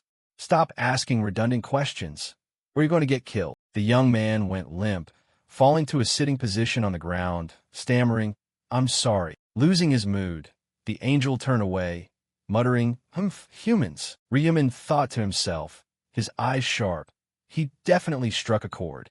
There must be a rule forbidding angels from speaking about the creator of this game. Furthermore, there's no way an angel who is so easily angered could have created a survival game like this. The angel crossed his arms, declaring, I will not answer any more stupid questions. Just focus on your survival. The authoritative words struck fear into the players below, leaving them too terrified to utter a sound. He continued, Can't waste any more time. At any rate, I will begin the regional integration. Keep in mind, I am doing this because there are too few of you left. The angel fluttered his wings slightly, his eyes filled with contempt. Don't go making up ridiculous stories. The ground shook and split open.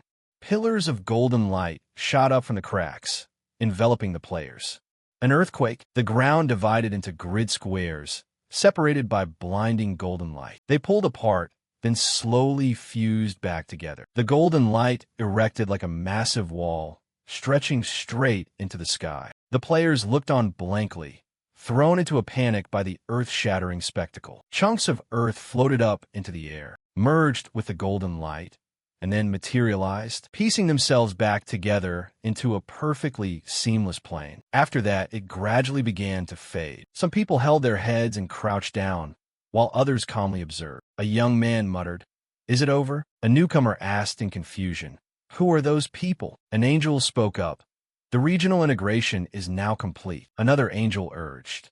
What gives? Introduce yourselves. How long are you guys going to just stare at each other? The young man from before broke into a sweat. Another angel? In the sky, countless angels gathered. An angel spoke. Greetings, humans. As you probably already know, we have merged the underpopulated regions. He smiled. We combined 10 regions into one. The total number of people here is 4,842. The players fell into a commotion. 10 regions? We have nearly 5,000 people now. Oh my God, that's so crowded. The angel looked down and reminded them. It's the same for the other regions. The regional names must change as well. From now on, this region will be called CS00, containing only players from South Korea. Murmurs broke out. Are we all Koreans here? At least we can communicate. But we might have to merge with other countries later on. Ryumin analyzed seriously. That's a given. Regional integration will continue whenever there are fewer than 5,000 people in a region. When South Korea has fewer than 5,000 players left, we'll have to compete against players from other nations. He looked up at the sky and mused. Well, will it happen in round 11 or which round? Whatever, it's best to focus on the present. The angel will start the subgame soon. Another angel spoke up. Before announcing the main quest, we will create a simple subgame to celebrate the regional integration. The angel asked. There's one representative for each region, right? But now that they're merged, what should we do? He flashed a malicious smile. Obviously, we need a new representative, don't we? A girl asked fearfully. A new representative? The angel pointed his finger, laying out the simple rules. The former representatives will step forward and fight until only one remains alive. That person will become the new representative. The chatter continued, filled with all kinds of reactions. We have to slaughter each other to become the representative? Oh my God, that's so cruel. Sounds interesting. It's exciting to see who wins. I wish I had popcorn here, a muscular guy said furiously. They're laughing because they don't have to fight. A female representative trembled with fear. Do we have to kill each other just to choose a representative? A long-haired representative bit her nails. I shouldn't have become a representative in the first place. A blonde guy smiled bitterly. Maybe if we get killed, we'll respawn? Each representative had their own thoughts, but they all shared the same question. Can I give up my rights as a representative? Ryumin thought to himself. Up until now, being a representative offered no benefits. But from this round on, it will be different. I must win this death match and become the representative, no matter what. The angel reassured them. No need to panic, everyone. You won't die in real life. You will be resurrected after the game. The long-haired representative bit her nails until they bled. Oh, so we won't die this time. The muscular representative fell into contemplation. The angel crossed his arms, looking displeased. You probably think being a representative comes with no real benefits. The new representative will hold the title of dominant position instead of authoritative position. It grants you the power to dominate lower-level players. This is an upgraded version, allowing control over players as long as they are at a lower level. Of course, it can only be used 10 times, and the position will go to whoever kills the current representative. The angel baited them, stirring up their greed. Pretty enticing, isn't it? Having the ability to dominate everyone else. The players were caught off guard. If their level is lower, we can control them no matter what. Some players look confident, as if victory was already in their hands. The angel flashed a textbook smile. It looks like you're motivated. Get ready. The angels murmured among themselves. Now that the regions are merged, we have to choose a representative angel. They formed a circle. A curly-haired blonde angel asked, Does anyone want to volunteer for this position? Another angel objected.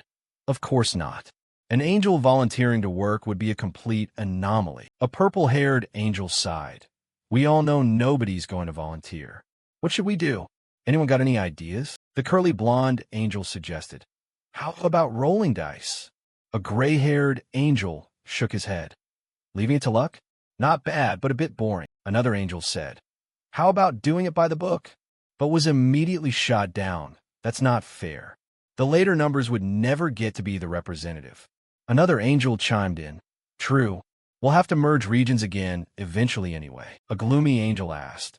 Is there a way that's both fun and fair? A pink-haired angel smiled slyly. How about this? The representatives are about to fight. The angel whose representative dies first gets stuck with the job. The angels agreed. Sounds fun. Great idea. I like that idea. Anyone in favor? They raised their hands to vote. I'm down. Me too. Another angel proposed an alternative. Hold on. Instead of the first to die, let's pick the angel whose representative is the last one standing. A textbook smile spread across the angel's face. To become the queen among us. Oliver crossed his arms, smiling with absolute confidence as he explained. Let's choose the angel in charge of the last survivor to be the representative angel. The angel next to him was surprised. Ah, as mentioned, the other angels must absolutely obey the representative angel's orders. He emphasized, hypothetically, if they assign someone to be a guide, it must be followed, for it is a royal decree. Priscilla lightly touched her chin, her eyes flashing. So that means if our regional representative wins, we win too? Won't the representative angel be just like the winning player? The angels chatted excitedly, their enthusiasm soaring. This just got way more interesting. Representative? That sounds amazing. What a unique idea. Oliver, the red-haired angel, pondered with a sharp gaze. Daring to suggest the winner takes it all? Looks like you're pretty confident. He turned to Ah and replied, Of course I'm confident. Ah smiled, exuding an air of arrogance. But what can I say? My regional representative is no joke. From the very beginning until now, that guy has never once let the top spot in the region slip away. Oliver burst out laughing, his tone provocative. Oh really? A stupid bird holding the top spot in a matching region? You dare mock me with just that? Ah thought of Ryumin, smugly. If you knew who my regional representative is, you'd definitely be so shocked you'd fall right out of the sky. Oliver acted as if it were nothing and asked, So what? Is it a deal then? I have no reason to refuse. The other angels jumped on the bandwagon excitedly. I approve. This idea is way more fun. Me too. I'm confident too. My regional representative is no pushover either. An angel looked at Oliver. It's decided then. Shall we begin now? Oliver nodded. I got it. They looked down at the players below and called out.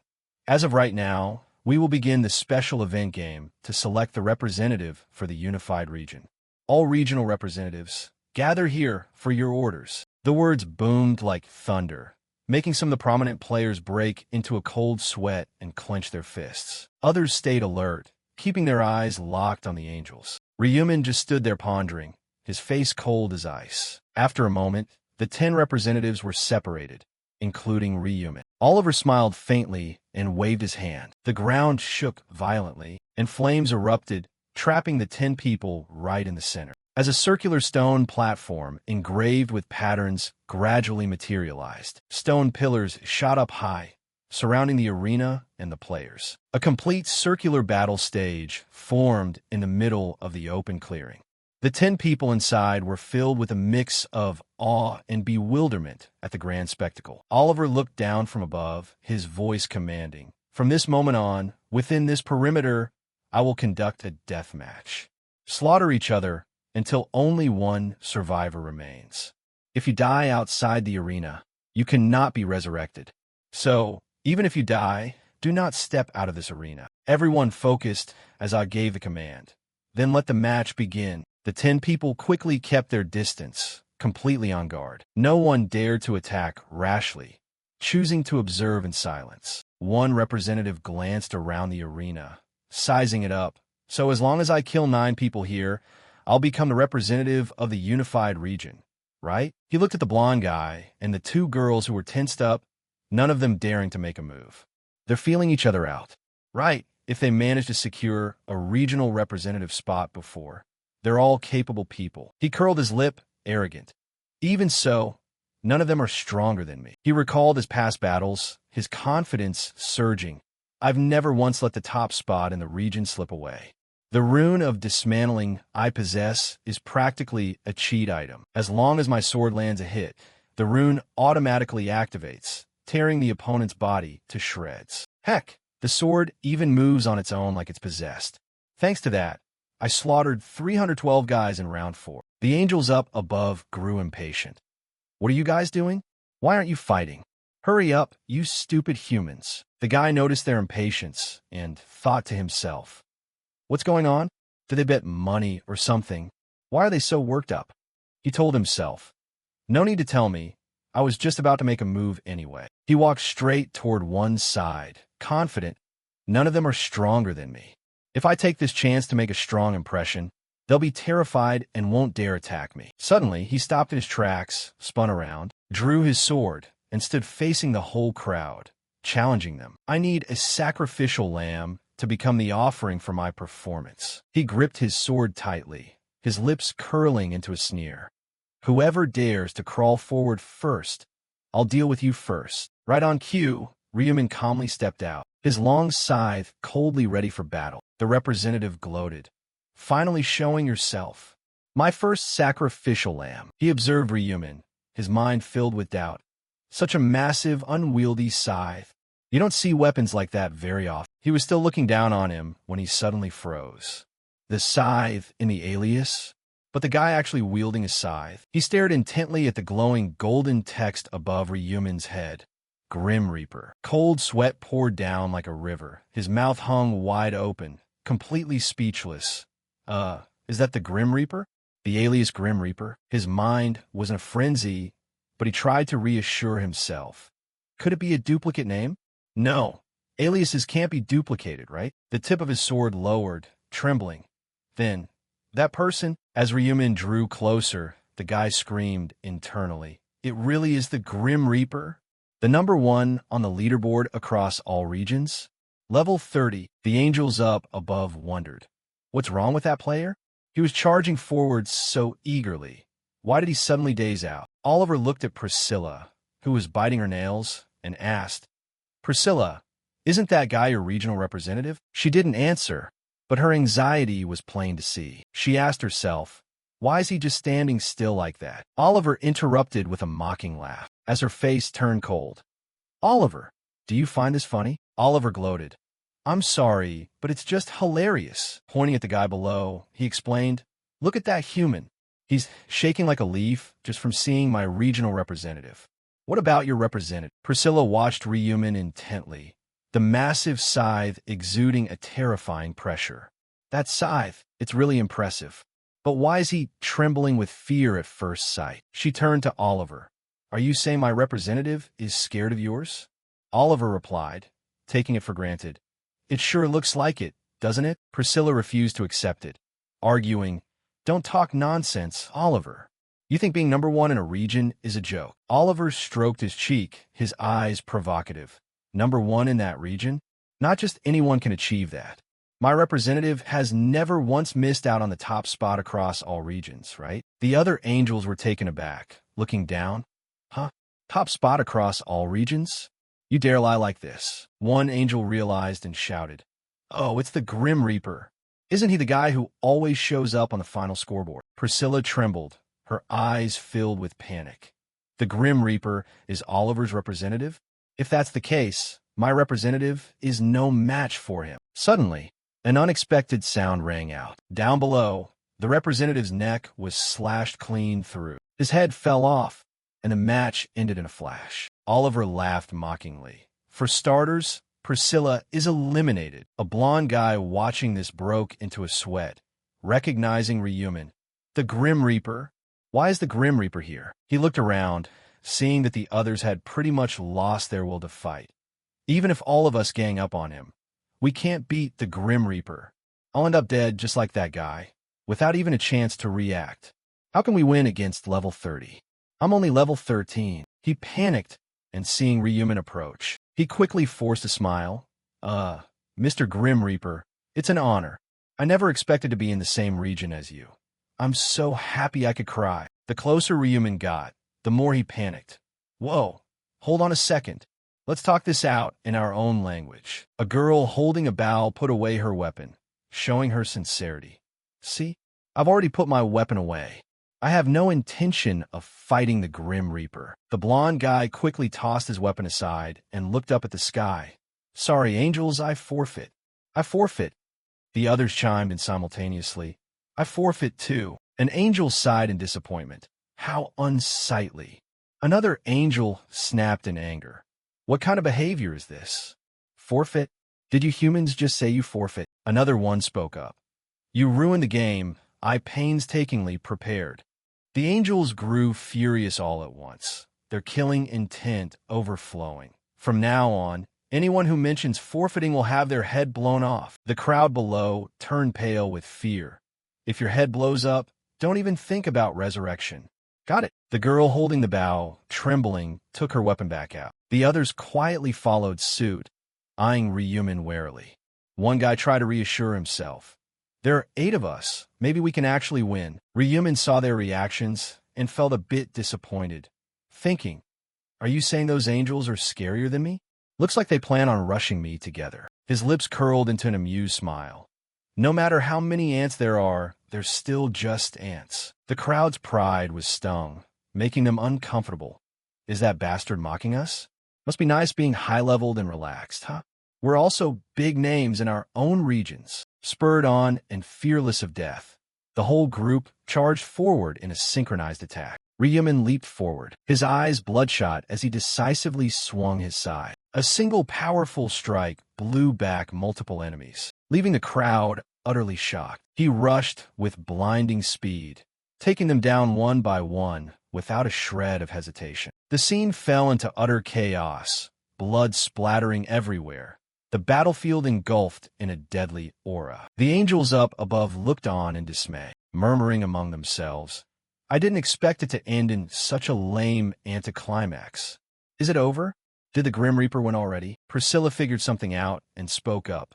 "So the angel in charge of the Grim Reaper, Oliver," another angel cut in, "will be treated like a king for a while, right?" I yelled out in anger, pointing straight at Oliver. You knew the result would turn out like this, didn't you?" Oliver remained unfazed, curling his lip. "Of course I knew." Priscilla lost her temper and shrieked, "I knew it. Everyone, this bitch played us." She knew she was going to win, which is why she made that proposal. I grew even more resentful upon hearing Oliver reply, his voice completely unapologetic. "Why are you guys stating the obvious? Obviously, I proposed it because this game works in my favor. If there was nothing in it for me, why would I even suggest it?" Oliver turned around, looking down at the angels, his voice dripping with disdain. "Besides, did I force you guys to bet? No. You all agreed because you thought it was entertaining. Now you're blaming me." Priscilla gritted her teeth in fury, but Oliver challenged her. "What, you want to fight? If you're so confident, bring it on." He raised his voice, reminding her, "Angels fighting in front of humans completely ruins our dignity. If the Archangel finds out, it goes without saying you'll be locked up in the insect pod." Priscilla tensed up, muttering, "The insect pod? That place is absolutely repulsive. I really hate the insect pod." I'll continue to provoke her. "What? Don't dare to attack. According to the bet, I'm the king now, right? Priscilla, you temporarily take charge of acting as the representative for this unified region." Priscilla panicked. "Wait, for how long?" Oliver said nonchalantly, "Until I'm no longer annoyed. Now hurry up and get to it." Priscilla walked away, muttering complaints. Why on earth did I agree to a bet like that anyway? She flew toward the humans, announcing, "Humans, as you can see, the representative for the merged region has been decided." The system chimed. Player Grim Reaper has become the new regional representative of CS007. He stood tall, waiting for the notification to appear. Temporary skill, authority of domination. Effect, can issue commands to players and force them to comply.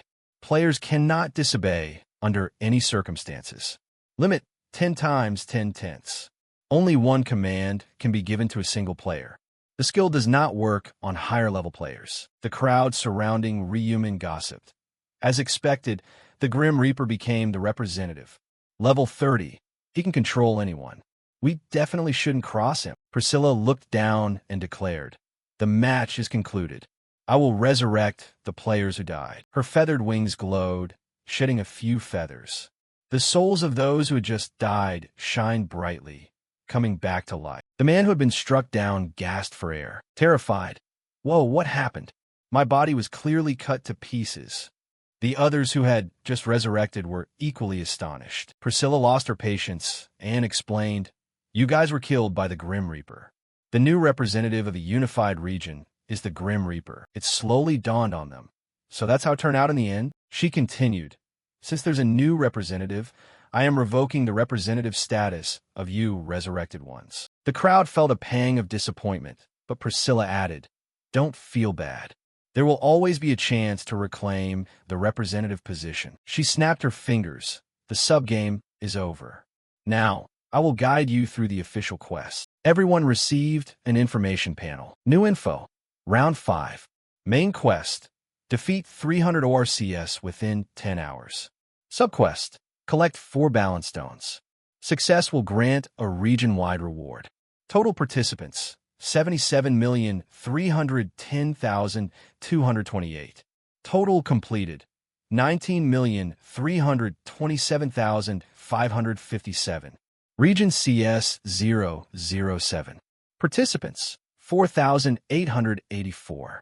Completed, 1,211. Someone asked skeptically, "What's this?" Defeat 300 ORCS, but the completion rate is only a quarter. Someone asked skeptically, "What's this?" Defeat 300 ORCS, but the completion rate is only a quarter. The crowd reluctantly accepted it. Priscilla reassured them, "Up until now, I've only given easy quests. This time I reduced the number of completions to prepare something harder. But don't lose heart." They gradually regained their spirits. 300 ORCS shouldn't be that hard, right? ORCS in games are just small fry. Priscilla rubbed her temples, exhausted. Experience it for yourselves, and then you'll see how difficult it is. I won't say any more. Two confused people asked, "Angel, what's the subquest? Why is the reward a question mark?" She felt helpless. Unlike the previous rounds, this round's subquest is made public, but the reward remains a secret. Ryumin felt dissatisfied, thinking to himself, always keeping secrets at every turn. He pondered. The subquest reward for round 5 is the Rune of Balance, one of the 18 essential runes. Only one person in each region can obtain it, but the difficulty is even higher than the main quest. Even if they complete it, how many people can actually meet the conditions of the Rune of Balance? Priscilla clarified. The subquest is to collect 4 balance stones. If you gather all 4, you instantly get the secret reward. But only one person can receive it. The crowd grumbled. Only 4 stones in the entire region? One person asked, "What happens if no one finds all 4? Priscilla replied, "Then the subquest is scrapped." She flashed a wicked smile. "But don't worry, you can kill other players to steal their balance stones." They were surprised. "You can steal them?" Just like the representative position. She turned her back, reminding them, "You can't steal other items, this only applies to balance stones." Unlike the previous round, killing people won't result in resurrection. Dead means dead. Priscilla left them with one final word. "I've announced everything. Do your absolute best." Remaining time, 9 hours 59 minutes 59 seconds. Ryumin watched her figure fade away, disgusted, vanishing in such an annoying way right until the very end. He planned a strategy. First, I'll slaughter 300 ORCs as fast as possible to set a record. Ryumin walked away at a brisk pace, ignoring the chatter around him. The crowd looked back at his disappearing figure. "What the? He just brushed right past us." Thank goodness. Him getting that close gave me a heart attack. I thought my heart was going to drop. Someone suggested, "Where's he going? Let's try following him." A hooded man shot back. "Are you crazy? Following the Grim Reaper?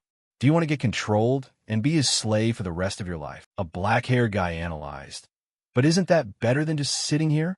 The Grim Reaper moves way faster than us.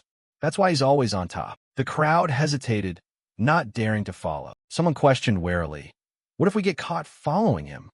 The black-haired guy caught an idea. "We just need to tail him from as far away as possible." Another person wavered. Even so, Blackhair didn't care. "Stay behind if you don't want to. I'm going alone." He turned his back and left. The crowd hesitated, but in the end, they followed anyway. "Whatever, let's just go. If it's the Grim Reaper, he'll definitely know the way to find the stones." Ryumin appeared before a small orc village where an orc tribe lived, each member carrying a distinct role. In front of the gate, a massive orc stood guard, its sharp eyes spotting the intruder. Ryumin, with his Grim Reaper scythe, suddenly showed himself. A few players who had followed him from a distance hid in the shadows of the trees, chatting excitedly. One person pointed, "Oh, look over there." The hooded man crossed his arms. "Is that a small village?" A guy shading his eyes observed. "Looks like the Grim Reaper is heading right there." The guard orc roared, warning of the intruder. Ryumin charged forward confidently, his scythe swinging up, placing the blade right behind the orc's head. A deadly aura surged as a familiar slash swept across the monster's neck. His cold precision left the orc no time to even form a resistance, its body collapsing right before him. With only one guard dealt with, Ryumin stepped into the village without any obstacles. As planned, Ryumin moved quickly toward the location of 3 working orcs. They spotted him and immediately drew their weapons, shouting loudly, "Chick-chew!" All 3 rushed forward with incredible speed. Ryumin was no slouch, swinging his scythe and cleanly slicing through the neck of the first one in a perfect arc. Fresh blood splattered everywhere. He focused on the remaining 2, his scythe locked and loaded. An orc swung a spiked mace straight at him. Ryumin rotated his scythe 90 degrees, a powerful, deadly aura enveloping it, completely blocking the attack. He twisted into a Z-shaped trajectory, taking down both of them in the blink of an eye, their heads severed clean off. Having cleared the outside targets, Ryumin walked over to a fixed tent and pulled the curtain aside. Fierce roars of orcs echoed from inside, but went dead silent as his blood-drenched scythe pulled back out. He left the encampment, leaving behind a deathly silence. The players watching from afar stood frozen in shock. A short, brown-haired guy spoke up. "Phew, looks like there aren't that many orcs." The hooded man said confidently, "I think they're just like those pigs we used to hunt before." A guy crouching in front looked back anxiously. "It only seems like everything's going easily because the guy taking action up front is the Grim Reaper." An excited discussion broke out. "Let's not get too full of ourselves." "Yeah, there's nothing wrong with being cautious." "Then now's not the time for this. We should also find a village and clear it out, just like the Grim Reaper did." "Hell yeah, someone got an idea. Looks like I have to move out with these bastards right now." He made a hand gesture. "All right, let's roll." Not just him, but the other players had their own thoughts too. A big guy thought to himself, "I'll keep waiting in the back for now, and I'll move inside once I see one that I can actually kill." The hooded man thought confidently, "The more meat shields, the better." The whole group advanced into the red autumn forest, discovering a new orc village. Someone announced, "Oh, there's a village over there." They noticed the difference. "Whoa, this one's a bit bigger. I think it's like 3 times larger than the last one." The group's attention clashed with the gaze of a guard orc up above.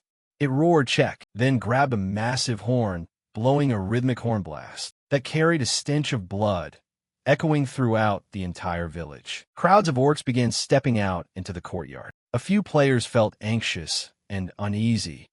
"What the? Why does that one have horns? Did that thing just blow a horn to call the other orcs over here?" "Hold on." From inside the village, countless orcs poured out in droves.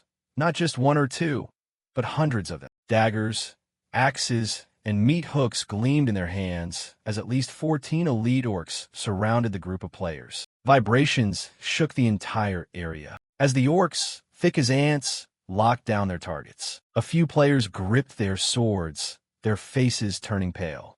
2 of them took turns complaining. "Damn it, I thought this village was just a little big. I never expected them to be this packed and numerous either. I thought there were only around 50 of them here." A mage-type player holding a long staff to spark fire stammered anxiously. What should we do now?" The short, brown-haired guy gritted his teeth, his face pale. "Damn it, what else can we do? We just gotta fight for our freaking lives." The onslaught began. A hulking orc took the lead, aiming its spiked mace right at a player. Someone screamed. An incoming hit. The player fought back, charging forward, as his sword clashed violently against the boss's spiked mace. Suddenly, the spiked mace deflected backward, leaving the player astonished. "What is this? These damn monsters are actually a bit terrible at fighting." The mage next to him added, "Their attacks aren't even that fast." Seizing the opportunity, the swordsman drove his blade straight through the orc. He forced a smile. "All right, that wasn't half bad." But the joy was short-lived. The sword got jammed tightly, completely stuck. The orc raised its spiked mace and slammed it down hard, flattening the player before he could even resist. The mage fired off a flame spell, but it didn't leave a single scratch. "Get lost, you damn orcs." The roars of the orcs shook the area as an unlucky player got smashed by a spiked mace, blood splattering everywhere. The mage, having lost an arm, his vision blurring, looked at the orc dagger looming before him. "I'm actually dying to an orc. Somebody save me." Nobody heard him. The orc brought the dagger down, finishing him off. The plan to follow completely crashed and burned. On the Grim Reaper's side, Ryumin moved rapidly, with no one trailing behind him anymore. It's hard for them to move quietly anyway. Works for me. No need to worry about that crowd anymore. Unless they're foolish enough to touch a large orc village. He pictured it. Large orc villages have powerful guards. If they blow the horn, over 50 of them will gather instantly.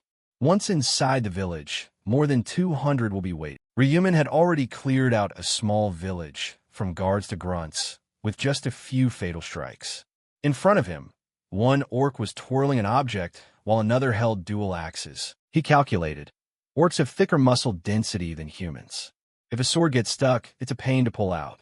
They have superior stamina. He dashed forward, parrying the first one's strike, placing his scythe against its neck, taking it down instantly. The axe-wielding one got sliced right through by the scythe, as a dark energy materialized, a precise slash splitting its body in two. Ryuman looked back, cold.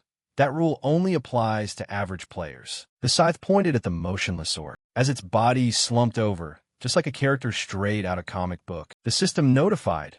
Remaining time, 8 hours, 59 minutes, 22 seconds. Main quest, Orcs 300/300.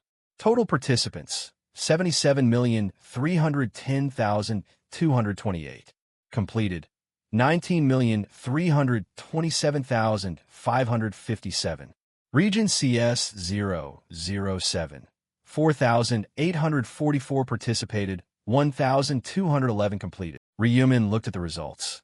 It took 1 hour to complete the main quest. I snagged first place, he thought. Should I go help Julie? Elsewhere, a player ran up calling out, "Captain, are you okay?" The info popped up. Choi Manji, a member of the Youth Mountaineering Club. The guy in red, Young-ho, the captain, wiped his sweat, looking pale. "Yeah, I think I'm a goner." "Why the hell are these orcs so strong?" Choi Manji replied. "That's exactly what I'm saying, even though they look like walking pigs." A member sitting flat on the ground added, "We shouldn't underestimate them." Young-ho asked, "Manji, how many have we defeated so far?" Manji put his hands on his hips. "Around 50, boss." Young-ho stroked his chin, looking down. 50 orcs for 5 people in an hour. This pace is absolutely terrible. At this rate, let alone 300 orcs in 10 hours, we're probably going to get disqualified first. The guy sitting on the ground raised his hand. "I don't think disqualified is the right word to use." The guy standing next to him gestured. "If we can't clear it this time, we're dead meat." "You idiot." Young-ho scratched his head. "Sigh.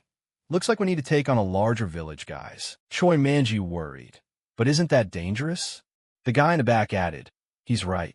We're already struggling against just 3 of them. So what about a larger village?" Another guy scratched his face. "I think it'd be better if we just keep raiding small villages and fighting them." Young-ho took it in. "Yeah, what you're saying makes sense.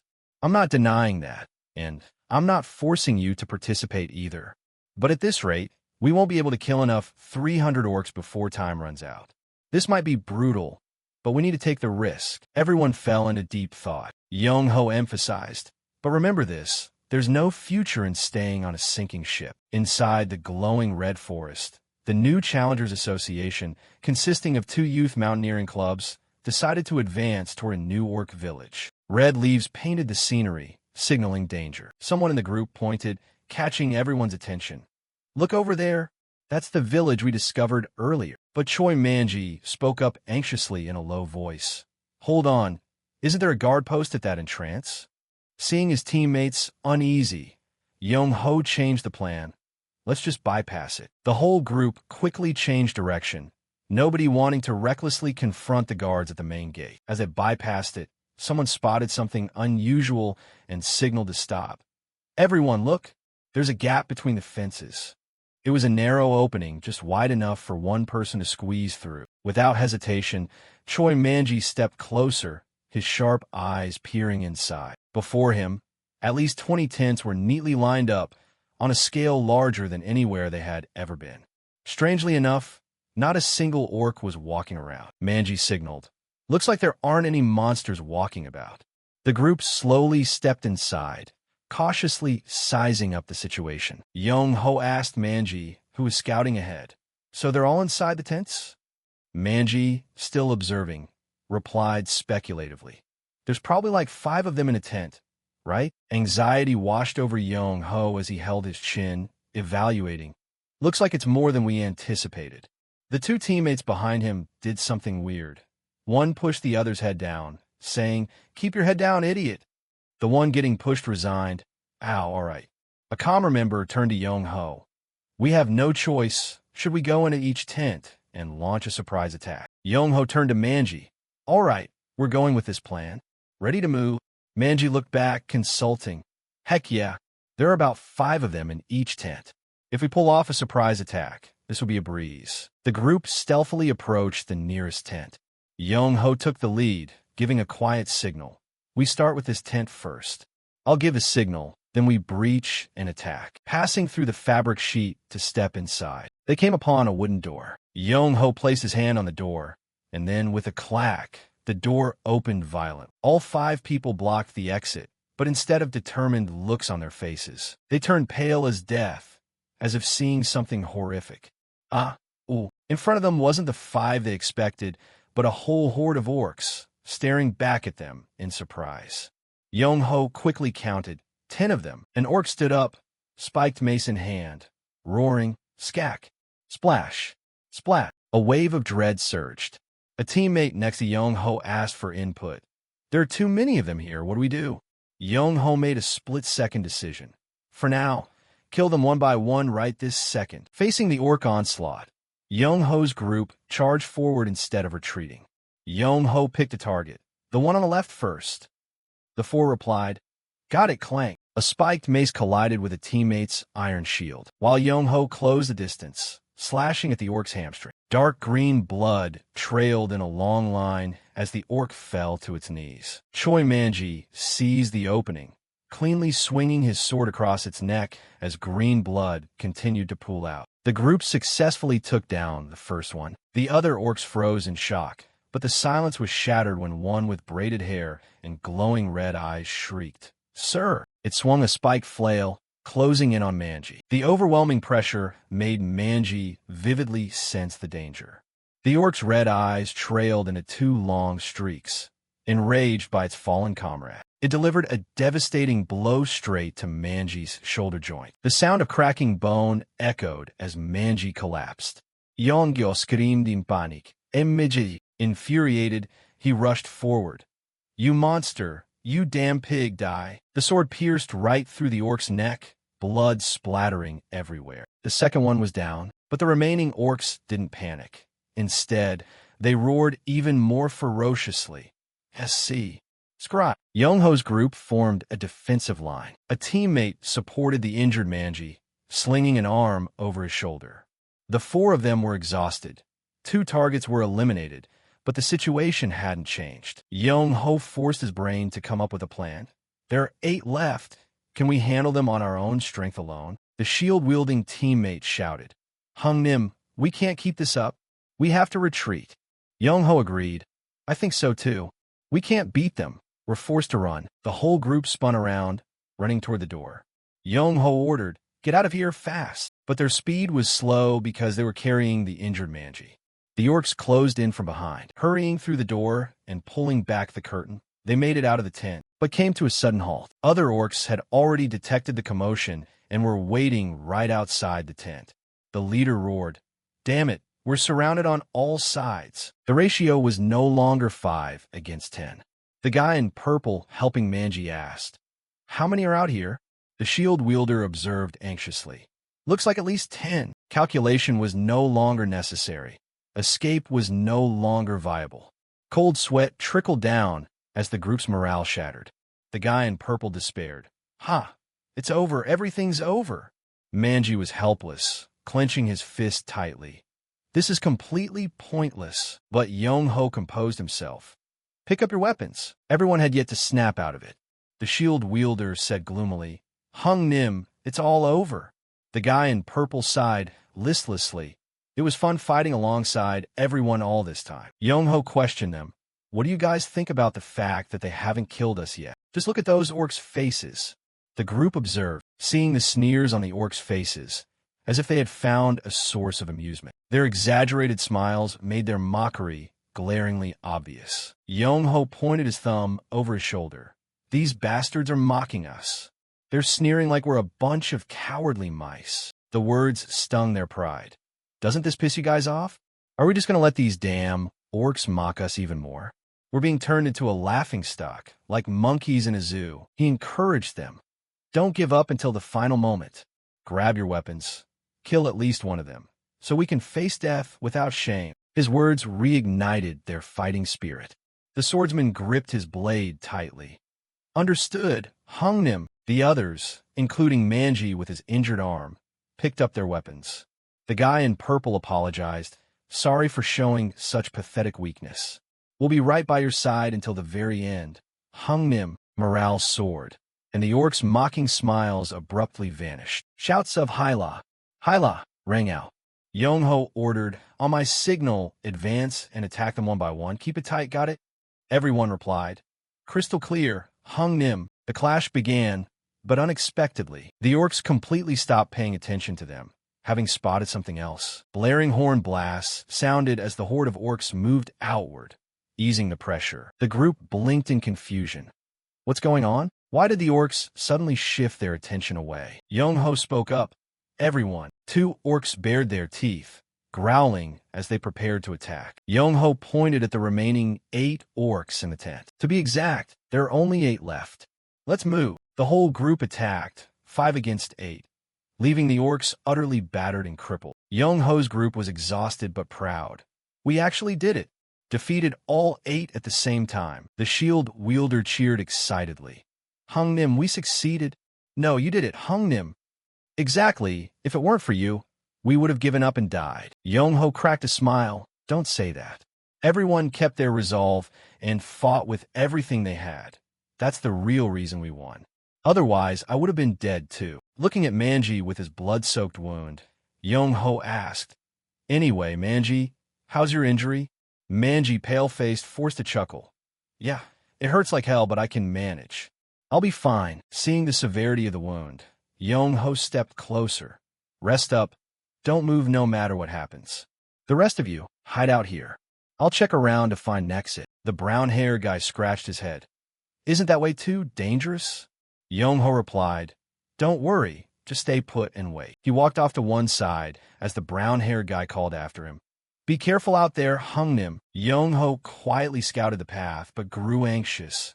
Weird, why is it so quiet?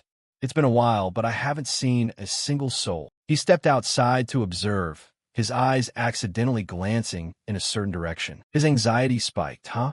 What the heck is that? Yongho's eyes widened in sheer shock. Before his eyes, a crowd of orcs lay scattered all over the ground, their bodies dissolving away. Yongho stood dumbfounded.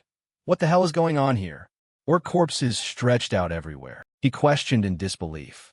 Who could have done something this insane? His gaze locked onto a figure right in the center. Ryumin appeared.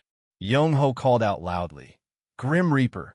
Ryumin looked over in surprise, thinking, someone was here before me. He noticed the name above Yongho's head. Jo Yongho. Ryumin thought. This guy is Jo Yongho? The mercenary king, Jo Yongho. The mercenary profession, much like a professional soldier, consists of individuals proficient in wielding countless types of weapons, paired with a matching set of highly skilled masteries. But what sets them apart is that mercenaries can only unleash their true power when under a contract with someone else. Because of that, they dislike adventuring alone. They always seek companionship from familiar faces or enter a pact with a mercenary king, a unique class that possesses the leadership ability to guide mercenaries through contracts. When signing a pact with a mercenary king, they are granted extraordinary power, as if the fire within them burns wilder than ever before. The man standing right in front of me is Yongho, the sole possessor of the one and only mercenary king hidden class. Meeting a mercenary king under these circumstances was truly something no one would dare dream of. He had rapidly flipped the script, saving his entire group from the brink of death. But Yongho, despite carrying such a noble title, looked completely flustered, constantly fumbling around as his voice stuttered. Oh, hello, Grim Reaper Ryumin. He looked straight at me, his eyes shining so brightly they seemed to pierce right through. A question followed immediately after. Do you know me? Yongho regained his confidence, flashing a proud smile. Of course I know you. There isn't a single person who doesn't know the Grim Reaper, the guy holding the #1 spot on the entire server. But right after, his expression shifted into deep contemplation, as if caught up in a profound train of thought. Oh man, I never thought I'd get to meet the rank 1 player right here. Would he hate me if I walked up to shake his hand? Across from him, Ryumin's eyes gleamed, as if he could read Young-ho's every thought. He realized right away that Young-ho wasn't the type to stab someone in the back. That was exactly why the man had become the mercenary king, a position that demanded a kind heart and sharp leadership skills. Seeing Young-ho fall silent without responding, Ryumin broke the quiet air. By the way, the ORC's here, Grim Reaper. You wiped them all out, didn't you? Ryumin gave a slight nod, his voice low but firm. Yeah, I did. Despite having already guessed the outcome, Young-ho still couldn't hide his amazement. Wow, that's incredible. Exactly what I'd expect from the #1 ranker. After a moment of hesitation, Young-ho bowed deeply, his voice filled with gratitude. Thanks to you drawing the orcs' attention, my teammates and I were able to keep our lives and escape. Still maintaining his cold expression, Ryumin cut in. I didn't even know you were here. Young-ho raised his head, adding with a forced smile, I know it wasn't intentional, but I still received help, right? Reading his opponent's inner thoughts, Ryumin glanced to the side, his lips curling into a faint smirk. I see. Once things are wrapped up here, gather your team and get out of here quick. Don't worry, I already cleared out all the orcs in this area. Before he could say anything else, Young-ho asked, Is that so? But how did you know I had a team here? With his sharp intuition, Ryumin shifted his gaze toward the space behind Young-ho's back. He immediately looked back, and the reason became clear right before his eyes. Young-ho's teammates, who had been hiding in the shadows, now appeared right behind him. Young-ho was stunned. Guys, why are you here? Didn't I tell everyone to wait inside? A comrade carrying a sword on his shoulder, Jongsik, stepped forward to explain.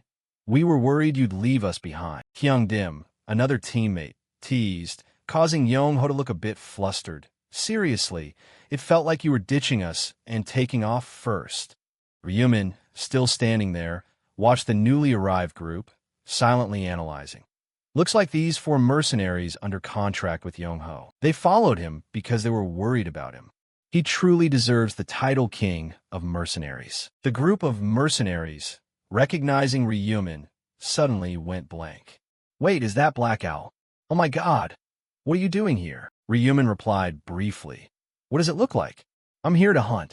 The teammates let out forced laughs, but their eyes sparkled with admiration. Haha, I get it. Man, you handled everything here so easily. One person whispered. Weren't there hundreds of orcs? Ryumin cut them off with a cold tone. If you're done here, then leave. In his head, the reason was obvious. After wiping out all the orcs, the final boss would appear soon. It would be too dangerous to let this group stay. Hearing his words, one teammate gave a formal salute. Oh, I understand. Yes, see you around, Black Owl. The last person, Young-ho, bowed his head, his eyes shining brightly.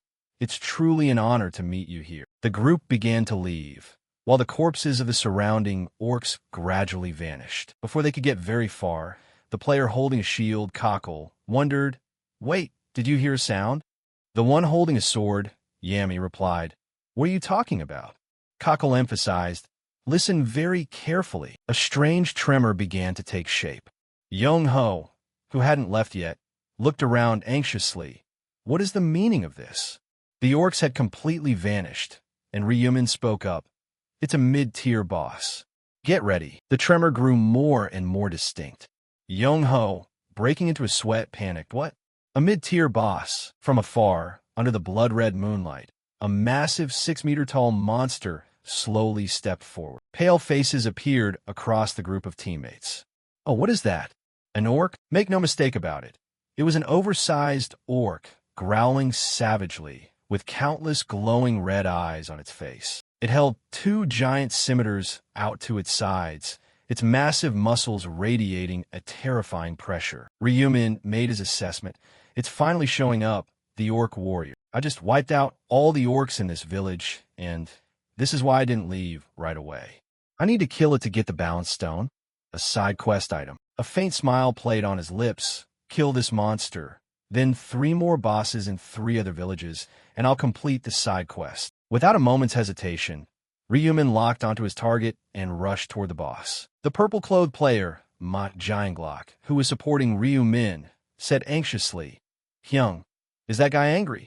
Young-ho, his face pale, stammered, "Yeah, I guess so." His voice suddenly shouted out loud, "Oh, run." The giant scimitar was raised high, coming down like lightning. The boss rolled its eyes, drool dripping from its mouth, picking Young-ho as its target. An explosion of dirt and rock blasted right where Young-ho had just been standing. He fell flat on his butt, freezing cold with fear, while a nearby teammate screamed, "Hyung-nim." But right at that exact moment, Ryumin dashed across, his scythe pulling Young-ho back from the brink of death. Young-ho fell to the ground, a dazed look on his face. Ryumin approached and asked, "What are you doing looking so spaced out?" Young-ho snapped out of it, regaining his composure. "Ah, thank you, Black Owl." Paying it no mind, Ryumin looked straight at the monster. "Get back if you don't want to get crushed." Young-ho quickly complied, running off to one side. The boss growled, stepping forward majestically, blood dripping all over its mouth, advancing toward Ryumin. Not about to let it run wild, Ryumin held his scythe and charged. The scythe aimed straight for the boss's foot, energy exploding. The monster roared in agony, swinging its scimitar to counterattack. Ryumin easily dodged, leaping to the side. The boss swung its second scimitar, but Ryumin had already anticipated it, avoiding a downward strike that caused the ground to explode. Circling around behind the boss's back, Ryumin remarked, "What if the damage is high? As long as I dodge it, it's over." The boss realized his movement direction, its eyes shifting. Ryumin came to a sudden halt, spinning around and lunging straight forward. The scythe closed in, "Stop complaining." A crescent moon arc from the scythe, sliced cleanly, green blood spurting from the orc's neck. Ryumin braced against its body, jumping backward. The boss spun around, but Ryumin had already rushed in, delivering another green gash. A groan echoed, but the monster kept swinging its scimitars repeatedly. Ryumin dodged every single downward strike, dirt and rock flying everywhere. "Your neck is thick, so you didn't die after 2 of my blows." He charged up, his scythe enveloped in energy, aiming at the back of the boss's neck. Facing it head-on, his expression didn't even change. Ryumin landed on the monster's leg, spinning his scythe to draw a half-arc in midair. A perfect cut, green blood spraying out. The orc's head separated from its body, collapsing under the blood-red moonlight. Ryumin stood on the boss's corpse, his scythe gleaming brightly, his cold gaze looking ahead. A system message popped up. "You have defeated the orc warrior. Experience received, plus 37.73%. Gold received, plus 4,000. Bonus or 2,000. The first reward appeared, drawing all eyes to where the orc had fallen. Ryumin stood proudly on the monster's corpse, his eyes sharp and cold yet calm, like a king in the middle of a bloody battlefield. The teammates behind him stood dazed, unable to believe the sight that had just unfolded. Jongsik, who was supporting Manji, spoke first, his voice filled with amazement. "Do you guys get what just happened?" He took it down. Young-ho, despite holding the title king of mercenaries, couldn't hide his shock. That massive guy. Ryumin slowly stepped down from the orc's corpse, his demeanor casual as if he had just finished a mundane task. He didn't care about the admiring glances or the chaos around him. The settlement notification screen popped up, updating. "The orc warrior has been defeated. Experience received, plus 37.73% gold received, plus 4,000 bonus gold, plus 2,000. You have received. Sword of Perfection, Orc Heart, low grade, Azure Mana Stone, Balance Stone, Side Quest Progress, Balance Stone 1/4. A faint smile flashed across Ryumin's lips as he read the notification. In his head, sharp calculations sparked. Defeating a boss brings rewards much greater than those flimsy grunts. These items are all high-quality goods. He glanced at the Sword of Perfection, and the detailed information appeared. Type: weapon rarity, excellent attack power, 100 effect, increases attack speed by 5% with each hit on an enemy, caps at 10 stacks durability, 1,000/1,000 requirement, level ruler or higher description, a sword with an eye-catching ring on its hilt. Ryumin frowned slightly. The attack power is even higher than my scythe. Maybe I'll replace it later. He shifted his attention to the orc heart. Type. Item description. A solid red stone that looks like a heart but isn't real. If anyone saw it, they would think it's disgusting and throw it away immediately. But Ryuman knew its true value perfectly well. Throw it away? They would regret it for the rest of their lives. This is the key to crafting a unique item. His thoughts were interrupted when Young-ho led the group of teammates running over, his voice filled with emotion. Black Owl, thank you for taking out that monster. Thanks to you, we're alive. Young-ho stopped, a look of doubt flashing in his eyes. By the way, did you know beforehand that this monster would show up? Ryuman pondered, thinking, it's better to give a general answer. He closed his eyes, his voice indifferent. After wiping out all the orcs, a mid-tier boss usually appears. Young-ho nodded, as if he had just realized it. I see. So that's the reason you told us to leave right away. Deep appreciation was evident on the teammates' faces. To them, Black Owl, the survivor of the battle against the orc warrior, was an invincible icon. Sweat glistening on his forehead, Ryuman added in a cold tone, my job is done. I'm leaving. Young-ho's group bowed deeply, shouting in unison, yes, thank you once again for saving us. Take care, Black Owl. Ryuman turned to walk away, his scythe gleaming under the red moon. But just as Young-ho's group was preparing to leave, something unexpected happened. Manji, who was being supported by Jongsik, suddenly collapsed, his face pale with pain. Jongsik panicked. Manji, are you okay? Manji, trembling, forced himself to speak. Hyung Nim, it looks like I can't keep going. This pain, I can't take it. Young-ho knelt down, his hands shaking, his voice anxious. What do you mean? Didn't you say you were fine? Manji shook his head weakly, his voice faint. I said that back then just so you wouldn't worry. But now, it's beyond my limit. Unease washed over Young-ho. Hang in there, Manji. Once we get back to the real world, you'll be healed. But Manji, a weak mercenary, shook his head. Hyung Nim, you know it. If I don't get 3 kills, it's all meaningless. Just leave me like this. I don't want to be a burden. Young-ho was on the verge of despair. No, it can't be like that. There must be a way. We just need to catch some orcs, and you can stab them with a weapon.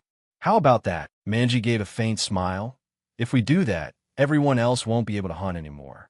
Even if we caught 300 orcs, we wouldn't have enough time to survive. The pain made him collapse, coughing violently. Oh, cough, cough. It's time. But Ryuman, as it turned out, hadn't left yet. He stood a short distance away, observing the situation. In his head, a thought sparked. How surprising. Young-ho, the king of mercenaries who commands hundreds of people, is actually this soft when it comes to his comrades. Old memories rushed back from when he was once in a similar situation with his younger brother, Ryu-1. That painful feeling seemed to come alive again. Making a quick decision, Ryuman stepped forward, cutting into the gloomy atmosphere. Hey, looks like you need some help. Can I take a look? Everyone was stunned, their eyes locking onto Black Owl. Young-ho stood up to make room, his voice trembling. Is there a way to save him? Ryuman observed the wound on Manji's shoulder, assessing. The wound is severe, but it's not unfixable. A stream of green light emitted from his hand, enveloping the wound. The bleeding stopped, the wound gradually closed up, and the arm recovered to how it originally was. Young-ho and the teammates stood dazed. Huh? The wound. It healed. Young-ho turned over.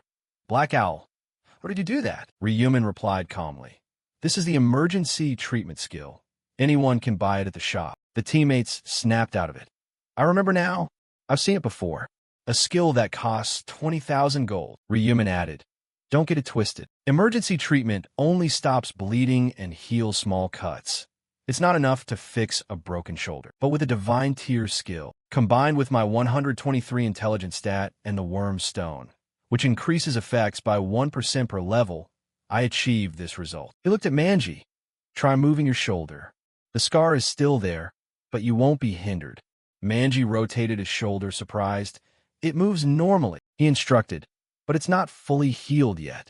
Since this is just emergency first aid, if you push yourself too hard, the injury might flare up again. Even so, hunting orcs won't be a problem. He bowed 90 degrees. Thank you, Black Owl. You are my savior. Young-ho and the teammates bowed as well. Black Owl, thank you for helping us in our time of need. Jongsik added, thank you for saving our comrade. In response, Young-ho took out a red mana stone. I don't know if it'll be useful, but please accept this.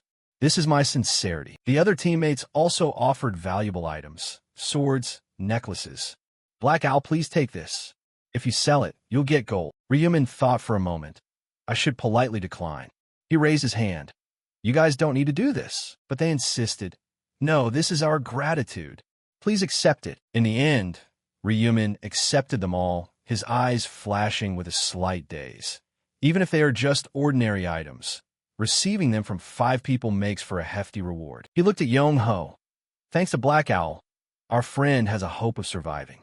Aside from these items, I promise to repay this debt, Young-ho said, his smile spreading to Manji. Ryumin thought to himself, getting the backing of the king of mercenaries isn't a bad deal at all. He gathered the items and said goodbye.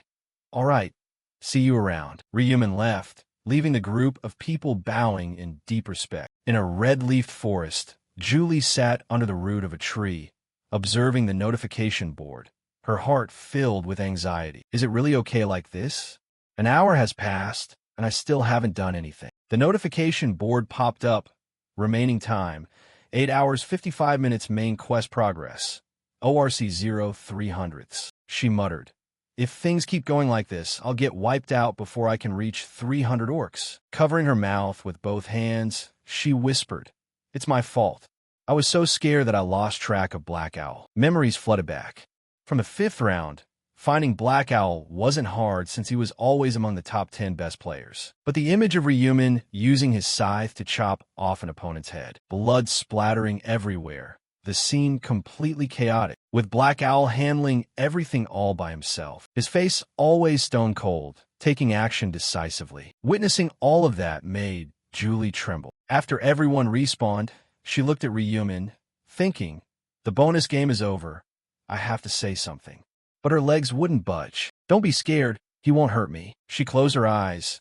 But he's the kind of guy who can shove a knife down someone's mouth the very first time they meet. She looked around. Where did he go? The opportunity slipped away, and she panicked. What should I do now? Ryumin's advice came to mind. The quest to kill 300 orcs isn't easy. Orcs are aggressive and travel in packs. Don't hunt them by yourself. After the zone merges, look for Black Owl, or just wait for an hour without moving. Julie rested her chin in her hands and muttered. Ryumin told me to wait. But there's no guarantee Black Owl will come back, right? Julie made a firm decision in her heart. She had to go look for him, regardless of the dangers. Passing through the forest ablaze with the red hues of the canopy, she walked on, her anxious gaze scanning every tree, corner, and bush. It seems like he went this way, she told herself, her hand gently brushing aside a nearby branch. Suddenly, her face lit up with a flash of surprise. Oh, what's that? After just about 10 minutes of walking, the blurry silhouette of a village appeared in the distance. In her mind, a thought instantly sparked. A village? Could that be where the orcs live? She watched intently, her heart beating faster, and an idea began to form. Black Owl. Could he be inside there? But then, she shook her head, dismissing that reckless thought. Her voice rang out, shaking but resolute. No, it's best not to risk it. That place could be extremely dangerous.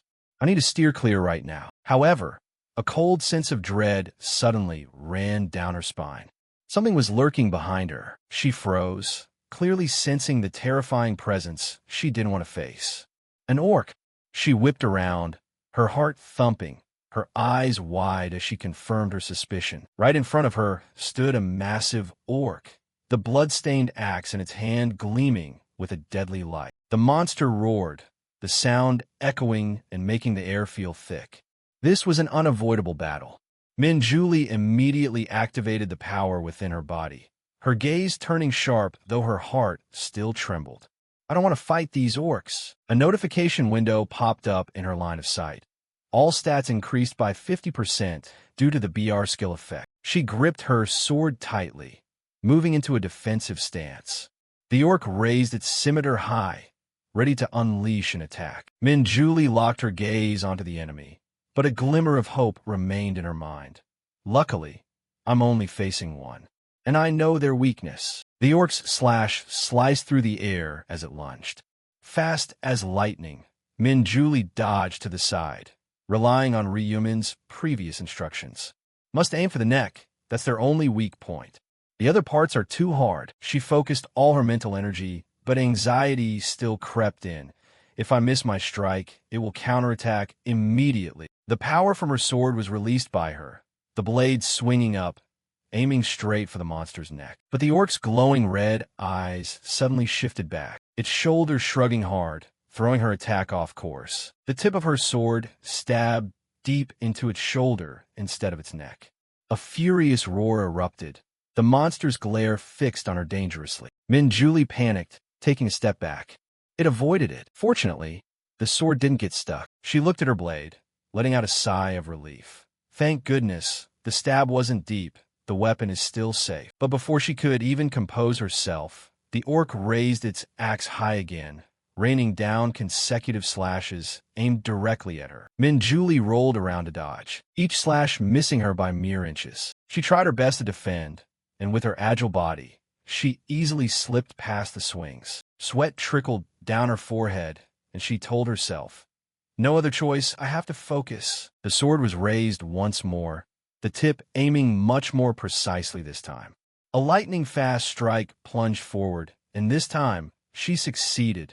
The tip of the sword pierced straight through the orc's neck. Green blood sprayed out like rain, accompanied by a painful shriek that echoed throughout the forest. Min Julie stood firm, her eyes burning with confidence. All right, the attack worked. She didn't stop, continuously driving fatal thrusts into the monster's neck. The countless wounds caused its body to tremble, finally collapsing to the ground, losing all control. Min Julie panted heavily, quickly wiping the sweat from her brow. A victorious smile bloomed on her lips. I finally did it. I defeated an orc in a head-on fight. But the joy didn't last long before the heavy footsteps of someone echoed from behind. She turned around with a start, her eyes widening in surprise. A familiar figure appeared. Hyumin, carrying a black scythe on his shoulder, looking totally relaxed, as if he were just out for a stroll. Julie rubbed her eyes, unable to believe what she was seeing. What is this? What am I looking at? I rubbed my eyes, and he's still standing there. Her heart skipped a beat as she realized. It's Black Owl, the guy I've been looking for. But Black Owl just brushed past her without a word, his gaze completely cold. Min Julie stood frozen, a sense of disappointment welling up. No, I can't let this chance slip away. She whipped around, shouting loudly, "Ah, excuse me, over there." Black Owl stopped in his tracks, turning back, his voice calm. What is it? Min Julie took a deep breath, her eyes shining with determination. Ah, yeah, that's right. What I mean is, Black Owl, let's team up. Black Owl looked at her, his eyes icy. What? Min Julie quickly hid her sword behind her back, her voice stammering, a party. Black Owl raised an eyebrow, as if the word party wasn't foreign to him at all. He shot back a question. Why should I team up with you? Min Julie flustered, not knowing how to explain. Suddenly, she reached her hand out toward him. A stream of green light emitted from her hand. A glowing symbol appeared. An energy permeated into Black Owl's body. A look of slight surprise crossed his face. Min Julie smiled, explaining, "This is BR, my buff skill. It lasts for 3 hours and increases all stats by 50%. Black Owl checked his status window, then turned to her. I checked, and it seems to be true. Min Julie quickly followed up. This power of mine can help you during your hunt. See, Black Owl smirked, asking back. So if I want to keep receiving this buff, I have to team up with you? Without hesitation, she replied, Exactly. More precisely, please help me hunt. Black Owl returned to his expressionless face. Yeah, Phoenix. But then he continued, his tone cold. I'm the one in charge here. I could put you to work as my subordinate right now. Min Julie froze, looking as if she had just been struck by light. Seeing her bewildered look, Black Owl pressed on. Can you promise not to stab me in the back? Min Julie blanked out at the strange question, but quickly nodded. All right, sure. Black Owl extended his hand. Okay, then let's give it a shot. The two shook hands. He introduced himself first. Black Owl, level 32, Reaper class. She replied, her voice enthusiastic. I'm Min Julie, level 13, buffer class. Black Owl got straight to the point. Do you need any help? I saw you handle that orc pretty well. Min Julie gave a forced laugh. To be honest, that was my first time fighting one, so it was really rough. Black Owl was taken aback. An hour and a half has passed, and that was only your first one? Min Julie fidgeted embarrassedly. Actually, you see. But then Black Owl cut her off. Looks like we don't have much time left. We need to pick up the pace.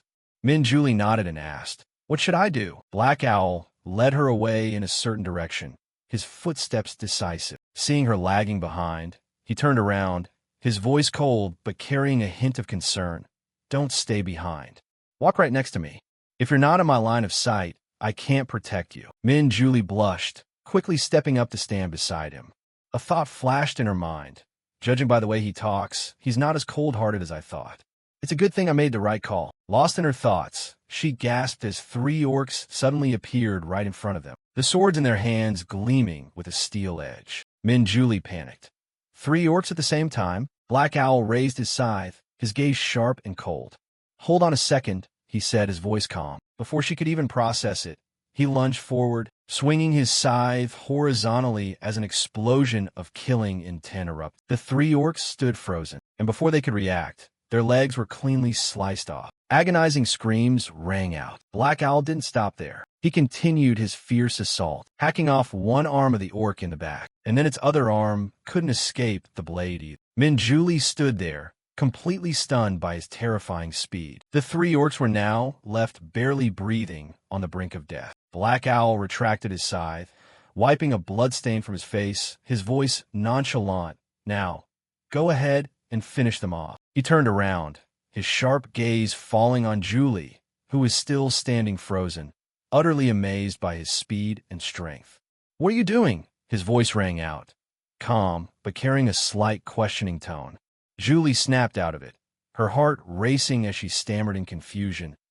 Sorry. She carefully stepped forward, her hand gripping her sword tightly, her eyes still showing a hint of anxiety. Must be careful and aim exactly for their weak spot, she told herself. With intense focus, Julie drove a fatal thrust into the neck of the nearest orc. Green blood spurted out violently, and a notification window popped up repeatedly. You have defeated an orc. Experience received, plus 2.35%. Gold, plus 40. Julie stared dumbfounded at the stream of notifications. This is, she muttered, unable to believe her eyes. Was killing an orc really this easy? Even when everything goes smoothly, there should at least be some risk involved. She stole a glance at Ryumin. His gaze was cold, yet exuded an irresistible charisma. Black Owl was simply too powerful. Admiration swelled deep within her heart. Seeing that Julie had finished the task, Ryumin turned to walk away, his deep voice ringing out. If you're all done here, let's go. Julie flustered, quickly running to catch up, her voice hesitating. I haven't actually captured any yet. Ryumin didn't reply, just strolled forward leisurely with his black scythe slung over his shoulder, his powerful aura leaving Julie both in awe and flustered. Looking at his retreating back, she thought to herself, I'm really lucky to be paired up with Black Owl. The hunt went exactly according to plan. Ryumin beat the orcs until they were completely incapacitated, leaving Julie with nothing to do but land the finishing blows. After taking down a few more, Julie couldn't hide her joy, saying enthusiastically, It's seriously awesome when things go like this. I had no idea hunting could be this effortless. Ryumin ignored her excitement, casually asking, How many have you killed so far? Julie answered promptly, her eyes sparkling. I've taken down 52 in 30 minutes. Impressively fast, wouldn't you say? Ryumin didn't answer, just kept walking silently. In his mind, this speed was nothing to write home about. To others, it might be fast, but to him, it was entirely too slow. He chose to hunt around this area for one reason, to avoid the risk of getting swarmed. If they raided a village, the two of them could end up pinned down by dozens of orcs. He wouldn't mind it alone, but with Julie around, keeping her safe would be a real challenge. Suddenly, Ryumin stopped in his tracks, his eyes turning pensive. There was no other choice. He had to find an orc shaman. Seeing him fall silent, Julie spoke up curiously. At this rate, we can reach our goal of 300 in just 3 hours. Ryumin turned around, his sharp gaze making her flinch. 3 hours is too long. Let's aim for under 1 hour. Julie was astonished, her hand instinctively covering her mouth as she stammered. Huh? An hour? Is that really doable? Seeing her skepticism, Ryumin calmly explained, We're going to use an orc shaman. Julie was confused. What exactly is an orc shaman? He replied slowly. An orc shaman is a monster capable of summoning other orcs. If we let it do the summoning, we won't have to waste time searching for them. Julie nodded, her eyes lighting up as she caught on to the idea. So you mean we don't kill the orc shaman, but let it keep summoning more orcs, right? Ryumin nodded. Exactly. I plan to keep it alive until we've wiped out enough to hit 300. Julie stepped closer, asking curiously. By the way, how does Black Owl know about the orc shaman? You haven't run into one before, right? Ryumin's lips curled slightly as he concocted a perfect excuse. I had a brief encounter with one before I ran into you. That's how I know its location. Julie smiled, completely buying it. Oh, I see.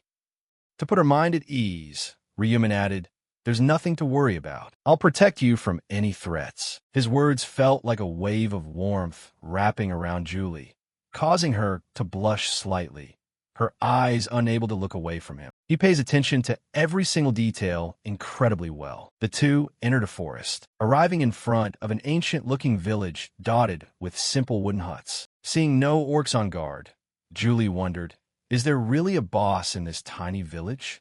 Ryumin nodded, yes. It looks simple on the outside, but players who underestimate it usually end up as casualties of the orc shaman. He recalled his previous regression. Right behind the village was a pile of player corpses, a testament to the monster's cunning. It's a trap to lure players in. Julie pointed ahead, still hesitant, but Ryumin had already started walking, leading her along. How come I don't see any orcs? She asked. Ryumin explained. The houses here are camouflaged to make it easy for players to approach. In reality, only the orc shaman lives here. He stopped in front of a house larger than the others, his scythe raised. Inside is where the orc shaman is silently setting its trap. Julie grew anxious. It's a trap? Ryumin nodded. The trap is very basic. Inexperienced players stepping inside will trigger it. The orc shaman will summon 10 to 20 orcs to overwhelm them. Once surrounded, there is no way out. Seeing Julie's anxiety, he stepped closer, his voice reassuringly calm. But it's not like there isn't a way. Julie blushed as he suddenly closed the distance, her heart hammering away. What's the plan? She asked. Ryumin smiled. Don't be scared. This plan has been tested. Julie placed a hand on her chest, feeling confident. Then leave that part to me. Ryumin raised an eyebrow. You're planning to do it alone? Julie nodded. Despite her lingering nervousness, yes. No need for both of us to do it, right? Leaving ourselves like sitting ducks waiting to be eaten is completely unacceptable. Ryumin crossed his arms, surprised by her sudden confidence. All right then. Good luck. I'll wait outside. Julie took a deep breath and pushed open the wooden door. She slowly scouted the situation inside. A dark hallway came into view, lit only by a single hanging oil lamp. She stepped inside, her grip tight on her sword, her eyes scanning carefully. Julie's eyes widened in sheer astonishment at the sight before her. Suddenly, the narrow space expanded into a massive room lined with a vibrant red carpet. This is exactly the trap Black Owl was talking about. Julie recalled the plan. Step onto the red carpet, then immediately turn back and leave. The orc shaman would think it missed its prey and send out scouts. She tried to reassure herself.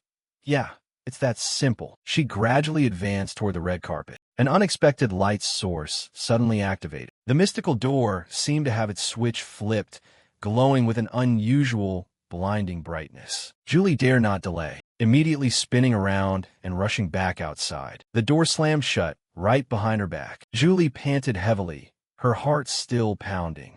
Thank goodness I made it out. Ryumin quickly asked, Are you okay? Julie smiled confidently. Of course. I reached the red carpet and came right back. Ryumin nodded in satisfaction. Good. The orc shaman will send out scouts. We just need to wait. Before long, the door swung open. 4 orcs wielding weapons stepped out, their eyes glaring around as they searched. One of them abruptly turned around upon hearing Ryuman's voice. "What are you looking for so intently?" He lunged down from midair, his scythe swinging as a wave of killing intent spread out. In just a split second, the orc's limbs were severed. They shrieked miserably, dropping down like flies. Ryuman retracted his scythe, saying coldly, "It's safe to come out now." Julie stepped out from her hiding spot, totally amazed. The torch had been lit. "So it's already done?" Ryuman nodded. "Let's head back in and bait them one more time." Julie asked worriedly, "Will it fall for it again?" He smirked, a confident smile on his face. "They might be somewhat smart, but their brains are basically like goldfish. They'll forget all about it instantly." Julie burst out laughing, flashing a radiant smile back at him. The two stood their ground, watching the groups of orcs appear only to drop down like wheat. So fast and easy it was almost unbelievable. Julie recounted the number of monsters slain, her eyes bright as she turned to Ryuman, saying excitedly, "Black Owl, I've hit all 300 kills." Ryuman glanced at her and nodded. "Yeah, an hour has gone by. In just 1 hour, we took down 248 orcs, reaching 300 in total." Julie beamed with a bright smile, her eyes glittering. "Thanks to Black Owl, we were able to comfortably hunt so fast." She paused, her heart overflowing with gratitude. "Thank you so much." Ryuman looked at her, his voice calm. "How many levels did you gain?" Julie held her head high, proud. "I've already reached level 19. Ryuman gave a slight nod, looking thoughtful. "Just another 10,000 points, and she would level up. When that happens, she can learn new skills and upgrade her existing ones, making her a much more valuable ally." He thought to himself, "Her buffs will grow stronger, which will help me set new records when taking down bosses." He looked at Julie and said, "Let me help you hit level 20. It'll make things easier when we face the next orc." His words made Julie's heart skip a beat, her face flushing slightly. "Does he really care about me this much?" She stammered, "Yes, it's actually a bit embarrassing that I have to keep relying on your help for this." Right at that moment, a voice rang out, drawing both of their attention. "Hey, look over there!" A group of players appeared, advancing deep into the village. They froze at the sight of the scattered orc corpses, whispering, "Isn't that Black Owl? Who's that walking with him? What's up with all these orc corpses?" A young man from the group, his expression hesitant, stepped forward and opened his mouth. "Hello, Black Owl." Ryuman calmly looked at the guy. "What's the matter?" The young man explained nervously, "All right. We came here to hunt orcs, but we never expected to see a sight like this, along with your appearance here." In his mind, his thoughts were in a jumble. Just 2 people managed to take down this many orcs? Disbelief was written all over the faces of the other players. It was truly bizarre that a tiny town like this would have so many orcs. A heavy-set man whispered, "Who's that girl next to him? Black Owl's teammate? That's highly unusual." Another guy gave a strange smile, checking Julie out. "Is this girl a fan of Black Owl?" Intriguing. Julie grew nervous, sensing the malicious stares coming from the group. Suddenly, Ryuman slammed his scythe hard into the ground, causing a minor tremor. His killing intent flared up, his voice freezing cold. "Don't bother me. Get lost." The group flinched at his action, his eyes looking as sharp as daggers. In Ryuman's mind, a thought flashed. "I could kill any of them, but I shouldn't cross the line." He continued, his voice icy. "If you have no business here, get out." The young man from before flared up, raising his voice. "Huh? Since when do you speak so informally to people?" Another chimed in, "Yeah, isn't it rude to show such disrespect to someone you're meeting for the first time?" Julie was stunned, her hand covering her mouth as she thought, "Huh? Is he insane? Daring to talk back to Black Owl?" The young man continued, Even if you're the number 1 ranked player." Before he could finish his sentence, Ryuman swung his scythe, the slash hurtling swiftly toward the bandana on the guy's forehead. The bandana tore completely open, leaving a shallow gash on his forehead. The guy stood frozen in shock, while Ryuman said coldly, "Get out of here if you still value your lives." The group turned pale, hurriedly turning around to run. Sorry. Let's go. Sorry for bothering you." They dashed back toward the way they came, thinking to themselves, "Damn it, I knew we shouldn't have messed with him."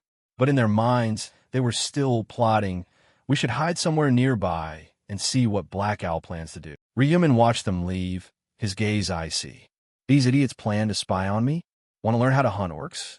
If they want to kill the boss, I need to take down the orc shaman first and grab the rewards. He turned to Julie. First, we need to get you up to level 20. Let's head back inside and hunt some more. The group that had been driven away stopped at a hidden corner, whispering, "We should be out his line of sight now, right?" The guy with the scar was asked, "What are you planning to do?" He replied, "I'm wondering how Black Owl hunts." Another person expressed surprise. "Oh, yeah, I'm curious too. Where does he get so many orcs from?" The other one crosses arms. "So what should we do?" "Sneak closer and watch." The scar guy nodded.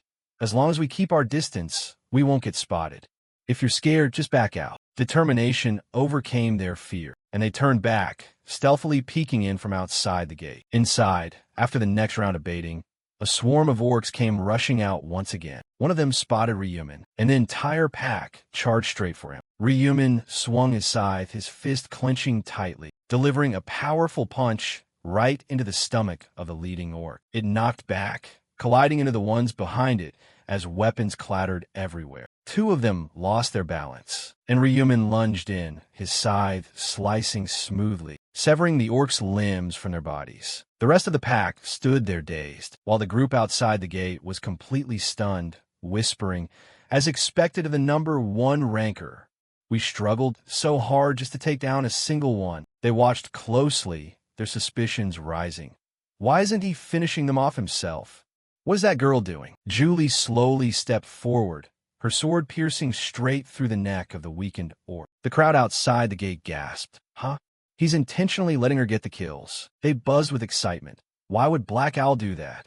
Man, hunting is so easy like this. I'm so jealous. Meanwhile, Julie headed back into the house once more. A moment later, the door cracked open again, and she dashed out, her expression filled with excitement.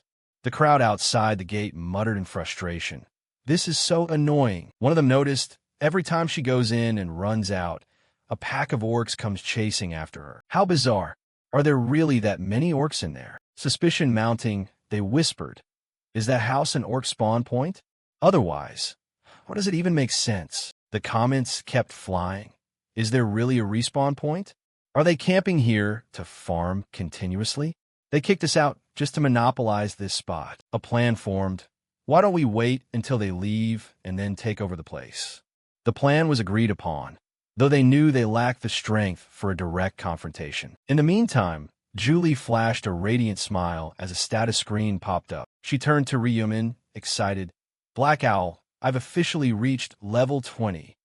Ryumin replied, "Congratulations." Unable to hold back, Julie continued, "I also learned a new skill."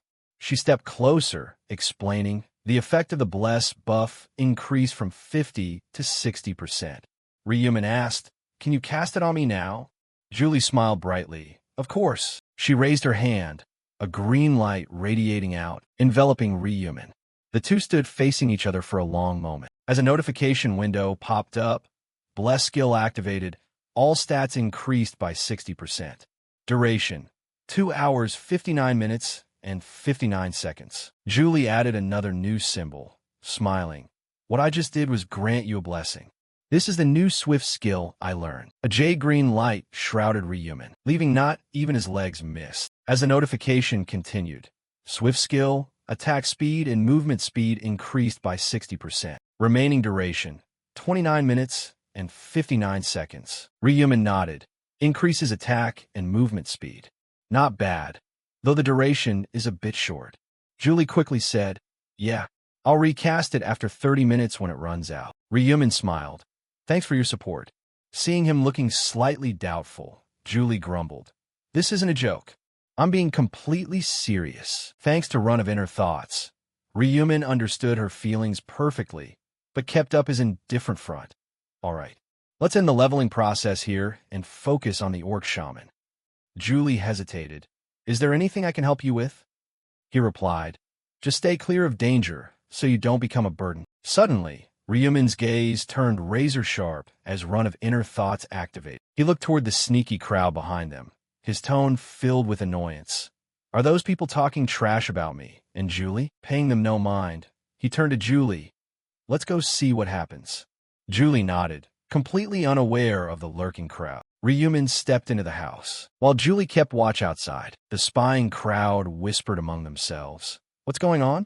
Black Owl is going inside himself this time. Suddenly, the door shattered completely under two glowing red slashes. Ryumin rushed out, a horde of orcs hot on his heels, the exit widening by the second. Brimming with killing intent, he darted away like a whirlwind, the orcs chasing after him relentlessly. Julie watched the unusual sight in utter disbelief. She wondered, why is he running away?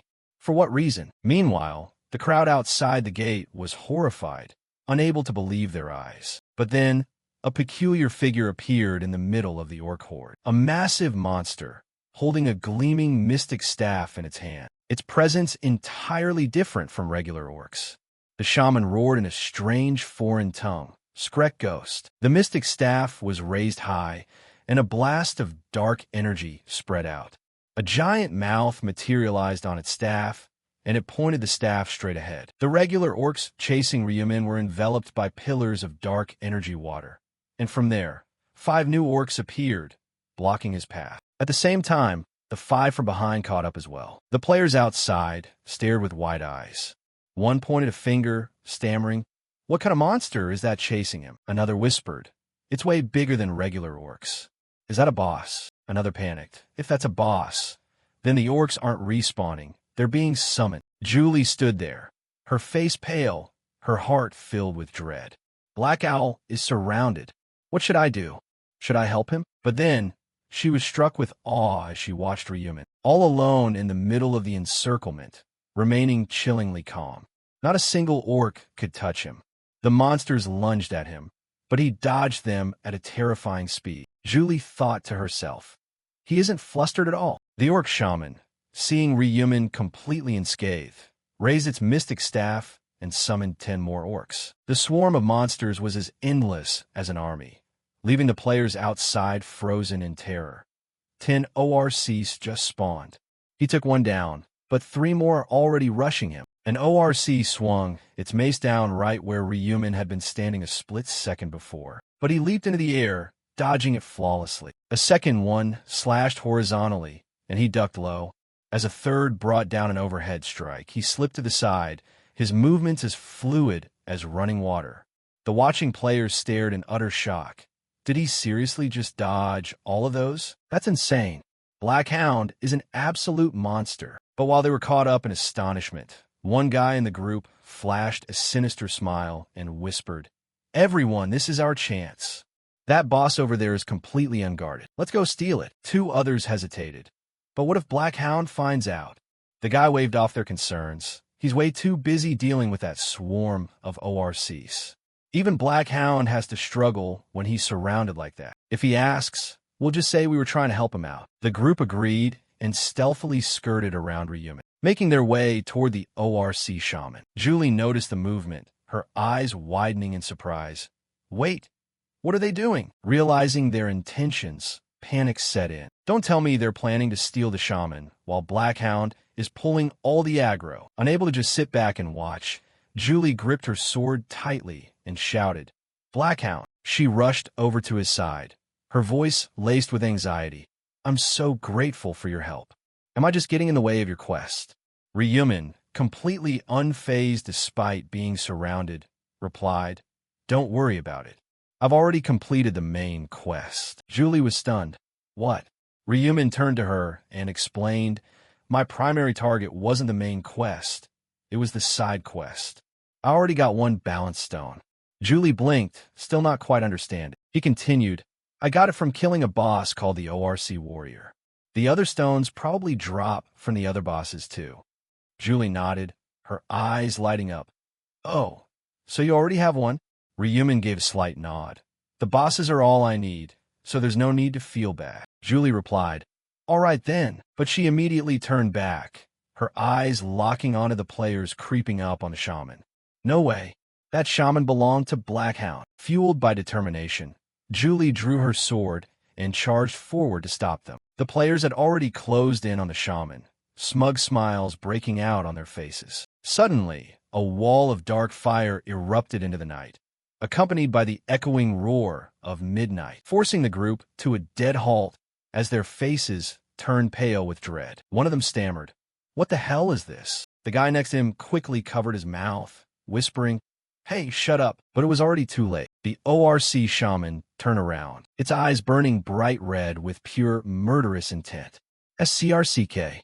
SCRCK. It roared, raising its mystic staff high into the air. The players completely panicked. The two guys in front quickly turned to run, but the three behind them realized they'd been spotted and screamed, "Damn it, we're busted." The massive jaws on the shaman's torso gnashed together, unleashing a cascading torrent of water. 10 newly summoned ORCs instantly surrounded all 5 of them. With no way out left, the players devolved into utter chaos. One guy took a brutal slash straight to the shoulder, his eyes rolling back.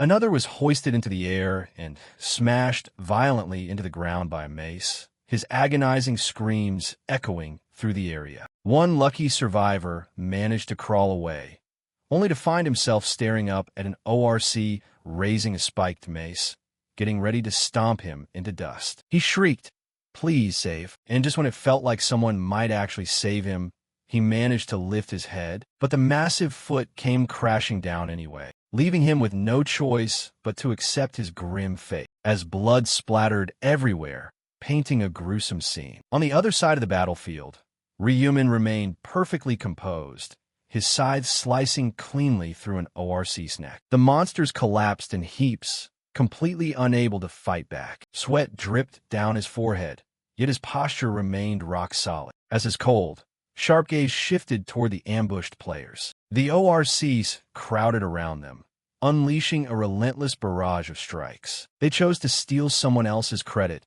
and that's exactly why they failed. He gripped his scythe tightly and advanced toward the ORC shaman. SCRCK. SCRCK. It roared, summoning even more ORCs. But Ryumin didn't flinch for a second. One lunged at him with a hideous, contorted face, only to be sliced cleanly in half, its body torn wide open. The others suffered the exact same fate, limbs flying from their torsos with every swing of his scythe. Ryumin smiled, feeling the raw surge of power rushing through him. His attack speed had increased drastically thanks to the Swift Blessing and the nighttime buffs. A system notification popped up, "Death Rune, scythe damage is doubled." During the night, attack speed increases by 50% and detection rate drops. He leaped into the air, closing in on the shaman with the speed of a gale. It shrieked SCRCK in pure panic as it raised its mystic staff, looking like it wanted to summon even more ORCs. But Ryumin had already blurred past its back. The glowing red scythe flashed across the caster monster. "Good boy," he said, his voice ice cold. "Goodbye."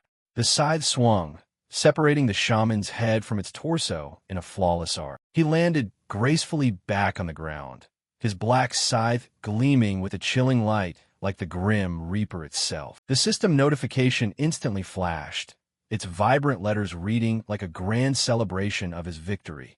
"Congratulations on defeating the ORC Shaman. EXP plus 37.73%. Gold plus 4,000. Congratulations on leveling up. You have obtained the Bead of Eternity. You have received the Mystic Wooden Totem.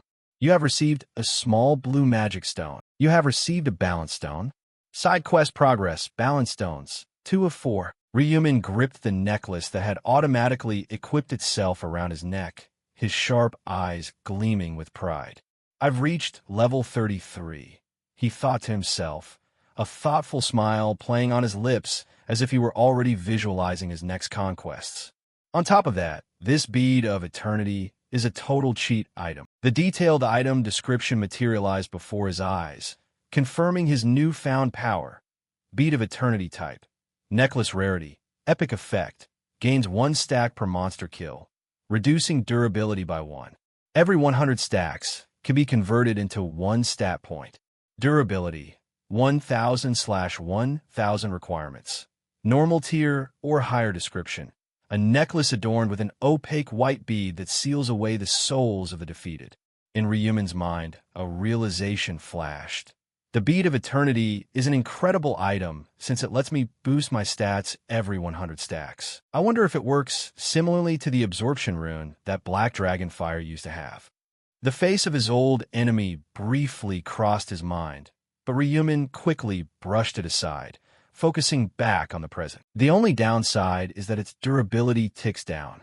Once the durability drops from 1,000 to 0, this gem will shatter. But a glimmer of hope sparked in his thoughts. The durability rune from the 8th round can restore durability. With a blacksmith's help, I can keep this bead of eternity forever. Suddenly, Min's voice echoed from a distance, cutting right through his train of thought.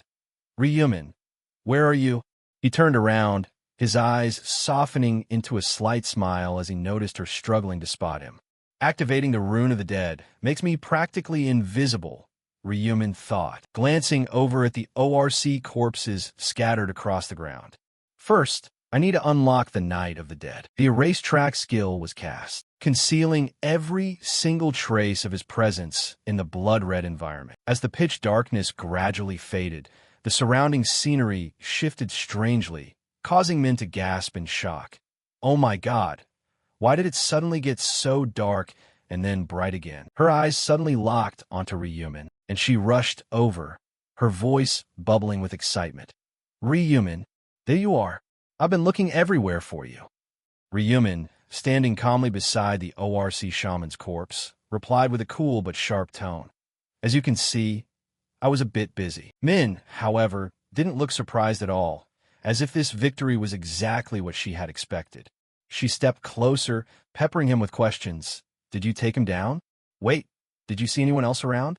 There were people trying to steal the ORC shaman from me. Ryumin, his hand loosely gripping his scythe, replied with total indifference. I wasn't paying attention to anyone. Min looked skeptical, her voice trailing off. That's weird. I swear I just heard screaming nearby. A massive question mark popped up over her head, but Ryumin just stayed quiet, his eyes reflecting a deeper calculation. Boasting about achievements brings zero benefits, he thought before steering the conversation. Let's move on to the next boss. Min nodded, gripping her sword with total determination. Right. They made their way to an ORC encampment where the guards had already been completely wiped out by Ryumin. ORC corpses were strewn everywhere, drenched in blood, with arrows driven deep into the wooden walls. Only one massive ORC remained, relentlessly firing arrows in Ryumin's direction. But every single attack was utterly futile against his overwhelming speed and raw power. In the blink of an eye, the black scythe closed the distance, the monster's eyes widening in sheer panic. A single slash severed the arm holding the bow, followed instantly by a horizontal gash across its back, splitting the creature's body clean in two. As it collapsed, completely butchered by the blade of fate, system notifications flooded his vision like a waterfall. You have defeated the ORC Archer. Rewards have been issued. EXP plus 37.73%. Gold plus 4,000. Obtained Nimble Archer Boots. Obtained Rusted Arrow. Obtained Small Blue Magic Stone. Obtained Balance Stone. Side quest progress. 3/4 balance stones. Ryumin scanned the text, his gaze sharp and calculating. I should check out the items. The detailed status window popped up. Nimble Archer Boots type. Boots grade. Epic defense. 60 effect. Agility plus 10 durability. 1,000/1,000 requirements. Normal tier or higher description. Boots crafted for swift archers. Your agility scales higher as you get faster. These are way better than my current boots, Ryumin muttered, his eyes brightening. There's absolutely no reason not to swap them. Additional info. High Nimble Boots grade. Normal defense. 15 effect. Agility plus 4. Movement speed plus 5%. Ryumin began organizing his gear. Combined with the low-grade blue magic stone I just got, these will be even stronger. He confirmed the fusion, and a notification popped up. Synthesis successful. Nimble Archer Boots. Agility plus 4. He closed his eyes, thoroughly satisfied. Done. I've cleared out all the mid-tier bosses. The image of the twin ORC surfaced in his mind, making his heart beat just a bit faster. Only the final boss remains, the twin ORC. Unlike the others, it operates strictly on a timer. Timing is everything, he calculated silently. I need to move fast, incredibly fast. My previous record was 43 seconds. Min stepped up, her voice brimming with enthusiasm. Let's get going. Julie, standing nearby, flashed a bright smile. Yeah, Ryumin thought to himself. With Min's buffs, I can definitely smash my old record. They left the encampment. I need to cut down my time as much as humanly possible. First, I'll max out my level and use the beat of eternity to pump up my stats. In a brand new zone, another monster collapsed right before Ryumin's side. The UI flashed, time remaining 30.41 seconds. The monsters dissolved into dust, every single one of them completely dismantled by Ryumin. Retracting his black scythe, he thought, just one more level to hit 40, but time's run out. The necklace glowed faintly, but Ryumin told himself, no regrets. I accomplished my goals. Min walked over and asked, Ryumin, are you not going to keep hunting? He replied, I've done enough. Min, still bursting with energy, said, so, do you want to go take down the final boss now? Ryumin raised his hand, completely casual. Let's part ways here. Thanks for the backup. Min looked disappointed as she shook his hand, her heart heavy. It sucks saying goodbye. Should I maybe stick around until you clear the final boss? She hesitated. No, I'll probably just get in the way. Ryumin, noticing her attachment, thought high-level ORCs are way too dangerous for Min right now. Min forced a smile, raising her hands as a brilliant green energy flared up. Ryumin, here's one last buff. The breast and sweet effects activated. She said, thank you so much for helping me out. I never could have made it this far alone. Min pulled out a blue mana crystal. This dropped while I was hunting. Do you need it? Ryumin declined. You should keep it. Min waved her hands dismissively. I only care about the EXP anyway. Secretly, she thought, I actually have two, so I definitely need to give him one. Ryumin, catching her drift, let out a small chuckle. Let's call it even then. I'll take it. He accepted the stone and said, see you next time. Min watched his retreating figure fade into the distance, a wave of sadness washing over her. Ryumin dashed forward at a terrifying speed, system data flashing before him. He locked in his focus. Nobody has managed to kill it yet. Target, Twin ORC. Distance, 1,121 meters. Out of the 4 bosses in the 5th round, the Twin ORC is hands down the absolute strongest. It would take 100 level 20 players risking their lives to even stand a chance against it. Regular players wouldn't stand a ghost of a chance. His pace didn't slacken for a second. It took me 4 deaths to finally beat it back then, setting a record of 43 seconds. Vaulting over a massive tree branch, the distance closed to 321 meters. This time, I'm going to completely shatter that record. Up ahead, the Twin ORC finally came into view, just 160 meters away. But Ryumin suddenly caught his breath at the sight before him, as a blonde player was scooped up effortlessly by the monster, blood spraying everywhere, while the rest of the party members were completely cornered. The Twin ORC had slaughtered a player right in its massive hands, throwing everyone into an immediate, frantic panic over the horrific nightmare unfolding before them. Absolute dread washed over every single face, terror spiking as desperate cries erupted. Oh my God, what the hell is happening? How did things go so wrong so fast? Everything was totally fine just a few minutes ago. Memories and inner narration began to blur together, dragging them back to the exact moment they first crossed paths and formed their party. Any player who had faced an ORC even once understood completely that hitting the 300 kill quota solo was an incredibly brutal uphill battle, riddled with extreme danger and constant failure. Teaming up wasn't just a smart strategy. It was the literal only way to survive, offering a sense of hope and collective strength that a single person could never achieve on their own. A small crowd had gathered together, fueled by sheer grit, laying out a clear strategic plan.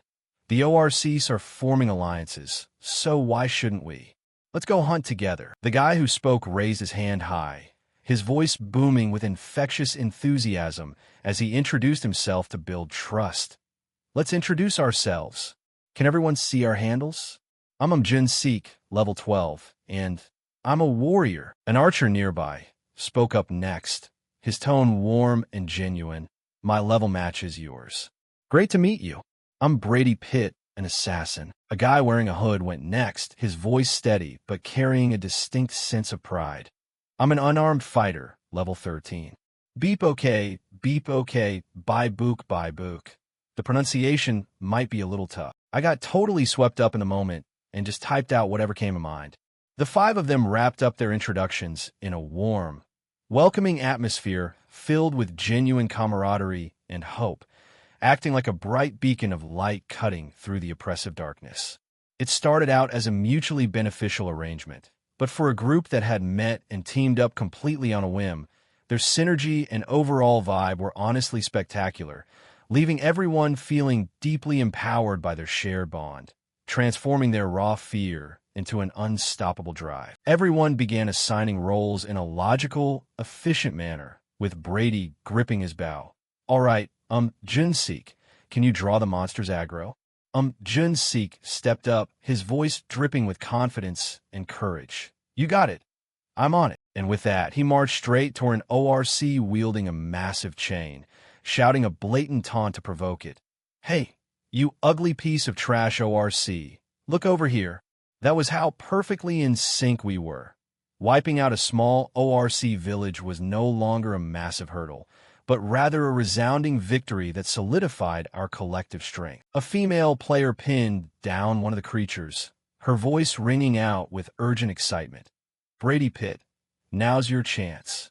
Snap its neck. But then another one charged in, prompting another player to scream out a desperate warning.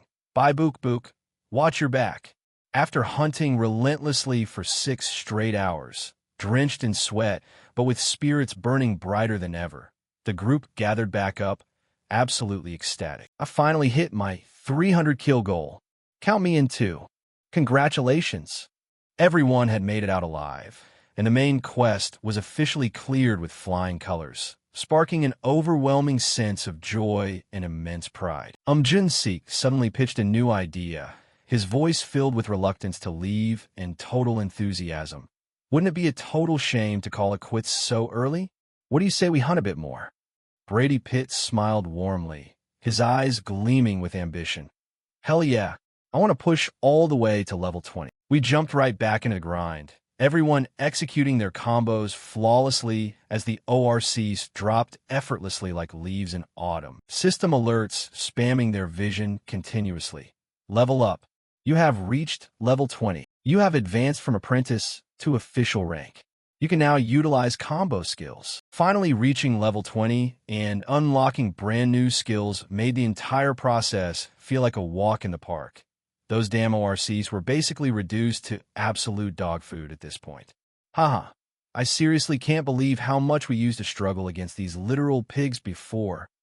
Right? We had grown significantly stronger upon hitting level 20, sending our confidence skyrocketing to an all-time high, acting like an eternal flame, driving us to conquer even grander challenges and turning our fear into unparalleled power. They began eyeing much larger ORC strongholds, and Book turned to the group once more, asking excitedly, should we try taking down a massive fortress for our final challenge? But out of nowhere, Jun-seek cut in, pointing a trembling finger forward as anxiety bled into his voice. Wait. What the hell is that? Jun-seek pointed toward a bizarre ORC they had never seen before, an abnormally massive creature boasting 2 heads sharing a single body, radiating an oppressive dread that made everyone's hearts instantly tighten. Brady Pitt looked skeptical, his voice shaking slightly. It looks like an ORC, but Jun-seek kept watching it, completely consumed by anxiety. I've never seen anything like that before. Could it be a boss? The others murmured in curiosity. A boss. Before this, just the mention of a boss would have terrified them. But now Jun-seek and his squad were the absolute peak of their confidence. Despite having zero proof, they just felt like it was totally doable, and voices filled with excitement and ambition began chiming in. Want to try taking that guy down? The 5 of us can definitely handle it, right? Since it's a boss, the loot has got to be absolutely insane. Jun-seek looked around and brought up the distribution of the rewards, keeping things fair and unified. If it drops loot, we split it completely evenly. No objections? Brady Pitt grinned, his voice brimming with resolve. All right, let's do this. And just like that, they locked their sights onto the massive behemoth. But to their absolute horror, the twin ORC snapped its heads directly toward the human group. And the moment they locked eyes with its eerie yellow pupils, they instinctively realized that their opponent wasn't prey. It was death itself, an ancient, primal terror flooding their systems and sending their hearts hammering against their ribs. I really thought we had gotten stronger. The twin ORC let out a bizarre, earth-shaking rumble before vanishing on the spot, leaving behind nothing but deeply cracked footprints where the ground had shattered. And then the massive, 3-meter-tall creature came crashing down directly in front of the group with a thunderous boom, shaking the entire area. One player was violently blown away, while another struggled desperately to keep their footing as the monster targeted the girl in the purple outfit first, lashing out with its razor-sharp claws at blinding speed. And with that single basic attack, the first player was sliced completely in half and killed instantly, blood erupting into the air and making the atmosphere heavier than ever before. With its first target down, it whipped its heads around to glare at the player who had collapsed onto the ground. Finding himself completely targeted, the man began shaking violently, sheer terror consuming his entire soul. A massive hand shot straight out from the monster amidst the utter shock and horror. Crunch, dead before he could even process it, his body mercilessly crushed in a paste as the sickening sound of breaking bones echoed out like a grim reminder of just how fragile life really was. Their opponent was absolutely not prey, and with only 3 of them left, its next target was Brady Pitt, facing the overwhelming pressure of the strongest boss. He was no different from the previous 2, violent tremors racking his entire body as pure despair washed over him. The hand snatched him up without a moment's hesitation, hoisting him high into the air, and a single, crushing squeeze pulverized his entire skeleton, blood spraying in all directions as he remained completely powerless against the onslaught. The monster glaring down at him with a look of twisted satisfaction. 3 people dead in 3 completely different, horrific ways, leaving behind only Bai Book Book standing frozen in absolute shock, and Jun-Sik stumbling backward, realizing that death had truly arrived. Returning to the grim reality, Jun-Sik watched his comrades get slaughtered one by one, utterly unable to pull himself together as a heartbreaking agony tore through him. The monster's tail whipped out at blinding speed toward Bai Book Book, and just when it looked like he would be sent flying, the creature decided to snatch him out of midair instead, its attention immediately shifting away as it completely ignored the corpse still dangling from its other hand. And right before his life was extinguished, Bai Book Book could only gasp out a few desperate words. "Save me." His body was slammed violently into the dirt, turning his insides completely to mush, leaving only one final survivor, as the monster locked its 4 burning eyes onto its last target, an invisible, crushing pressure physically heavy enough to pin him down. A single thought echoing relentlessly inside his head. "We're going to die, we're going to die, we're going to die, we're going to die." Aiming its hideous, gaping maw straight at Jun-Sik, it let out a continuous, low growl, and using every shred of strength he had left, Jun-Sik scrambled backward, screaming in absolute, unadulterated terror. "Ah, stay away from me." Monsters always do the exact opposite of what humans want, and it closed the distance instantly, its massive shadow completely swallowing Jun-Sik as tears streamed down his face, his voice trembling with pure desperation. "Oh God, no, please." The massive arm was raised once more at blinding speed, but right at that exact split second, completely out of nowhere, Ryumin leaped high into the air, dropping down perfectly into the monster's blind spot, his scythe already primed and ready to strike. Ryumin, you sneaked up completely undetected, let out a sharp breath from behind. He swung his scythe with every ounce of his strength, cleanly slicing through the twin ORC's neck, a distinct red line carving across it as absolute proof, followed immediately by the head cleanly detaching from the torso, while the remaining head frantically spun around to see who had landed on its body. A human, it turned around only to glimpse the identity of the person who had slain it, before a long red gash materialized on its own neck as well. Amidst Jun-Seek's complete and utter shock, the massive beast collapsed with a heavy thud, sending a violent shockwave through the ground. And the color slowly began to return to Jun-Seek's pale face as he stared up at him, finally realizing that this savior had descended from above. As Ryumin floated down gracefully, his feet touching the ground, and the survivor completely confirmed his identity as the legendary Black Hound, his eyes fixed on the spot where the massive creature had fallen, completely lost in surprise and deep thought.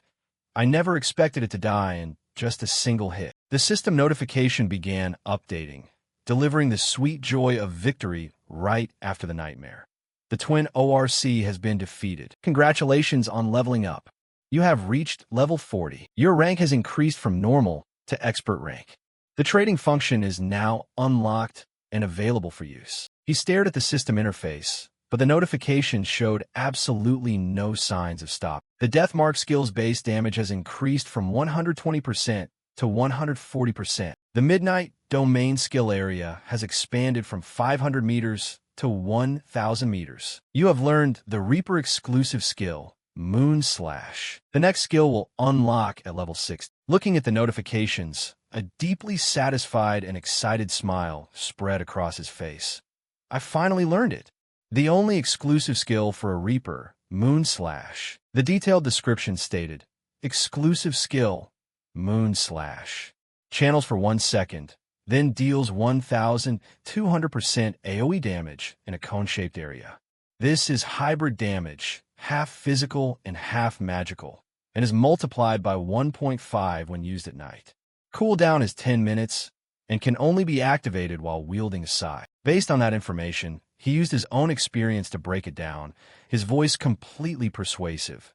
Usually, having only a single target attack skill means there's a huge risk if you miss, but this Moon Slash is an AoE skill, making it much easier to hit targets. It's incredibly useful since it deals dual damage. If an enemy is immune to physical damage, the magic damage kicks in to fill the gap instead. That smile said it all. The monsters right now are still low level, but later on, some enemies are going to get ridiculous, so this skill is absolutely essential. Now I just need to check the next rewards. The notifications flooded his screen, delivering well-deserved rewards for his efforts. You have received the twin ORC's gauntlets. You have received the twin ORC's fangs. You have secured a low-grade purple mana crystal. You have received a balance stone. Side quest progress, balance stones, 4 of 4. You have completed the side quest. You have received the Rune of Balance as a reward. The Rune of Balance, a jade green stone, materialized in his hand, as his goal for this round from the very beginning was to obtain the Rune of Balance. Additional info. The acquired rune will automatically be engraved onto the player's body. A brilliant golden glow began to envelop his body as the detailed description popped up once more. Rune of Balance. Effect. When the difference between your pure stats is 10 or less, all stats are doubled. Only stats increased by stat points are recognized as pure stats. He flashed a new smile, filled with pride.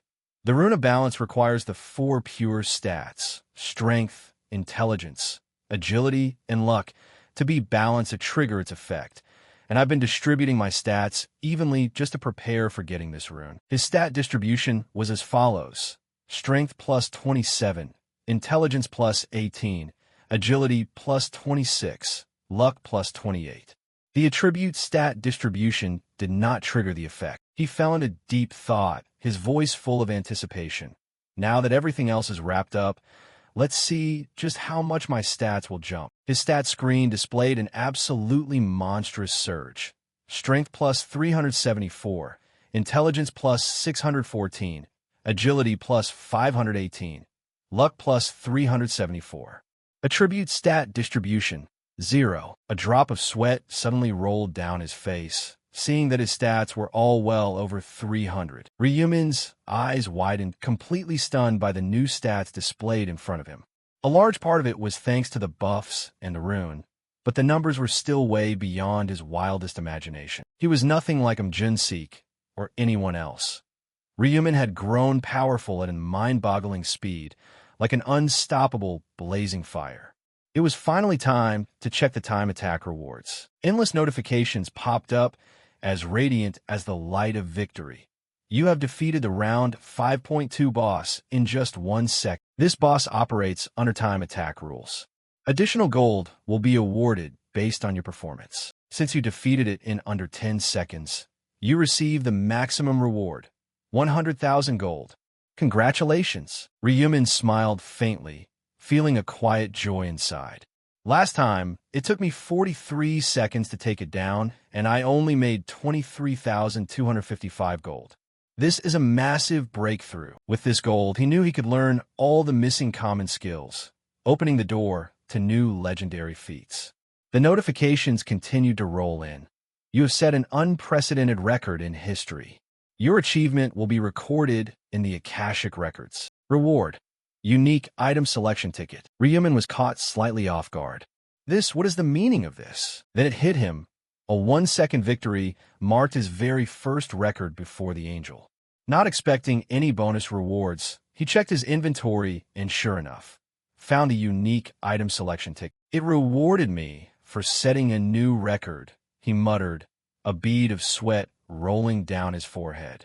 I can choose a unique item, literally anything, right? Without a moment's hesitation, he tapped the use button. You may select one of the following unique items: weapon, shield, helmet, armor, boots, gauntlets, necklace, ring. Ryumin paused, stroking his chin, his sharp eyes weighing the options. I can pick anything. A unique weapon? I can just craft one after I return, so it's not necessary right now. But what about the other gear? He needed utility more than immediate raw power. Which capability would be the most useful in this situation? A thought flashed. A helmet, that could be pretty awesome. His finger tapped choice number 3. In the distance, Jun-seek stared blankly at Ryumin, his eyes wide, his pupils dilated, and his clothes completely drenched in sweat. He could not believe the scene unfolding right in front of him. This can't be real. The twin ORC monster, the absolute beast that had crushed his entire squad with a single punch, now lay motionless beneath Ryumin's feet, like a sick joke of fate. Is Black Hound really that strong? How could he solo a monster that a 5-man party of level 20s couldn't even dent? Anxiety rushed through him, but then Jun-seek suddenly snapped out of it. No, now is not the time to be spaced out. I have to thank him. Just as Jun-seek was about to speak up, Ryumin turned his back, vanishing from sight without uttering a single word. Jun-seek stood there completely dumbfounded, his heart heavy with regret. I didn't even get a chance to say thank you. As the round's timer expired, the surviving players gathered at a designated location. An angelic silhouette materialized, Priscilla, her voice ringing out. How did it go? Have you all completed the quest? Glancing at the thinned-out crowd, she evaluated. It seems the number of participants dropped significantly after 10 hours. But then she smiled, her thoughts drifting to Ryumin. There's no way he could be taken down by those low-life ORCs. Did he join the scramble for the prey, I wonder? Without waiting any longer, she snapped her fingers. Let's take a look at the final results. Round 5 summary. Overall rankings: first place, Break Saha, level 40, Reaper, time 106 seconds. Second place, Demidius Sam, level 25, time 2 minutes and 30.21 seconds. Third place, Dark Knight Heavenly Demon, level 24, time 2:47 seconds. Zone Seed Cesar 07. First place, Black Hound, level 40, Reaper, time 106 seconds. Second place, Corn Support, level 21, time 2 minutes and 55.38 seconds. Third place, Non-Gay Older Man WOC, Mage, level 23, time 3 minutes and 19.12 seconds. The leaderboard left everyone in absolute awe. Black Hounds, meaning Ryumin's, achievement was incredibly impressive, but it was his level 40 status that truly stole the spotlight. He said he killed 300 ORCs in just 1 hour? How is that even humanly possible? The crowd buzzed with chaotic chatter. He let out a sigh. I really wish I could get my rewards a bit earlier. The notifications kept popping up. Congratulations! You have secured first place in this zone. Congratulations! You have secured first place in the overall rankings. Zone reward. Mid-tier epic necklace selection ticket. Overall reward. Special reward selection box. The reward seemed familiar enough, but the next message instantly caught Ryuman's attention. Confirmation. You are the very first player to achieve first place 5 consecutive times in the overall rankings. An absolutely unbelievable achievement. You have been awarded the title, the frontrunner. A faint smile played on Ryuman's lips. So that's that. I got the title exactly as planned. The information popped up. Title, the frontrunner requirements. Secure first place 5 consecutive times in the overall rankings. Effect. Increases all EXP gained by 1.5x. The whole reason I kept relentlessly chasing first place is right here, Ryuman thought, his eyes burning bright. With this title, I can accelerate my leveling speed by 1.5 times.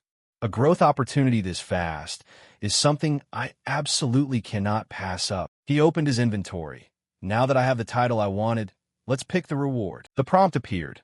You can choose one of the following epic necklaces. Skeleton Knights, Necklace Java, Tribes, Necklace of Resilience. Ryuman calculated.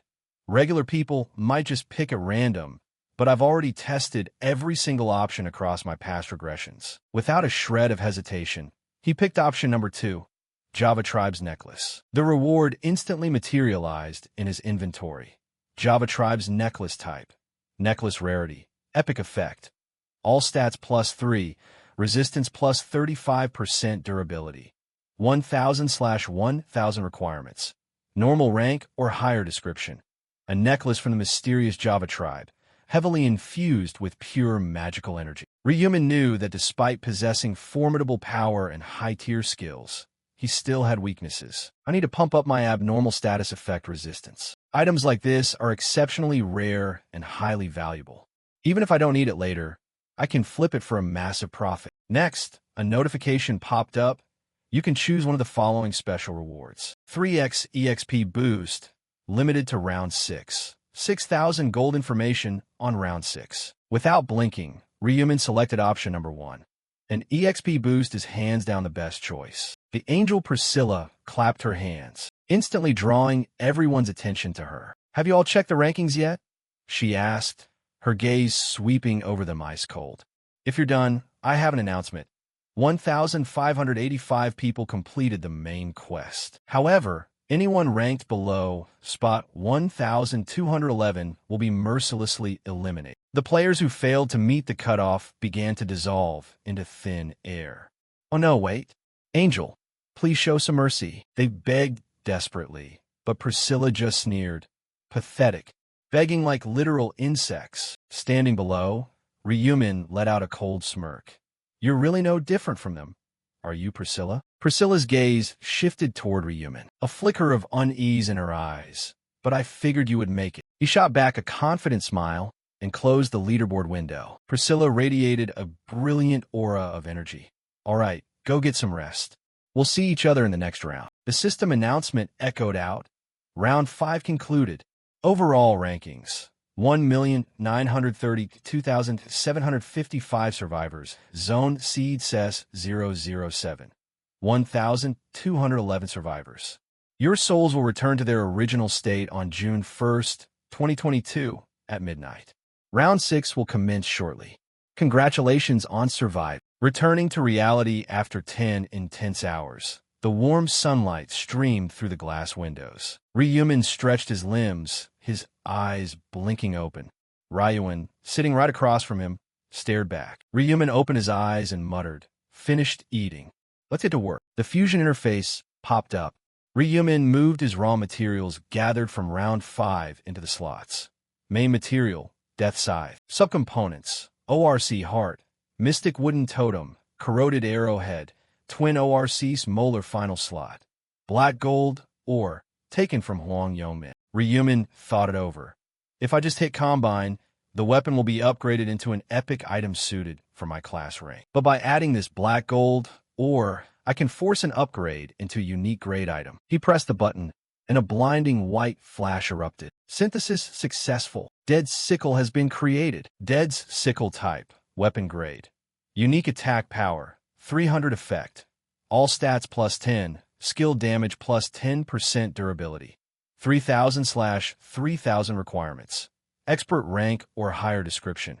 A terrifying scythe favored by the Grim Reaper, forever haunted by the shadow of death. Ryumin threw his head back, letting out a sinister chuckle. Finally, I've moved past the beginner weapons. Ryuin jumped a little, staring at him in shock. Ryumin opened his skill shop interface. I have a ton of gold now. Why not learn a few more common skills? The shop displayed 4 skills. Zone scan. Perceive the environment like a minimap. Enhanced vision. Grants exceptional visual range. Basic resistance. Increases abnormal status resistance by plus 15%. Dexterity. Boosts skill accuracy by plus 20%. With 220,000 gold, I can literally learn all of them, Ryumin thought. After purchasing them, he had 140,000 gold left over. Nothing else worth buying right now. He pulled up his status screen. Name: Ryumin Handle. Black Hound rank. Expert level. 40 class. Reaper titles. Time Regressor, hidden. First Angel Slayer, hidden. Challenger of Rich Buzin, hidden. The 1WH hidden stats. Strength 106, Intelligence 150, Agility 136, Luck 106 attribute points. Unallocated common skills. Track, detect, erase tracks, first aid, zone scan, enhanced vision. Basic resistance, dexterity exclusive skills. Death mark, midnight, moonlight, / runes, rune of slaughter, regression, illumination, inner thoughts, doppelganger, balance additional functions. Shop, purchase items, synthesize trade. Ryumin smiled to himself. These are my baseline stats before the buff and the rune of balance. Once I trigger the rune of slaughter, they're going to double. He shut down the system window. I've officially reached my maximum potential for now.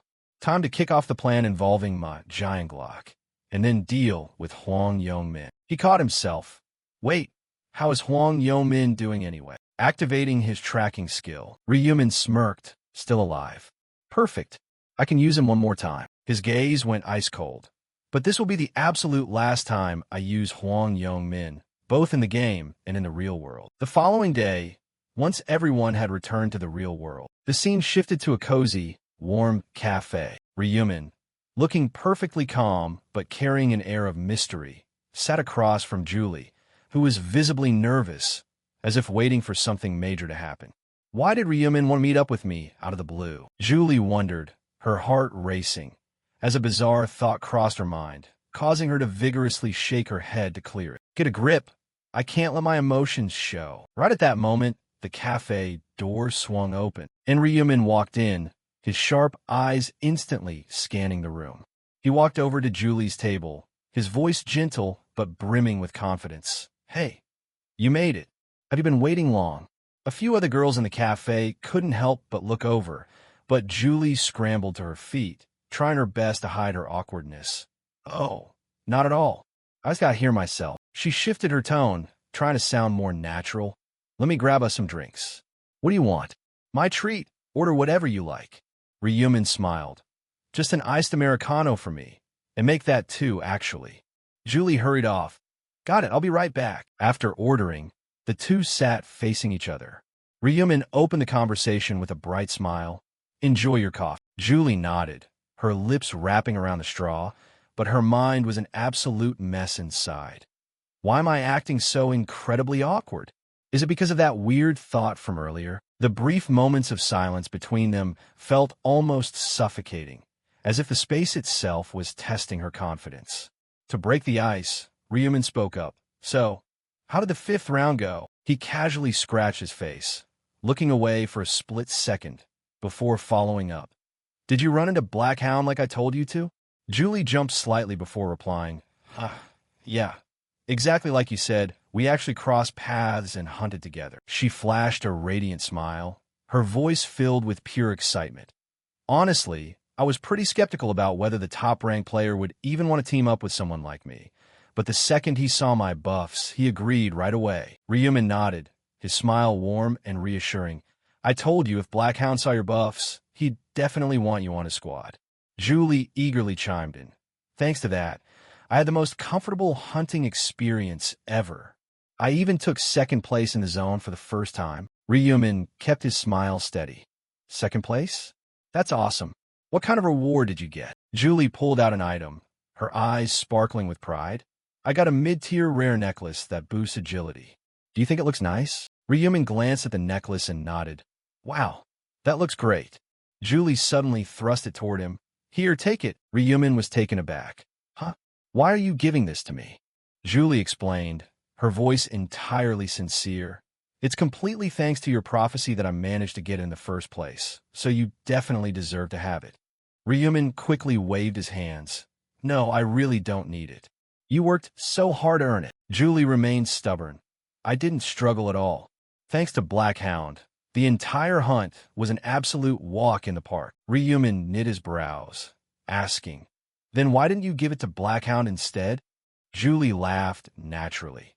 Do you honestly think a high-level player like him has any use for a low-tier necklace like this?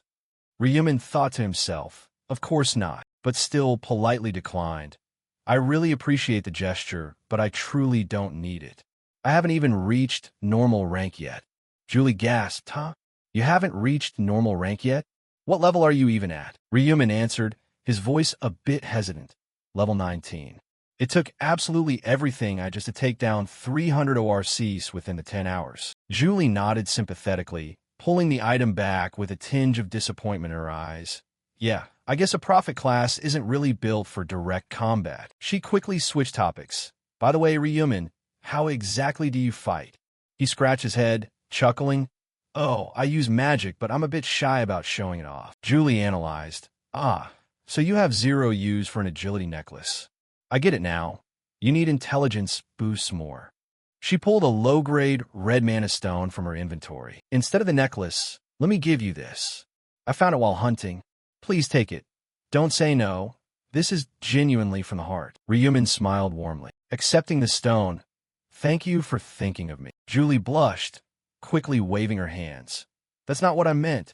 I just really wanted to thank you for helping me out so many times. Watching her flustered reaction, Ryumin found her quite endearing. He spoke up again, catching Julie completely off guard. I should probably give you something in return too, right? Julie looked surprised. Huh? For me, Ryumin smiled. Information regarding the 6th round. Julie felt a brief flash of disappointment, but quickly cheered up. If you're willing to tell me, I'd be incredibly grateful. Ryumin didn't hesitate for a second. Sure thing.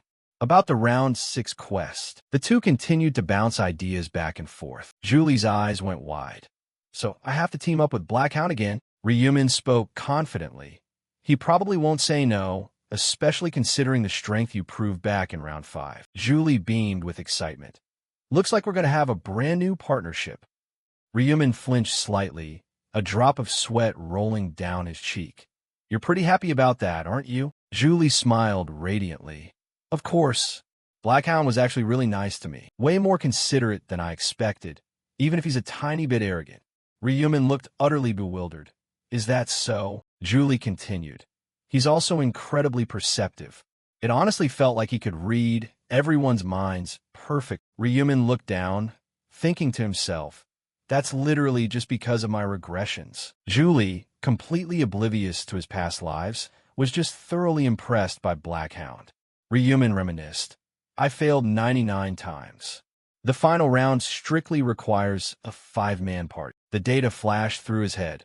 Boss room requires 1/5 players to enter. Snapping back to reality, Ryumin thought solemnly. Either way, we have to make it to the final round. Julie has to come with me, along with that American priest. Noticing his sudden silence, Julie asked, Ryumin, what's on your mind? He snapped out of it, huh? Oh, it's nothing. Don't worry about it. Julie pushed further. You're worried about the next round, aren't you? Ryumin laughed it off. Yeah, I'm not exactly strong, you know. Julie comforted him. Once the zones merge, I'll definitely back you up. Ryumin smiled in surprise. Of course. Julie let out a soft sigh. I'm always the one getting helped, so I feel a bit insecure since I haven't been able to help you out yet. Ryumin smiled warmly. You're way more than helpful. Thanks to you, I took down the twin ORC in literally 1 second. He reassured her. Don't worry, we'll see each other again very soon. Julie smiled.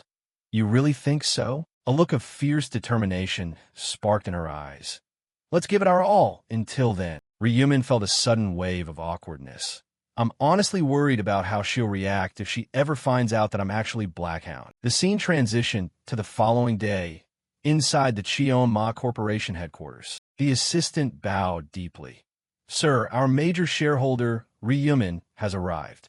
Ryumin stepped into the room, looking sharp in a sleek suit and a pair of glasses. Ma Jianglok stood up, greeting him with a wide smile. Welcome, our esteemed major shareholder. He quickly arranged the hospitality. Please, take a seat. Managerin, bring in 2 cups of chamomile tea. Managerin replied, Right away, sir. Ma Jianglok turned back to Ryumin.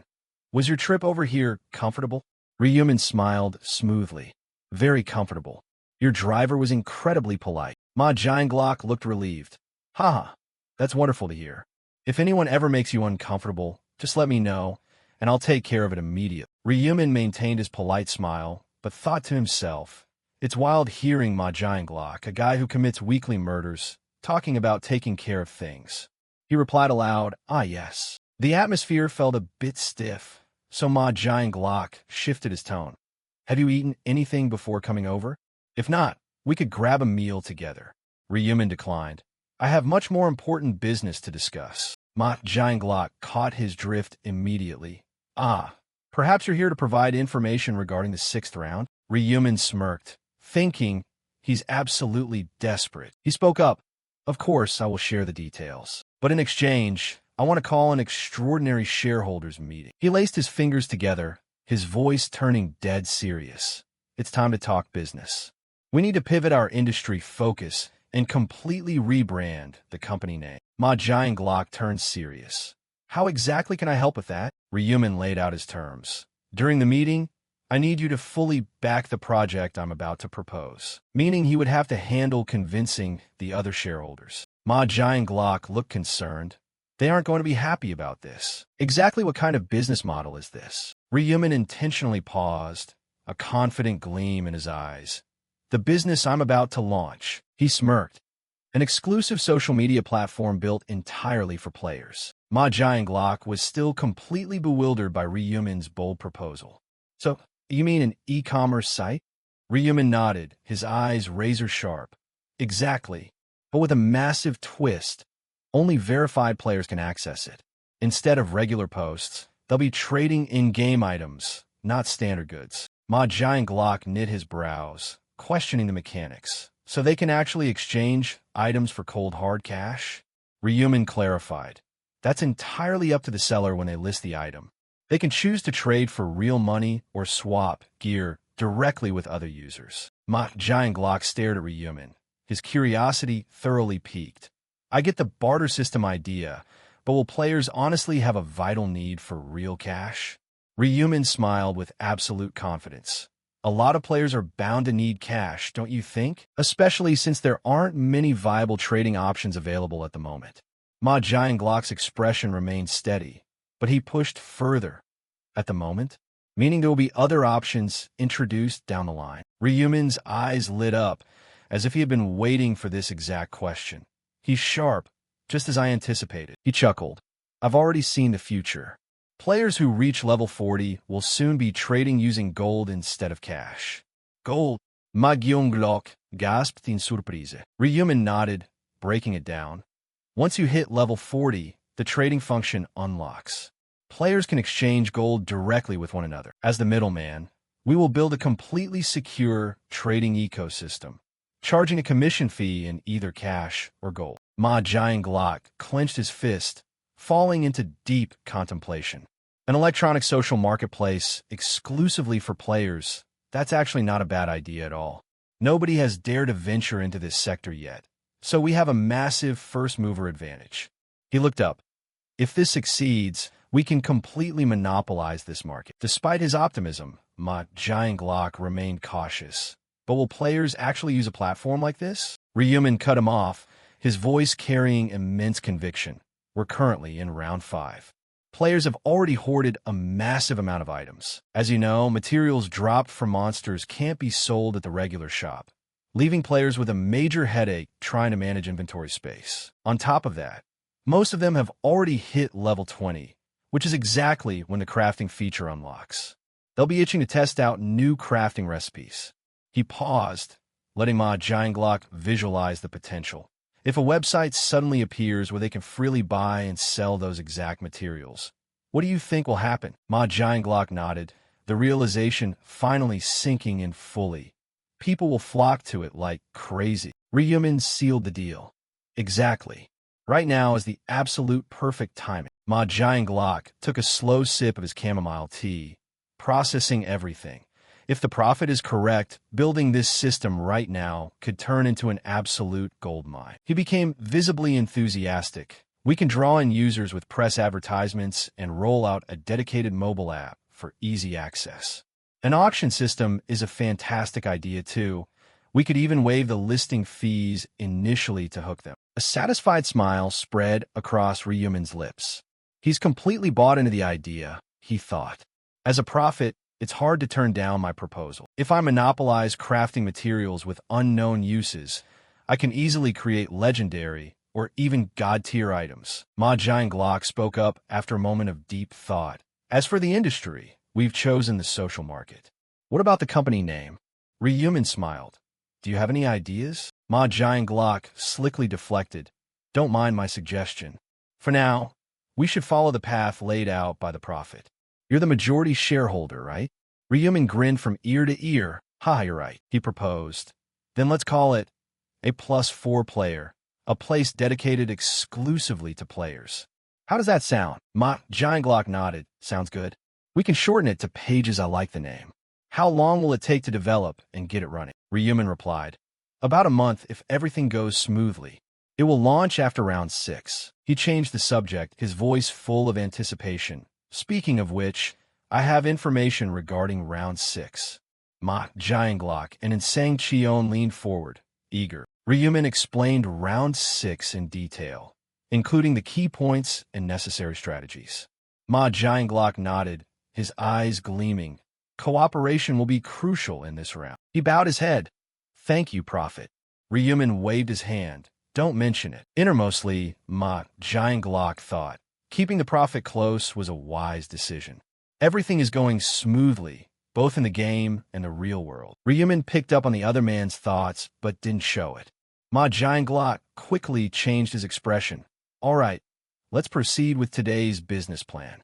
I'll arrange a temporary shareholders meeting as soon as possible to pass the resolution.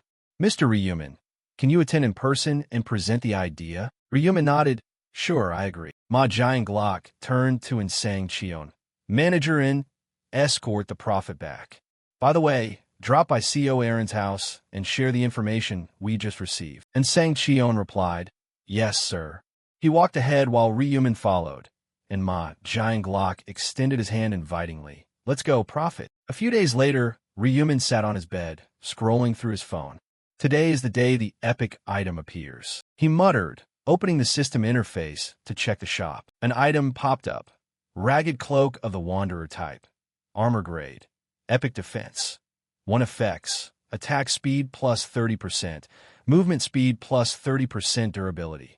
1000/1000 usage restriction. Common level or higher description. A filthy, tattered cloak that can no longer serve its original purpose, but still possesses exceptional advantages. Purchase price. 20,000 gold. Remaining time on sale.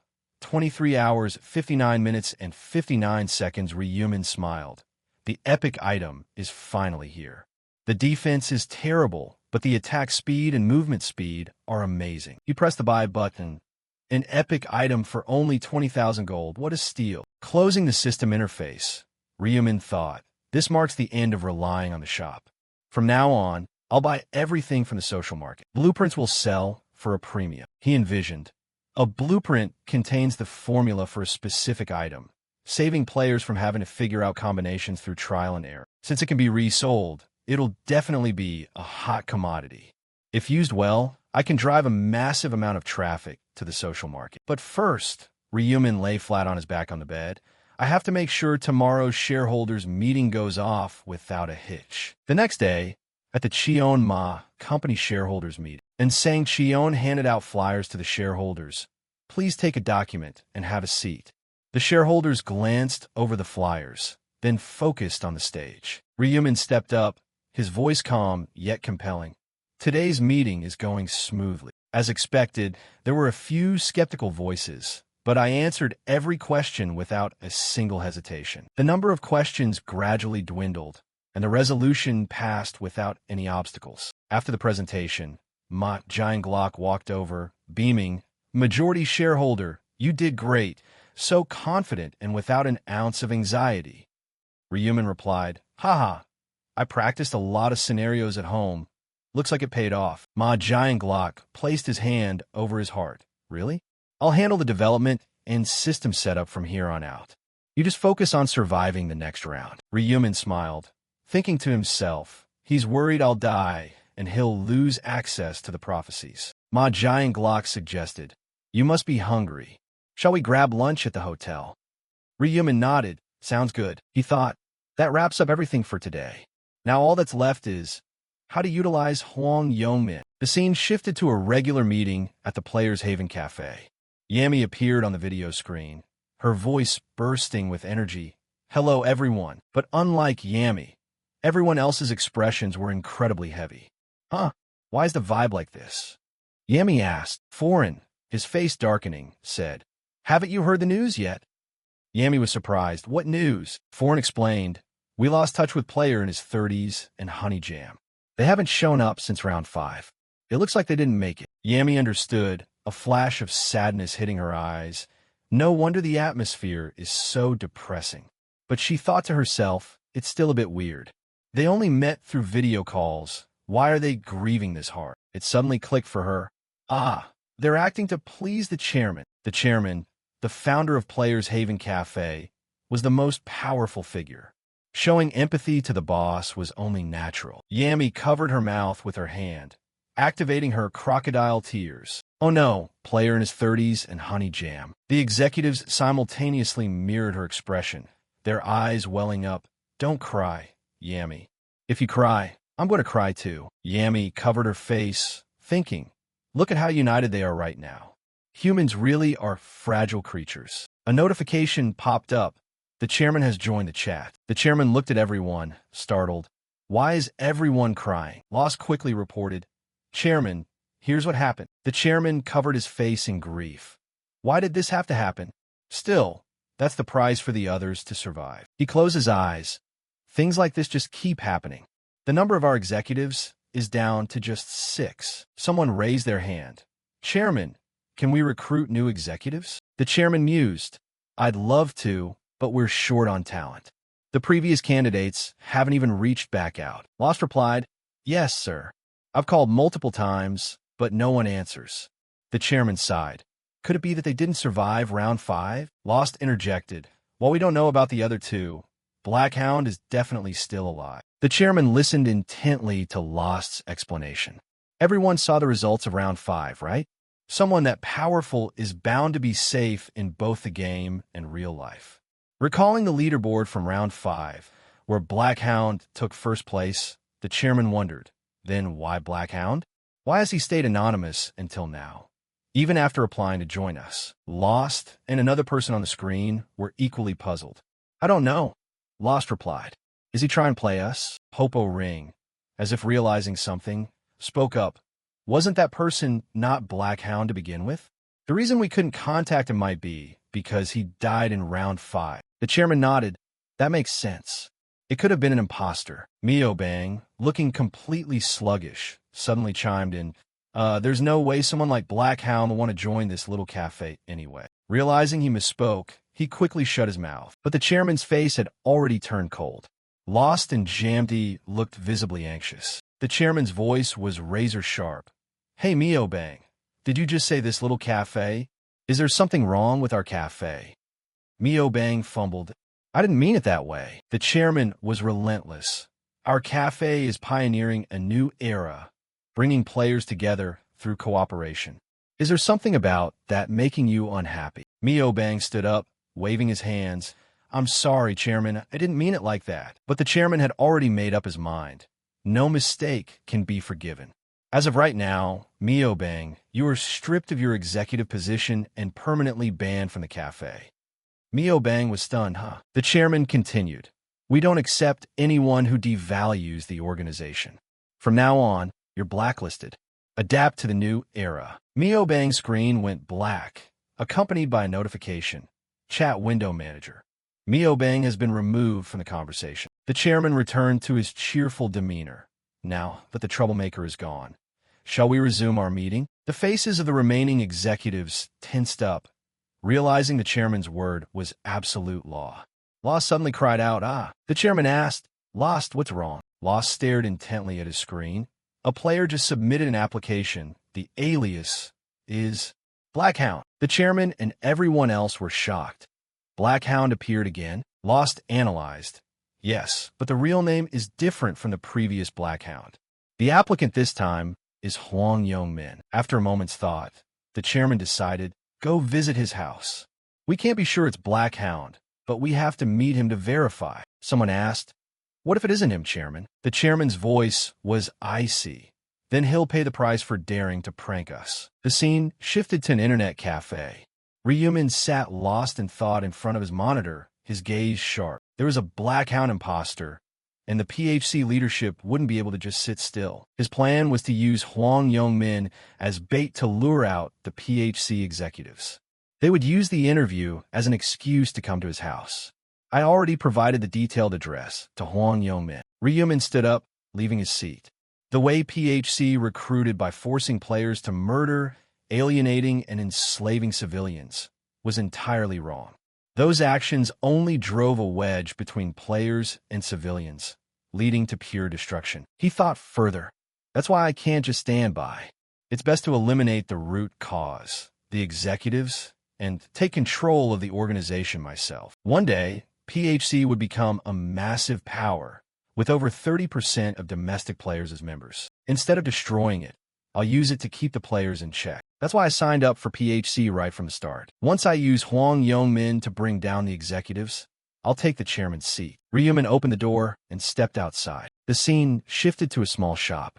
A shrill bell rang out as the door opened. A masked figure carrying a large black bag approached the counter where the shopkeeper was reading a newspaper. Hearing the footsteps, the owner looked up. Hello. The bag slammed heavily onto the counter. The stranger said in a razor-sharp voice, put all the cash in this bag. Don't cause me any trouble. The shopkeeper hesitated, looking utterly confused. The masked man narrowed his eyes, slamming his fist onto the counter like a sledgehammer. Damn it. What are you waiting for? You think this is a joke? The shopkeeper trembled, quickly taking the bag to the cash register. I'll do it right away. He quickly stuffed the money into the bag, his eyes filled with anxiety. The masked man checked it, clearly unsatisfied. Is this all? The owner explained, business has been terrible lately, and lottery sales are suspended. I'm only selling items like a convenience store. The masked man leaned in close. I didn't ask about that. I know you have a safe. Raising his fist, get it out right now. The owner reluctantly ran off, pulling cash from the safe. The money bag quickly filled to the brim. The masked man nodded, around 10 million. That'll do. He turned to leave, but suddenly stopped. If you call the cops, I'll break out of prison and kill you with my own hands. The owner stood frozen, utterly speechless. Under the cover of night, the robber made his departure, choosing a blind spot to make his escape. Arriving at a safe spot, he pulled off his mask, revealing the face of Hwang Yong-min. Yong-min checked the bag, a smile breaking across his face. Good haul today. This money is enough to live on for a whole month. But he stopped, anxiety washing over him. In the real world, I can manage. But what about the other side? Will I survive the next round? Clenching his fists, Yong-min roared into the alleyway. It's all because of that Reaper bastard. He made me lose my friends, and my stats dropped. He screamed, Reaper, you son of a bitch, don't let me catch you in real life, or I'll chop you clean in half. A cat suddenly jumped out, startling Yong-min. He kept walking through the pitch-black night, toward a building that still had its lights on. Out of breath, Yong-min hurriedly climbed the stairs, but was caught off guard when he saw someone holding a phone standing right in front of his apartment door. Shocked, Yong-min approached and asked, Who the hell are you? The stranger, who is none other than Lost, replied. Are you Huang Yongmin? Yongmin grew cautious and didn't answer. Lost put away his phone. Your reaction just confirmed it. Yongmin cut him off, pulling the bag behind his back. Who are you? The cops. Lost smiled amiably. Haha. Did you commit a crime or something? I'm Lost, the interviewer from PHC. You submitted an application this morning, right? Yongmin looked utterly clueless. What is this bastard trying to sell me? What the hell is PHC? He snapped. You think I'm Black Hound? Are you kidding me? Lost sighed, realizing the mistake. I apologize for the mix-up. I'll get out of your hair. Yongmin yelled. What the hell is this? At least explain what's going on. Lost explained. It looks like someone used your information to pull a prank. The name and address match perfect. Yongmin was stunned. Which bastard did this? A voice rang out. It was me. Both Yongmin and Lost spun around. Standing in the hallway was a heavily geared man wearing a white mask, towering over them. His cold voice locked onto them. I use your name, Huang Yongmin. Huang Yongmin looked at the man who had suddenly appeared, his voice laced with intense vigilance. Hey, what the hell is this? Who's this psycho standing in front of me? Do you even know who I am? Ryumin, his cold gaze piercing right through the mask, replied. I do, and this situation isn't hard to understand. Huang Yongmin roared. Who the fuck are you? Instead of answering, Ryumin pulled the death scythe out of his inventory. You're asking who I am? He raised a massive weapon, leaving both Lost and Huang Yongmin completely stunned. Ryumin added an assertion. Does this answer your question? Players using scythes were rare, let alone a scythe this massive and ferocious. Lost stared at the weapon, his mind racing. This scythe, is it the death scythe? But he's too short, not even 170 centimeters, and his build is on the smaller side. He looks completely different from the image of Black Hound I had in mind. He looks easy to handle, but Huang Yongmin, having faced Black Hound before, felt a wave of sheer terror wash over him. He mumbled, Today is really a terrible day. The build was different, but the voice, the aura, and especially those eyes piercing through the mask, it was unmistakable. Involuntarily taking a step back, Huang whispered, He's really here, in the real world. With a level difference that was double his own, Huang's face turned completely pale. A barrage of questions swirled in Huang's head. Why is he here? More importantly, why did he use my identity? We have nothing to do with each other anymore, right? Showing up with a weapon is never a good sign. He clenched his fists, sweat pouring down, trying desperately to ease the tension. Lost looked at Huang, thinking, is he trembling? Because the opponent is actually Black Hound? He turned to Ryumin, growing anxious. I haven't met Black Hound in person before, but if this really is him, at level 20, I'm no match. Ryumin shifted his gaze to Lost, his voice cold. We didn't come alone, did you? Tell the others to come out. I know they're there. Lost was shocked. He even knows about the other executives? Before he could respond, two people emerged from the stairs, Saburo and Popo Ring. Saburo cried out, Oh man, we're busted. Popo Ring asked, How did you know we were here? Ignoring the question, Ryumin raised his scythe, warning them, Don't come any closer if you don't want to die. Saburo mocked, Talking big in that tiny body, are we? Popo Ring held up a hand to stop him. Hey, are you Black Hound? Ryumin swung his scythe slightly. Is looking at this not clear enough? Popo Ring boldly replied, I heard Black Hound uses a scythe, but I haven't seen it with my own eyes. Just a scythe isn't enough to convince me. Ryumin frowned. If you don't believe it, why ask? Do you want to hear it straight from my mouth? He stated coldly, Fine, I am Black Hound. Is that enough for you? The moment Ryumin admitted it, Popo Ring's expression shifted. A status window popped up. The target is telling the truth. The rune of truth confirmed it was real. Popo Ring turned to Saburo. He's telling the truth. Lost looked at Ryumin, completely bewildered. I don't want to believe it, but it really is him. Saburo, the only one now trembling, thought, It's over, my big mouth ruined everything. What do I do? Should I apologize? Or did he not hear me? He raised his hand, his voice shaking. Black Hound, nice to meet you. Ryumin cut him off. Now is not the time for greetings. The scythe pointed directly at Saburo. You wanted to verify that I'm Black Hound, right? Then go ahead and use a verification skill. Saburo panicked. He heard me. Damn it, there's no way out. He bowed deeply. I apologize for my previous rudeness, sir. Ryumin didn't lower his scythe. An apology? You don't need to verify it anymore. Popo Ring intervened. There's no need to show any skills. The verification is already done. Ryumin said icily. I only just stated my name, didn't I? Popo Ring explained. I have the rune of truth confirming you're speaking the truth. Ryumin nodded. Fine, but I'm not letting this slide. If he can take a hit from me, I'll forget about that rude behavior. Saboru turned pale, scrambling for words. Please, Black Hound, just this once, spare me. Ryumin gave a signal. I'm starting. Snap. With a chilling sound, Saboru's head dropped to the ground. Lost and Popo Ring stood frozen in absolute shock. Lost screamed, Fuck! What did this monster just do? Ryumin remained perfectly calm, as if handling a trivial matter. Lost was terrified. I didn't even see him swing the scythe. Ryumin stepped forward, his tone casual. What do you think? I proved I'm Black Hound using raw skill. He grimaced. I told you there was no need to go that far. Lost clenched his fists, gritting his teeth. We came here to recruit him, but he just kills without warning? How can we possibly accept him as an executive? Popo Ring thought. Black Hound is far too dangerous to be an ally. If we can't recruit him, we have to kill him right here and now. The two reached a silent agreement. He's level 40, so it won't be easy. We need to fake a surrender, throw him off guard, and then launch an ambush. Ryumin sighed. How ridiculous.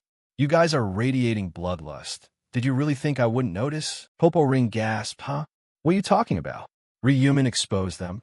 You plan to kill me, don't you? Pretending to surrender just to stage an ambush. Ryumin turned to Huang Yongmin. Do you know why I used Huang Yongmin's name and address to apply? To lure you executives out here. Lost felt an unsettling anxiety. What are you planning to do? Ryumin raised his scythe. Simple. You're all going to die by my hand. Popo Ring trembled, trying desperately to reason with him. We can talk this out. But before Popo Ring could even finish the sentence, snap! Lost collapsed into a corpse. A chill ran down Popo Ring's spine. He lured us here just to slaughter us. I couldn't even see him swing the scythe. Popo Ring's voice quivered. Why do you hold a grudge against us? Ryumin placed the blade of his scythe right against Popo Ring's neck. You ask what grudge I have, and you monsters murder innocent civilians just to use them as recruitment tests. Popo Ring justified. They aren't innocent. They look down on players and envy them. Those two-faced bastards deserve to die. Ryumin cut him off. And what about you guys? Holding others to a strict standard while giving yourselves a free pass. Isn't that the definition of a double standard? Popo Ring questioned blindly. You're real trouble. You know that? You don't even know who I am. Ryumin let out a cold laugh. How could I not know? My rune of truth sees right through everything. Snap! The scythe sliced Popo Ring in half, blood splattering onto the mask. Ryumin thought. Only pure scum would murder innocent people. He turned toward Huang Yongmin, who was shivering violently. Ryumin spoke, his voice completely icy. Don't be scared. I'll be sending you to be with your friends real soon. Ryumin spoke, his voice completely icy. Don't be scared. I'll be sending you to be with your friends real soon. Ryumin glanced over, watching Huang Yongmin tremble as he closed the distance. Huang backed away, pressing himself against the wall, his voice tight with tension. How do you know about my friends? Ryumin let out a cold smile, his footsteps slow and deliberate. How could I not? We used to hang out together, didn't we? More accurately, I was dragged all over the place by your crew. Huang stared at Ryumin, his eyes practically screaming the question. What kind of nonsense is this guy talking about? The blood of the people he had just slaughtered still coated Ryumin's body. He slowly pulled off the white mask, revealing a familiar face along with a completely non-threatening smile. It's me, Ryumin, the guy you used to bully. Huang froze, his face turning as hard as stone. Two images flashed in his mind. A cowering Ryumin being beaten by Huang, who snarled, You piece of shit.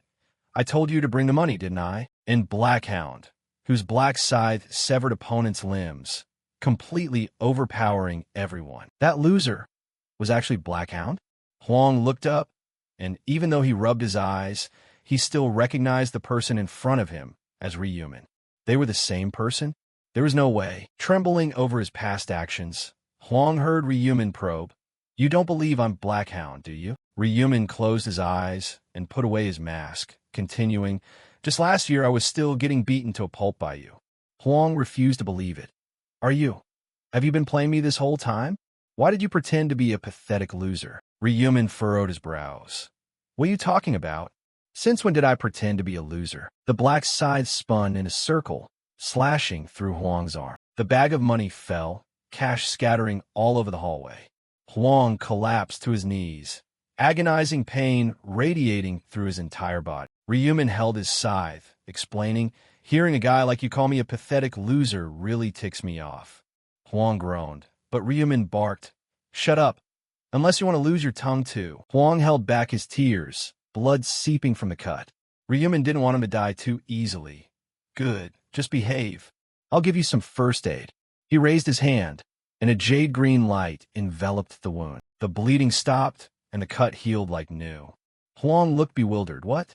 Is my arm severed? Ryumin replied coldly, it doesn't matter. You're going to die soon anyway. Huang trembled, trying to force his voice out. Are you? Really, Ryumin? Ryumin shook his head, his gaze icy. No, the Ryumin you knew is gone. He raised his scythe like an executioner preparing for a beheading. Goodbye. Huang screamed desperately. Wait, Min, I bullied you a lot, right? I was wrong. I regret it. Please don't kill me. The scythe stopped midair. Ryumin looked down at Huang, his voice cold. You regret it? Huang saw a glimmer of hope and chose his words carefully. Right, killing me does you no good. Does it? Why don't you use me instead of killing me? I can be your exclusive servant. I'll crawl if you want me to crawl, run if you want me to run. I'll do anything you ask, from running errands to helping with hunts. Ryumin placed a hand on his chin, seemingly deep in thought. Huang stared up at him, his eyes bursting with hope. But a split second later, Ryumin shattered his dream. No, not good enough. Huang was stunned, huh? Ryumin continued. You're still thinking about stabbing me in the back, aren't you? This servant act is just to buy time to kill me. Huang broke into a sweat. What are you talking about? Why would I think that? He feigned shock, but inside, he was terrified. Who the hell is this guy? How does he know? Is he just guessing? Ryumin said slowly. A mutt that tries to bite its master.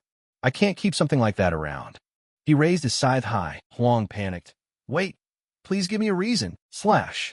The scythe swept across Huang's neck, swift and clean. Huang collapsed, his body motionless as cash scattered all over the hallway. Looking down at the pathetic death, Ryumin sighed. I gave you a chance. In the previous regression, I didn't have the rune of truth yet. I was tricked by you and let you live. The result? A literal stab in the back. Back then, I really was a pushover. He looked at Huang's corpse, delivering his final words. Goodbye, you bastard. Our toxic relationship ends here. Ryumin narrowed his eyes. This is the last time I'll ever have to look at his goddamn face. He dusted off his hands. First, let's clean up this place. Huang's body and the 3 other corpses vanished using the trace erasure skill. No weaknesses, no traces. Ryumin put away his scythe and smiled. Spotless. Now, off to his house. Ryumin vanished into the darkness. The scene shifted. A notification popped up. Jambi has joined the chat room. An emergency meeting was underway. Jambi appeared on the screen, waving her hand in greeting. Great to see everyone. The chairman, T-Wind, greeted her back. Oh, Jambi, there you are. Noticing there were only 3 people on the screen, Jambi felt an unsettling vibe. Is the interview with Blackhound done already? Where are the other executives? T-Wind sighed. They're dead. They went to the interview and got killed. Jambi gasped. He managed to do that. Panic seized her as one specific person instantly came to mind. Don't tell me it's... T-Wind nodded. Exactly, Blackhound. He's actively hunting down cafe members. Jambi waved her hand dismissively, her voice urgent. So Saburo, Jetten, and Popo Ring all died by the hands of a single person? T-Wind confirmed. That's right. Jambi asked, but what did they do wrong? The chairman replied immediately. Does a killer really need a reason? Maybe he just wanted to satisfy himself. Or maybe he hates that we're expanding our influence. Jambi nodded in agreement. There are always scumbags out there who want to steal other people's bread out of pure jealousy. Did he do this out of spite? Her perception of Blackhound completely flipped. We have to kill Blackhound. She tapped her fingers on the table, His request to join the cafe was just a trap to lure the executives out. The chairman confirmed exactly. Jamty ran a hand through her hair, visibly frustrated. I actually looked forward to meeting Blackhound. Turns out he's just a hostile psycho. She let out a sigh of relief. Good thing we didn't let him in yet, or we would have been screwed. The chairman added vaguely, seriously, he might have taken my head off too. His expression grew heavy, having lost way too many executives. He commanded, Blackhound is now our enemy. We must find him and avenge our fallen members. Jamty remained skeptical. But are we absolutely sure it's the real Blackhound and not an imposter? The chairman replied, there's a witness. Go ahead and explain it to Jam. Lost appeared on the screen, his voice ringing out, yes, Chairman. The meeting was down to just 3 people. Lost explained the situation of facing off against Blackhound. The chairman concluded, see you guys at the next regular meeting. Jamty and Lost replied, yes, Chairman. Goodbye, sir. A notification popped up. The chairman has left the chat room. Lost said goodbye to Jamty. See you around. Jamty said caringly, you must have had a rough day because of that unfortunate incident. Take care of yourself and get some rest. Lost nodded. Thanks. He typed on his keyboard, ending the chat, and stepped away from the monitor. On the black screen, Lost's thoughts surfaced. Fortunately, it didn't notice a thing. He removed his helmet, and his face rippled like a wave, returning to its original form. Not a dark complexion, but rehuman. He smiled. Just as I thought, acting really suits me. Rewinding to a bit earlier, Rehuman had looked at the system interface and thought, in round 5, the assassin's mask was a limited combat reward. This is the absolute best item I could need. Item information, name, assassin's mask type, helmet, unique defense. 1 effect, mimics the appearance of a player you've killed, changing your face, skin color, voice, and build.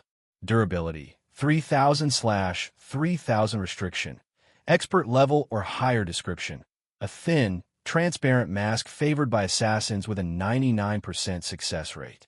No one knows the wearer's real face. The defense is practically 0, but being able to change your appearance into someone you've killed is a massive advantage.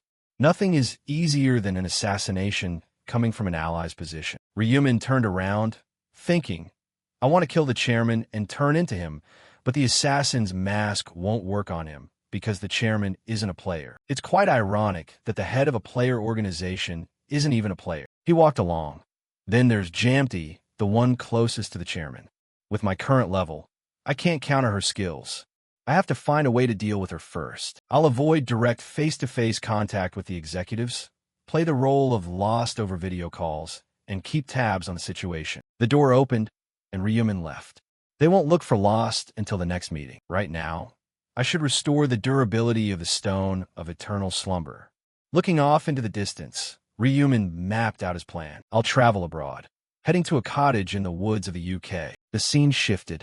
A man was swinging a hammer to forge iron, plunging the steel blade into water. A hissing sound echoed as thick smoke billowed up. The steel revealed the shape of a long dagger. The man sharpened the blade on a machine, a look of pure satisfaction gleaming in his eyes. Daniel held the dagger, smiling done, but he let out a sigh. What's the point of making it, though? It's not like I can sell it. He continued, ever since those goddamn angels showed up, my customer base has plummeted. I've tried to get by, but I've reached my limit. My account is completely empty. Should I look for a different job? Staring at the dagger, Daniel muttered, my dream is to keep blacksmithing.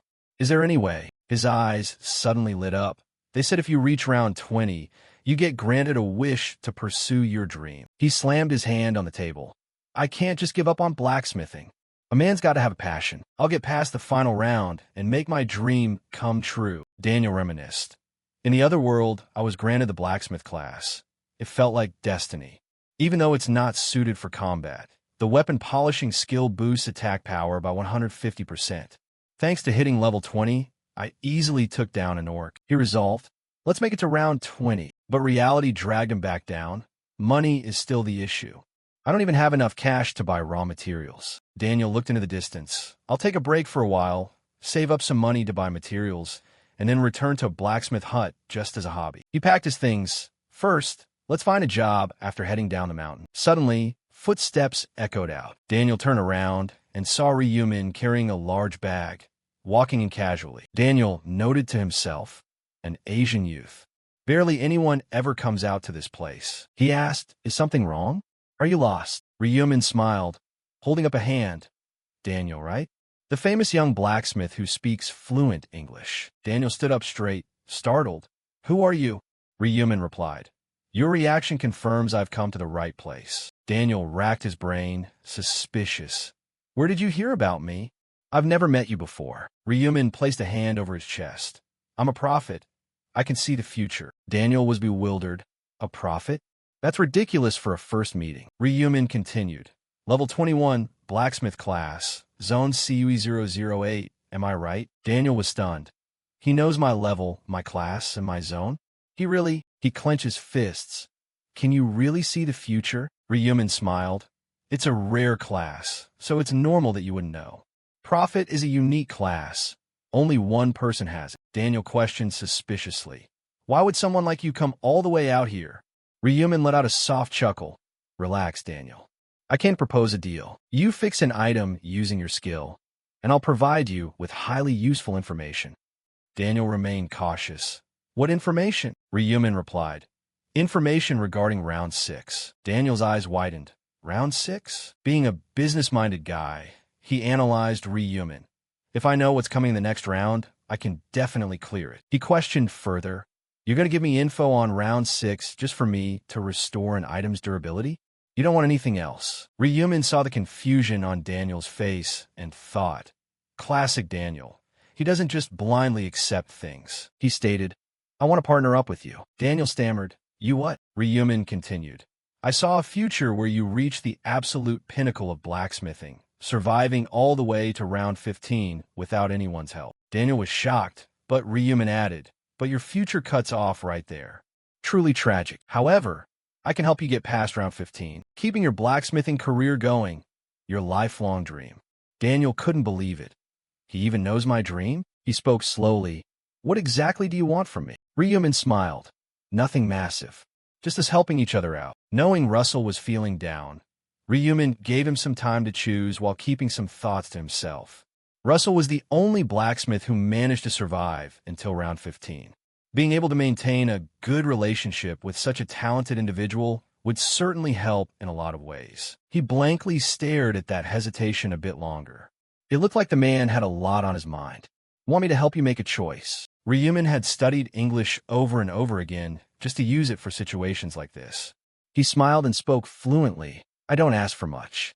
You just need to repair my gear when necessary and cast a few skills with me. In exchange, I'll provide you with information about the upcoming rounds. If we can do that, you can gain advantages you'd normally miss out on and grow stronger much faster." The offer getting better and better only caused his skepticism to grow. It was an offer he didn't even need to think twice about. But can I really trust a guy like this? Looking at what he's saying, he seems like an honest person, but it's still best to be cautious. After a series of those thoughts, Russell slowly took off his gloves and came to a compromise. "I appreciate you holding me in such high regard, but I'm still not entirely sure. So, I'll decide whether to continue this partnership after seeing the results of round 6. Ryumin smiled confidently at that tactical decision. "Do whatever makes you comfortable. I'm not asking you to sign a contract or anything. Just like Ma Giant Glock, once you confirm the prophecy with your own eyes, you'll have no choice but to get on board. Then let me fix your item first, and then I can get the information about round 6 from you." Got it. The initial deal was set. Ryumin immediately pulled the soul stone out of his inventory. Its information materialized once again. Stone of Eternal Rest. Type: necklace. Grade: epic. Effect: increases by 1 stack every time a monster is killed. Loses 1 durability per kill. Every 100 stacks converts to a stat point. Durability: 1/1000. Requirement: level common or higher. Description: a necklace with an opaque gray bead, which is said to trap the souls of those killed. Ryumin knew the item only had 1 durability left, making things tricky, but with Russell's help, he was certain this wouldn't be difficult at all. Upon receiving the necklace, Russell immediately cast his skill without even needing to look at the item's information. A short moment later, Russell held the item out. It was completely repaired. Ryumin took the item back and observed it, then began checking the information again. The durability had reached 1000/1000. The rest of the information remained the same as before. Holding the item in his hand and keeping his eyes glued to it, Ryumin smiled with even greater confidence. Good. Now I can start stacking again. Matching his expression, Russell formed a new judgment. I don't know what kind of necklace this is, but it looks pretty nice and high quality. It seems he's trying to keep using it even while pushing its durability limits. But this thought was unexpectedly read entirely by Ryumin. He looked back and focused more intently on the other man. From what you're saying, it seems you knew nothing about that item. I consider that your privacy and didn't mean to read into it. Storing the item back into his system, the two of them continued to exchange words. Thank you. Thanks to you, the durability has been fully restored. Now you can tell me the information about Round 6, right? Of course. Ryumin announced a lot of advanced information about the Round 6 mission to his counterpart. Reflecting on those words, Russell crossed his arms, filled with confusion and things he needed to do. If what you just said is true, then I'd better gather some powerful allies. Ryumin reinforced that decision. Exactly, I guess that will help. Because those monsters are incredibly strong, after all. Having obtained the information he needed, Russell felt things could end here. Bringing up an issue in return, he said, well, then our deal ends here. Ryumin was silent for a moment, but then broke it immediately. Perhaps you could sell me an item? Dark iron powder. You have it, don't you? Russell had always been skeptical, but this time he was struck with awe again. He can even guess what I own. The fact that his counterpart could know what he possessed made the prophecy completely unbelievable. But he wasn't the only one surprised. Ryumin asked for his input once more. So, how about selling me that dark iron powder? I guess you're planning to find a job to cover material costs. I'll pay you handsomely. This wasn't a prophecy. Ryumin had read the other guy's mind. Russell froze like a statue right there. He even knows I was planning to look for a job to cover expenses. Snapping out of it for a moment, Russell returned to their negotiation. Truly amazing. Now I finally believe you're a prophet. To be honest, I suspected you might be using some kind of trick. I sincerely apologize. Ryumin smiled and waved his hand as if he didn't care about those words. There's no need for apologies. I'll only talk about the future the way I see it, and whether you believe it or not is up to you. Following these words, it seemed Russell experienced a major shift toward trusting him more. Though his thoughts ran a bit deep, Russell made a new decision. I'll give you that dark iron powder. Ryumin stood there blankly. Huh? And Russell added an explanation.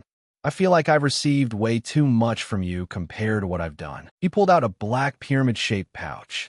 I'm not so heartless or unconscionable, so take it. The information materialized once again.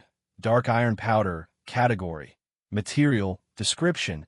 A black iron powder, a faint amount of magical energy, can be felt from. Unable to believe his counterpart just handed it over to him, Ryumin stared blankly for a long while.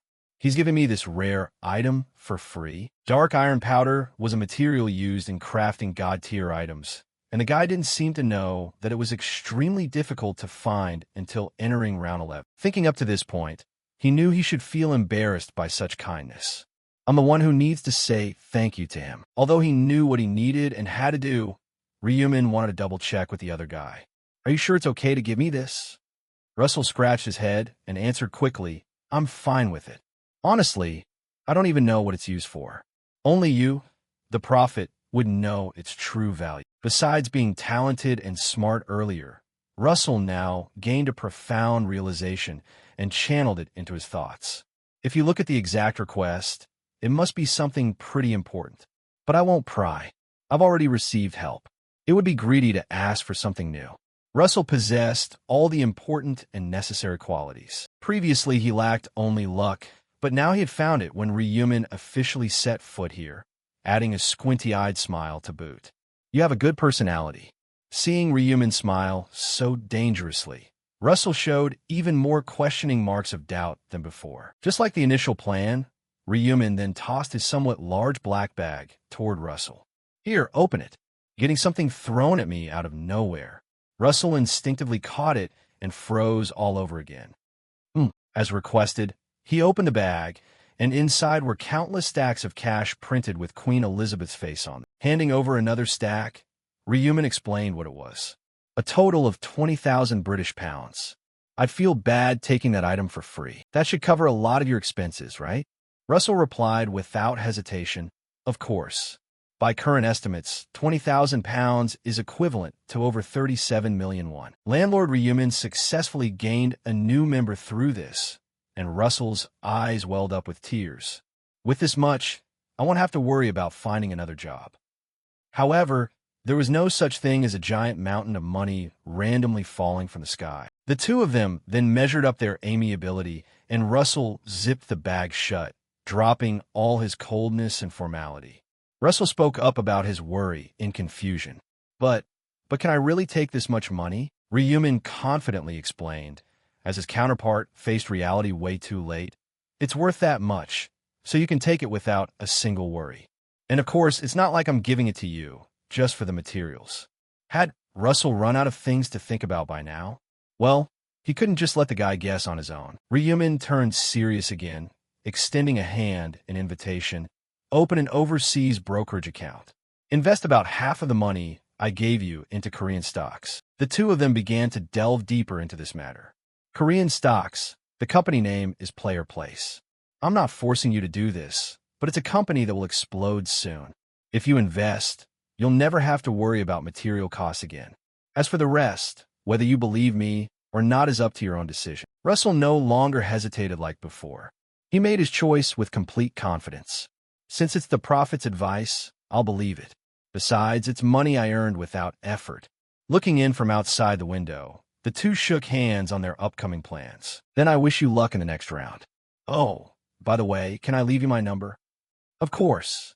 Daniel took out his phone to save the number, but forgot one thing. He raised his head and asked Ryuman directly, I completely forgot to ask for your name since you showed up. The guy whose name was Ryuman put both hands into his pants pockets and replied shortly with a smile. Just call me Mr. Ryu. Time couldn't be stopped. And that day arrived as usual. On June 1st at midnight, a desert-like place would be the next location they had to face. Ryuman, dressed in somewhat nice clothes, but with a slightly tattered cloak, was summoned into the game world once more. The other players then appeared around him one after another. Seeing that he wasn't summoned to a location like before, shifting from lush green to a distinct yellow, the chatter spread among everyone. Why is it all dust and sand after this round? Were we summoned to a wasteland this time? What kind of crazy mission brings us to a place like this? Activating his tracking skill, Ryuman chimed in with a few new thoughts. The next round is a co-op round. I need to find someone I can work with. The first person I need to find is Julie.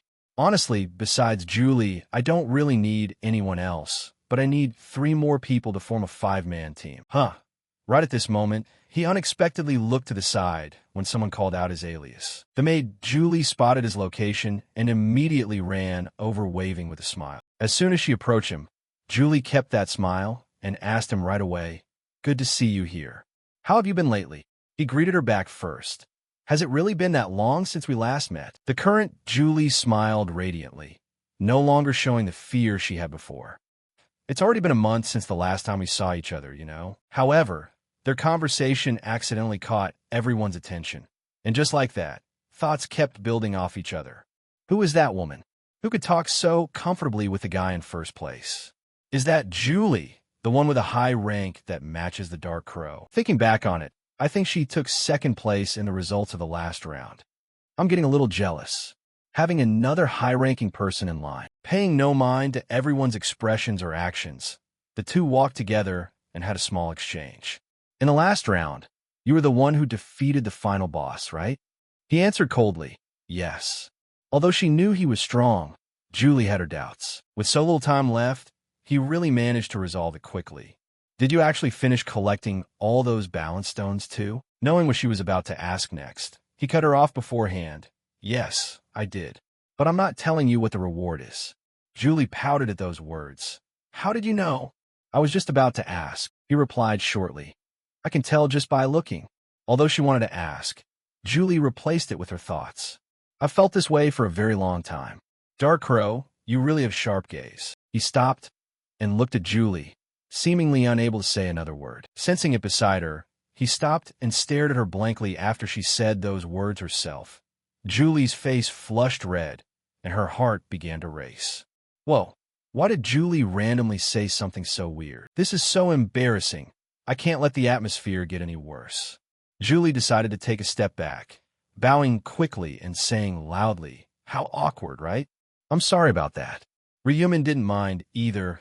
There's nothing to apologize for. Julie realized this too. "Ah, you said I have to make up for those words." He then flashed a smile. "Thanks for the compliment anyway." Julie smiled along. A new thought just popped up. Kind one moment, cold and charismatic the next. "You really are an interesting person." And then she struck up the conversation again. "But Dark Crow, However, the story was forced to a halt because Co. Aaron and Insang Cheon, standing nearby, had spotted the two of them. She thought to herself, who are Dark Crow and that woman? Immediately, the two of them walked over to where Ryumin was standing. Insang Cheon offered a greeting. "Ah, long time no see, Dark Crow." Meanwhile, Co. Aaron looked a bit flustered. "Hello, Dark Crow." Unable to hide her curiosity any longer, Co. Aaron asked him a new question. "Is this person your companion?" Hearing the counterpart's words seemingly implying her, Julie took notice. However, Ryumin looked over and replied in a cold tone, "I have no reason to answer that question, do I?" Seeing him treat her so coldly, Co. Aaron broke into a bit of a sweat. Right, that's true. But then she got confused remembering his smile from earlier. "You were smiling so comfortably just now, but with me," interrupting her thought, he asked a question right back. "Anyway, what do you guys want from me?" Being asked so quickly, Co. Aaron still hadn't regained her composure to answer him. In fact, Ryumin over here knew the reason, but pretended not to know, thinking, "You must have come here because I prophesied that you would join a team with Dark Crow, right?" But then this awkward issue of Co. Aaron's was answered by Insang Cheon standing in her stead. After considering it, "Yes, Dark Crow, honestly, we want to form a team with you." With a killer expression, he narrowed his eyes slightly and questioned back. "Form a team? You guys with me?" Bringing up his words, Ryumin immediately made Insang Cheon just as flustered as Co. Aaron was earlier. "I know we're just like obstacles in your way. However, we will do our best to avoid causing any more trouble for you." Amidst that expectation from the counterpart, Ryumin rubbed his chin, questioning whether he should pretend to be a little worried. Honestly, these two were just to fill the required number of people on a team anyway. But what if he let these two into his team instead of others? Ma Jianglok would have a more favorable view of Dark Crow. Seeing Ryumin clearly showing confusion, Insang Cheon became even more anxious and started to voice his proposal. "I want to ask you to join us for free. I currently have information about this round 6. If you can let us join the same party, I'd be happy to share that information with you." His eyes narrowed a bit more at that decisive move from the counterpart. "What information? Exchanging that information with me? I guess I need to see what it's about." Ryumin crossed his arms and replied shortly with 3 basic words. "No need for it." With just this, Insang Cheon, who couldn't possibly know that he was the one who provided that information, looked at him with a puzzled expression. "No need? Wouldn't knowing the information for round 6 beforehand be more helpful?" Ryumin then gave his reason for the counterpart to understand. "I can handle everything my own way. I have no intention of relying on any unreliable information." And Sang Cheon was confused. But nevertheless, Ryumin didn't give the counterpart time to think, adding questions continuously. "Where did you get that information? Who provided this source?" Being questioned so abruptly like that, and Sang Cheon flinched and couldn't give a clear answer. That stammering from the counterpart brought him a few more questions. "Can't say it. Even if I let you join the same team." Facing the consecutive issues arising, and Sang Cheon, who was flustered earlier, bowed his head deeply. Sorry. With both eyebrows raised at this result produced by the counterpart himself, Ryumin instinctively gave himself some new thoughts about not telling him about the prophet. "You seem more tight-lipped than I thought. Not bad." On the contrary, and Sang Cheon looked sad. Then I probably—" However, his words were suddenly cut short. "I'll let you both join my party." And Sang Cheon quickly shifted his mood to surprise, as if unable to believe those words.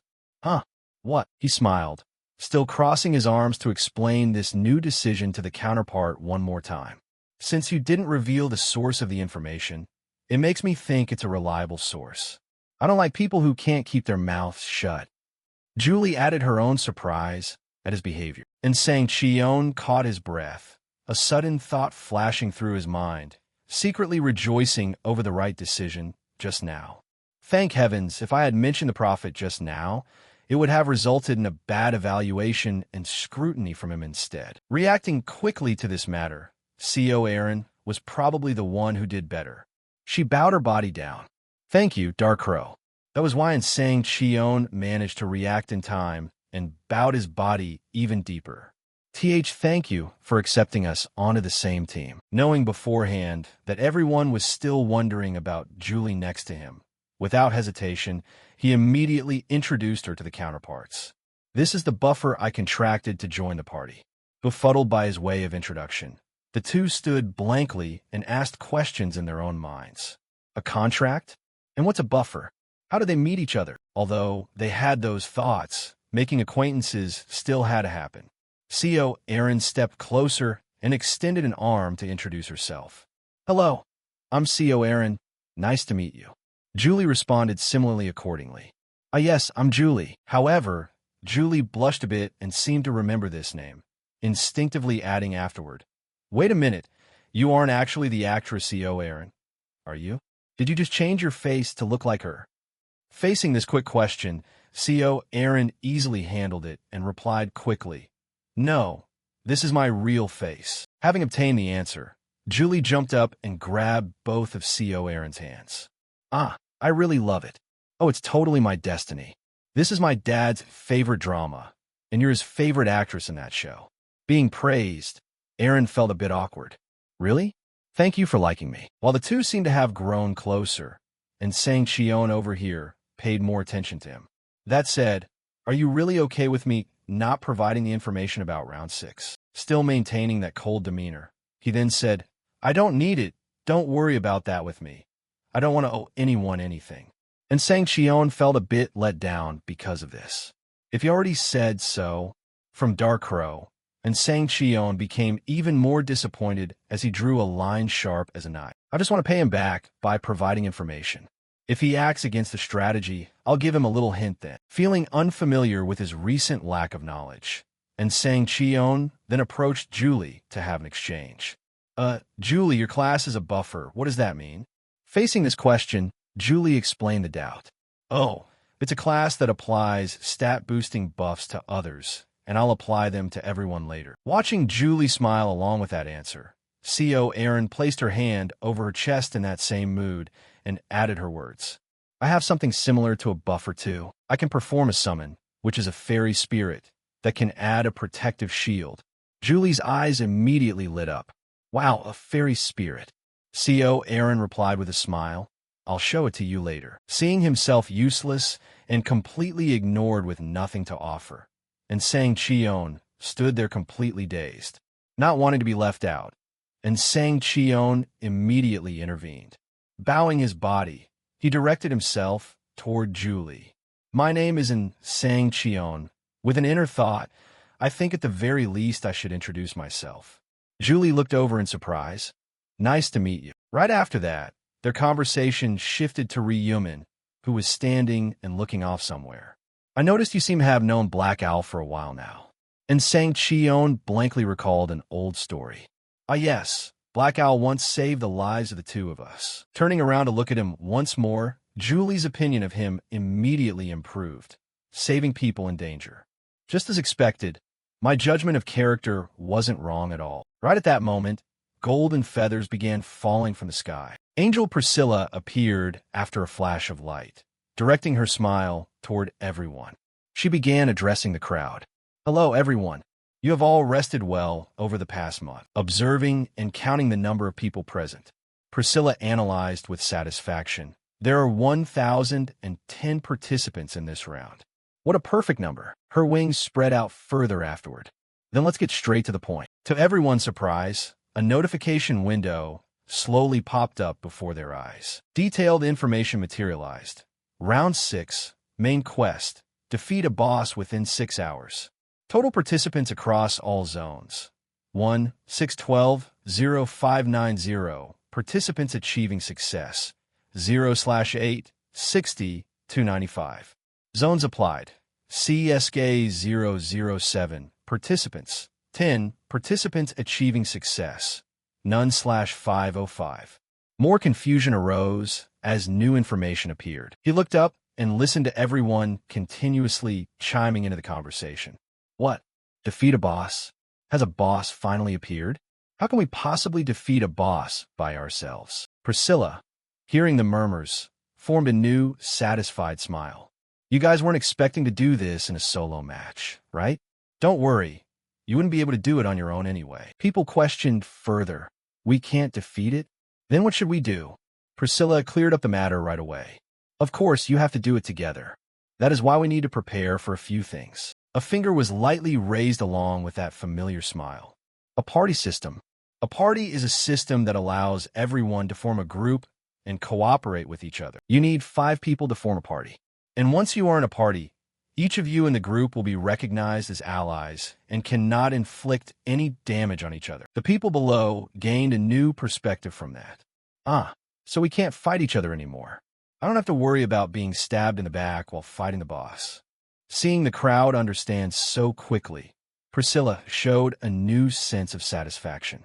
Of course, attacks from other parties or monsters will still work. Only the members within the same party cannot damage each other. When in a party, experience points and gold will be divided equally among members. No matter who lands the killing blow, if you are more than 100 meters apart, you won't get a share of the rewards. Likewise, every time a new point was made, the crowd began gossiping again. Experience and gold are split equally?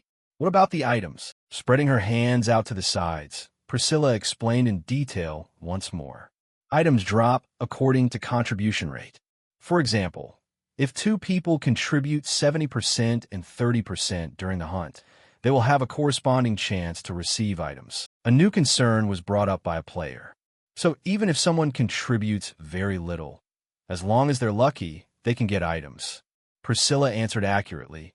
Even with just 1%, you can still get items if you are lucky, though the probability is very low. Waving her finger, Priscilla seemed to remember something else. Oh, and furthermore, the contribution rate is calculated by the system based on all factors combined. Dealing high damage counts for more. But it's not just based on damage. Even someone who only uses buffs will be counted as making a contribution. He looked over at a player nearby who was standing with crossed arms in surprise. Even a player who runs a buffer build can do the same thing? How nice would it be if I were one too? He understood this rule clearly. His eyes grew even redder. Thanks to that, players who cannot participate directly in combat can still earn high contribution points. Another reminder came from Priscilla. If you're not in a party, there is no way you can complete this quest. If you have formed a party, you will clear this qualification round immediately once the boss is killed. That applies to all party members. A girl asked in surprise. All 5 of us? Looking around at everyone here, a new note indicated there were 101 bosses in total, meaning only 505 people who participated in hunting the bosses would clear this round. Her hand reached out again toward some newly falling feathers. The explanation about the party system ended here. See, the quest isn't hard at all. You just need to kill a boss. It's so simple. He stood below with crossed arms and commented in his mind, as usual. Everything is simple to them. The light flashed once more, and Priscilla began wrapping up the guide. Now, everyone, do your best to defeat that boss. Oh, by the way, there are no subquests in this round. Although it was detailed enough to do the quest, a few people clearly showed their dissatisfaction. Damn it, and she calls that easy? A boss is a boss for a reason. It definitely can't be easy. To form a party, everyone must hold hands and shout together, form party. If you are not in a party, quest progress will not be counted. But there was no other choice. Everyone's first task was to form a party. Notification windows popped up one after another. Keep that in mind. The remaining time for this round until the end is 5 hours, 59 minutes, and 59 seconds. Form your parties right now. Ryuman's group currently had 4 people, feeling both surprised and anxious. And Sang Cheon fell into deep thought again. Just as the prophet said, Round 6 is a quest that absolutely requires a 5-person party. It's a relief I followed the prophet's words and tagged along with Black Owl early on. He spoke out loud instead of keeping his thoughts to himself. Black Owl, can we form a party now? He suddenly interrupted. Hold on, a party needs 5 people. We're still missing 1 person here. CO Aaron and Julie were flustered at the same time. Then who should we choose as the last member? And Sang Cheon knew he didn't need to worry about this. So he said, let Black Owl, the strongest one in our group, make the decision. He slowly fell silent, as if waiting for someone to appear in this place. It would be great if that guy were nearby. Putting his hand to his chin, Ryumin continued his previous train of thought. If that's the case, I can pretend to choose randomly and smoothly slide him in. While he was absorbed in his own thoughts, the others were busy looking for teammates. First, I need to form a party. If I'm not in a party, even if we kill the boss, it won't count. So 5 people have to be in the same party. Among them, some people manage to find teammates. Excuse me, do you want to party up with me? What level are you? Another person directly raised his hand high and shouted out loud. Level 20 warrior. Anyone want to form a party? But there were also some people staring at Ryumin's back, harboring their own intentions. If I'm joining a party, it has to be Black Owl's party. Just like that, a person gathered the courage to approach him from behind. Bowing slightly, this person opened his mouth with a bright smile. Hi Black Owl. Could you consider partying up with us? He was cold, not even bothering to turn around as he gave a swift reply. No, beat it. Confusion immediately set in. Okay. They slunk back with sad expressions. But above all, those words directly brought a sense of humiliation to everyone. He told us to screw off without even pretending to think about it. How humiliating. Damn it. There's no way to freeload off Black Owl. The message was delivered, but Ryumin didn't care about those fools. In the past, I would take anyone just to fill the numbers. But in this round, I have to recruit people who have the potential to grow with. Anyway, it seems like I attract crowds of strangers in every round. And some other people still hadn't given up hope as they approached him, Black Owl. However, the opposition received the same result as the others.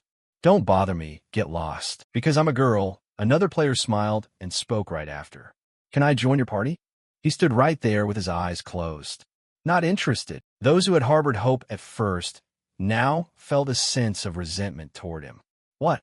Is it really that hard to let 1 person into the party? Damn it. So stingy. He could have at least let me finish talking. The 2-person party from earlier suddenly noticed the other people standing around him. Those people standing next to Black Owl got into his party?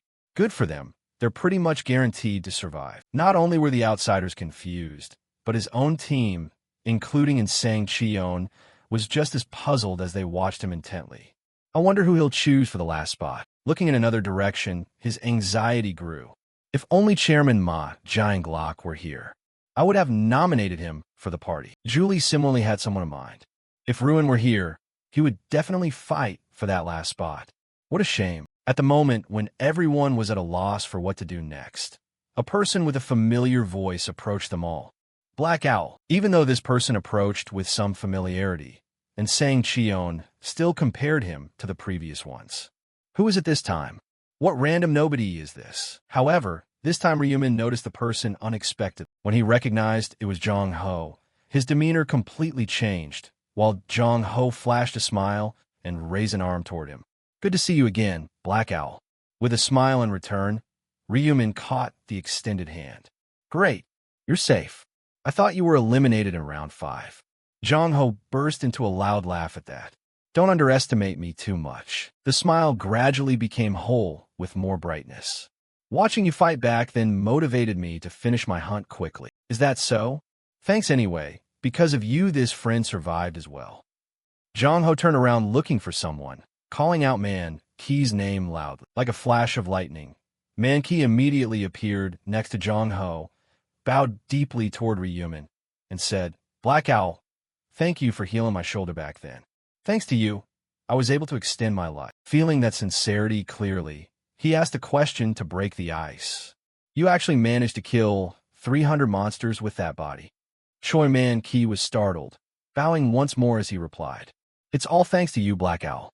You are my lifesaver. Pausing the greetings here, Ryumin suddenly received another question. Black Owl, are you looking for party? Realizing he might have slipped up and caused him to make a strange expression, Jong-ho quickly waved his hands to explain in more detail. Ah, don't worry. We didn't come to beg to join. We already formed a party. Ryumin maintained his usual expression and confirmed that statement in his thoughts. I already knew they had a party. On everyone's wrist was a golden chain, the symbol of a bond. Cutting off his thoughts, he brought up the matter directly. I don't think much about it anyway. But what did you guys come to see me for? Jong-ho replied with a smile. Ah, partly to greet you, and partly to make a proposal. A proposal? Jong-ho was in high spirits and didn't hide anything. How about our party and yours cooperate with each other? We aren't aiming for experience or items. If a boss appears, we'll let you have it first. Everyone in our group is looking forward to it. However, Ryumin didn't say a single word regarding this matter. Because of this, embarrassment set in for Jong-ho. We just want to lend a hand. You don't need to be so cautious. Seriously, Ryumin could read the other person's thoughts and knew the truth. He made his decision immediately. I refuse. Jong-ho became awkward, stammering continuously as he questioned him back. Huh? Why? Because we'll get in your way. He shook his head in disagreement and said, No, I just don't like unnecessary trouble. Thanks for the offer, but I'm fine. Ryumin didn't misunderstand, but Jong-ho felt a sense of disappointment. That's a shame. I wanted to help. He cut through that bad feeling. If I really need help, I'll ask for it myself. Right away, Jong-ho regained his confidence. Are you serious? One side cheerful, the other side blank. The two of them casually replied back and forth like that. Then promise us you'll call if you need help. All right, I promise. I told you I got it. For some reason, the whole group bowed deeply once again. Jong-ho, standing at the front, added, Then we'll take our leave. If you need help, just call us anytime. Once they had left, and Sang Cheon gave a little reminder toward him. Black Owl, it's time for you to decide. Who are you going to choose for the final spot? Ryumin suddenly turned in one direction with a cold gaze and said, I've decided. His finger pointed straight in one direction without hesitation. Just like that, everyone was startled and looked in the direction he was pointing. Following the direction he pointed, a tightly bundled up person who was turning their back to everyone flinched all over when he spoke to them. You in the cloak, step over here right now. The person then turned around, fully covered but revealing black hair, a small stature, and slumped shoulders, a young man who didn't look strong at all. Once he reached a decent distance, Ryumin questioned him directly. You've been watching me for a while, haven't you? Stammering before his coldness. Yes. He asked again, Why are you flustered? Does this person lack confidence? Bowing his body, he spoke slowly and quietly for his rushed answer. It's because I want to join your party, Black Owl. Procedurally, he then brought up and exchanged normal questions, level and class. Level 23, Dark Wizard. The answer was given, and he pretended to think deeply. Whatever. Turning back to look at the teammates behind him, a new decision was made by him. He will be the last person. Quickly, the boy was flustered by such a rapid result. Julie and CEO Aaron shared the same astonishment, while Sang Cheon stood at the back in a daze. What? Narrowing his eyes slightly, the previous bewilderment merged into his own thoughts. Rejecting everyone else just to choose someone this week. Once again, everyone focused their attention on this slightly trembling new member of theirs, while he flashed a mysterious smile. His nickname is No Pain, No Gain. One day, this guy will found a cult that worships Black Owl as a god. His hand reached out. He will become my fanatic follower. Building a bond early on will be very useful later. The guy shook hands, and Ryumin instructed everyone. Then we'll form the party like this. Everyone put your hands in. As soon as everyone put their hands in, a golden light of connection was born. The party was formed. A ring engraved with the previous golden light appeared on everyone's wrists, and it didn't take long for the golden link to be perfectly connected. However, the guy who just joined the party had a strange expression. No way, Black Owl chose me. Yeah. Hey, what's with this expression? Is something going along with being skinny? This isn't good. Just when that joy hadn't lasted long, a tragic past rushed back to the fifth member of the team. For me, the one whom everyone turned their backs on, since the first year of high school, I became what was called a puppet for the violent bullies.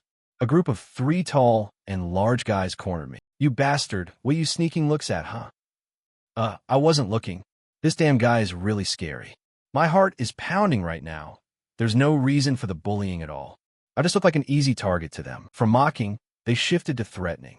Friends are supposed to live together in harmony, right? Don't forget to bring money. Did a kid like you hear what we said? Are we lightweight to you? My face was pale as if severely sleep-deprived. My body was shaking, and I stammered. "I'm sorry. I live with my grandmother, so I don't have money to give." They were instantly taken aback. "What? Whether you steal or do whatever it takes, you have to bring money." "Idiot, if you don't have it, you're going to catch these hands. Because of you, all of us have become beggars since we're flat broke. When your grandmother dies, do you want to be buried along with her?" Once his self-esteem was touched, Hyo Tae-suk lost his mind. Springing up with all his might, he swung his fist, preparing to hit the opponent. "You bastards, you pieces of trash." And as a matter of course, the result was absolutely disastrous. Hyo Tae-suk was beaten to a pulp, lying there in a heap groaning. It hurts so much." His body trembling, tears streaming down continuously, and his mouth smeared with blood. Hyo Tae-suk wished for what others did. "I want to die. I think that would be easier. But if I leave, what will happen to my grandmother? My grandmother has endured so much for me. I promised to earn a lot of money to give her a more comfortable life. That's right. I have to endure. I must try to endure for the sole purpose of repaying my grandmother's kindness." I did my best for the next 3 years and finally had the results right in front of my eyes. Students of Ban Gold High School achieved high marks on the assessment exam.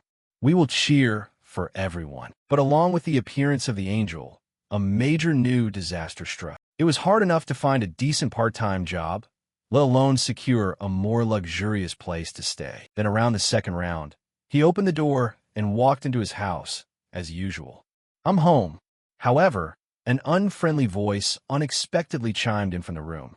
"Oh, our Hyo Tae-suk is back." The trio of bullies who used to torment him had attacked his grandmother this time, and they even wore mocking smiles. "Didn't I tell you? I'll bury you along with your grandmother." Hyo Tae-suk froze on the spot, but once again, Hyo Tae-suk gradually lost his mind. "Grandmother, grandmother." 2 bags of instant noodles immediately dropped to the floor. Purple-black energy formed around Hyo Tae-suk along with weapons manifesting. Break arrow, dark arrow. In succession, 2 attacks pierced through one side of the face of the guy in red and pierced the shoulder of the guy in blue. The guy in red hit in the eye, foamed at the mouth, and suddenly blurted out loudly, "Oh no, what the hell is this?" The spot where the arrow struck was rotting away, while the remaining guy in yellow drew a broadsword, his weapon pale and trembling with fear. "Damn it, don't touch this crazy bastard. Did you change your class?" In a split second, he wiped out all 3 of them, and he knelt there tucking the blanket around his grandmother, who seemed to have stopped breathing. Perhaps since then, I built a wall separating myself from everyone and became a stutterer when speaking, and I decided to advance to the final round and use the wish to save my grandmother. A summary info board popped up. I managed to do it in this round too. Round 3 match results. Overall zone rank 1, Black Owl level 30, 31 kills.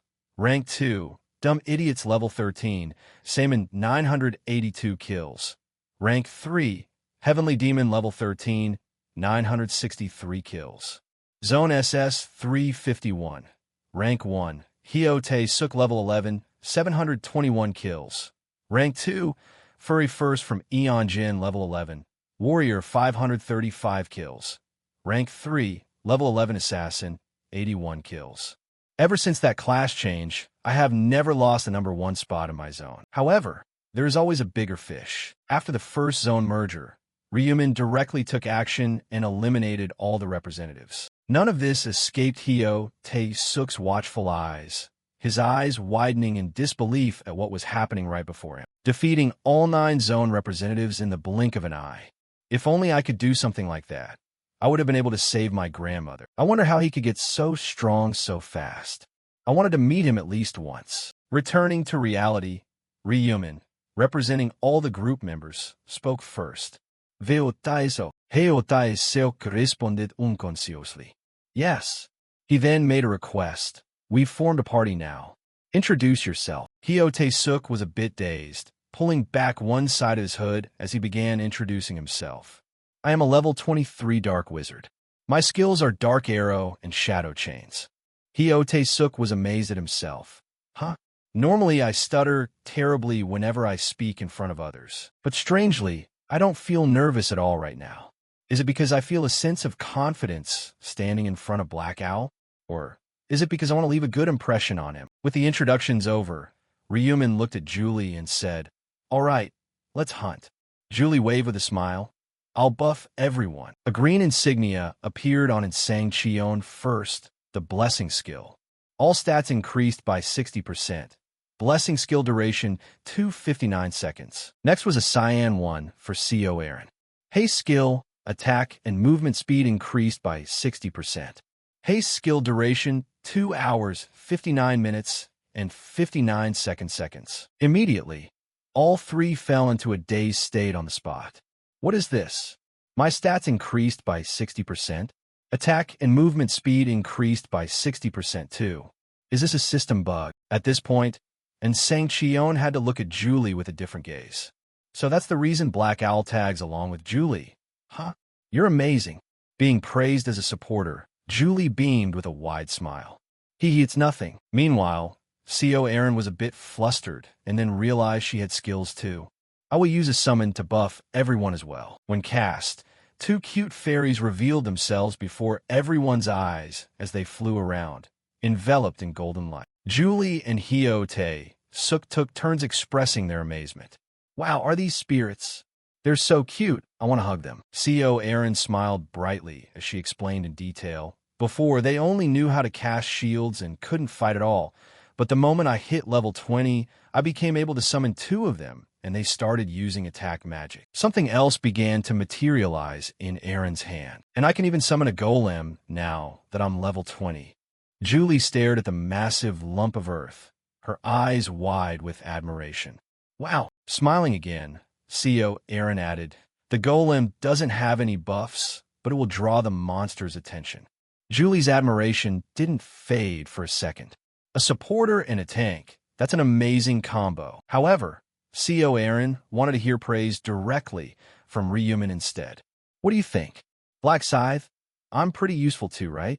Ryumin remained completely unfazed, acting as if it were nothing special. Everything's done. Let's move. Ryumin led the way out. CO Aaron let out a helpless sigh and walked right beside him. Meanwhile, Hyo Tae-suk had a new thought. A buffer, a summoner. I need to pull my own weight too. The mission began. Ryumin and Hyo Tae-suk both took the lead to scout ahead. Right then, they both caught a sharp, sudden sound coming from a specific direction. Without a second thought, Hyo Tae-suk rushed toward the source of the noise. The moment he cleared the towering stone pillars, Hyo Tae-suk stepped into a much wider area, where a group of players was locked in combat with a golden, spear-wielding centaur monster. Bright smiles flashed across the faces of his team members. We found the boss that easily. Attack now. Following the shout, they both charged simultaneously at the monster right in front of them. However, the monster suddenly swung its spear, knocking one player's blade away, and the momentum forced them both to fall back. This guy is no joke. Split up and attack. A female player positioned near the monster's rear flank asked, "How do we take it down?" A player in a pink cloak swung his sword and replied, "If we attack it from behind." But Ryumin didn't look pleased with this setup, and Hyo Tae-suk, standing beside him, also noticed something was off. The monster's hind leg kicked the player in the pink cloak squarely in the stomach, sending him flying as his body flipped repeatedly through the air before hitting the ground. The moment he stopped rolling, a teammate rushed over and yelled, "Bing Princess, I've analyzed the situation a bit. Attacking a horse from behind? That's just stupid. You can't stop its counterattack." The female player unleashed a barrage of short flying swords forward. The archer synchronized his timing, letting loose arrows alongside her, and the weapons buried themselves into the monster's chest one after another, making it scream in agony. The two watched from the sidelines as the crowd up front cheered. "Now's the time, die, you bastard." Hyo Tae-suk looked bewildered. "Wait, what's going on? After a relentless onslaught of attacks, the massive monster collapsed onto its side. The players erupted into excited cheers. We won. We got first place. We finally completed the mission in first place. Hyo Tae-suk stood beside him, turning pale as he thought, no way. Did we really just get first place stolen from us? Up ahead, the joyful shouts of the players still echoed. We finally finished the mission in the #1 spot. This round was easier than I thought. Hyo Tae-suk stood frozen, completely struck with panic. While he was spacing out, and before he could even process what was happening, had he actually lost the top spot just like that? A cold gaze shifted toward him. Black Scythe questioned, "Are you really that disappointed about not getting first place?" Wait, why is he so incredibly calm? Just as he was trying to make sense of things, a member of the group ahead raised a major doubt. Did anyone else get the mission completion message? Because I didn't. Another player flinched, quickly checking his notifications. What? No. Why hasn't it popped up for me either? Don't tell me. Ryumin crossed his arms, watching their helplessness unfold. So someone finally noticed that centaur we just killed wasn't the final boss. The real final boss is the bull-headed Minotaur. To defeat the Minotaur, you need at least 20 players. That meant it took at least 4 5-man teams to even stand a chance against it. That was the trap of this round. It was designed to make people falsely assume that a single 5-man squad could take down a boss. The catch lay in the Angels' original announcement. Once inside the party, as long as they could eliminate the final boss of this round, the group members would pass immediately. But she never actually said 5 people could beat the boss on their own. Those damn Angels really knew how to dress things up to look like something they weren't. It's not like I could go around spreading the word about this anyway. So I might as well just stand back and watch. Looking over at Hyo Tae-suk, who was slumped in disappointment, he stood there helplessly without offering an explanation to his companion. Aside from Hyo Tae-suk, who knew nothing about the prophecy, everyone else seemed remarkably composed. The composure he noticed was actually just the trio's sheer awkwardness. Breaking the slightly strained silence, he let out a fake cough to get their attention. I guess I really need to put on a bit of an act here. His handsome face tightened in contemplation. Judging by the other team's reactions, that thing wasn't the final boss. The real final boss is somewhere else out there. So, let me map out our plan from here on. We're going to put off killing the final boss for now and farm the surrounding centaurs to level up. As the clock ticked down toward the limit, everyone looked taken aback by his decision. True to his overthinking nature, Hyo Tae-suk voiced exactly what everyone was wondering. Wait, why? Narrows his eyes, he explained, it takes 5 level, 20 players just to take down a single centaur. And that's just a regular mob. So confronting the final boss means you'd need at least 3 or 4 teams to even have a shot at beating it. We have no idea how powerful it actually is. Rushing in to fight the boss right now would be an unwise move. There could be plenty of other traps waiting for us there. Besides, what if we defeat the final boss early and get trapped in a pillar of light? We'd just be wasting the rest of our time for nothing. Hunting mobs first while reading the situation is definitely the better option. Ever since their very first meeting, and Sang Cheon had been constantly amazed by his precise deductions. To come up with a strategy like that entirely on his own without even hearing the prophecy, I really didn't think Black Scythe could have such deep insight. However, Hyo Tae-suk, standing beside him, still hadn't fully processed his emotions, entirely fixated on that one obsession. But if you wait around to fight the boss like that, you might lose the top spot. Are you really okay with that? Ryumin gave him a satisfying answer. It doesn't matter. Even if we don't get the first place reward, the experience points we'll rake in from 6 hours of hunting will be more than enough to make up for it. Besides, first place might not even be measured by who kills it first. At this point, Sang Cheon was completely speechless. How on earth could he find the right path without the prophecy? What Sang Cheon was thinking was exactly like someone navigating a maze on their very first try, without making a single wrong turn. Needless to say, the 2 girls in the group still had their own lingering worries. Then let's hunt together. Shouldn't we come up with a simple strategy first? But he shot that down. No, that won't be necessary. I'll be the only one killing the monsters. The entire group froze at his decision and immediately blurted out in unison, "What?" Thinking she had misheard, CO Aaron double-checked. "Black Scythe, are you really planning to fight completely alone? Think about what you just said. These are monsters that require a group of 5 people to beat, you know?" Hyo Tae-suk nodded along, fully feeling the weight of his decisive words. Honestly, if it's Black Scythe, he'll probably be totally fine on his own. He confirmed it to put everyone at ease. "Yes, none of you need to do anything. I will handle the monsters." Feeling a bit awkward about just standing around, and Sang Cheon asked for his input. "Then what are we supposed to do?" And it turned out he really did intend to let them do absolutely nothing. "Just follow me and soak up the experience in gold. Consider it a free carry." He added one more condition. "But all the items that drop based on contribution percentage will belong to me. In exchange, you get free gold and don't have to risk your lives. What do you say? Do we have a deal?" A sweet deal was laid out for everyone to choose. And since this deal was incredibly lucrative, not a single person turned it down. "If that's the case, I'm in." "Same here.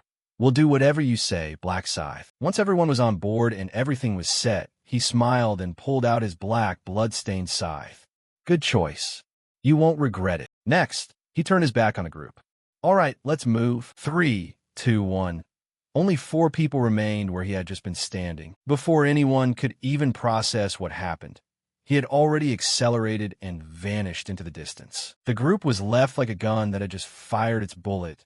The bullet had sped away, while the gun just sat there looking dumbfounded. Reacting the fastest, and Sang Cheon immediately ordered the others, "Hurry up and chase after him." Ryumin kept blitzing forward, completely oblivious to the fact that the rest of his team couldn't catch up even if they strapped rockets to their backs. And even though everyone was buffed with Swift, the distance between them didn't shrink at all. At this point, both CO Aaron and Julie were left with a massive question mark. How can he move that fast? Just how high is his agility stat anyway? As for Hyo Tae-suk, who used to think he was relatively fast, comparing his level to this was like a house cat trying to race a cheetah. Just as that thought crossed his mind, Hyo Tae-suk locked his eyes in a certain direction, pointing his finger to signal the rest of the group. "Ah, over there." By this time, Ryumin had already shifted positions, directly confronting the first centaur of the new mission. Flashing forward, he vanished from his line of movement. Within the next 0.3 seconds, he touched down in a different spot, leaving behind a familiar slash on the centaur's neck. The same mark shared by almost every monster that had ever crossed paths with him. The moment the centaur collapsed onto its side, the group behind finally caught up to his speed. Instead of feeling relieved or happy, sheer shock completely overwhelmed their minds. At this point, they looked at him as something far worse than a terrifying monster. What the hell just happened? No one could have ever imagined that a centaur monster could be obliterated in a single strike. Despite all the wild thoughts swirling around him, Ryumin kept sprinting directly toward his next target, and right ahead of him, 2 centaurs were charging straight at his position. Clashing with the first centaur, he halted, ducked low, and drew his scythe backward. He unleashed a crescent-shaped slash targeting the front legs of the charging beast, then swung the scythe back in a reverse arc. At that exact moment, just as the beast lost its footing, the centaur began to fall. And somehow, by some bizarre twist of fate, the monster's head fell right into the path of the waiting blade. The scythe sliced through, the monster collapsed, and the centaur left behind nothing but empty space. He immediately rushed at the remaining centaur. Breaking from his previous waiting tactic, this time he leaped high into the air straight over the beast, seeing something launching toward it. The monster reared up on its hind legs, thrusting its front hooves forward. He took advantage of the momentum, planting his feet firmly on them. The same scythe technique was unleashed. Without a single wasted motion, its neck took a fatal hit from his blade. The moment the monster crashed down, the sequence ended and the system screen updated its data. Centaur defeated. The 3x experience buff was currently active. Title effect applied. Experience points multiplied by 1.5. Gold increased by 0.89%, plus 60. Repeating the exact same sequence over and over, the system returned a completely different milestone result. Monsters defeated. 172 /100. Slaughter orb effect triggered. All stats increased by 100%. He paused his hunting spree for a moment to gauge his satisfaction. 172 kills in 30 minutes. Not a bad pace at all. There are a total of 200 centaurs active across the battlefield. At this rate, I might just monopolize all of them within the 6-hour limit. Of course, minus a few the other teams managed to kill. While he was taking this brief breather, the rest of the group finally had a chance to catch up with him once again. And the reality of being in a party with him was vividly painted across everyone's faces. They were utterly out of breath without having done a single thing. His face remained entirely expressionless as he took in their pathetic state. Ugh, I'm literally dying here. Haha, cough, cough. Not want to make everyone feel too awkward. He let out a small smile and offered a suggestion. If you're tired, you could take a quick break. Finally getting a chance to rest, Julie and Hyo Tae-suk felt a wave of relief wash over them. Really? Thank you so much. Without waiting another second, everyone collapsed onto the ground. Hyo Tae-suk looked even worse, sprawled out like a lifeless lump. Only Sang Cheon managed to stay upright, letting out a heavy complaint. Just try to keep up with you is exhausting enough to kill me. Fanning herself with her arms to cool down, Seo Aaron offered a bit of analysis.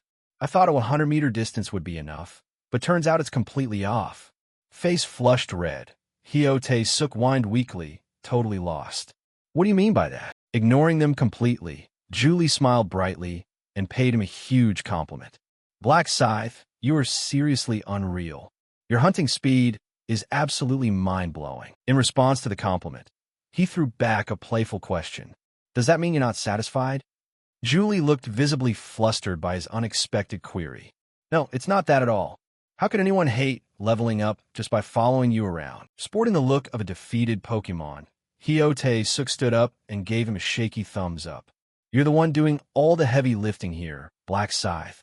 He crossed his arms, looking bewildered as he replied, looking at you guys, anyone would think you were the ones doing the hard labor. While everyone was enjoying their chat, another group of people began to approach them. To be more precise, this was a massive group consisting of way more than just a standard 5-man party. Because of this, everyone's attention instantly shifted toward them. What's this? Someone's coming our way. By the time the group stood up, the mysterious crowd had already drawn closer. A player from the 20-man group stepped forward to greet them. Hello, Black Scythe. It's an honor to run into you right here. Haha. He crossed his arms indifferently and asked, all right, what's the deal? The other guy smiled warmly and replied, oh, it's nothing major. We're just recruiting a raid team to take down the final boss. I'd like to invite you to join our group. I refuse. He cut the man off coldly before he could say another word. His teammates behind him looked a bit anxious, while the guy who got rejected stood there utterly dumbfounded, unable to believe he had been shot down so fast. Huh? Wait, what?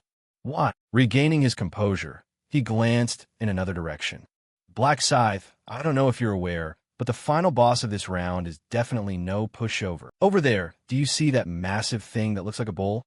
Following the player's finger, a formidable-looking minotaur could be seen wandering around the area. That creature right there is the boss we need to defeat, and it's an incredibly terrifying monster that won't go down easily. In fact, another team already challenged it and got completely wiped out. He turned back to look at him, acting as if he held all the cards.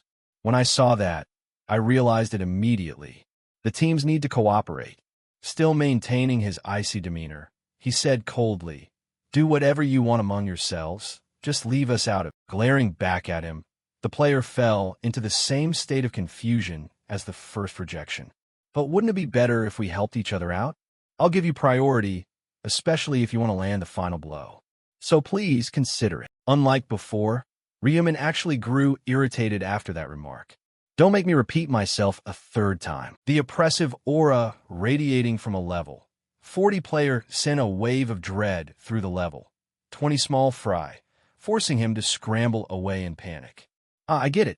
I sincerely apologize. When things didn't go as planned, they began to huddle and murmur among themselves. I couldn't pull it off. I tried everything. Did you tell him we'd let him have the final hit? I told him exactly that, but he still refused and told us to handle it ourselves. However, Once things slipped out of their control, a few doubts naturally began to surface. Why though? Even Black Scythe needs to beat the boss, right? Could it be that he's actually scared of that thing? I guess we have no choice but to try this raid on our own. Right. Yeah, we just have to give it a shot ourselves first. The Minotaur, a colossal 6-meter-tall creature, was stomping around, making heavy thuds with every step. Being a bull, or maybe a buffalo, it walked around on 2 legs like a human, gripping a massive axe that was as big as its entire head. A crowd composed of multiple teams chose to approach it by quietly sneaking up behind its back. To be more precise, they were collectively swallowing hard as sheer terror began to paralyze them. It looks way bigger the closer we get to it. Hey, we can actually win this, right? Oh, obviously. I mean, we have a whole group of 20 people here. Right then, the moving Minotaur suddenly began to drool and came to a dead halt. And exactly what they feared came to pass. The bull spun around, its gaze locking instantly onto the 20-man group. Its eyes met theirs, and a wave of shock rippled through the players, amplifying their terror. Brandishing its battle axe, the Minotaur let out a roaring shriek and charged straight at the players standing there. The intimidation worked perfectly, as several members visibly turned pale, and curses instantly broke out.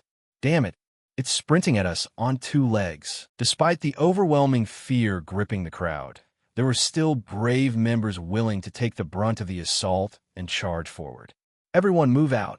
Kill it. Take this. Not wanting to miss out on such a perfect viewing opportunity, Ryumin picked out a tall earthen pillar, leaped onto it, and observed the situation unfolding below. How long is it going to take them to take that thing down? The Minotaur wasn't actually as difficult a raid boss as its outward appearance suggested. Even though it happened to wield a massive axe, its attacks weren't precise or fast at all. Because its movements were quite sluggish, they were incredibly easy to read and dodge. Practically speaking, if 20 people are swarming you, no matter how good you are, it's still going to be hard to move freely. However, the Minotaur's real strength lay in its sheer resilience, being tougher than solid rock. This was proven the moment a player tried to inflict a wound on it. It's too massive, its hide is seriously like iron. Another player slashed at its leg, but the result was exactly the same. My sword is useless. Slashing it doesn't do a thing. To deal with it, Ryumin analyzed the core issue. Its incredibly thick hide was the main obstacle. But if you attack dozens of times, you're bound to land at least one strike on its weak point. And ultimately, once the Minotaur took that hit, it would be left completely helpless. A ranged attack came from a player drawing a bow. The arrow flew out and struck the monster precisely in its elbow joint. Right at that moment, the Minotaur stumbled and paused for a beat. He watched the battlefield from above without taking his eyes off the action for a second. Yeah, this is going to take a bit of time. The players still showed their sheer determination. Hitting that big guy is like hitting a brick wall. The archer also called out a strategy as a reminder. Focus on dodging its attacks as much as possible. But above all, an event occurred that would tip the scales in favor of the rest of the group. A player wielding a great axe channeled his mana into the weapon. Taking a deep breath, he tilted the axe at an angle and pulled it far back. You big bastard. The moment the curse left his mouth, the axe flew from his hands, spinning through the air in countless loops toward the target. Thanks to this sudden surprise attack, a deep wound opened up across one side of the Minotaur's chest. Sensing an opening, the others charged forward with their weapons without a single moment of hesitation. Charge! Its chest is wounded. Everyone focus your attacks there. Exploiting the massive opening, the first attacker delivered another painful strike to the exact same spot. Another player executed a similar assault using his dual short blades. However, the strike strayed a bit too low, which only served to trigger the monster's immense rage. It let out a roar and locked its eyes onto this specific player. Due to a careless delay in backing away after delivering the strike, the player was snatched up by the Minotaur. Exactly what you'd expect happened next. A brutal squeeze from its grip crushed the man's bones to splinters, and his broken body was hurled violently into the distance. Unintentionally, this gruesome sight served to ignite a spark in some of the other players. A fully formed fireball couldn't be allowed to go to waste. So, a magic attack was launched as a counteroffensive straight at the target. Taking heavy damage on top of everything else, the bull stood its ground, roaring continuously in agony. And that was their final stand before hitting the dirt, with players' excited voices echoing around. I get it. We finally did it. We're the very first group to take it down. Since the boss raid was a success, a pillar of light descended from the sky, enveloping one of the players. The remaining four were soon surrounded by similar pillars of light. Our party made it out alive. The quest window finally says completed. Hell yeah. Even though they succeeded on their very first try together, the players who weren't on the final blow squad had clear disappointment written all over their faces. Damn it. Guess we have to fight it all over again. Looks like once the boss is dead, that pillar of light shows up and you can't do anything else. The players inside the light confirmed it. But are we seriously just going to sit here and wait out the timer? Probably. Getting some rest early is nice and all, but I feel like we're losing an edge here. We can't afford to waste this much time. The rest of the players reached a new decision. Let's find another group and party up then. Right at that moment, one player glanced over in his direction, right where he was standing. The words slipped out completely unsolicited. Black Scythe, our party. But they immediately killed that thought and walked away looking thoroughly depressed. There's no point in even asking. Once everyone had cleared out, he jumped down from above and said, "Lucky for us. If we had killed the boss too early, we would have wasted all the remaining time." Julie felt a newfound surge of confidence. "You're totally right. Just like you predicted, Black Scythe." Gathering everyone around, he laid out their next move. "We've rested enough. Let's move out. Just stay close to me." Once again, the party members started running. He took the lead while his teammates followed closely behind. They had only one target, tracking down the centaurs. Time flew by silently and quickly. By now, countless pillars of light were beaming down from the sky. Once a team finished, they had no choice but to wait around for the timer to run out, and deep frustration was starting to set in. I wonder what rank we got? There's no leaderboard popping up, so we just have to deal with it. Whatever, as long as we killed the boss and survived, that's a win, right? I'm just going to lie down and chill for the rest of the time. However, there's always that one member in a group who needs to nose into everyone else's business. Hey, what's going on over there? Near where everyone was gathered, Ryumin targeted a massive centaur close to him, delivering a clean, effortless slice with his scythe. He had just added another kill to his total hunt count. This unbelievable sight caught the eyes of a few players and instantly turned into a whole conversation. Isn't that Black Scythe? Did he really just one-shot that thing? Man, level 40 hits completely different. A skeptical question entered the mix. But why is he only hunting centaurs and ignoring the boss? Wouldn't it be better to just kill the boss and rest? Disdain practically dripped from another player's face. If he goes and kills it now, he'll only place under the top 50. He's probably given up on the ranking. Right now, he's just focusing on farming XP to level up. What a shame. I thought he'd take first place again. Guess even Black Scythe can't stay on top forever. Smart move, though. At least he's grinding XP until the very end. While they were busy gossiping, he took down yet another one. And this one was officially the last, as the information board suddenly popped up. No centaur targets found. Current kill count, 1920/2000. There were 2,000 in total, and he realized the remaining ones had already been wiped out by other teams. Remaining time before the round ends, 20 minutes and 43 seconds. He let out a sigh and started doing something else. Looks like they're finally all dead. The moment he stopped, the rest of his party finally caught up to him, breathing heavily. Black Scythe, can we take a quick breather? He put his hands on his hips and gave them a blunt reply. Sure, the hunt is over. Now it's time for us to hunt the final boss. Julie looked at him, slightly dazed. The hunt is already over? He glanced down at the final centaur he had just hunted. I used a tracking skill and confirmed there isn't a single centaur left on the battlefield. Ah, Julie finally caught on to what he meant. Just as curious as Julie had been, and Sang Cheon quickly opened up his status window. But something urged him on. He shouted loudly to the rest of the group, "Oh my God! Everyone check your levels right now." Following in Sang Cheon's shout, the party members opened their status windows, and instant confusion washed over them. Huh? My level? Did it seriously go up this much? To be completely honest, Ryumin had poured every single second into hunting and barely took any breaks.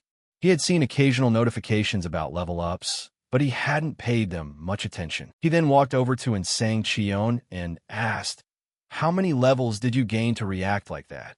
Insang Chion answered without hiding a thing. "I was level 20 when I first got here, but now I'm level 34. CEO Aaron's stats had jumped by the exact same amount. I'm level 34 too. Julie had a slightly different number. I went from level 21 to level 35. Hyote Suk completely froze like a statue when he saw his current state. I was level 23, but how on earth am I level 36 now? The first digit had flipped from a 2 to a 3. Ryumin could clearly sense the bewilderment in their voices. He wanted to check how much he had progressed to. So everyone gained around 13 to 14 levels. Same here. My level went from 40 to 54. Status window. Name, Ryumin. Alias, Black Scythe. Rank, Professional. Level, 54. Class, Reaper. Titles, The Last Regressor, hidden. The First Angel Punisher, hidden. That wasn't all. He decided to check out the items dropped from the hunt. 19 magic stones, 9 pieces of standard equipment, various other junk items, and there were even materials necessary for crafting god-tier gear. One of those items was a glossy ponytail, classified as a consumable. Description: exactly what it sounds like. A ponytail that radiates a brilliant light, with a faint trace of magical energy swirling around it. While he was focusing on the items, Julie suddenly gasped, "Whoa, look at the gold.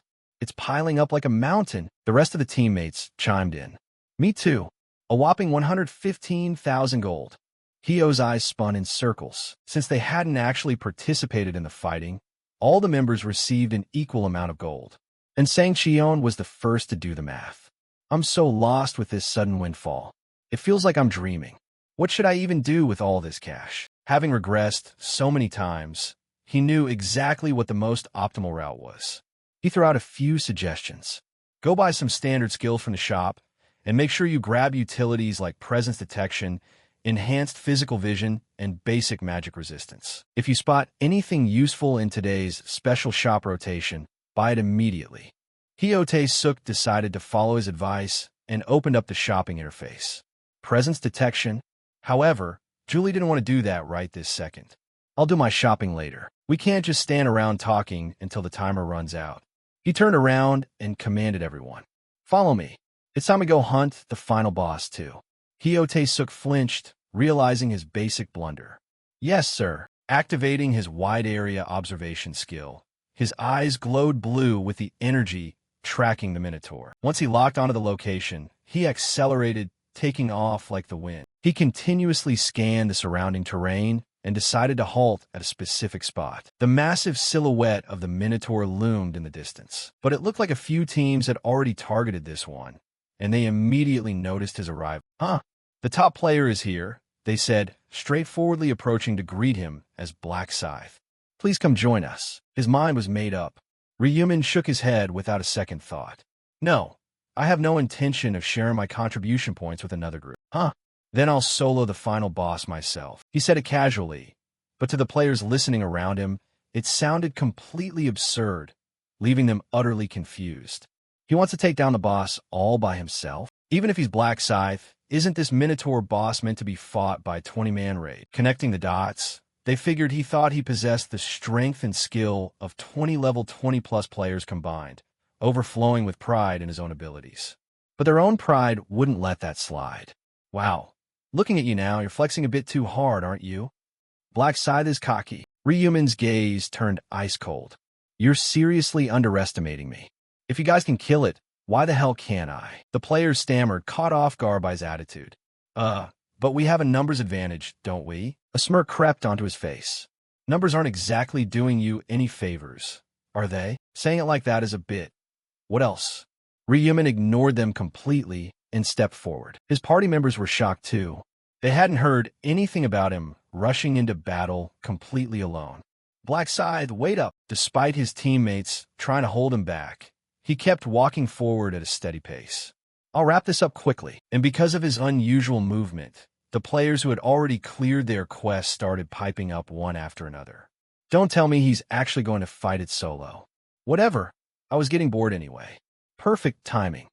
Not only were they watching him, but he was fully aware of them too. He quickly calculated his options. Including the ones inside the pillars. There must be dozens of people watching.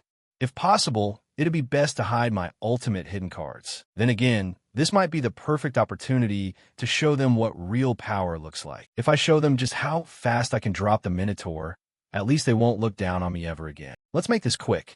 The back of the final boss finally entered his line of sight. For his next move, Ryumin came to a halt at a calculated distance. Sensing someone entering its aggro range, the Minotaur whipped its head around. The exact moment the monster locked eyes with him was the exact moment the black scythe sprung into action. The players inside the light pillars narrowed their eyes, try to catch every detail of this new entertainment.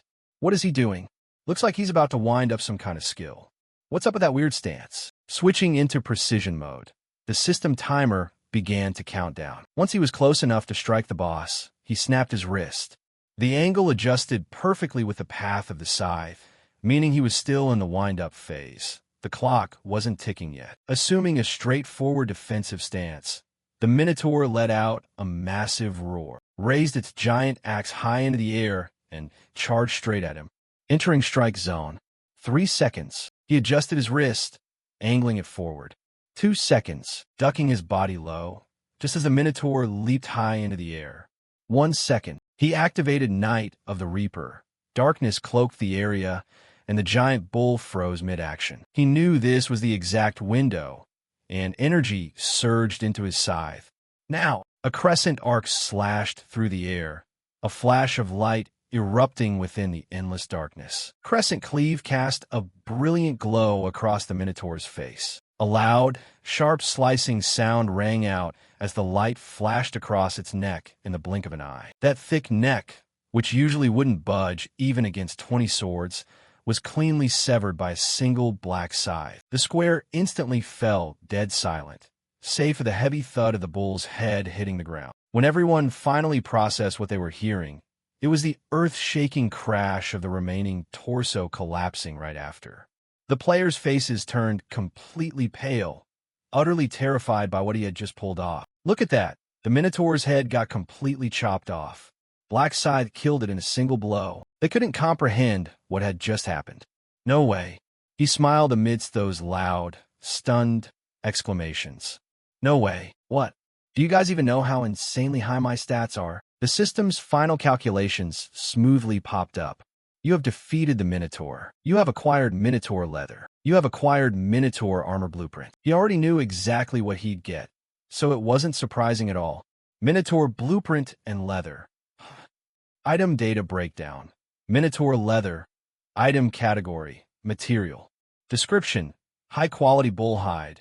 Extremely durable and excellent for crafting armor. While everyone else was frozen in sheer panic, Ryumin turned back toward his teammates. I bet I can fetch a high price for this. The display wasn't done yet. Minotaur armor blueprint. Item category. Consumable. Description.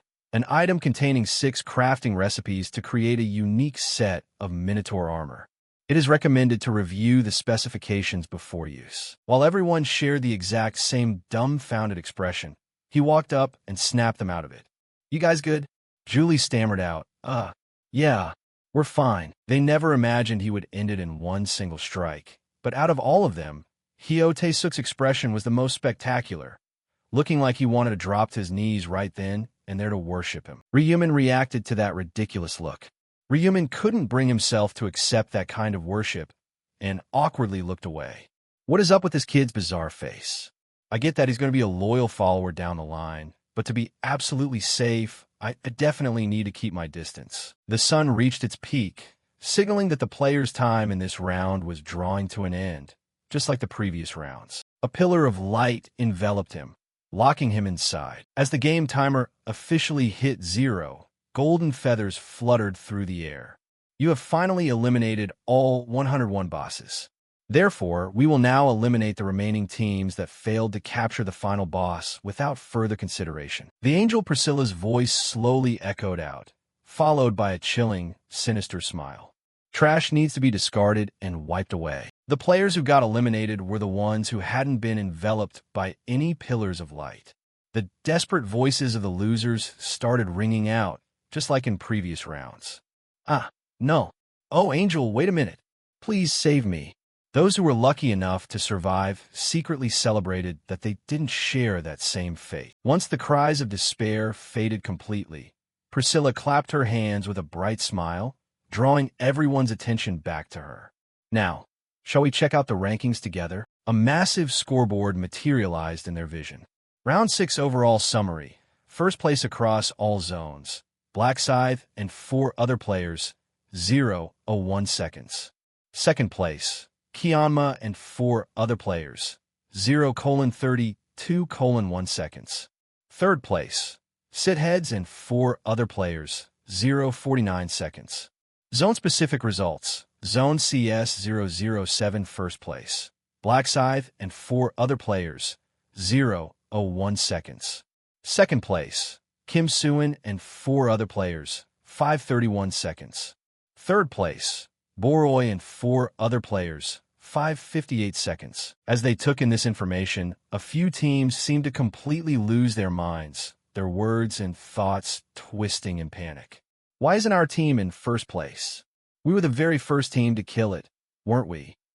Blackscythe's team somehow took the top spot. Didn't his team kill it way later? There's definitely something wrong here. Priscilla, overhearing those grumblings, scoffed. Who said that? Are you ranking based on the order of elimination? As you can clearly see, the ranking is calculated by the time required to kill the boss. A few players' expressions instantly collapsed into utter despair. Time? So our team placed dead last. That mocking smile of hers made them feel even more humiliated. 11 minutes and 30 seconds. I don't understand how you guys took over 11 minutes to kill a single cow. Then again, you truly are inferior humans. Not looking closely at the results screen, Priscilla spoke before doing the math. On the other hand, the shortest time is 1 minute. And that belongs to the team managed by Black Scythe. So this result is pretty good and easy to understand. Suddenly, a player interrupted her. Angel, the time isn't 1 minute. Priscilla blinked in astonishment and looked back at the screen as if she sensed something bizarre. Round 6 results. Overall zone leader, Black Scythe's team, 0:01 seconds. The information board felt like a direct assault on her mental defenses. 1 second. It's 1 second, not 1 minute. The time it took Black Scythe to deal with the boss was a single second. After realizing this, everyone's face went completely blank. The immense pride the angel inherently possessed was now replaced by sheer awkwardness in front of the participating players. Oh, I actually made such a silly mistake in front of this crowd below. Changing her demeanor, she crossed her arms on the spot and complained. There's actually a 1 second record. I mean, was the boss really that weak? These words fell on the player's ears like water off a duck's back. Having cleared up her mistake, Priscilla announced something else. All right, first of all, we will award prizes to the top 3 placements. Please note that rewards are only given to players who contributed the most. He crossed his arms, waiting for the results to process on the screen. Congratulations, you have completed the quest in first place within your zone. Congratulations. You have completed the quest in first place across all zones. For placing first in the respective zone, the selectable reward is Epic Advanced Headgear. Selected as the reward for placing first across all zones. Special reward selection box. He smiled, looking at his inventory which he always kept open, waiting for the items to drop in. It's about time I change up my headgear. The moment he tapped it, the notification screen flashed bright. You may select one of the following epic grade headgear items. Reward selection. Tap the reward you desire. 1. Angel's Ring. 2. Minotaur's Bull Mask. 3. Hermes' Feathered Cap. There wasn't a single factor that could make him hesitate. If there's one thing I need, it's definitely the Feathered Cap. That's a pretty sweet option. Item details for option number 3 popped up. Hermes' Feathered Cap. Epic grade headgear, defense 180, agility plus 10, grant steal/invisibility effect, durability 1500/1500, level restriction, professional tier or above. Description: a piece of headgear modeled after Hermes' feathered cap, though it is not an authentic original. He equipped it onto his head while it was fresh out of the box. As soon as he put on, the skill info window displayed temporary invisibility, an effect that completely hides your appearance from opponents. Sound cannot be muffled. Automatically cancels upon attacking or taking damage. Duration, 30 minutes. Cooldown, 30 minutes. The very item that could turn him into a flawless assassin was now in his possession. Naturally, his smirk wasn't going away anytime soon. From now on, I can use stealth. The only drawback is that it doesn't mask sound.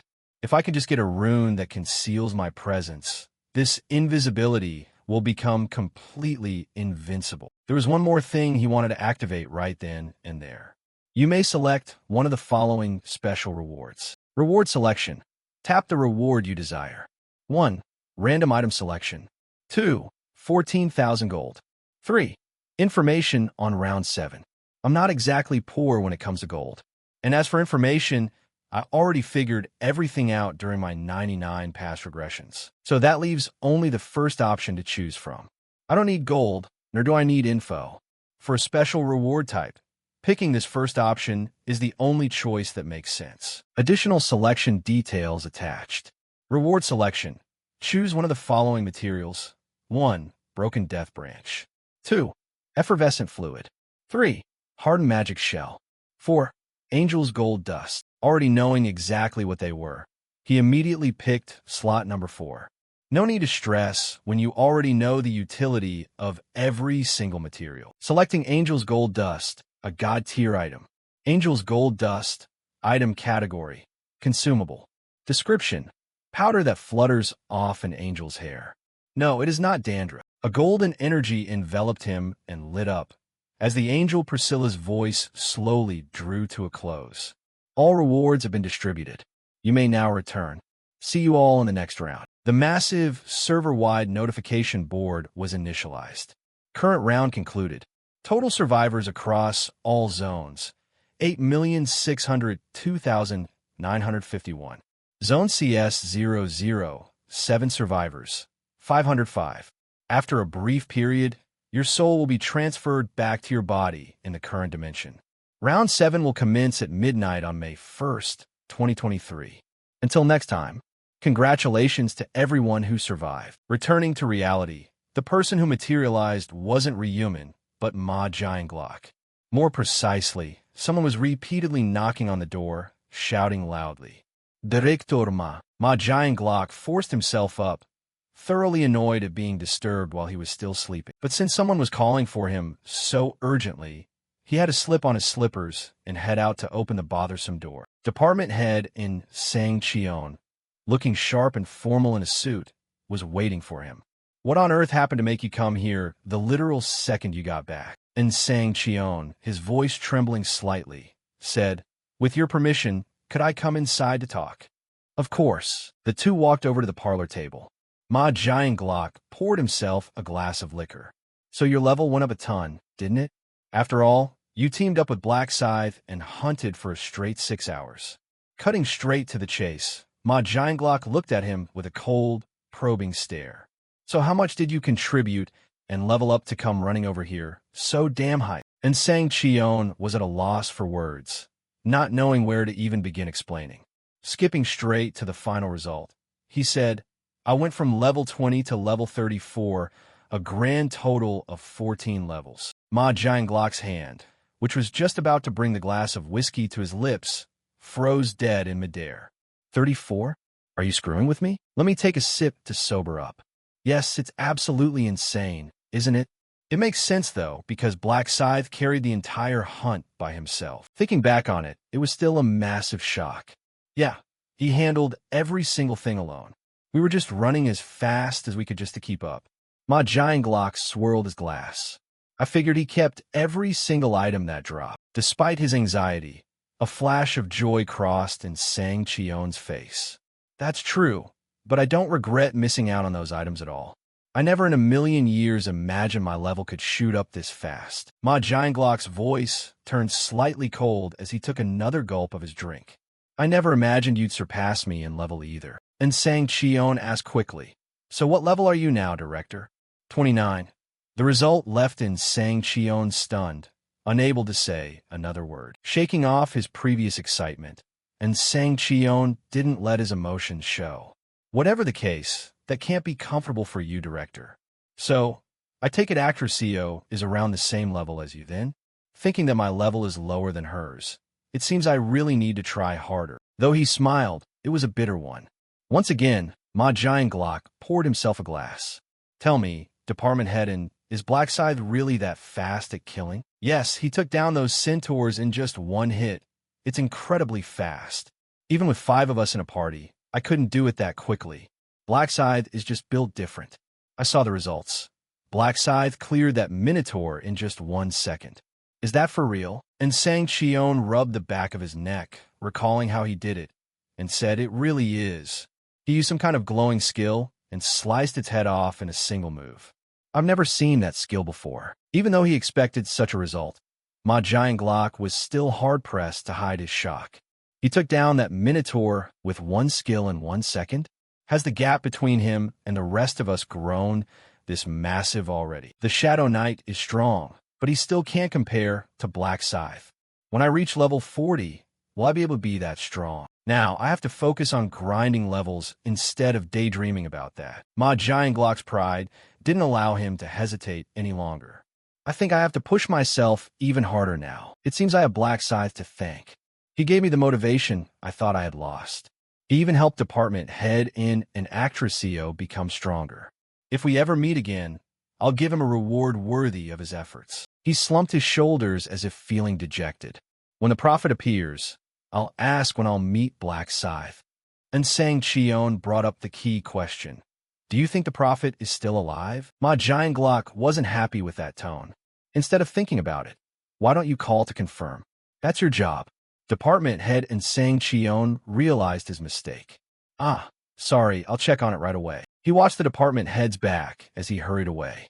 No need to apologize. Just let me know once you've confirmed it. By the way, have you learned the 2 skills I told you to? Yes, I've definitely learned both tracking and erasing tracks as you instructed, director. Good. Then later when we go out, we'll test the skills while we do some cleaning. Cleaning again? Still working at this hour? The sun is already starting to rise. Ma Jianglok didn't care much. It's fine. We aren't killing anyone on the streets anyway. Understood, director. The sun was indeed rising through the glass. This gloomy weather is the perfect time to relieve some pressure. Cut to a room where someone is still asleep. Hyo Tae-suk blinked, opening his eyes as he remembered him. Black Scythe, he let me into his party, and that terrifying power. Black Scythe is on a completely different level. Someone I didn't even dare to look up to. So, he really is a god. He rubbed his hair excessively. How can I repay his kindness? Is there anything I can do for him? I'm not even as useful as that buffing girl. He sat up right there. If only my class could support him. The more I think about it, the more I feel I can't help him in this world. Then what about in the real world? His smile gradually brightened. That's it. What does a god need most? A loyal believer, of course. As he said this, he rubbed his hands together and shivered strangely. Why is my back feeling so cold today? That cold sensation coincidentally made Ryumin's mind feel a bit hazy. I'm feeling a bit of a chill. I must be a bit tired. Before he could figure it out, the phone next to his pillow suddenly rang. Ryumin figured it was an international call and couldn't ignore it, so a second later he picked up the phone. Since he only had one contact linked abroad, he pressed the answer button and started the call. Hello, Russell, it's me. On the other end, a somewhat awkward voice sounded. Ah, hello, prophet. First of all, I'd like to express my gratitude. Thanks to your prophecy, I was able to survive. He was concerned about this important person and asked quickly, did something happen? Russell replied with a beaming smile. For now, I'll head over there and tell you in more detail. I see. So you're coming to South Korea? Ryumin's probing question hung in the air. Meanwhile, Russell was packing his things into a backpack while holding the phone to his ear. Yes, they just booked a ticket. Instead of being happy, Ryumin was confused by the sudden news. What? This never happened in any of those regressions. This reaction showed that in all previous times he had helped Russell, this was the first time he had come to find Ryumin directly. Realizing he had caused confusion, Russell asked back, Mr. Russell, did I intrude on you? If it's a bother, please tell me, and I will cancel the trip immediately. Not at all. I'm really looking forward to meeting you.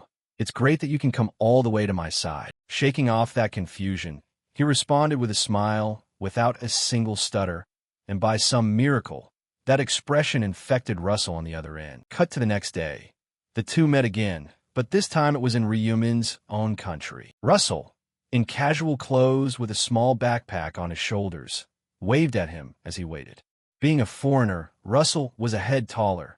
Shaking hands, Russell spoke first. It's really great to see you again, truly. He welcomed him with a smile. Welcome to South Korea, Russell. After the greetings, it was time for Ryumin to guide his new friend through his country. Let's go. I'll show you around. In the A3 parking lot, a new conversation sparked. There really is so much I want to say, but I don't even know where to start or how to say it. For now, I'll hold back a bit. The first place he took Russell to was a large restaurant. A hot pot dish with countless ingredients had been prepared very carefully and neatly. Both sat in that area, and it was easy to see how surprised and fond Russell was of the meal. How was it possible to have this many types of food? This is my first time seeing such a lavish table. Not wanting his partner and important future teammate to feel embarrassed, he didn't hesitate to add, "Eat as much as you like. It's on me." Russell happily accepted his kindness, but some things needed to be said right then. "I can't do that, Mr. Russell. I can't keep receiving benefits from you. Please, at least let me pay for this meal this time." Everything has a bit of a reason for the action, and Ryumin wouldn't let him do that. He didn't hide it and spoke without hesitation. "Russell, don't do that.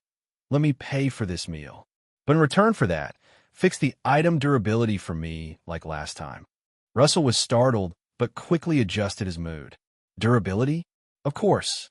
That's only natural for me to do. After placing that familiar item into Russell's hands, Ryumin observed every gesture and action closely, an ability that was helping to restore the durability of the eternal sleep item in a short amount of time.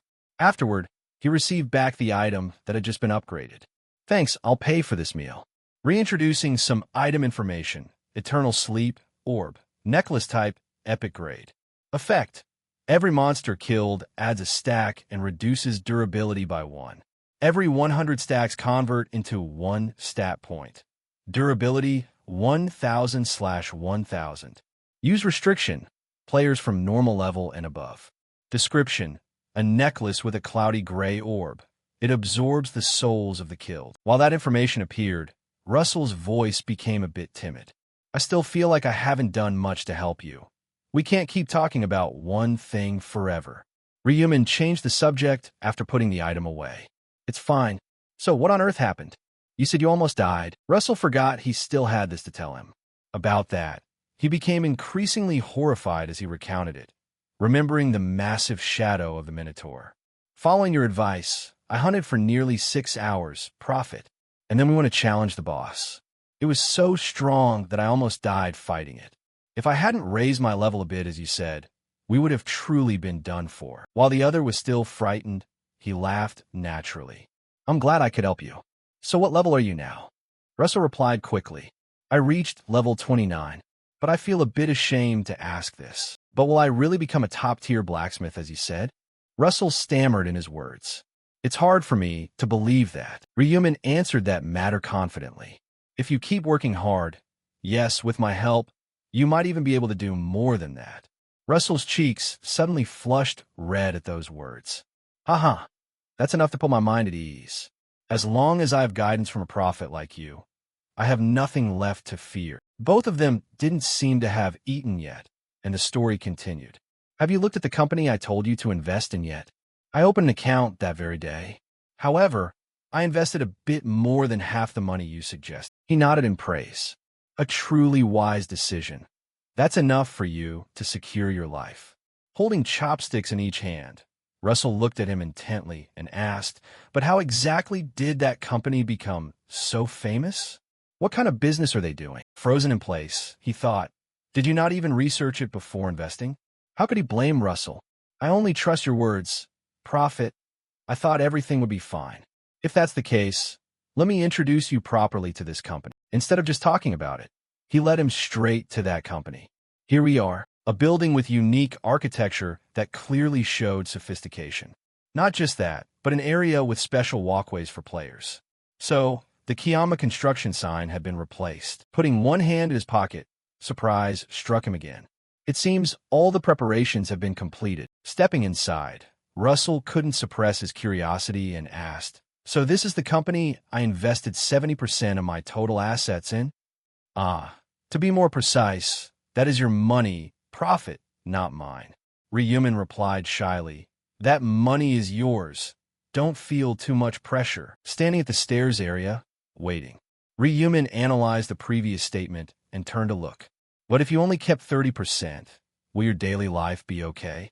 Russell was a bit bewildered but told the truth. "It's a bit tight, but I can manage. I will reduce from 3 meals to 2.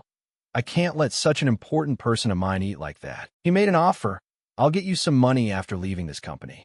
£10,000 should be enough, right?" An offer Russell couldn't easily refuse. His lack of confidence grew, and then an unlikable figure was taken as an example. "Profit? Are you like an angel?" No, not that angel." Ryumin tried to smile after that strange thought.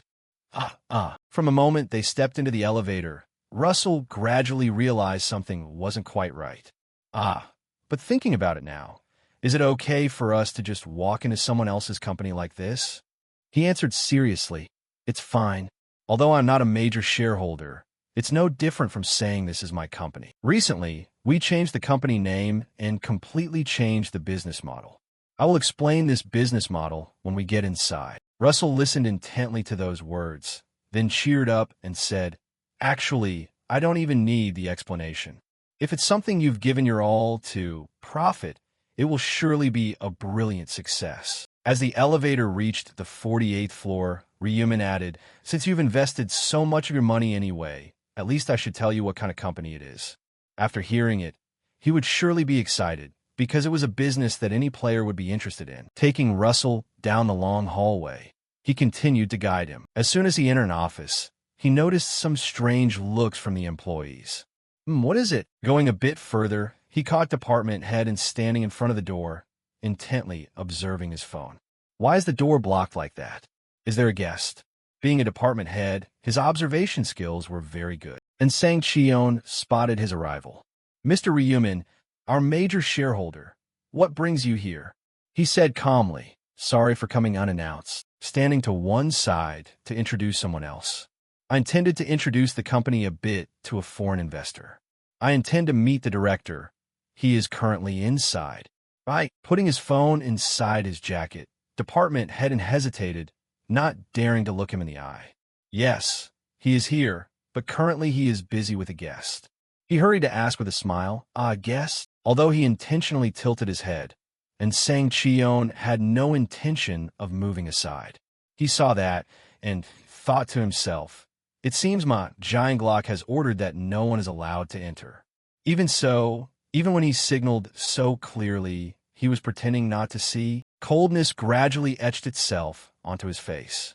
Even if he were an idiot following Ma Jianglok to the point of saying he would die if ordered, who on earth has come here? He began to read the thoughts of department head, who was confused and didn't know what to do. It's troublesome now. At this very moment, the director's fiancée is here. Reading that, he was startled right on the spot. But then a new smile gradually appeared. That girl has arrived. After a long time, that room was personally opened by Ma Jianglok. Surprise gradually replaced everything. "What brought you here without notice?" He stepped forward step by step and asked in return, "Oh, do I need to make an appointment to be invited in?" Ma Jianglok laughed awkwardly, trying to explain. It seems I spoke a bit strangely, making you misunderstand. In business, profit is always prioritized. Whoever brings more profit is the prioritized one." He understood that clearly. Misunderstanding? The prophet isn't a powerful profession either. Apart from seeing the future, there is nothing special. So in his heart, he is secretly looking down on me, right? Ma Jianglok tried to squeeze out a conciliatory smile. "Sorry, a major shareholder like you can certainly come at any time. It's just that because you always make appointments before coming, I was a bit surprised this time." Ignoring Ma Jianglok, Ryumin looked over at the girl beside him. "Is that so? A foreign woman with blonde hair, standing in an elegant posture. Ryumin briefly introduced her in his mind. Christine Great, a woman whose only profession is priest and who is someone who can survive until round 15. Priest is like an essential support profession, especially the resurrection skill learned at level 60, is an undisputed cheat skill that can bring a dead person back to life. Even so, it has some limitations. Only players who have been dead for less than 10 minutes can be resurrected. But even so, having one more life is an extremely huge advantage. Initially, I approached Ma Jianglok because of Christine. Meeting at this time is nothing special. But who knows, it might be a good thing. No matter what happens, I must turn her into an ally and take her to at least round 20. Ma Jianglok gradually realized the strange gaze from him. Without hesitation, Ma Jianglok pointed and introduced, this person is my friend. Her name is Christine Great. Under this introduction, once again, he had a bad impression of the other person. Friend? Don't make me laugh. You said you wouldn't hide anything from me, but you hid your own fiancé, didn't you? Adjusting his mood, a smile and hand went out to greet. And that was in English. Very nice to meet you. Ms. Great, my name is Ryumin. I am Ma Jianglok's business partner. Shaking hands and greeting back, she said, very nice to meet you, Ryumin. Just call me Christine. I didn't know the director had a business partner. Ma Jianglok panicked. Huh? He can speak English? Meanwhile, he continued to speak. I also couldn't imagine that the director's fiancée would be this beautiful. Christine brought up a sentence that increased Ma Jianglok's fear even more.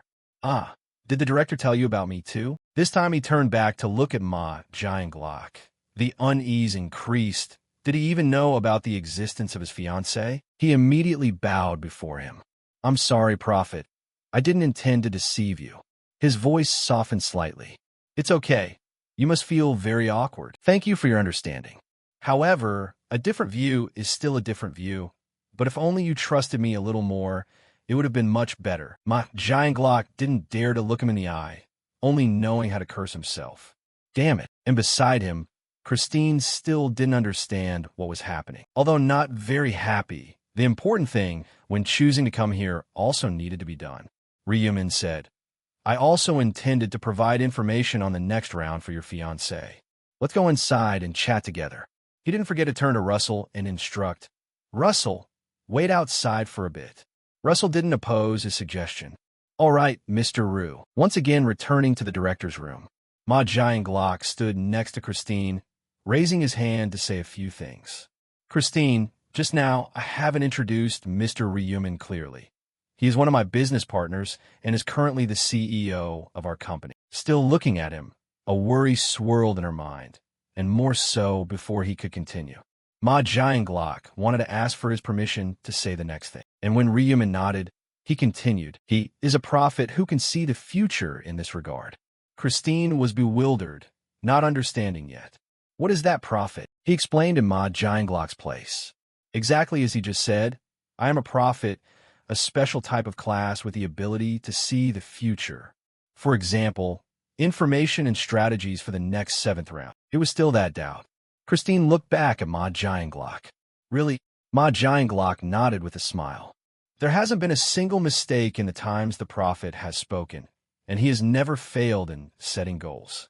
This was an unbelievable declaration, and more importantly, Christine still didn't understand one thing. She turned back to look at him and asked, Then why do you want to reveal that to me? He said seriously, I will provide you with information about the 7th round, without any terms of exchange. Silence filled the air. A moment later, Christine relaxed her vigilance. I'll try listening. Pausing for a moment, he analyzed before speaking more, even when he offered to reveal the future. Her reaction was still like that. Surely she still didn't believe him. And then the message he said, right after, Don't be swayed by temptation. For the 7th round, that is all you need to remember. Only receiving one sentence, Ma Jianglok was truly worried. Is that all? Prophet. He nodded in confirmation. I can't say more. If I say more, everyone will be in danger. Don't be swayed by temptation. Remember it like how you are memorizing a spell. That is all I can say, because there is one more person here today. He directly aimed to say more. Christine, I have something else to tell you. Yes, part of the reason I arranged this meeting is to tell you about that. He sat down and said with a somewhat serious expression, Christine, by the 11th round, you will be in danger. Your life could be threatened. Sounding like a threat, Christine pointed at herself. Me? Not letting her carry that mentality much longer, Ryumin added a method. But don't worry about that. A rope will be lowered to save. The exchange after that was top secret. A flight took off, which was Christine's return flight to the United States. She was looking out the window, but focusing on some big issue. More precisely, she was bewildered by the prophet's declaration that she herself would be in danger in the 11th round. Analyzing and analyzing, if her father were here, it would be a big problem. With her father's temper, he would surely go crazy. But revealing some more details in that exchange, the lifeline will appear. What does that mean? He said it means someone will save her. Who will save me? Regarding this, he raised his hand to stop her. That I cannot say. Christine gradually took it as something that couldn't be more unreasonable. Can't say who? Is it really seeing the future? They're all vague prophecies. Could it be that person is planning to deceive me? The airplane notification sound also rang at this moment. The plane will soon land at Dallas-Fort Worth International Airport. Pulling her luggage to leave the airport, she met a familiar person waiting to pick her up, the butler, Bishop. He was quite handsome and smiled as a way to greet. Christine, did your trip to Korea go smoothly? Let me take that. Christine paused for a beat. I didn't expect you to come all the way to the airport to pick me up. Receiving the suitcase from Christine, both continued to walk forward. Because he ordered me to take you straight home. No other way. Christine didn't find anything strange. Ah, is it difficult? Let's go. Leaving the international airport, both went to the largest hall in America, the Shining Hall. They continued walking down a wide corridor. Reaching a room, Bishop used his hand to knock on the door for permission. Sir, Miss Christine is back. Inside, no one was seen yet, but the voice received confirmation, let her in. The door opened. This time, only Christine entered. Waiting for her was a middle-aged man with blonde hair, sitting opposite. You've arrived? That was Christine's father, Nathan Gr. She happily replied to his words.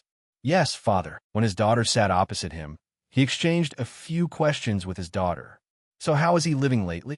Ah, still living well and neatly as before. He was somewhat serious. Is it possible he behaved rudely toward you? She didn't look at her father. There has never been such a case. On the contrary, he treats me very polite. Hearing his daughter's words, he smiled fully. Of course, he must be polite. Whose daughter is she? So this time, does it seem a bit closer? Christine shook her head and sighed softly. I don't know yet. Her father, opposite him, stopped his emotions for a beat. Still don't know?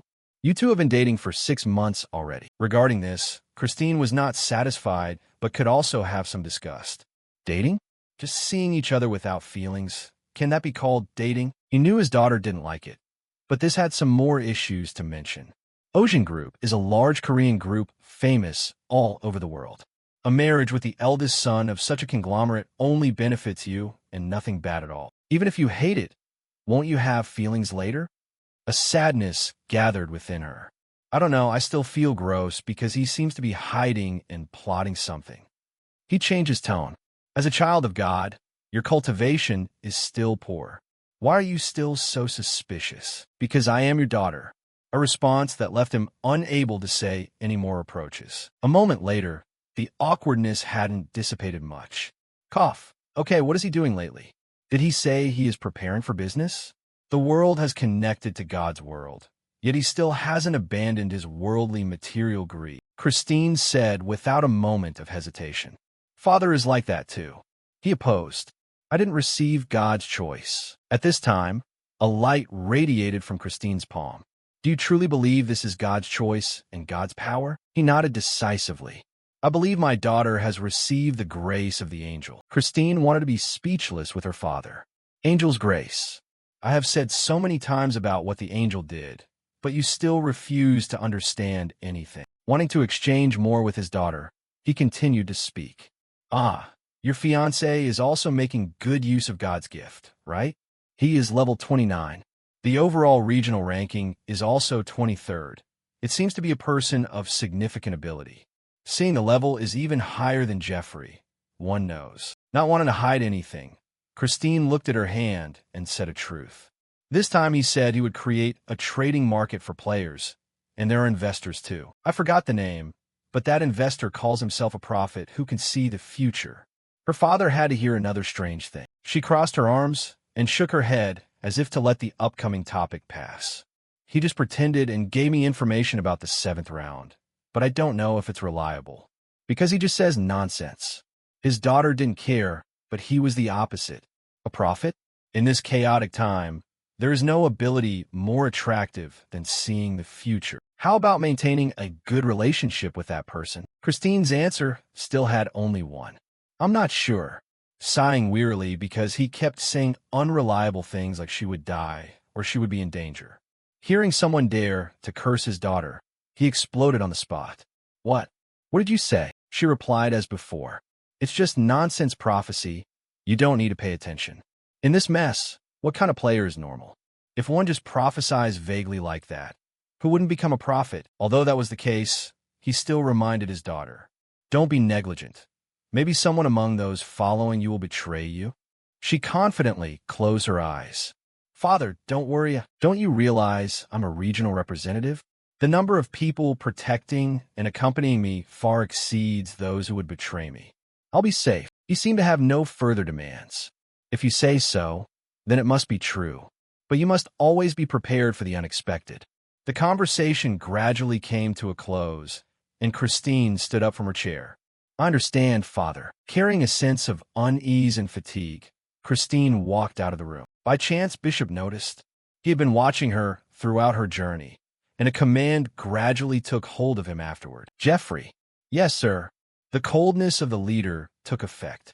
I heard the investor from Ajiangrok is a prophet. Does he dare to impersonate a prophet and spout nonsense about my daughter dying? He paused for a beat to think.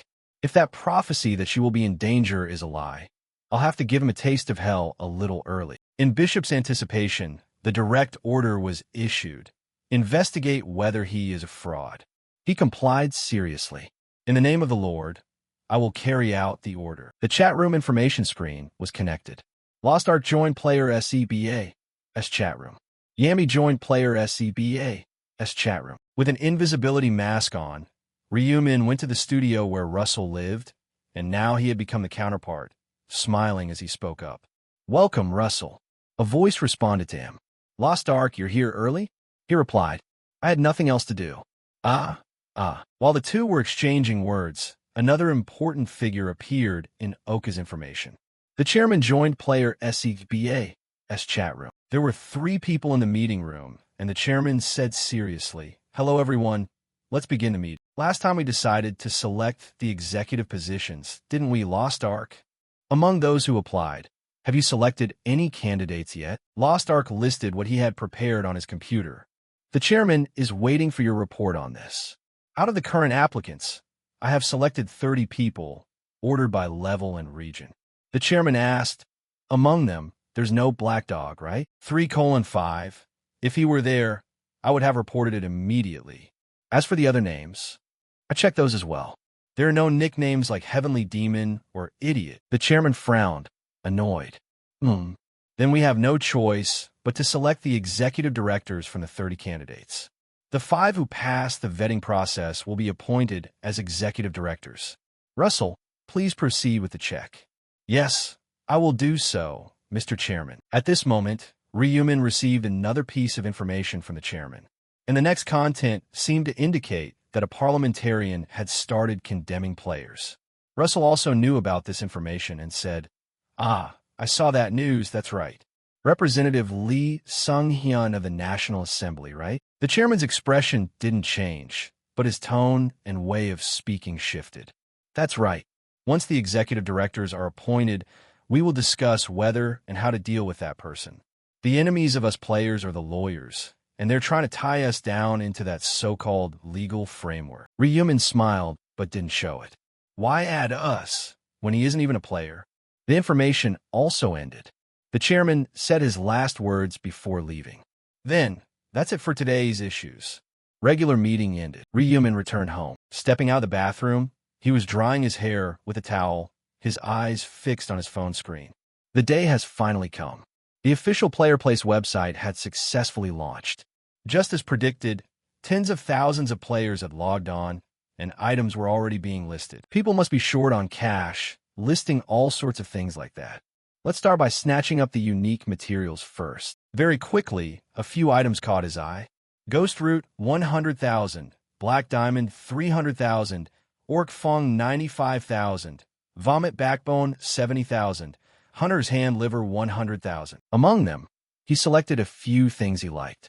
Ghost Root, Black Diamond, Orc Fong, and Vomit Backbone. He was satisfied after making his selection. With this much, he could craft at least 3 unique items. The card on the screen now had 4 items, and he decided to choose Express Delivery for all of them. Done. The unique items are now regular items. Next up, Magic Stones. Each Magic Stone was known to cost over 2 million. Although they were only low-grade Magic Stones, he bought them all anyway. 90 items were snatched up by him in 1 second. The sky was blue with few clouds and plenty of sun. Just like that, 2 days passed by very quickly. From outside the room, Ryu-1 returned carrying some rather large bags. Just as he opened the door, Ryu-1 was completely surprised to see the room stacked high with cardboard shipping boxes. Ryumin sat slumped on the sofa, hearing his younger sibling's tragic sounds from over there. Big brother, what is all this? Acting as innocent as can be, he stepped out and said gently while looking at the massive pile. They arrived? With a pale face, not believing this was his brother, he said, Brother, did you order all of this? What on earth did you buy to have so much? Ryumin smiled and stated his purpose immediately.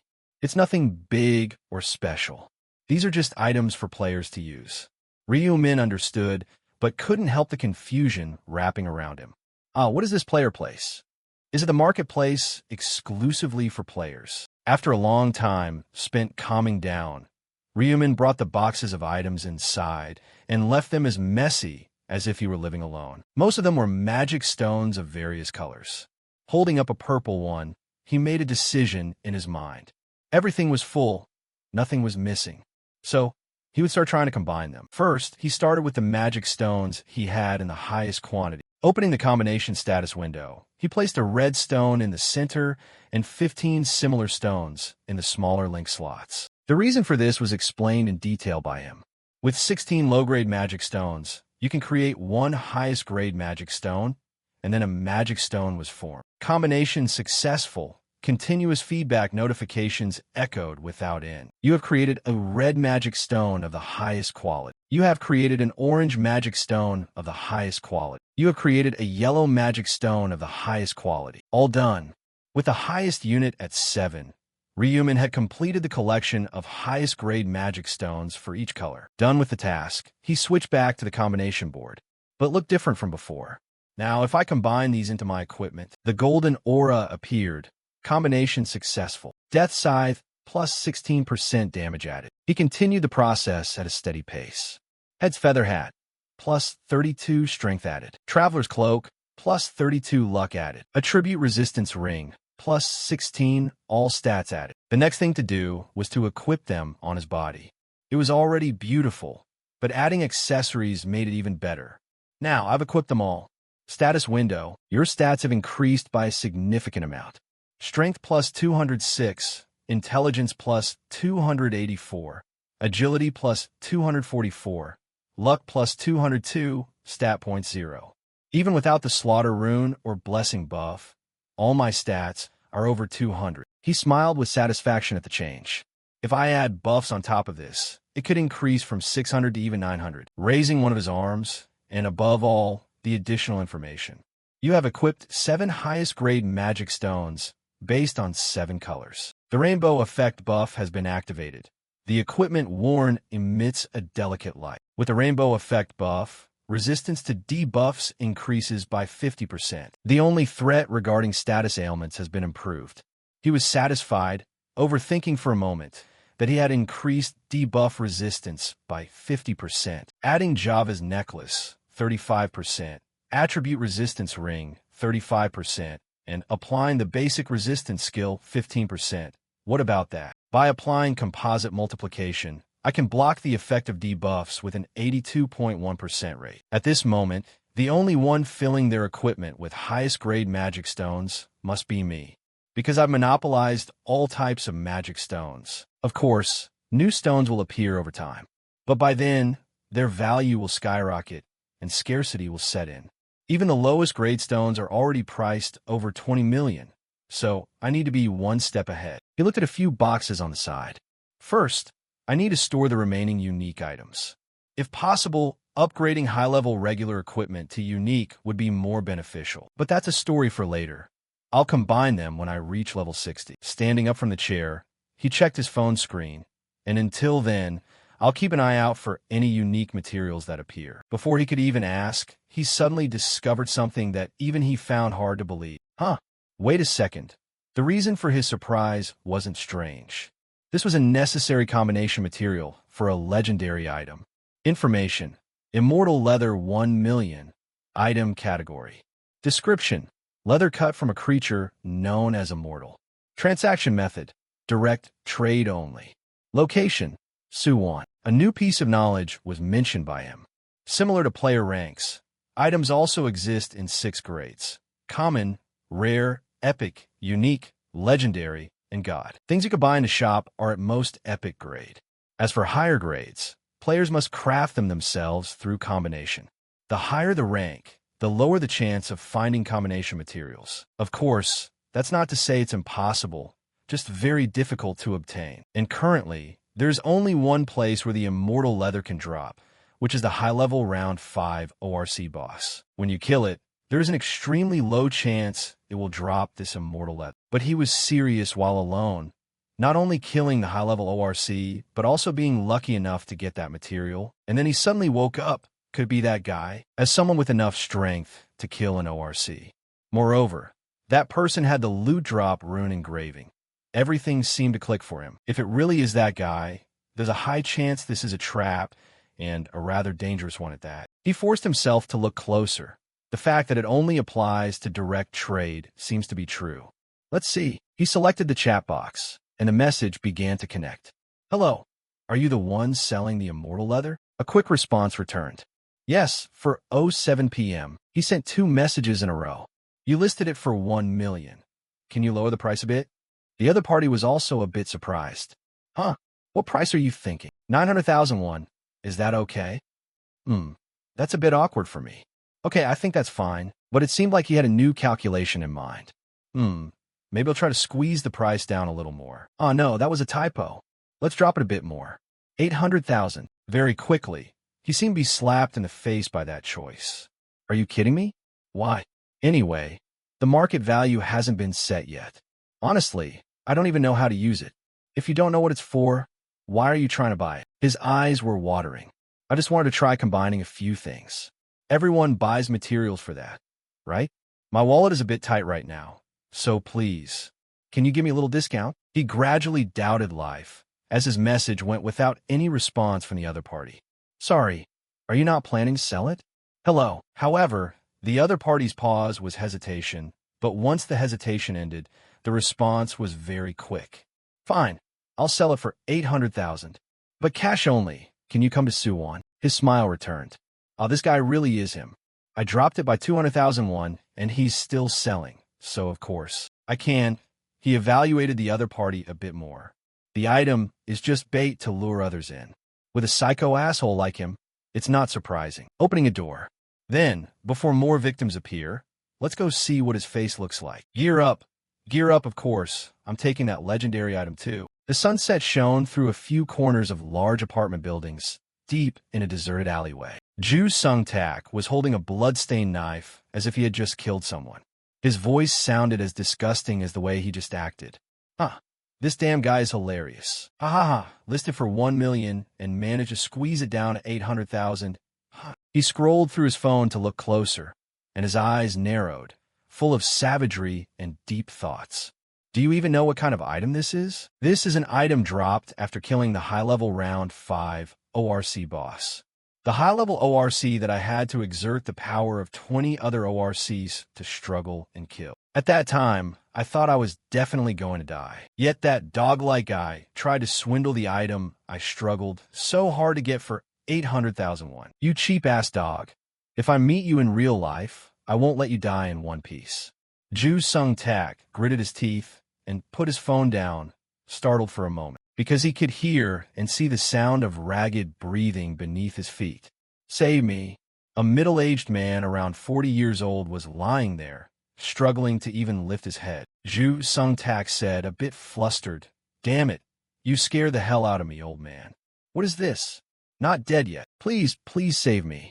Upon hearing that sound, Ju Sung-tak raised the knife again. Save me is a rude way to ask for help. The other party could only speak a few words like that. The implication was that consciousness was fading and a state of blurriness had set in. With his unpleasant and cruel nature, Ju Sung-tak directly stabbed the man in the neck. The sound ended right there. Pulling the knife out, his contempt was clearly shown. TCH, scaring people for no reason. So annoying, ruined my mood. Ju Sung-tak laughed with satisfaction, a series of big schemes in his head, as he dragged the victim's shirt to wipe the blood off the short sword. Anyway, just wait for that dog to get here. He's a goner. This time it'll be more fun. Ju Sung-tak seemed to recall a few silhouettes of himself in the past. Living in this world, there'll come a day you suddenly feel bored. So bored you want to throw everything away. Doing anything feels joyless. Doing anything feels dull. Doing anything feels boring. Even when I got to the second grade, it was the same. I thought if I focused on something it would be better, so I tried to learn according to my parents' words. And I never lost the top rank in class. But then studying also became boring, so I neglected it. My grades plummeted, and my parents nagged more. What are you trying to do? What on earth is going on? Why this sudden, terrible decline? Because of you, I've lost face and can't look anyone in the eye. Thinking about all that, he smirked again. His madness revealed itself through every gesture. Thinking back, that time was the best. The moment Ju Sung-tak first killed someone. The first people Ju Sung-tak killed were his own parents. Conflict from criticism. He personally stabbed his parents to death.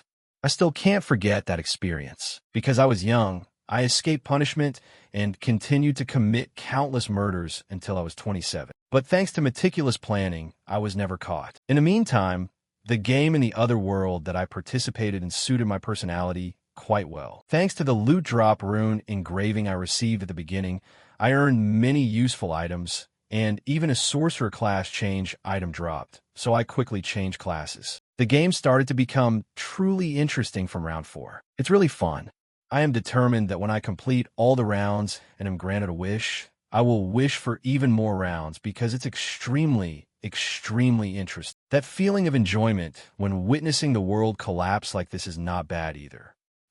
He squatted down, looking at the carcass that stopped moving, and then used his own hands to grab the shirt and drag it away. Well then, let's slowly prepare to meet. After hiding the body in a trash can, timing it just right as he approached, using the corpse explosion skill, boom, he blew the guy to pieces. If he is lucky enough to survive, then use the fear curse skill to control him, toy with him, and kill him like killing a worm. A plan that was considered perfect was carefully calculated in his head. When everything was finished, it was also the time when the sound of footsteps and a dark shadow were approaching. Ju Sung-tak sprang up with glee. Finally, you're here. You dog. I prepared a gift for you. He hid in the door recess, pulling him into the house. The shadow cast on the road became larger each moment, and the sound of footsteps became clearer and clearer. And then, surprisingly, the person who appeared was Hwang Yong-min. However, this person had already been dealt with, which proved that this was Ryumin in disguise. How could Ju Sung-tak have known that? So his smile with his slightly ugly jaw remained. Bingo! He stood there waiting for him step by step into the big trap. That's right, take another step, just 5 more steps. However, that ambition was extinguished when Hwang Yong-min stopped moving. Ju Sung-tak, staying in the corner, began to get furiously annoyed. What? Stopped again. Hwang Yong-min stood there with an expressionless face, speaking loudly and seriously. Hey, are you the one selling the immortal leather, right? Ju Sung-tak, inside, lowered his eyes, gritting his teeth. Damn it, just 2 more steps, and he'd be in range of corpse explosion. Hwang outside didn't see any action or words from the other party, So he waved his hand and continued. What are you doing over there? Not selling? Come out here. Ju Sung Tak inside was still hesitant, thinking if I go out there, I'll be in the range of corpse explosion too. Embarrassed, he scratched his head. Ah, you've arrived? His expression was indescribably awkward. Of course, I could abandon the plan to use corpse explosion and just use fear curse to control him. But that would be boring. The plan I laid out wasn't like this. What are you doing? Not coming over. Huang continued to call after several times of receiving no response. Tried to answer, yes, but stopping at the first letter. But very quickly, his shyness was shown and a better plot formed. Can you come over here for a bit? My leg hurts. The thought remained. Just one step. Just need to lure him into taking one more step. If you're going to disguise, you have to do it in style. Crossing his arms, Huang looked at the world with half-lidded eyes and said, Damn it, you think only you have a hurt leg? Sorry, I'm disabled, so it's hard to move around. The other party plays dirty. I just need to play dirtier. This partially stimulated the other party, disabled. Looking at those two legs, they look perfectly fine. Anxiety intertwined. Damn it, could he have discovered something? Doubting life itself? No, it's impossible with a corpse hidden in the trash. How could he know I'm a sorcerer with a corpse explosion skill? Neither side acted, so they brought out the insults. Damn it, you never intended a trade, did you? What? The item you said you have is fake, right? You dog-level scammer. Did you lure me here to rob me of my money and equipment? That's why you kept calling me closer? Right, you damn dog. Ju Sung Tak was immediately guilt-stricken after those words. TCH, calm down. Can't be carried away by that dog's pace. Anyway, just need to make him take one more step. Words served as illustration for the point. Hey, it seems you have some misunderstanding. That's not it, okay. Huang got angry and cursed, not at my ass. Damn it, please stop cursing. Ju Sung Tak tried to scream. But how can Huang stop? Curse a monkey. You dog, you think I'll speak gently to a guy selling fake goods to trap people for loot? Ju Sung Tak couldn't believe his ears. Fake good. Losing the ability to regulate his thoughts, he hurriedly took out the immortal leather item. Come here and see. Is this fake? Huang stared blankly at the item to examine it and stopped cursing. Instead, he replaced it with a gentle smile full of affection. Although it was filled with love, it was precisely because of that smile that Ju Sung Tak got goosebumps. Asterisk, what is this? Why is that damn guy suddenly smiling in such a bastardly way? Puffed. Asterisk, the arm holding the immortal leather item fell silent. The pain immediately brought Ju Sung Tak to his senses as a large amount of blood poured out. He looked ahead in shock, his brain working at full capacity to understand what had just happened. It was clear he was standing right there. So how the hell did he not move a single step? Very quickly, he realized where he had gone wrong. A chill ran down his spine, and he clutched his arm to stop the bleeding. Ju Sung Tak discovered a twin of Huang standing beside him with a clownish smile and a weapon in his hand. You've gone too far this time, Teach. And why on earth did Huang's smile look like a thug's, while Ryumin's smile looked so friendly? Ju Sung Tak turned his head back to normal and realized something his perception couldn't keep up with. Two of you? Huang smiled fake LY and answered his opponent. What two? What kind of nonsense are you spouting? There's only one. His face, already purple, turned even more so, and in the blink of an eye, the distant Huang completely vanished. What? The only thing left was the guy holding the knife, standing next to him, leaning down toward the item that could upgrade things to legendary grade. Do I have to explain that to you too? The immortal leather listed at 1 million was now in his hands without needing to pay. Ju Sung Tak stared intently at that action, and was so stunned he couldn't close his mouth. You damn dog. With his eyes shifting, Ju Sung Tak decided to use his second option, Horror Curse, and a deadpan Huang waited there. News of an additional exclusive skill appeared. Horror Curse effectively causes a fear status effect on the target for 5 seconds upon eye contact. Success rate and duration vary, depending on the target's resistance stats. Cooldown 1 minute. Suddenly, another layer of emotion washed over Ju Sung Tak.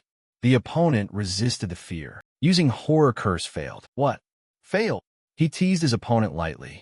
What is there to panic about? Before Ju Sung-tak could ask a question, an extremely powerful fist landed on his chin, distorting it. Not only was it distorted, but a few of his teeth flew out. Ugh. Thoughts only formed unconsciously. God, just how high is this guy's strength stat? But the arm that had just punched him was replaced by a grab of his collar, and another punch landed on the remaining side of his face, no different from the first. A sense of dizziness surged through his body, and his powerless frame collapsed onto the ground. Ka! A brush with death made his body tremble uncontrollably. You crazy bastard. But knowing how dangerous Ju Sung-tak was, Ryumin wouldn't let his opponent die that quickly. He extended his hand, and a healing rune activated. A series of bandages healed the body lying there. Ju Sung-tak's strength was restored. Ju Sung-tak sat up, touched his head, and a giant question mark clouded his mind. Well, what? Huang answered gently. I used a healing skill, because I want to beat you a bit more. Even though he spoke quickly, his fist was faster than his words. One cheek was distorted, and blood poured somewhat heavily from his mouth.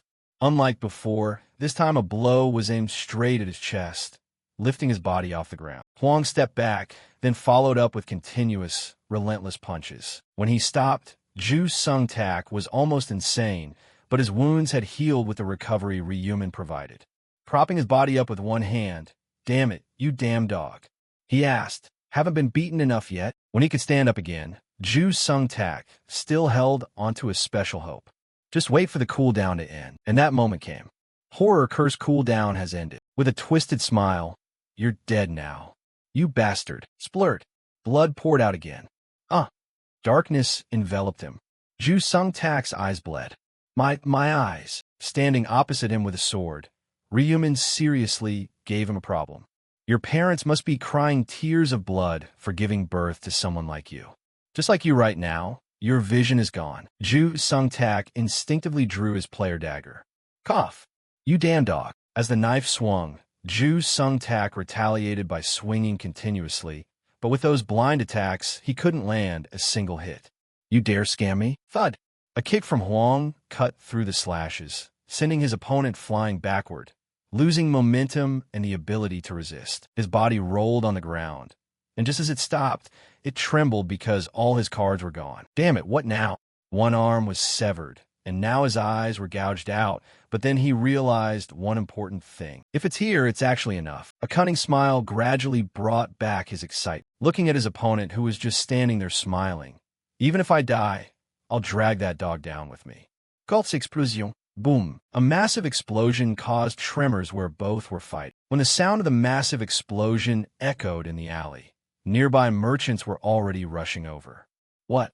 What is it? Did you hear that? It sounded like a bomb went off in the back. With hurried footsteps, they arrived at the alley. Charred marks, shattered storage boxes, and billowing dust. Oh, look over there. The police arrived quickly and cordoned off the entire area. But they still didn't know what happened, only able to speculate about the cause. Was it a gas explosion? People told everyone to stay away, and they never thought anyone would be watching them from afar. Huang crossed his arms and took a light breath. And then Ryumin, who was invisible inside the two-story building, looked at Ju Sung-tak, who was unconscious in a corner, with a thought nearly killed us all. His name was Ju Sung-tak, nicknamed the Fool. He was a talent competing for second and third place in the entire region. Like the heavenly demon Ma Jiangra. But no matter how capable one is, a serial killer can't make it to round 20 with him. However, before that, he could use him to hunt bosses, because the loot drop rune he possessed was very useful. The loot drop rune increases the chance of obtaining items after hunting. It increases the chance of receiving special items from boss-level monsters by tenfold. As long as this guy is alive, he will continue to collect good materials and list them on the market. But the problem is that he is a serial killer. If left alive, he will clearly continue to kill innocent people. But that doesn't mean he doesn't have a way. Ryumin drew his 10,000 poison blade. A quick and clean slash cut through the air. He didn't know where he slashed, but he applied the healing rune once more. It turned out he aimed at Ju Sung-tak's leg, and recovery was very clear at that spot. Not only that, he moved the recovery to his face. When he woke up with his restored vision, he would see his own pathetic state. Finished. He stood up and looked around. I processed the severed arm so he can't reattach it. Now he won't be able to just wander around killing people. After all, the body needed for farming items is in the other world. He doesn't know my real face, so he can't come for revenge. Finally, he left. A while later, Ju Sung Tak shook his head and slowly regained consciousness. Ugh, looking as dazed as a confused capybara. What is this? And where am I? Trying to look around a bit. It was clear he had triggered corpse explosion in that alley, and he frantically burned the image of Huang into his memory. Ah, that bastard cut off my arm. Where did that dog go? And then he saw something slightly missing. Ju Sung Tak panicked and cursed intensely. Damn it, my leg. Ugh. The pain was gone because he had healed it, but he still screamed as if he had just been cut. Seeing nothing in front of him, he decided to look to the side. Where? Where are you? Where are you? You dog. I'm asking you where you are, you bastard. He scrambled around and accidentally bumped into a piece of paper next to him. He picked it up and opened it to read immediately. What is this? First off, your leg isn't like that because of me. Why hide that useless bomb? Planning to use it to kill me? I was going to kill you anyway for being so insolent. But seeing you lost your leg, I feel bad, so I'm sparing you. Who in this world heals the person trying to rob them? Know your place. From now on, don't do those useless things and live properly. If I catch you causing trouble again, you're dead meat. Because I remember your entire address from your ID card. Ju Sung Tak's arm trembled. Well, what is this? Helplessness surrounded him again, and the paper fell from his hand. The corpse explosion I triggered. Not only did it fail to kill that bastard, but it also ended up making my leg like this. How absurd. He reached in his pocket. How long was I unconscious that he could do this dog-like thing and escape? But then he had to panic again. He decided to search his other pocket. My phone, my wallet, I put all my cash assets in there. His face was more wrinkled than a monkey's ass. Not only did he cut my arm, but he also took my materials and my wallet. Bastard. He made a mess right on the spot. You bastard. I will definitely return this humiliation tenfold. Time passed, and the scene shifted to the Imperial Hotel. Before the 7th round took place, Ryumin had a meal with Julie.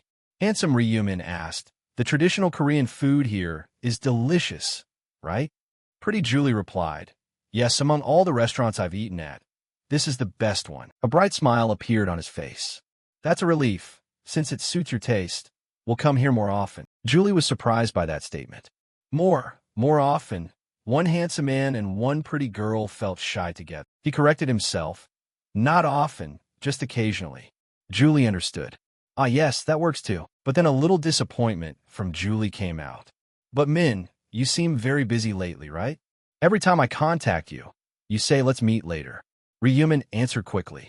Ah, sorry, I've had a few things, he said while eating, vague with his own thoughts. I am busy.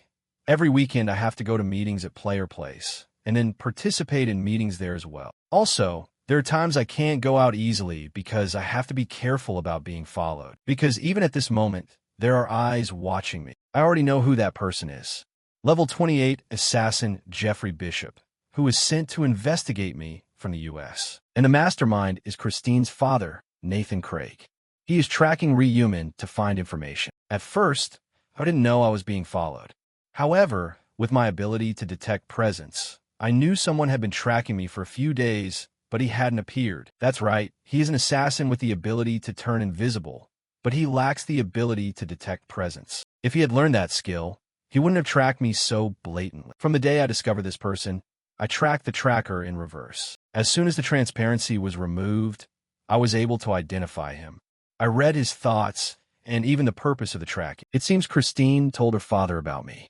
I understand why Nathan is angry. He wants to know who the man is who told his daughter she would die in the future. Is that so? Keep following. As long as I have the mask and invisibility spell, I just look like a normal office worker anyway. That thought was quickly replaced by Julie's words opposite him. But hey, Min, you told me the information about round 7 last time, right? Is that really all there is? Don't be deceived by temptation. He picked up his glass of water and smiled. Yes, just remember that. He pondered further about that important information. Asterisk if you know the mission beforehand. You will conversely be eliminated from the round. Being eliminated means disappearing. I cannot let the people I need to protect until round 20 disappear. This time I'll try to save as many people as possible and reach the final round. No need to worry. Asterisk. After pondering, Ryumin spoke up. Julie, we must survive until the final round. This was a statement of confidence. Julie quickly smiled and answered shyly. Okay. The next important moment had arrived. Midnight on May 1st, 2022, the angel Priscilla appeared in the sky. Alumans, have you lived well this past month? The number of survivors this time is 434. As you can see, because there are too few people, it's impossible to set rules, right? Then, the angel's wings expanded. The ground where the players were standing shook violently. This time as well, we will proceed with a region merger. The process of merging 10 regions became fascinating to witness once again, like a process where the pieces of a puzzle fit together without a single error. Very quickly, people in this region saw others. The ground began to connect more logically. 10 regions merged, total of 4,992 people. Priscilla raised her hand and smiled. The new region name is C2ESA003. As you can see, everyone is Korean, so no need to be too wary. Everyone nodded for a moment at that friendly explanation. Then before we begin, we should choose our regional representative, right?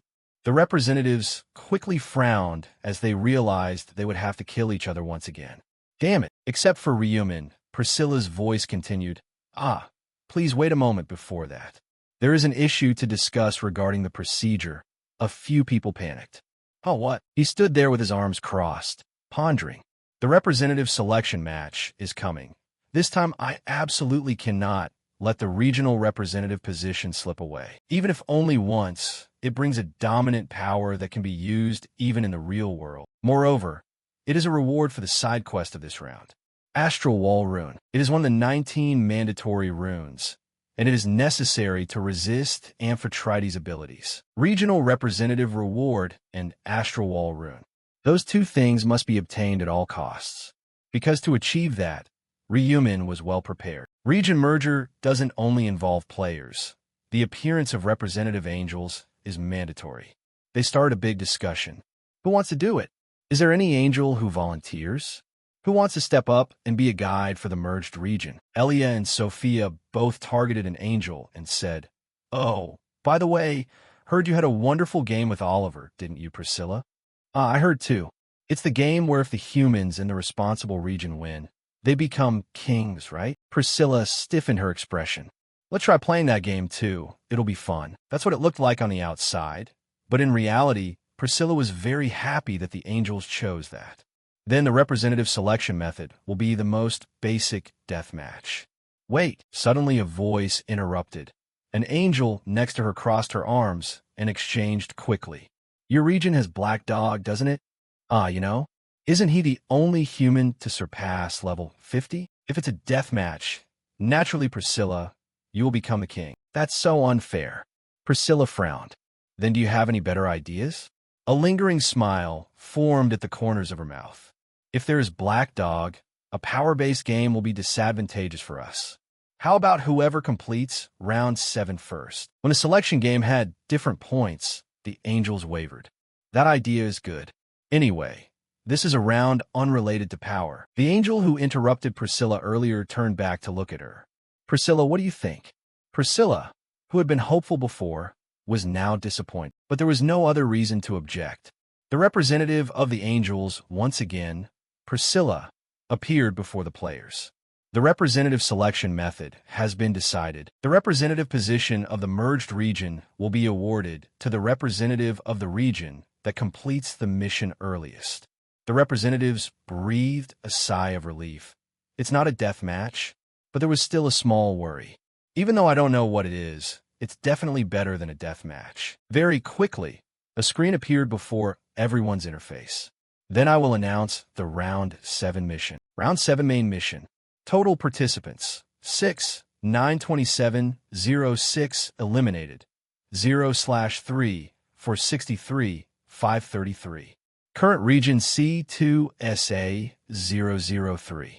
Participants, 492, eliminated, 0/24, 461. Unlike the previous 6 rounds, this time there was nothing. The players panicked once again. Why is there a question mark here? I have it too. The system is glitched, right? Priscilla answered calmly. It's not a glitch. The round 7 mission is a secret mission. That's all. Priscilla prepared to disappear. The players still stood at their original appearance spots. What? What do you mean secret? A cold screen appeared. Time remaining until round end. 1 hour, 59 minutes, and 59 seconds. At first, the angel successfully created a major panic for those remaining. What are we supposed to do if we don't even know what the mission is? Are you just going rogue now? What do we do? Having a time limit means we have to do something within this time, right? A few others began to move. Just walk around. Maybe we'll find something. Damn it.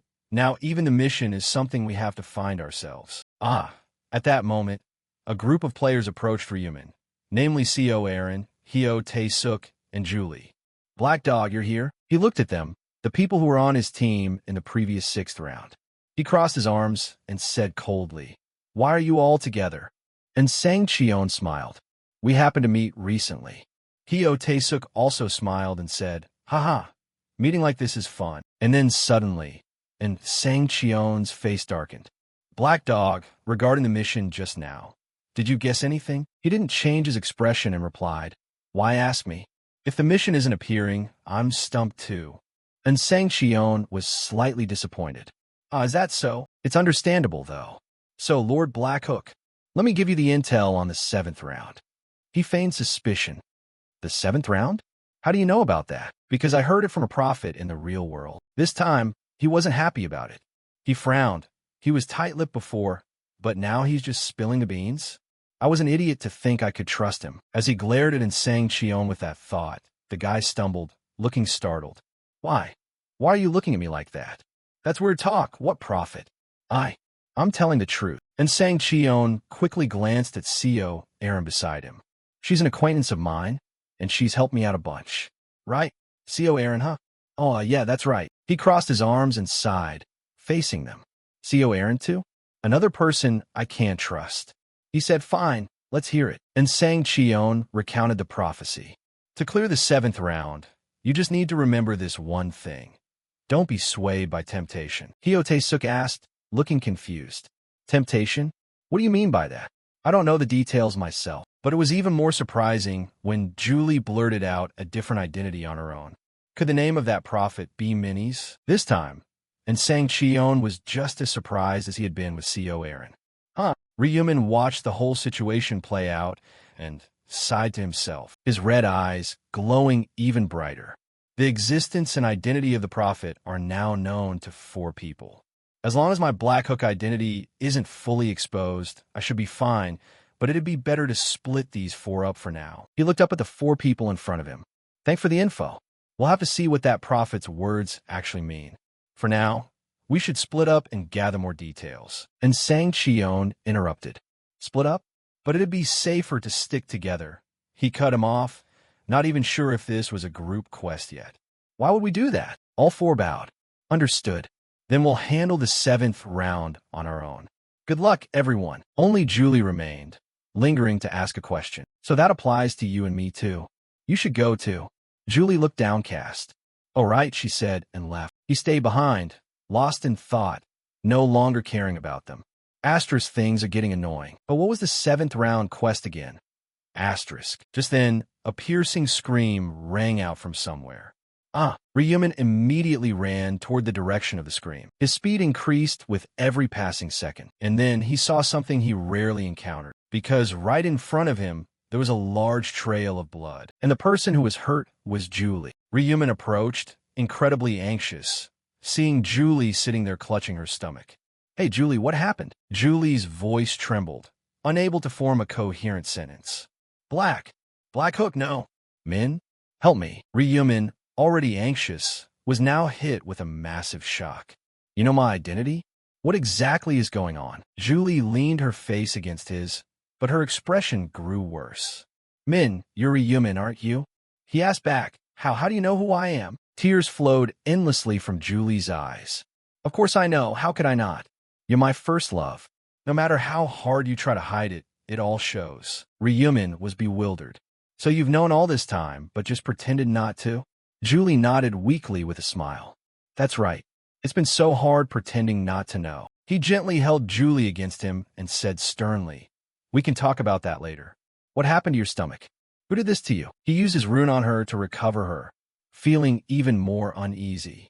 The wound is too deep. If I had been a little later, you would have died. Very quickly, the large wound began to close and heal. After a short while, Julie's complexion brightened. The wound was gone, and he retracted his runic power. Thank you, Julie. Ryumin knew the wound had only just closed, not fully healed, but out of anger, he asked again, who was it? Who stabbed you? Julie leaned into his chest and whispered, that man did it. And Sang Cheon, his eyes narrowed as he focused, shouted, what? Rage made him tremble as he turned toward Name. Where is that bastard? A shadow appeared behind him. To his surprise, and Sang Cheon and Co Aaron appeared quietly, speaking up and startling him. I'm right here. Ryumin turned his head as he heard the familiar voice right behind him.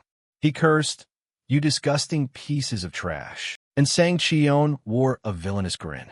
I didn't expect such foul language from you, Lord Prophet. Ryumin's distorted expression changed subtly. His anger subsided, and he regained his composure.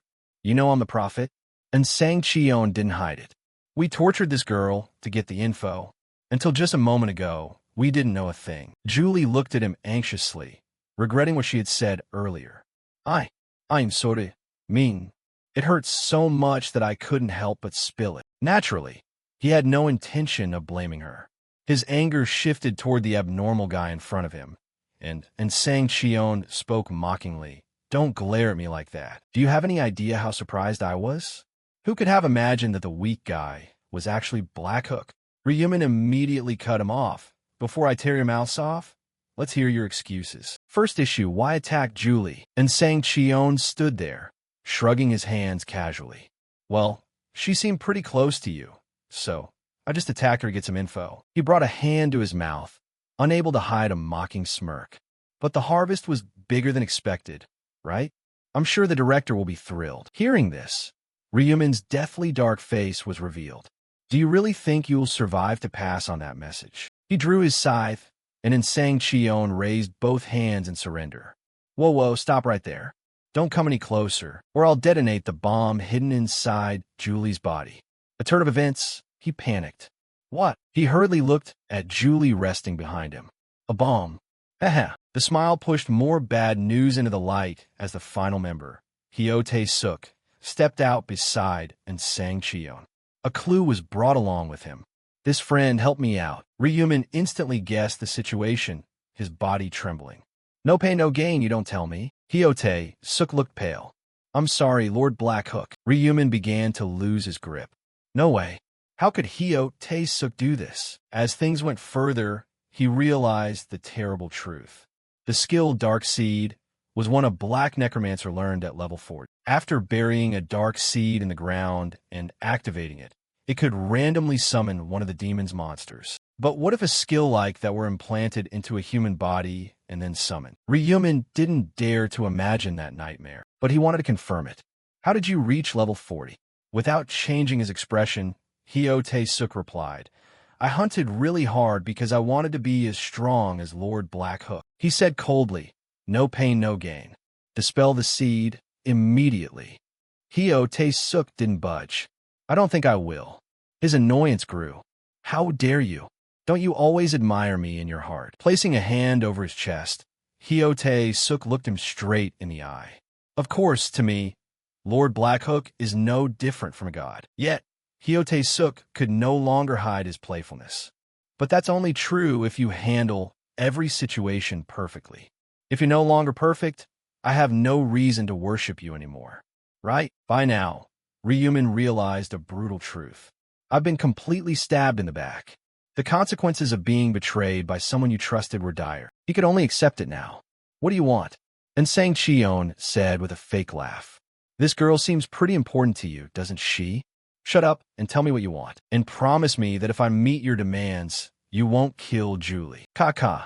And Sang Cheon laughed until his mouth nearly split open, a very authentic display of villainy. Realizing he was laughing too much, he quickly covered his mouth with his hand, lowered his head, and said, "All right, if you fulfill the request." He didn't want to beat around the bush and cut him off directly. "So what do you want? Intel on the next round? Or the location of hidden items?" Maintaining his smirk, and saying Chion was ready with a plan. "I don't care about those things. I just find it laughable that someone like you dared to deceive us. And you even tried to manipulate Director Ma." A suffocating, grave atmosphere wiped away all previous mockery. "Commis suicide, right in front of us, and I'll spare her life." Ryumin didn't hesitate to put the scythe to his own neck. "Keep your promise." Julie panicked and rushed to stop him. "No, Min," but it was too late. Ryumin's head was separated from his body, his final thoughts being, "As long as I can save Julie, that's all that matters." His vision gradually faded, and the faces of those laughing at him surfaced, filled with dark conspiracies. The story seemed over, but it wasn't. A screen suddenly popped up. "There's a hidden side quest." Crackle, crackle. At that moment, everything you saw shattered, as if the world Ryumin had seen wasn't the real world before. Slowly opening his eyes, Ryumin realized he was standing on an endless plain. Notifications poured in so fast he couldn't keep up. "Player Black Hook has escaped the illusion. You have completed the main quest. Escaped the illusion within 2 hours. Side quest completed. Suicide without hesitation." He was surprised, yet calm, trying to piece it all together. "Ah, so it was an illusion. Right, now I remember. I finally remember. I played 99 times, and I'm only just remembering now." Ryumin stood with his arms crossed, looking toward the vague distance. The main quest of the 7th round was to escape the illusion. But if I had known beforehand that it was an illusion, the quest progress would have been disabled, leading to immediate death. Therefore, as soon as I entered the 7th round, I used my control power on myself. Why? Because when the time limit starts, the system creates an illusion, and if you realize its existence, a penalty of death is triggered. The command I gave myself was not to have the thought that this was an illusion until the side quest was completed. I erased my own memories, and to conquer the side quest, I brainwashed myself even before coming to the other world. That I had to save Julie even if it meant sacrificing my life. That I loved Julie. In the 7th round, the system creates illusions based on the player's inner insecurities and leads them into a situation where they must commit suicide. In my case, my insecurity was my identity being exposed and being betrayed by trusted comrades.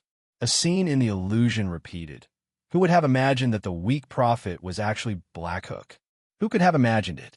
The system based the illusion on that. Since the system thought I was in love with Julie, it used that to build the plot and lure me into suicide. A bright smile returned.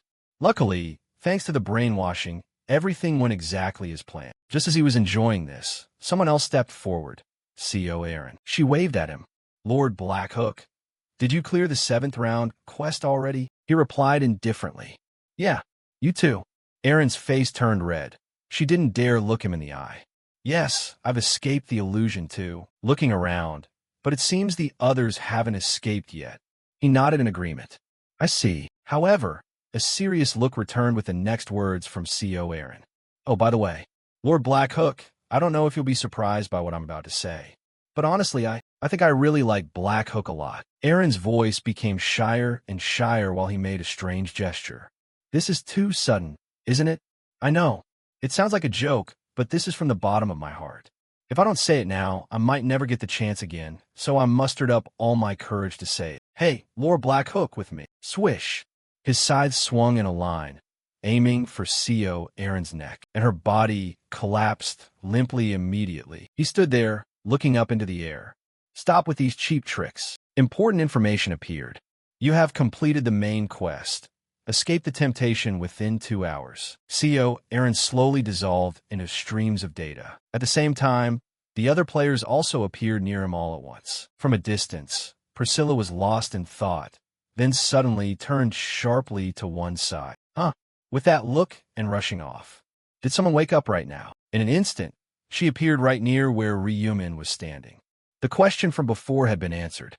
Black Fong. Ryumin tilted his head and saw her. He directly asked the angel, What kind of situation is this? A smile gradually spread across Priscilla's surprised face. Ha ha ha. Priscilla laughed for a moment, and when she felt it was enough, she looked at him and replied, Black Fong, you are the first to escape the illusion of temptation. Congratulations. Ryumin pretended to put on an air and raised his hand to count the seconds. An illusion? At that moment, a pillar of light shone down and trapped him inside. Please wait until the allotted time ends. Rewards will be distributed after the summary. Time remaining until the end of the round. 1 hour, 30 minutes, and 51 seconds. Only he had the pillar of light. The others stood motionless, unmoving. Priscilla seemed satisfied and chose to leave afterward, though her smile remained unchanged. Ha ha ha. He stayed behind, satisfied in his own way, analyzing the entire incident again.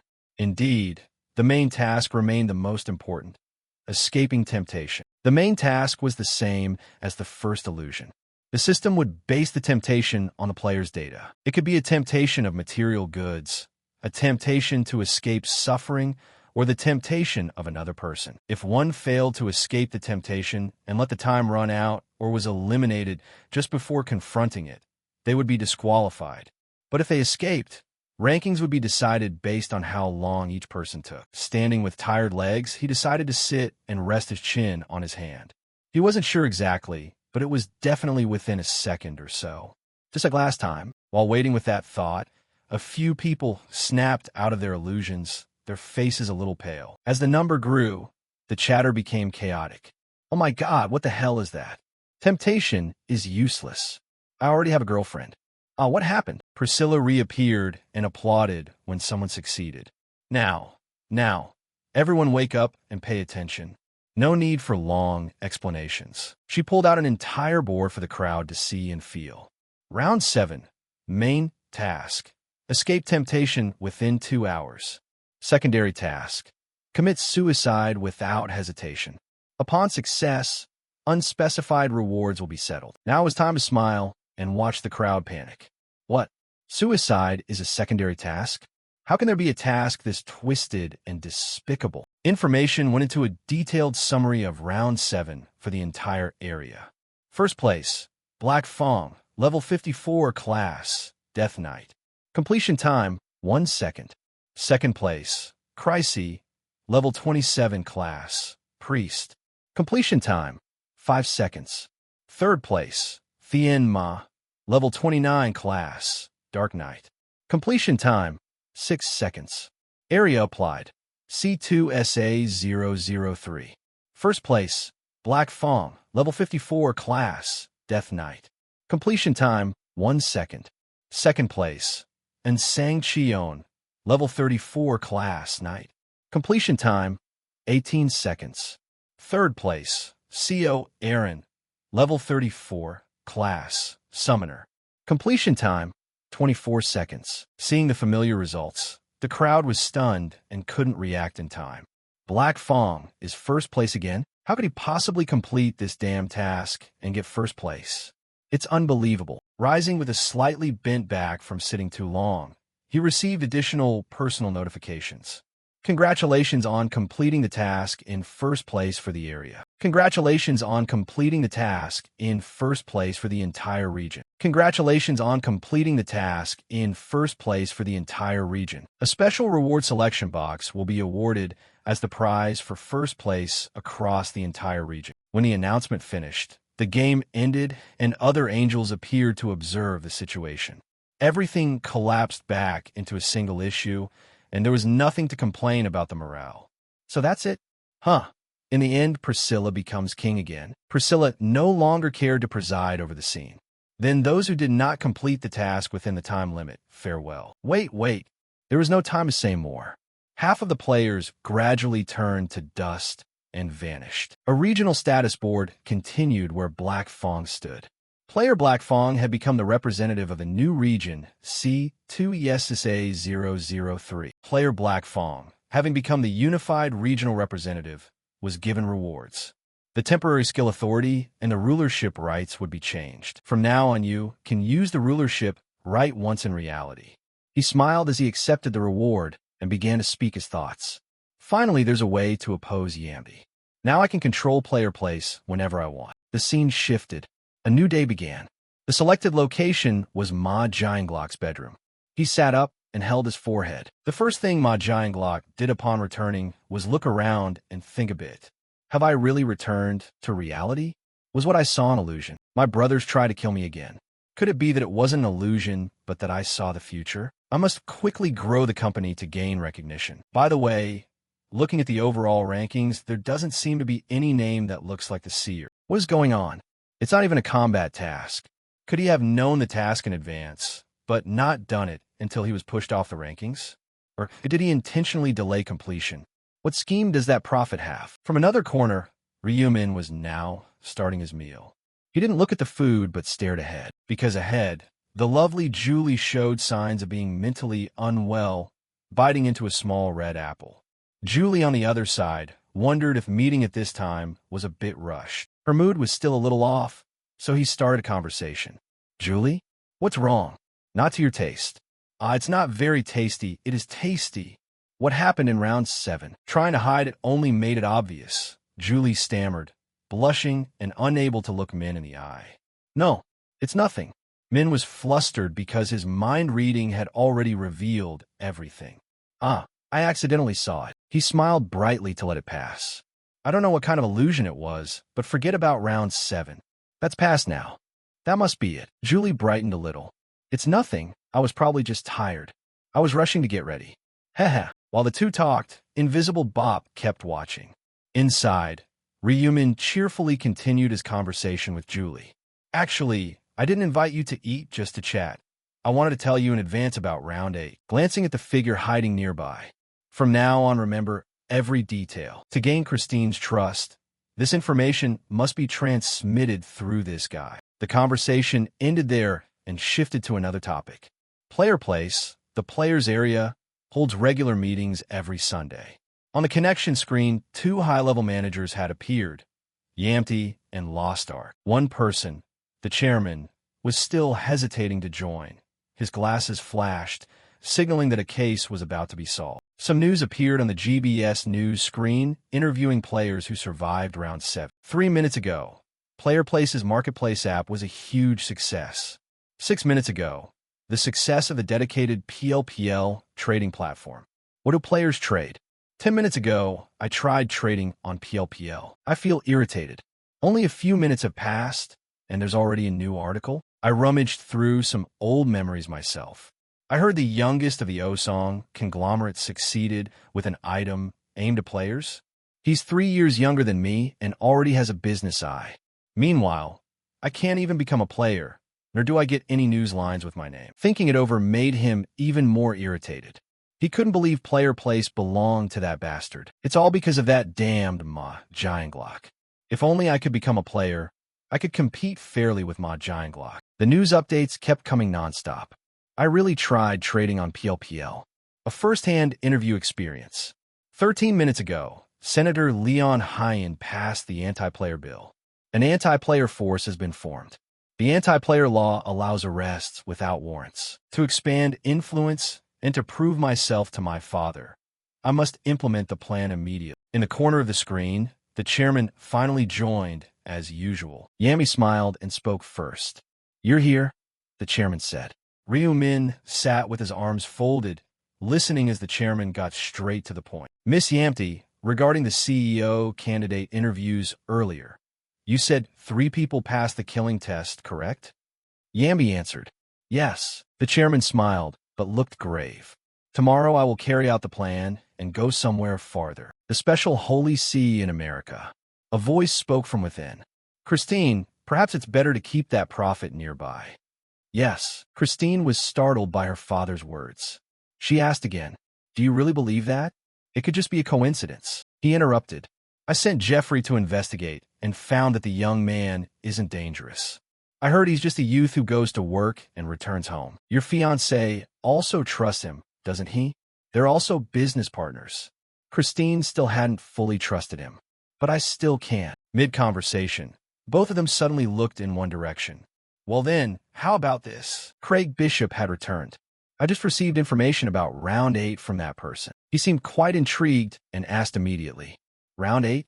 You mean you've heard the prophet's words?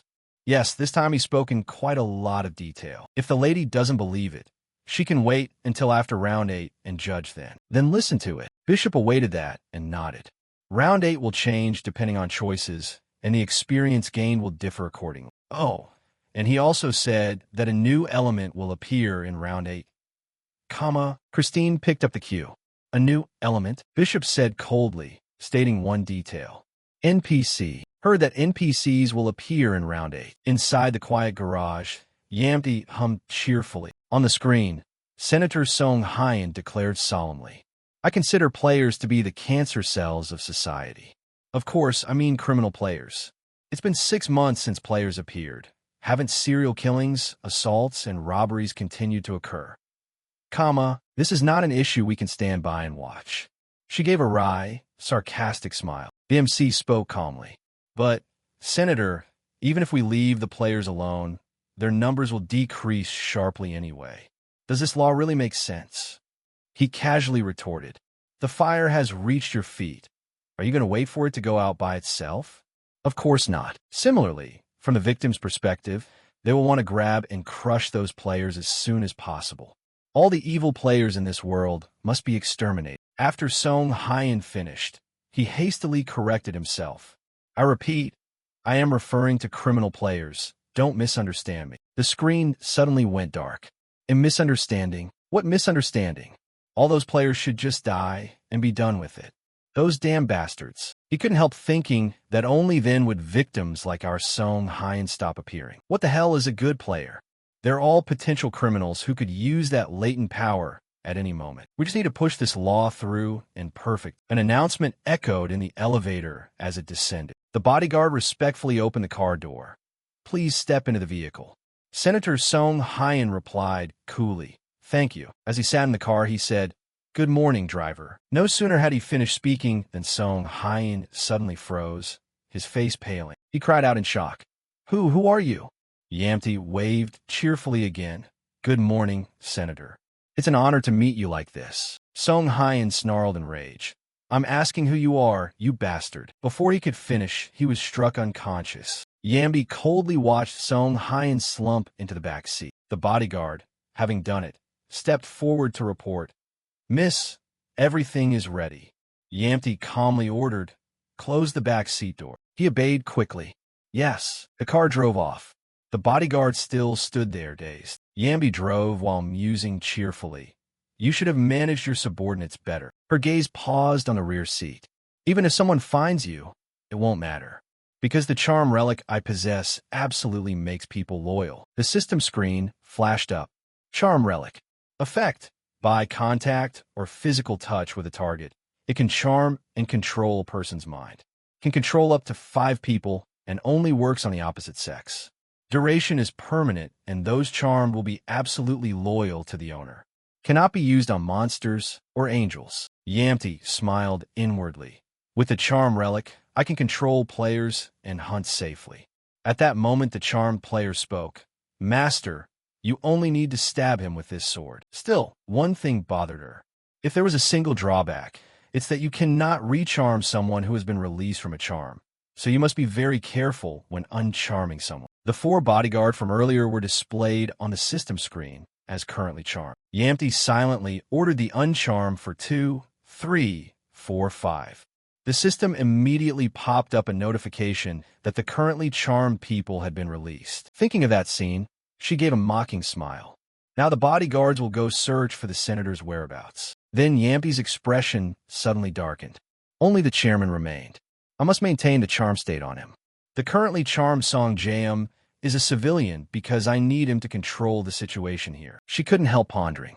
When I cast the charm on the chairman, I was quite surprised. At that time, the system displayed that Song Jaeum had fallen into a charmed state. But Yampi was stunned when she saw it. Wait, a civilian? Ridiculous. The founder of a cafe dedicated to players isn't even a player. She arrogantly ordered. When you're in front of others, don't call me master. Behave as before and treat me as a founding member.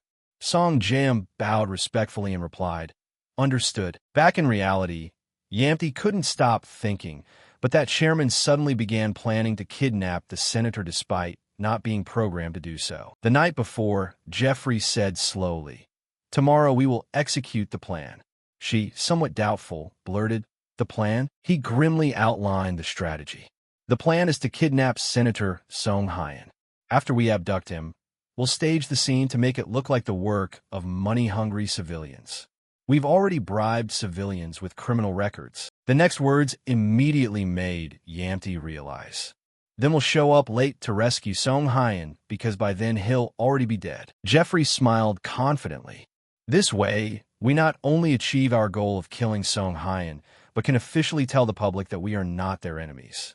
Moreover, the anti-player law will lose its force when the senator who proposed it is dead." She reflected and couldn't help but sigh. "That's quite an interesting plan. But before you hatch some plot, shouldn't you have told me first?" By then, the car had left the city proper. Yamty slung Song Hyen over her shoulder and slowly walked into the house. In the wooden house gleaming under the ceiling light, he suddenly startled awake. Yamty bowed slightly and said, "You're awake?" Senator Song Hyen turned pale with fear and shouted, "What is this?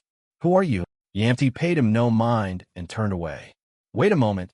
I'll bring some ropes so you can't struggle." Ignored, he flew into a rage. "You bastards, do you know what you just did? You kidnapped a senator. You idiots." The brown-haired man clicked his tongue and said, "So what? We know what we're doing." Song Hyen couldn't believe it.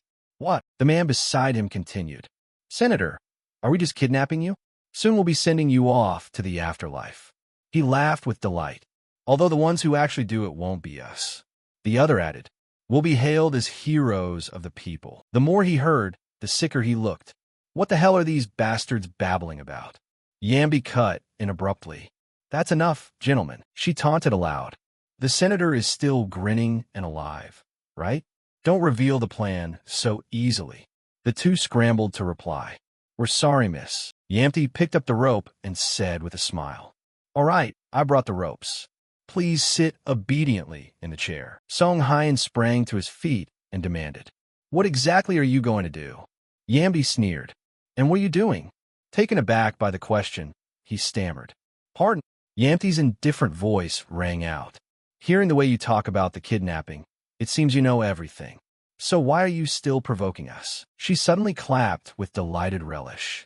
"Do you want to reunite with your child as soon as possible?" Each word made Song Hyen tremble.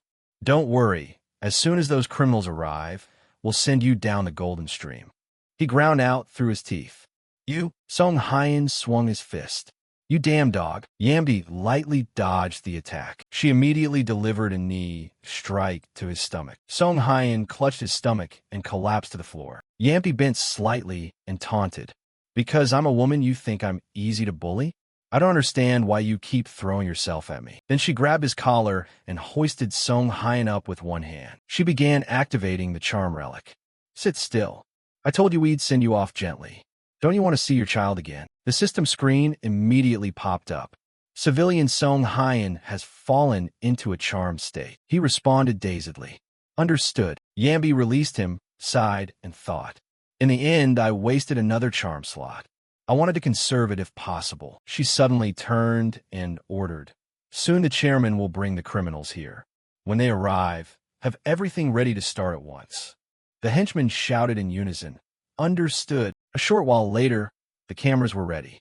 He stepped forward to report, "Everything is prepared." Yamby replied coolly, "The chairman will arrive soon. Everyone wait a little longer." No sooner had she finished than the door was open. She frowned as soon as she saw who had come. "Why is this person here? Why did he come in here? He was supposed to be guarding downstairs, right? Don't tell me the police are already here." Lost Ark explained sullenly, "No, I'm just bored of standing guard, and I was curious to see how things were going." She hurried forward to question him. "Hey, what did you say? Do you know how important today is?" He answered calmly, "I do." Yamty snapped angrily. "Then why are you acting so suspiciously? I told you to stay on guard. We need to finish this quickly before the police raid." Lost Ark paid little heed and asked back, "But didn't we need to bring a recruited criminal here first before we can proceed with the plan?" She huffed and replied, "Of course, but the chairman still hasn't brought them. He immediately chimed in. That's right. At that moment, Lost Ark seemed to take on Black Fong's shadow. Why hasn't that chairman arrived yet? Yamty, hearing this, angrily demanded. Are you talking nonsense to me? Have you forgotten I'm your superior? He tilted his head mockingly. What superior and subordinate exist in this world? She seethed until she laughed. Now you won't even bother to act. I'll let this slide for now because the situation is urgent. Consider yourself lucky to keep your life after this. She couldn't help worrying inwardly. Why isn't that chairman answering his phone?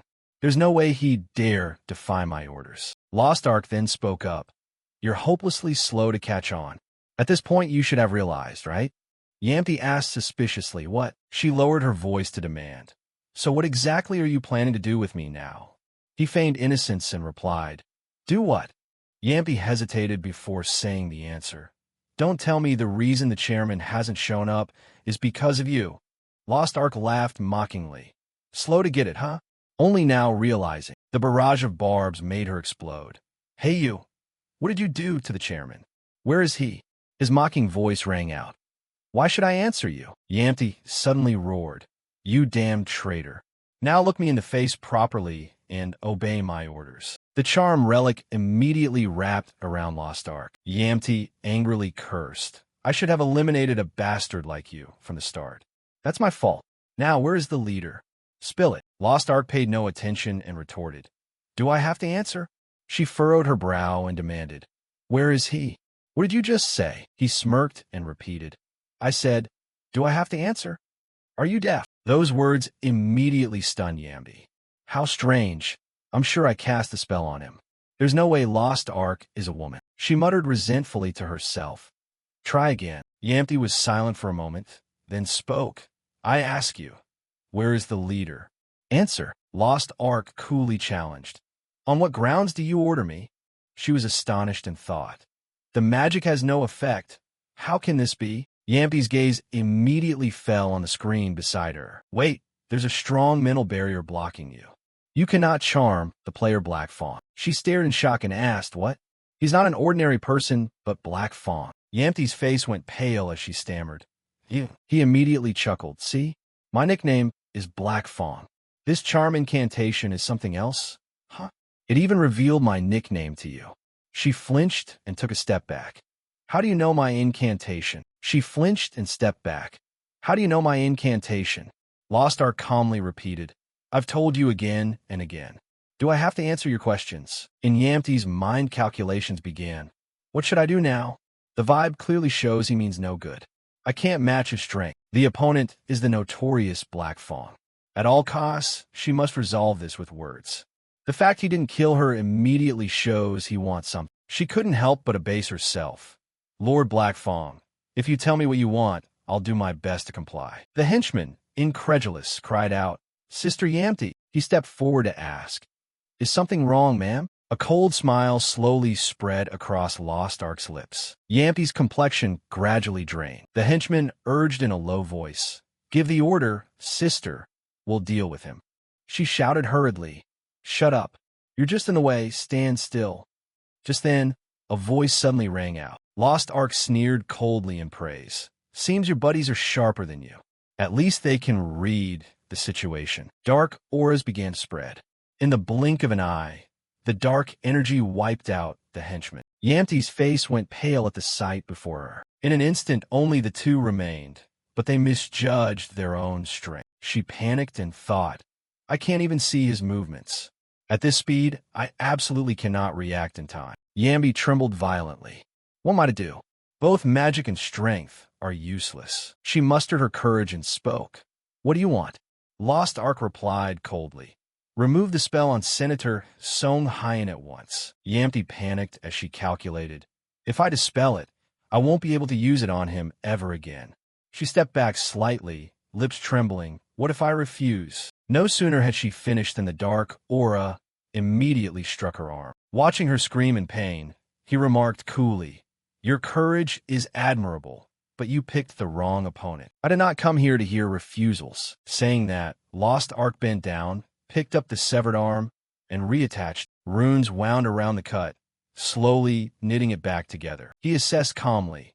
You won't be whole like before, but at least you'll retain movement. Listen carefully, I'll repeat myself. Dispel the magic on Senator Song Hyen. Yamdi, terrified, complied. All right, dispel the magic. The system screen immediately popped up.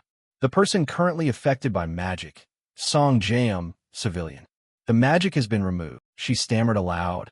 I've dispelled it. Inwardly, she couldn't help but sigh. What about the kidnapping plan now? Lost Ark was also thoughtfully judging, reading her thoughts. She doesn't seem to be lying. Seconds later, Song Hyen suddenly groaned. My head hurts so much, he shouted urgently. Hey, you there, untie him now. How dare you kidnap a senator? You just made a deadly mistake. Are you listening to me? Song Hyen was startled when the blindfold was removed. Lost Ark stepped forward slowly. Senator Song Hyen, I am here to rescue you. Please stay calm and wait a moment. I will deal with that woman. Hearing that, he turned his head. The blood-soaked scene made Song Hyen avert his gaze. Lost Ark said thoughtfully, should I let you live or not? Yambi panicked and begged, please spare my life. He pondered, if I spare you, can you live without ever using your power again? She quickly clasped her hands and swore, yes, I swear. I will never use my power again from this day on. I swear to you. Lost Ark nodded in agreement. Good, I will show mercy. Yamti asked in astonishment. I can really go? You won't cut my throat as soon as I turn my back, will you? He scolded irritably. Do you intend to live your whole life deceiving others? Get out of here. She immediately bowed gratefully. Thank you. Thank you very much. Saying that, Yamti hurriedly fled. Then I will take my leave. Harsh sunlight pierced the forest canopy. She sprinted through the woods like a blade. Yambi collapsed, coughing violently without stop. She glanced back doubtfully. Is he really not following me? The more Yambi thought, the more confused she became. Even her presence-sensing skill couldn't detect him. Does he really intend to spare me? She pressed her lips to hide a smile, then threw her head back and laughed aloud. What the hell is wrong with him? She laughed and taunted. Smitten with my looks, are you? That's insane. Why spare me so easily? Let me go just because I promised not to use my powers? I've never met anyone as naive as Lost Ark. A bit relieved, Yamti breathed softly. One idiot. Promises and vows, huh? Take those silly tricks and fool some rookies with them. Why should I keep my word? At that moment, her pupils contracted. Her presence-sensing skill detected a target. Without her noticing, Lost Ark had been standing there quietly. Just as I suspected, you are not someone to be trusted. Yambi trembled and explained, Lord Black Fawn, what are you saying? There must be a misunderstanding. It's a misunderstanding. He gave a cold, mocking smile. I clearly heard someone just sneer and call me an idiot. Your laughter is so grating even angels would cringe. Now I'm certain you betrayed my trust. What should I do with you? She went pale with fear and hurriedly pleaded, Wait, hold on, please. If you intend to kill me, please reconsider. As she spoke, she grew more frantic. Despite my appearance, I'm very useful. Lost Ark cut in coldly. And why should I trust you when you just mocked me? Each word drained color from her face. Besides, who said I would kill you? He stepped forward and growled threateningly. Killing you would waste the wonderful power of your charm incantation. Those words stunned Yambi. Then Lost Ark suddenly commanded, Become my slave. At the same time, the system screen reappeared. Temporary skill. Control rights. Remaining uses. 8. Target. Yamdi. You have exhausted the control rights usable in the real world. You may use remaining control rights in other worlds. Her eyes gradually went vacant. Yampi bowed slightly and spoke politely. It is an honor to meet you, my master. Yamti said in a daze. It is a great honor to meet you, my master. Please give me your orders. Master, whatever you command, I will follow. Ryumin thought confidently. Thanks to this, I've obtained the powerful charm incantation and, above all, taken control of the entire Placebo faction. Everything is going exactly as planned. After learning of the plan to kidnap Senator Song Hyen, I secretly tailed Song Jam, the head of PSBA. The moment Senator Song Hyen was truly in danger was when the criminals hired by that chairman began to act. So if those criminals never showed up, Song Hyen wouldn't have faced the risk of death. The bossy thug asked suspiciously, Boss, after this job, will you really pay us triple? Jeffrey calmly confirmed. Yes. But he still didn't trust him. You won't double-cross us and run off with the money, right? He laughed angrily. If you can't do it, say so and give back the 25 million world I gave. The henchman panicked at that. You're hot-tempered, sir. I was just asking. The thug snorted coldly and mocked. We never said we wouldn't do it. Another shrugged and added. These days, killing someone isn't a big deal. He frowned and thought. Whether player or civilian, scum exists everywhere. At that moment, Jeffrey's phone suddenly rang. He quickly answered. Yes, Yamty. Understood. I'll bring them right away. Then Jeffrey ordered coldly. Load all these people into the vehicles, and before he could finish, the guards were attacked. Lost Ark coldly took down another man. He recoiled in fear. You? Lost Ark! Jeffrey roared in horror. When did you appear? No. Why are you doing this? He did not answer but said, Now the chairman and you both take a long sleep. A powerful chopping strike came down on his neck. The thug screamed at the sight. Lost Ark then turned to look at them. What should I do with you lot? The lead thug went pale with fear, thinking, he's a player. We can't fight him. He kept muttering, I can't just let these would-be murderers go. Then Lost Ark swung his scythe in a straight arc. In an instant, the entire gang was wiped out. He stood there coldly watching everything collapse. Lost Ark waved his hand to burn the corpses, erasing all traces. They would have died at Placebo's hands anyway. Even if spared, they'd commit more crimes. His gaze suddenly stopped. I'll leave the chairman here. By the time he wakes up, everything should be resolved. After that, I went to where Senator Song Hyen had been kidnapped. While following, I confirmed I had arrived with the senator. After dealing with the officers, I deliberately let Yambi go. Earlier, Lost Ark had promised. Good. I will be merciful. Yamty could hardly believe it and asked again. I can really go? You won't cut my throat the moment I turn my back, will you? He snapped irritably. Do you only live to deceive others? Go. She hurriedly bowed in thanks. Thank you. Thank you. Watching Yamty's retreating figure, Lost Ark was stunned. I couldn't use control in front of the senator just to obtain the charm incantation. The charm incantation has no level limit and can control anyone, whether player or civilian. It's so powerful that even I couldn't approach it until now. But thanks to the mental barrier incantation obtained in round 7. A status panel suddenly appeared. Mental barrier incantation. Effect. Immune to all mental type attacks. At last I can face Yambi. At that moment, he had full control of the power. Become my slave. The servant, as planned, mechanically repeated. Please give me your orders, master. Whatever you command, I will do. Lost Ark nodded satisfactorily and ordered. First, don't call me master in front of others, and don't bow or speak respectfully when others are present. Act naturally. Yamty promptly nodded in agreement. Yes, sir. He pointed and commanded. Run straight along this road. The police will arrive soon. Tell the chairman that Lost Ark is the traitor.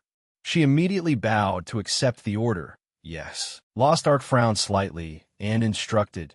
Don't even mention the name Black Fawn.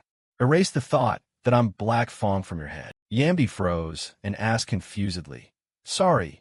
So what should I call you from now on? He smiled calmly and said, Call me by my name, Rehuman. By contrast, Song Hyen was slumped over despondently. He gritted his teeth and thought, I never expected to be kidnapped. They must have kidnapped me in retaliation for the bill I proposed. If anyone were capable of threatening me, it could only be the players. I'm certain of that. While he was pondering, Lost Ark returned. The young man clearly said he had come to rescue me. He smiled and suggested, Please remain calm and wait a little longer. I'll go deal with that woman decisively. Song Hyen grew more puzzled.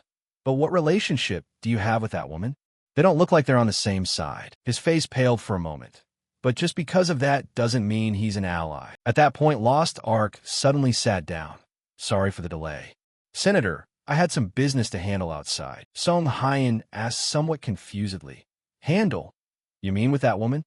He explained slowly.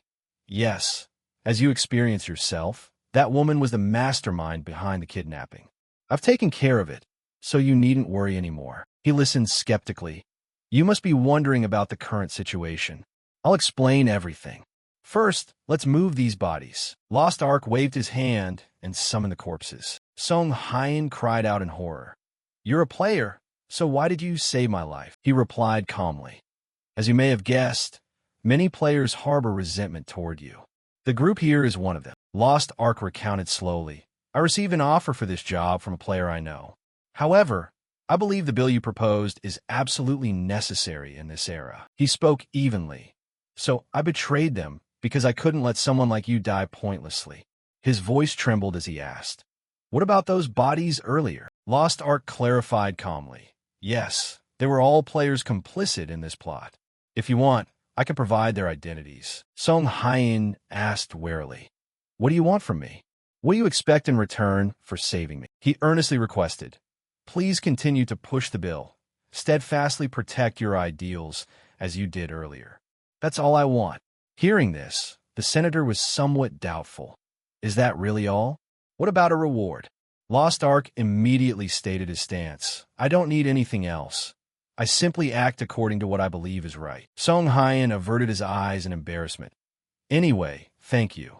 You saved my life, so I must repay you somehow. Song Hyen averted his eyes in embarrassment. Anyway, thank you. You saved my life, so I must repay you somehow. He stood stunned and watched him go. You're just leaving like that? At least I should know the name of the person who saved me. Song Hyen couldn't help calling out. Wait, what's your name? Lost Ark smiled and turned back at that. I'm Black Fong. After that, the papers all ran the story. City 21 magazine. Breaking. Senator Song Hyen kidnapping victim returns safely after several hours. CT21 GBS News. Crisis over anti-player bill. Senator Song Hyen even faced a kidnapping threat. The savior who vanished after rescuing Senator Song Hyen was revealed to be Black Fong. Player Black Fong single-handedly rescued Senator Song Hyen after learning of the kidnapping plot. Yamty stared in astonishment as she read the flood of comments. Master, look at this. She excitedly stepped forward. There are so many comments praising Black Fong. Ryumin asked in surprise. Really? Let me see. At this time, they were both at Yamty's house. He looked down at the phone and silently assessed. Overall public opinion isn't bad. It would be greedy to expect my name to skyrocket from rescuing one person. Reputation could be built gradually.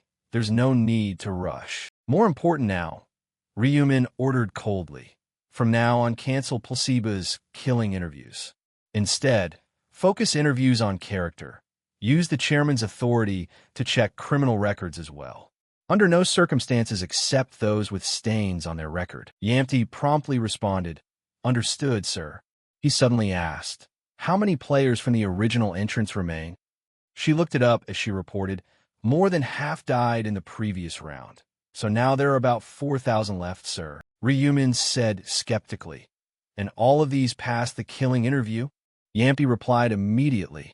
Yes, sir. They all passed. He murmured thoughtfully. Then they're all scum worthy of death.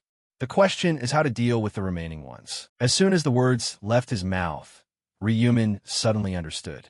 He smiled, calculating quietly. Right, trash should be taken care of by those who clean it up. Time passed, and at midnight on the 1st of the month, a white light engulfed everything. When they opened their eyes, all the players stood in a completely alien land. Not a familiar blade of grass, not a recognizable landmark. Everyone looked around in confusion. Before they could understand what was happening, a voice rang from afar. Lord Black Fong, I found you. Ryumin turned, and the corner of his mouth lifted in a faint smile. Yuri had appeared before him, her eyes unusually radiant. That was fast. You found me already. She smiled and replied, Of course, with tracking skill you can find anyone. As soon as she finished speaking, Yuri suddenly froze, looking embarrassed as her face flushed. Ryumin looked straight at her, his tone calm. In the skill list I told you to learn before, there was no hide tracking, was there? Yuri could only give an awkward, embarrassed smile. Just then, No Pain No Gain appeared beside her, smiling to greet Ryumin. Hello, sir. Black Fong looked at the two gathered and quietly sighed. This one learned hide tracking too? Yuri and No Pain No Gain shook hands, their faces joyful as if nothing had happened. Hello, Yuri. E. Ryumin stood watching, growing irritated. Gold wasn't being spent on useful skills, but on these useless things. Yuri turned and continued. By the way, Lord Blackfong, just read the news. Rumor has it you personally rescued Senator Song Hyen, right? No pain, no gain, Excited added. I read that too. I was so thrilled I kept jumping into articles to leave supportive comments for Blackfong. Ryumin forced a smile, trying to recall the recent comments. Beside him, No Pain No Gain looked at him with eyes bright and sparkling with admiration, almost unable to hide it. You truly are amazing. A sudden cold breeze blew through, and the air froze. A pale figure descended into the crowd, great white wings unfurling behind her. A sweet yet smug voice rose. I am Ariel, the new managing angel of Zone C2SK003. You may clap to welcome me now. But unfortunately, no one clapped. Not a sound. Ariel stared, her expression darkening instantly. I expected at least one person to clap. What a letdown. The players frowned in irritation. Even Ryumin got goosebumps. Was she expecting everyone to kneel and worship? Ariel brushed her hands and returned to a nonchalant look. Fine. Thanks for the enthusiastic welcome. Now, let's go over the Round 8 mission. The system screen flared before all the players. Main quest: escort the merchant caravan to the destination safely. Side quest: find and eliminate the traitor hiding among the ranks. Side quest reward: to be revealed. Murmurs erupted immediately. Escort a merchant caravan? Where are the merchants? Who will play the merchants? Or do we impersonate them ourselves? Ariel sneered contemptuously. No one was brought here to act. I've heard humans are pathetic, but not this pathetic. She explained succinctly. The caravan comes from another world and includes 3 races to choose from: humans, elves, and dwarves. Each race is divided into difficulty tiers. Players who choose the same caravan will automatically form a party. The quest is complete when the caravan is escorted to the destination within exactly 5 hours. Ariel paused, a triumphant smile curling her lips. And one more thing. Among you there is a traitor. The player who contributes the most to finding and killing them will receive a special reward. So the game will officially start in 10 minutes. I wish you all safety. With that, she disappeared amid echoing laughter. The crowd immediately surged, most moving toward the human caravan. Some were curious about the elves, while the dwarf caravan was hardly mentioned. I'll join the human caravan. Those other races just look weird. I'll pick humans too, to keep things simple. Ryumin stood silently, analyzing inwardly. As usual, people will pick humans first, then elves, and finally dwarves. But in fact, the dwarf caravan is the best choice. Lowest difficulty, weakest monsters, and contribution points are easiest to earn. The human caravan is actually the hardest of the 3. If you want the easy path to clear the stage smoothly, pick dwarves. But successfully escorting is only the necessary condition to pass. Rankings are determined by individual contribution points. Facing weak monsters makes it easy to earn high contribution points, which helps contest leaderboard positions, but the experience gain will be pitifully low. Conversely, in the tough stages, though you barely survive, the experience gained is extremely abundant. Yuri stepped forward, hesitating. Lord Blackfong, which caravan do you plan to choose? Ryumin didn't answer immediately, only looking back. I don't know yet. What about you? Yuri's face suddenly tightened, a quiet anxiety welling up inside her. I am undecided. If I choose the easy route, I'll level up very slowly. If I lag like that, the gap between me and Lord Blackfong will widen. Someday you might no longer need my support. Ryumin stared at Yuri and thought to himself, all worrying about pointless things. I should have just forced her to pick the dwarf caravan earlier and been done with it. Ryumin's tone was calm but weighty. Yuri, I don't know what calculations you're making, but remember this. Excessive greed brings disaster. Focus on staying alive as long as possible. That is the best path for you, for me, and for everyone involved. Yuri stood frozen, her shoulders trembling slightly, eyes a mix of shame and admiration. Does he really have the ability to read others' thoughts? It's like he can see every anxious doubt inside me. Ryumin thought quietly. In that case, she'll probably choose the safe path. The system screen flared up again. Begin caravan selection. Human caravan. Elven caravan. Dwarf caravan. The crowd buzzed loudly. Some chose the human caravan out of familiarity. Others picked the elves out of curiosity. The atmosphere was chaotic, on the verge of collapse. Yuri stepped closer, whispering, "I've chosen the dwarf caravan. Will you be coming with me, Lord Blackfong?" Ryumin waved his hand gently. "You go ahead, don't worry about me." Yuri nodded, traced a small sigil with mana, then buffed Ryumin before leaving. "Who knows, this might be the last time we meet. Let me strengthen your support stats." Ryumin nodded, his gaze warming a little. "Thank you." After saying that, she turned and disappeared. "I'm setting out now." Next, No Pain No Gain approached, anxious. "I'll go ahead if you don't mind." Ryumin nodded.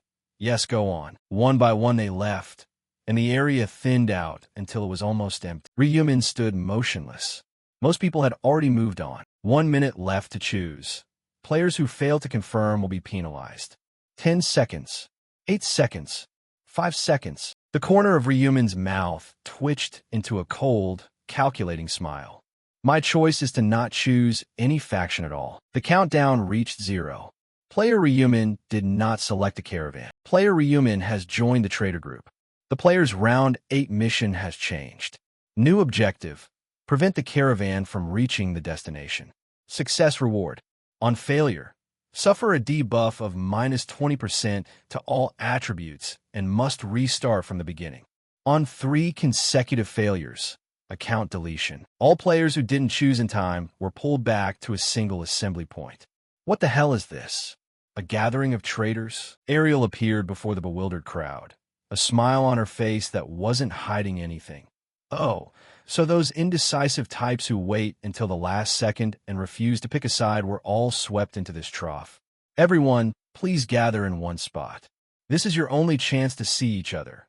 At least get a good look at one another, won't you?" The crowd realized that Black Fong was standing among the group of eliminated players. How did even Black Fong end up pushed into this spot?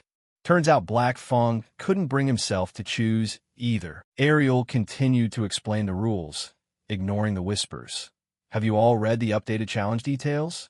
As traitors, your task now is to sabotage, to prevent the merchants from touching the finish line. And even though you share a common goal, you're not considered a team.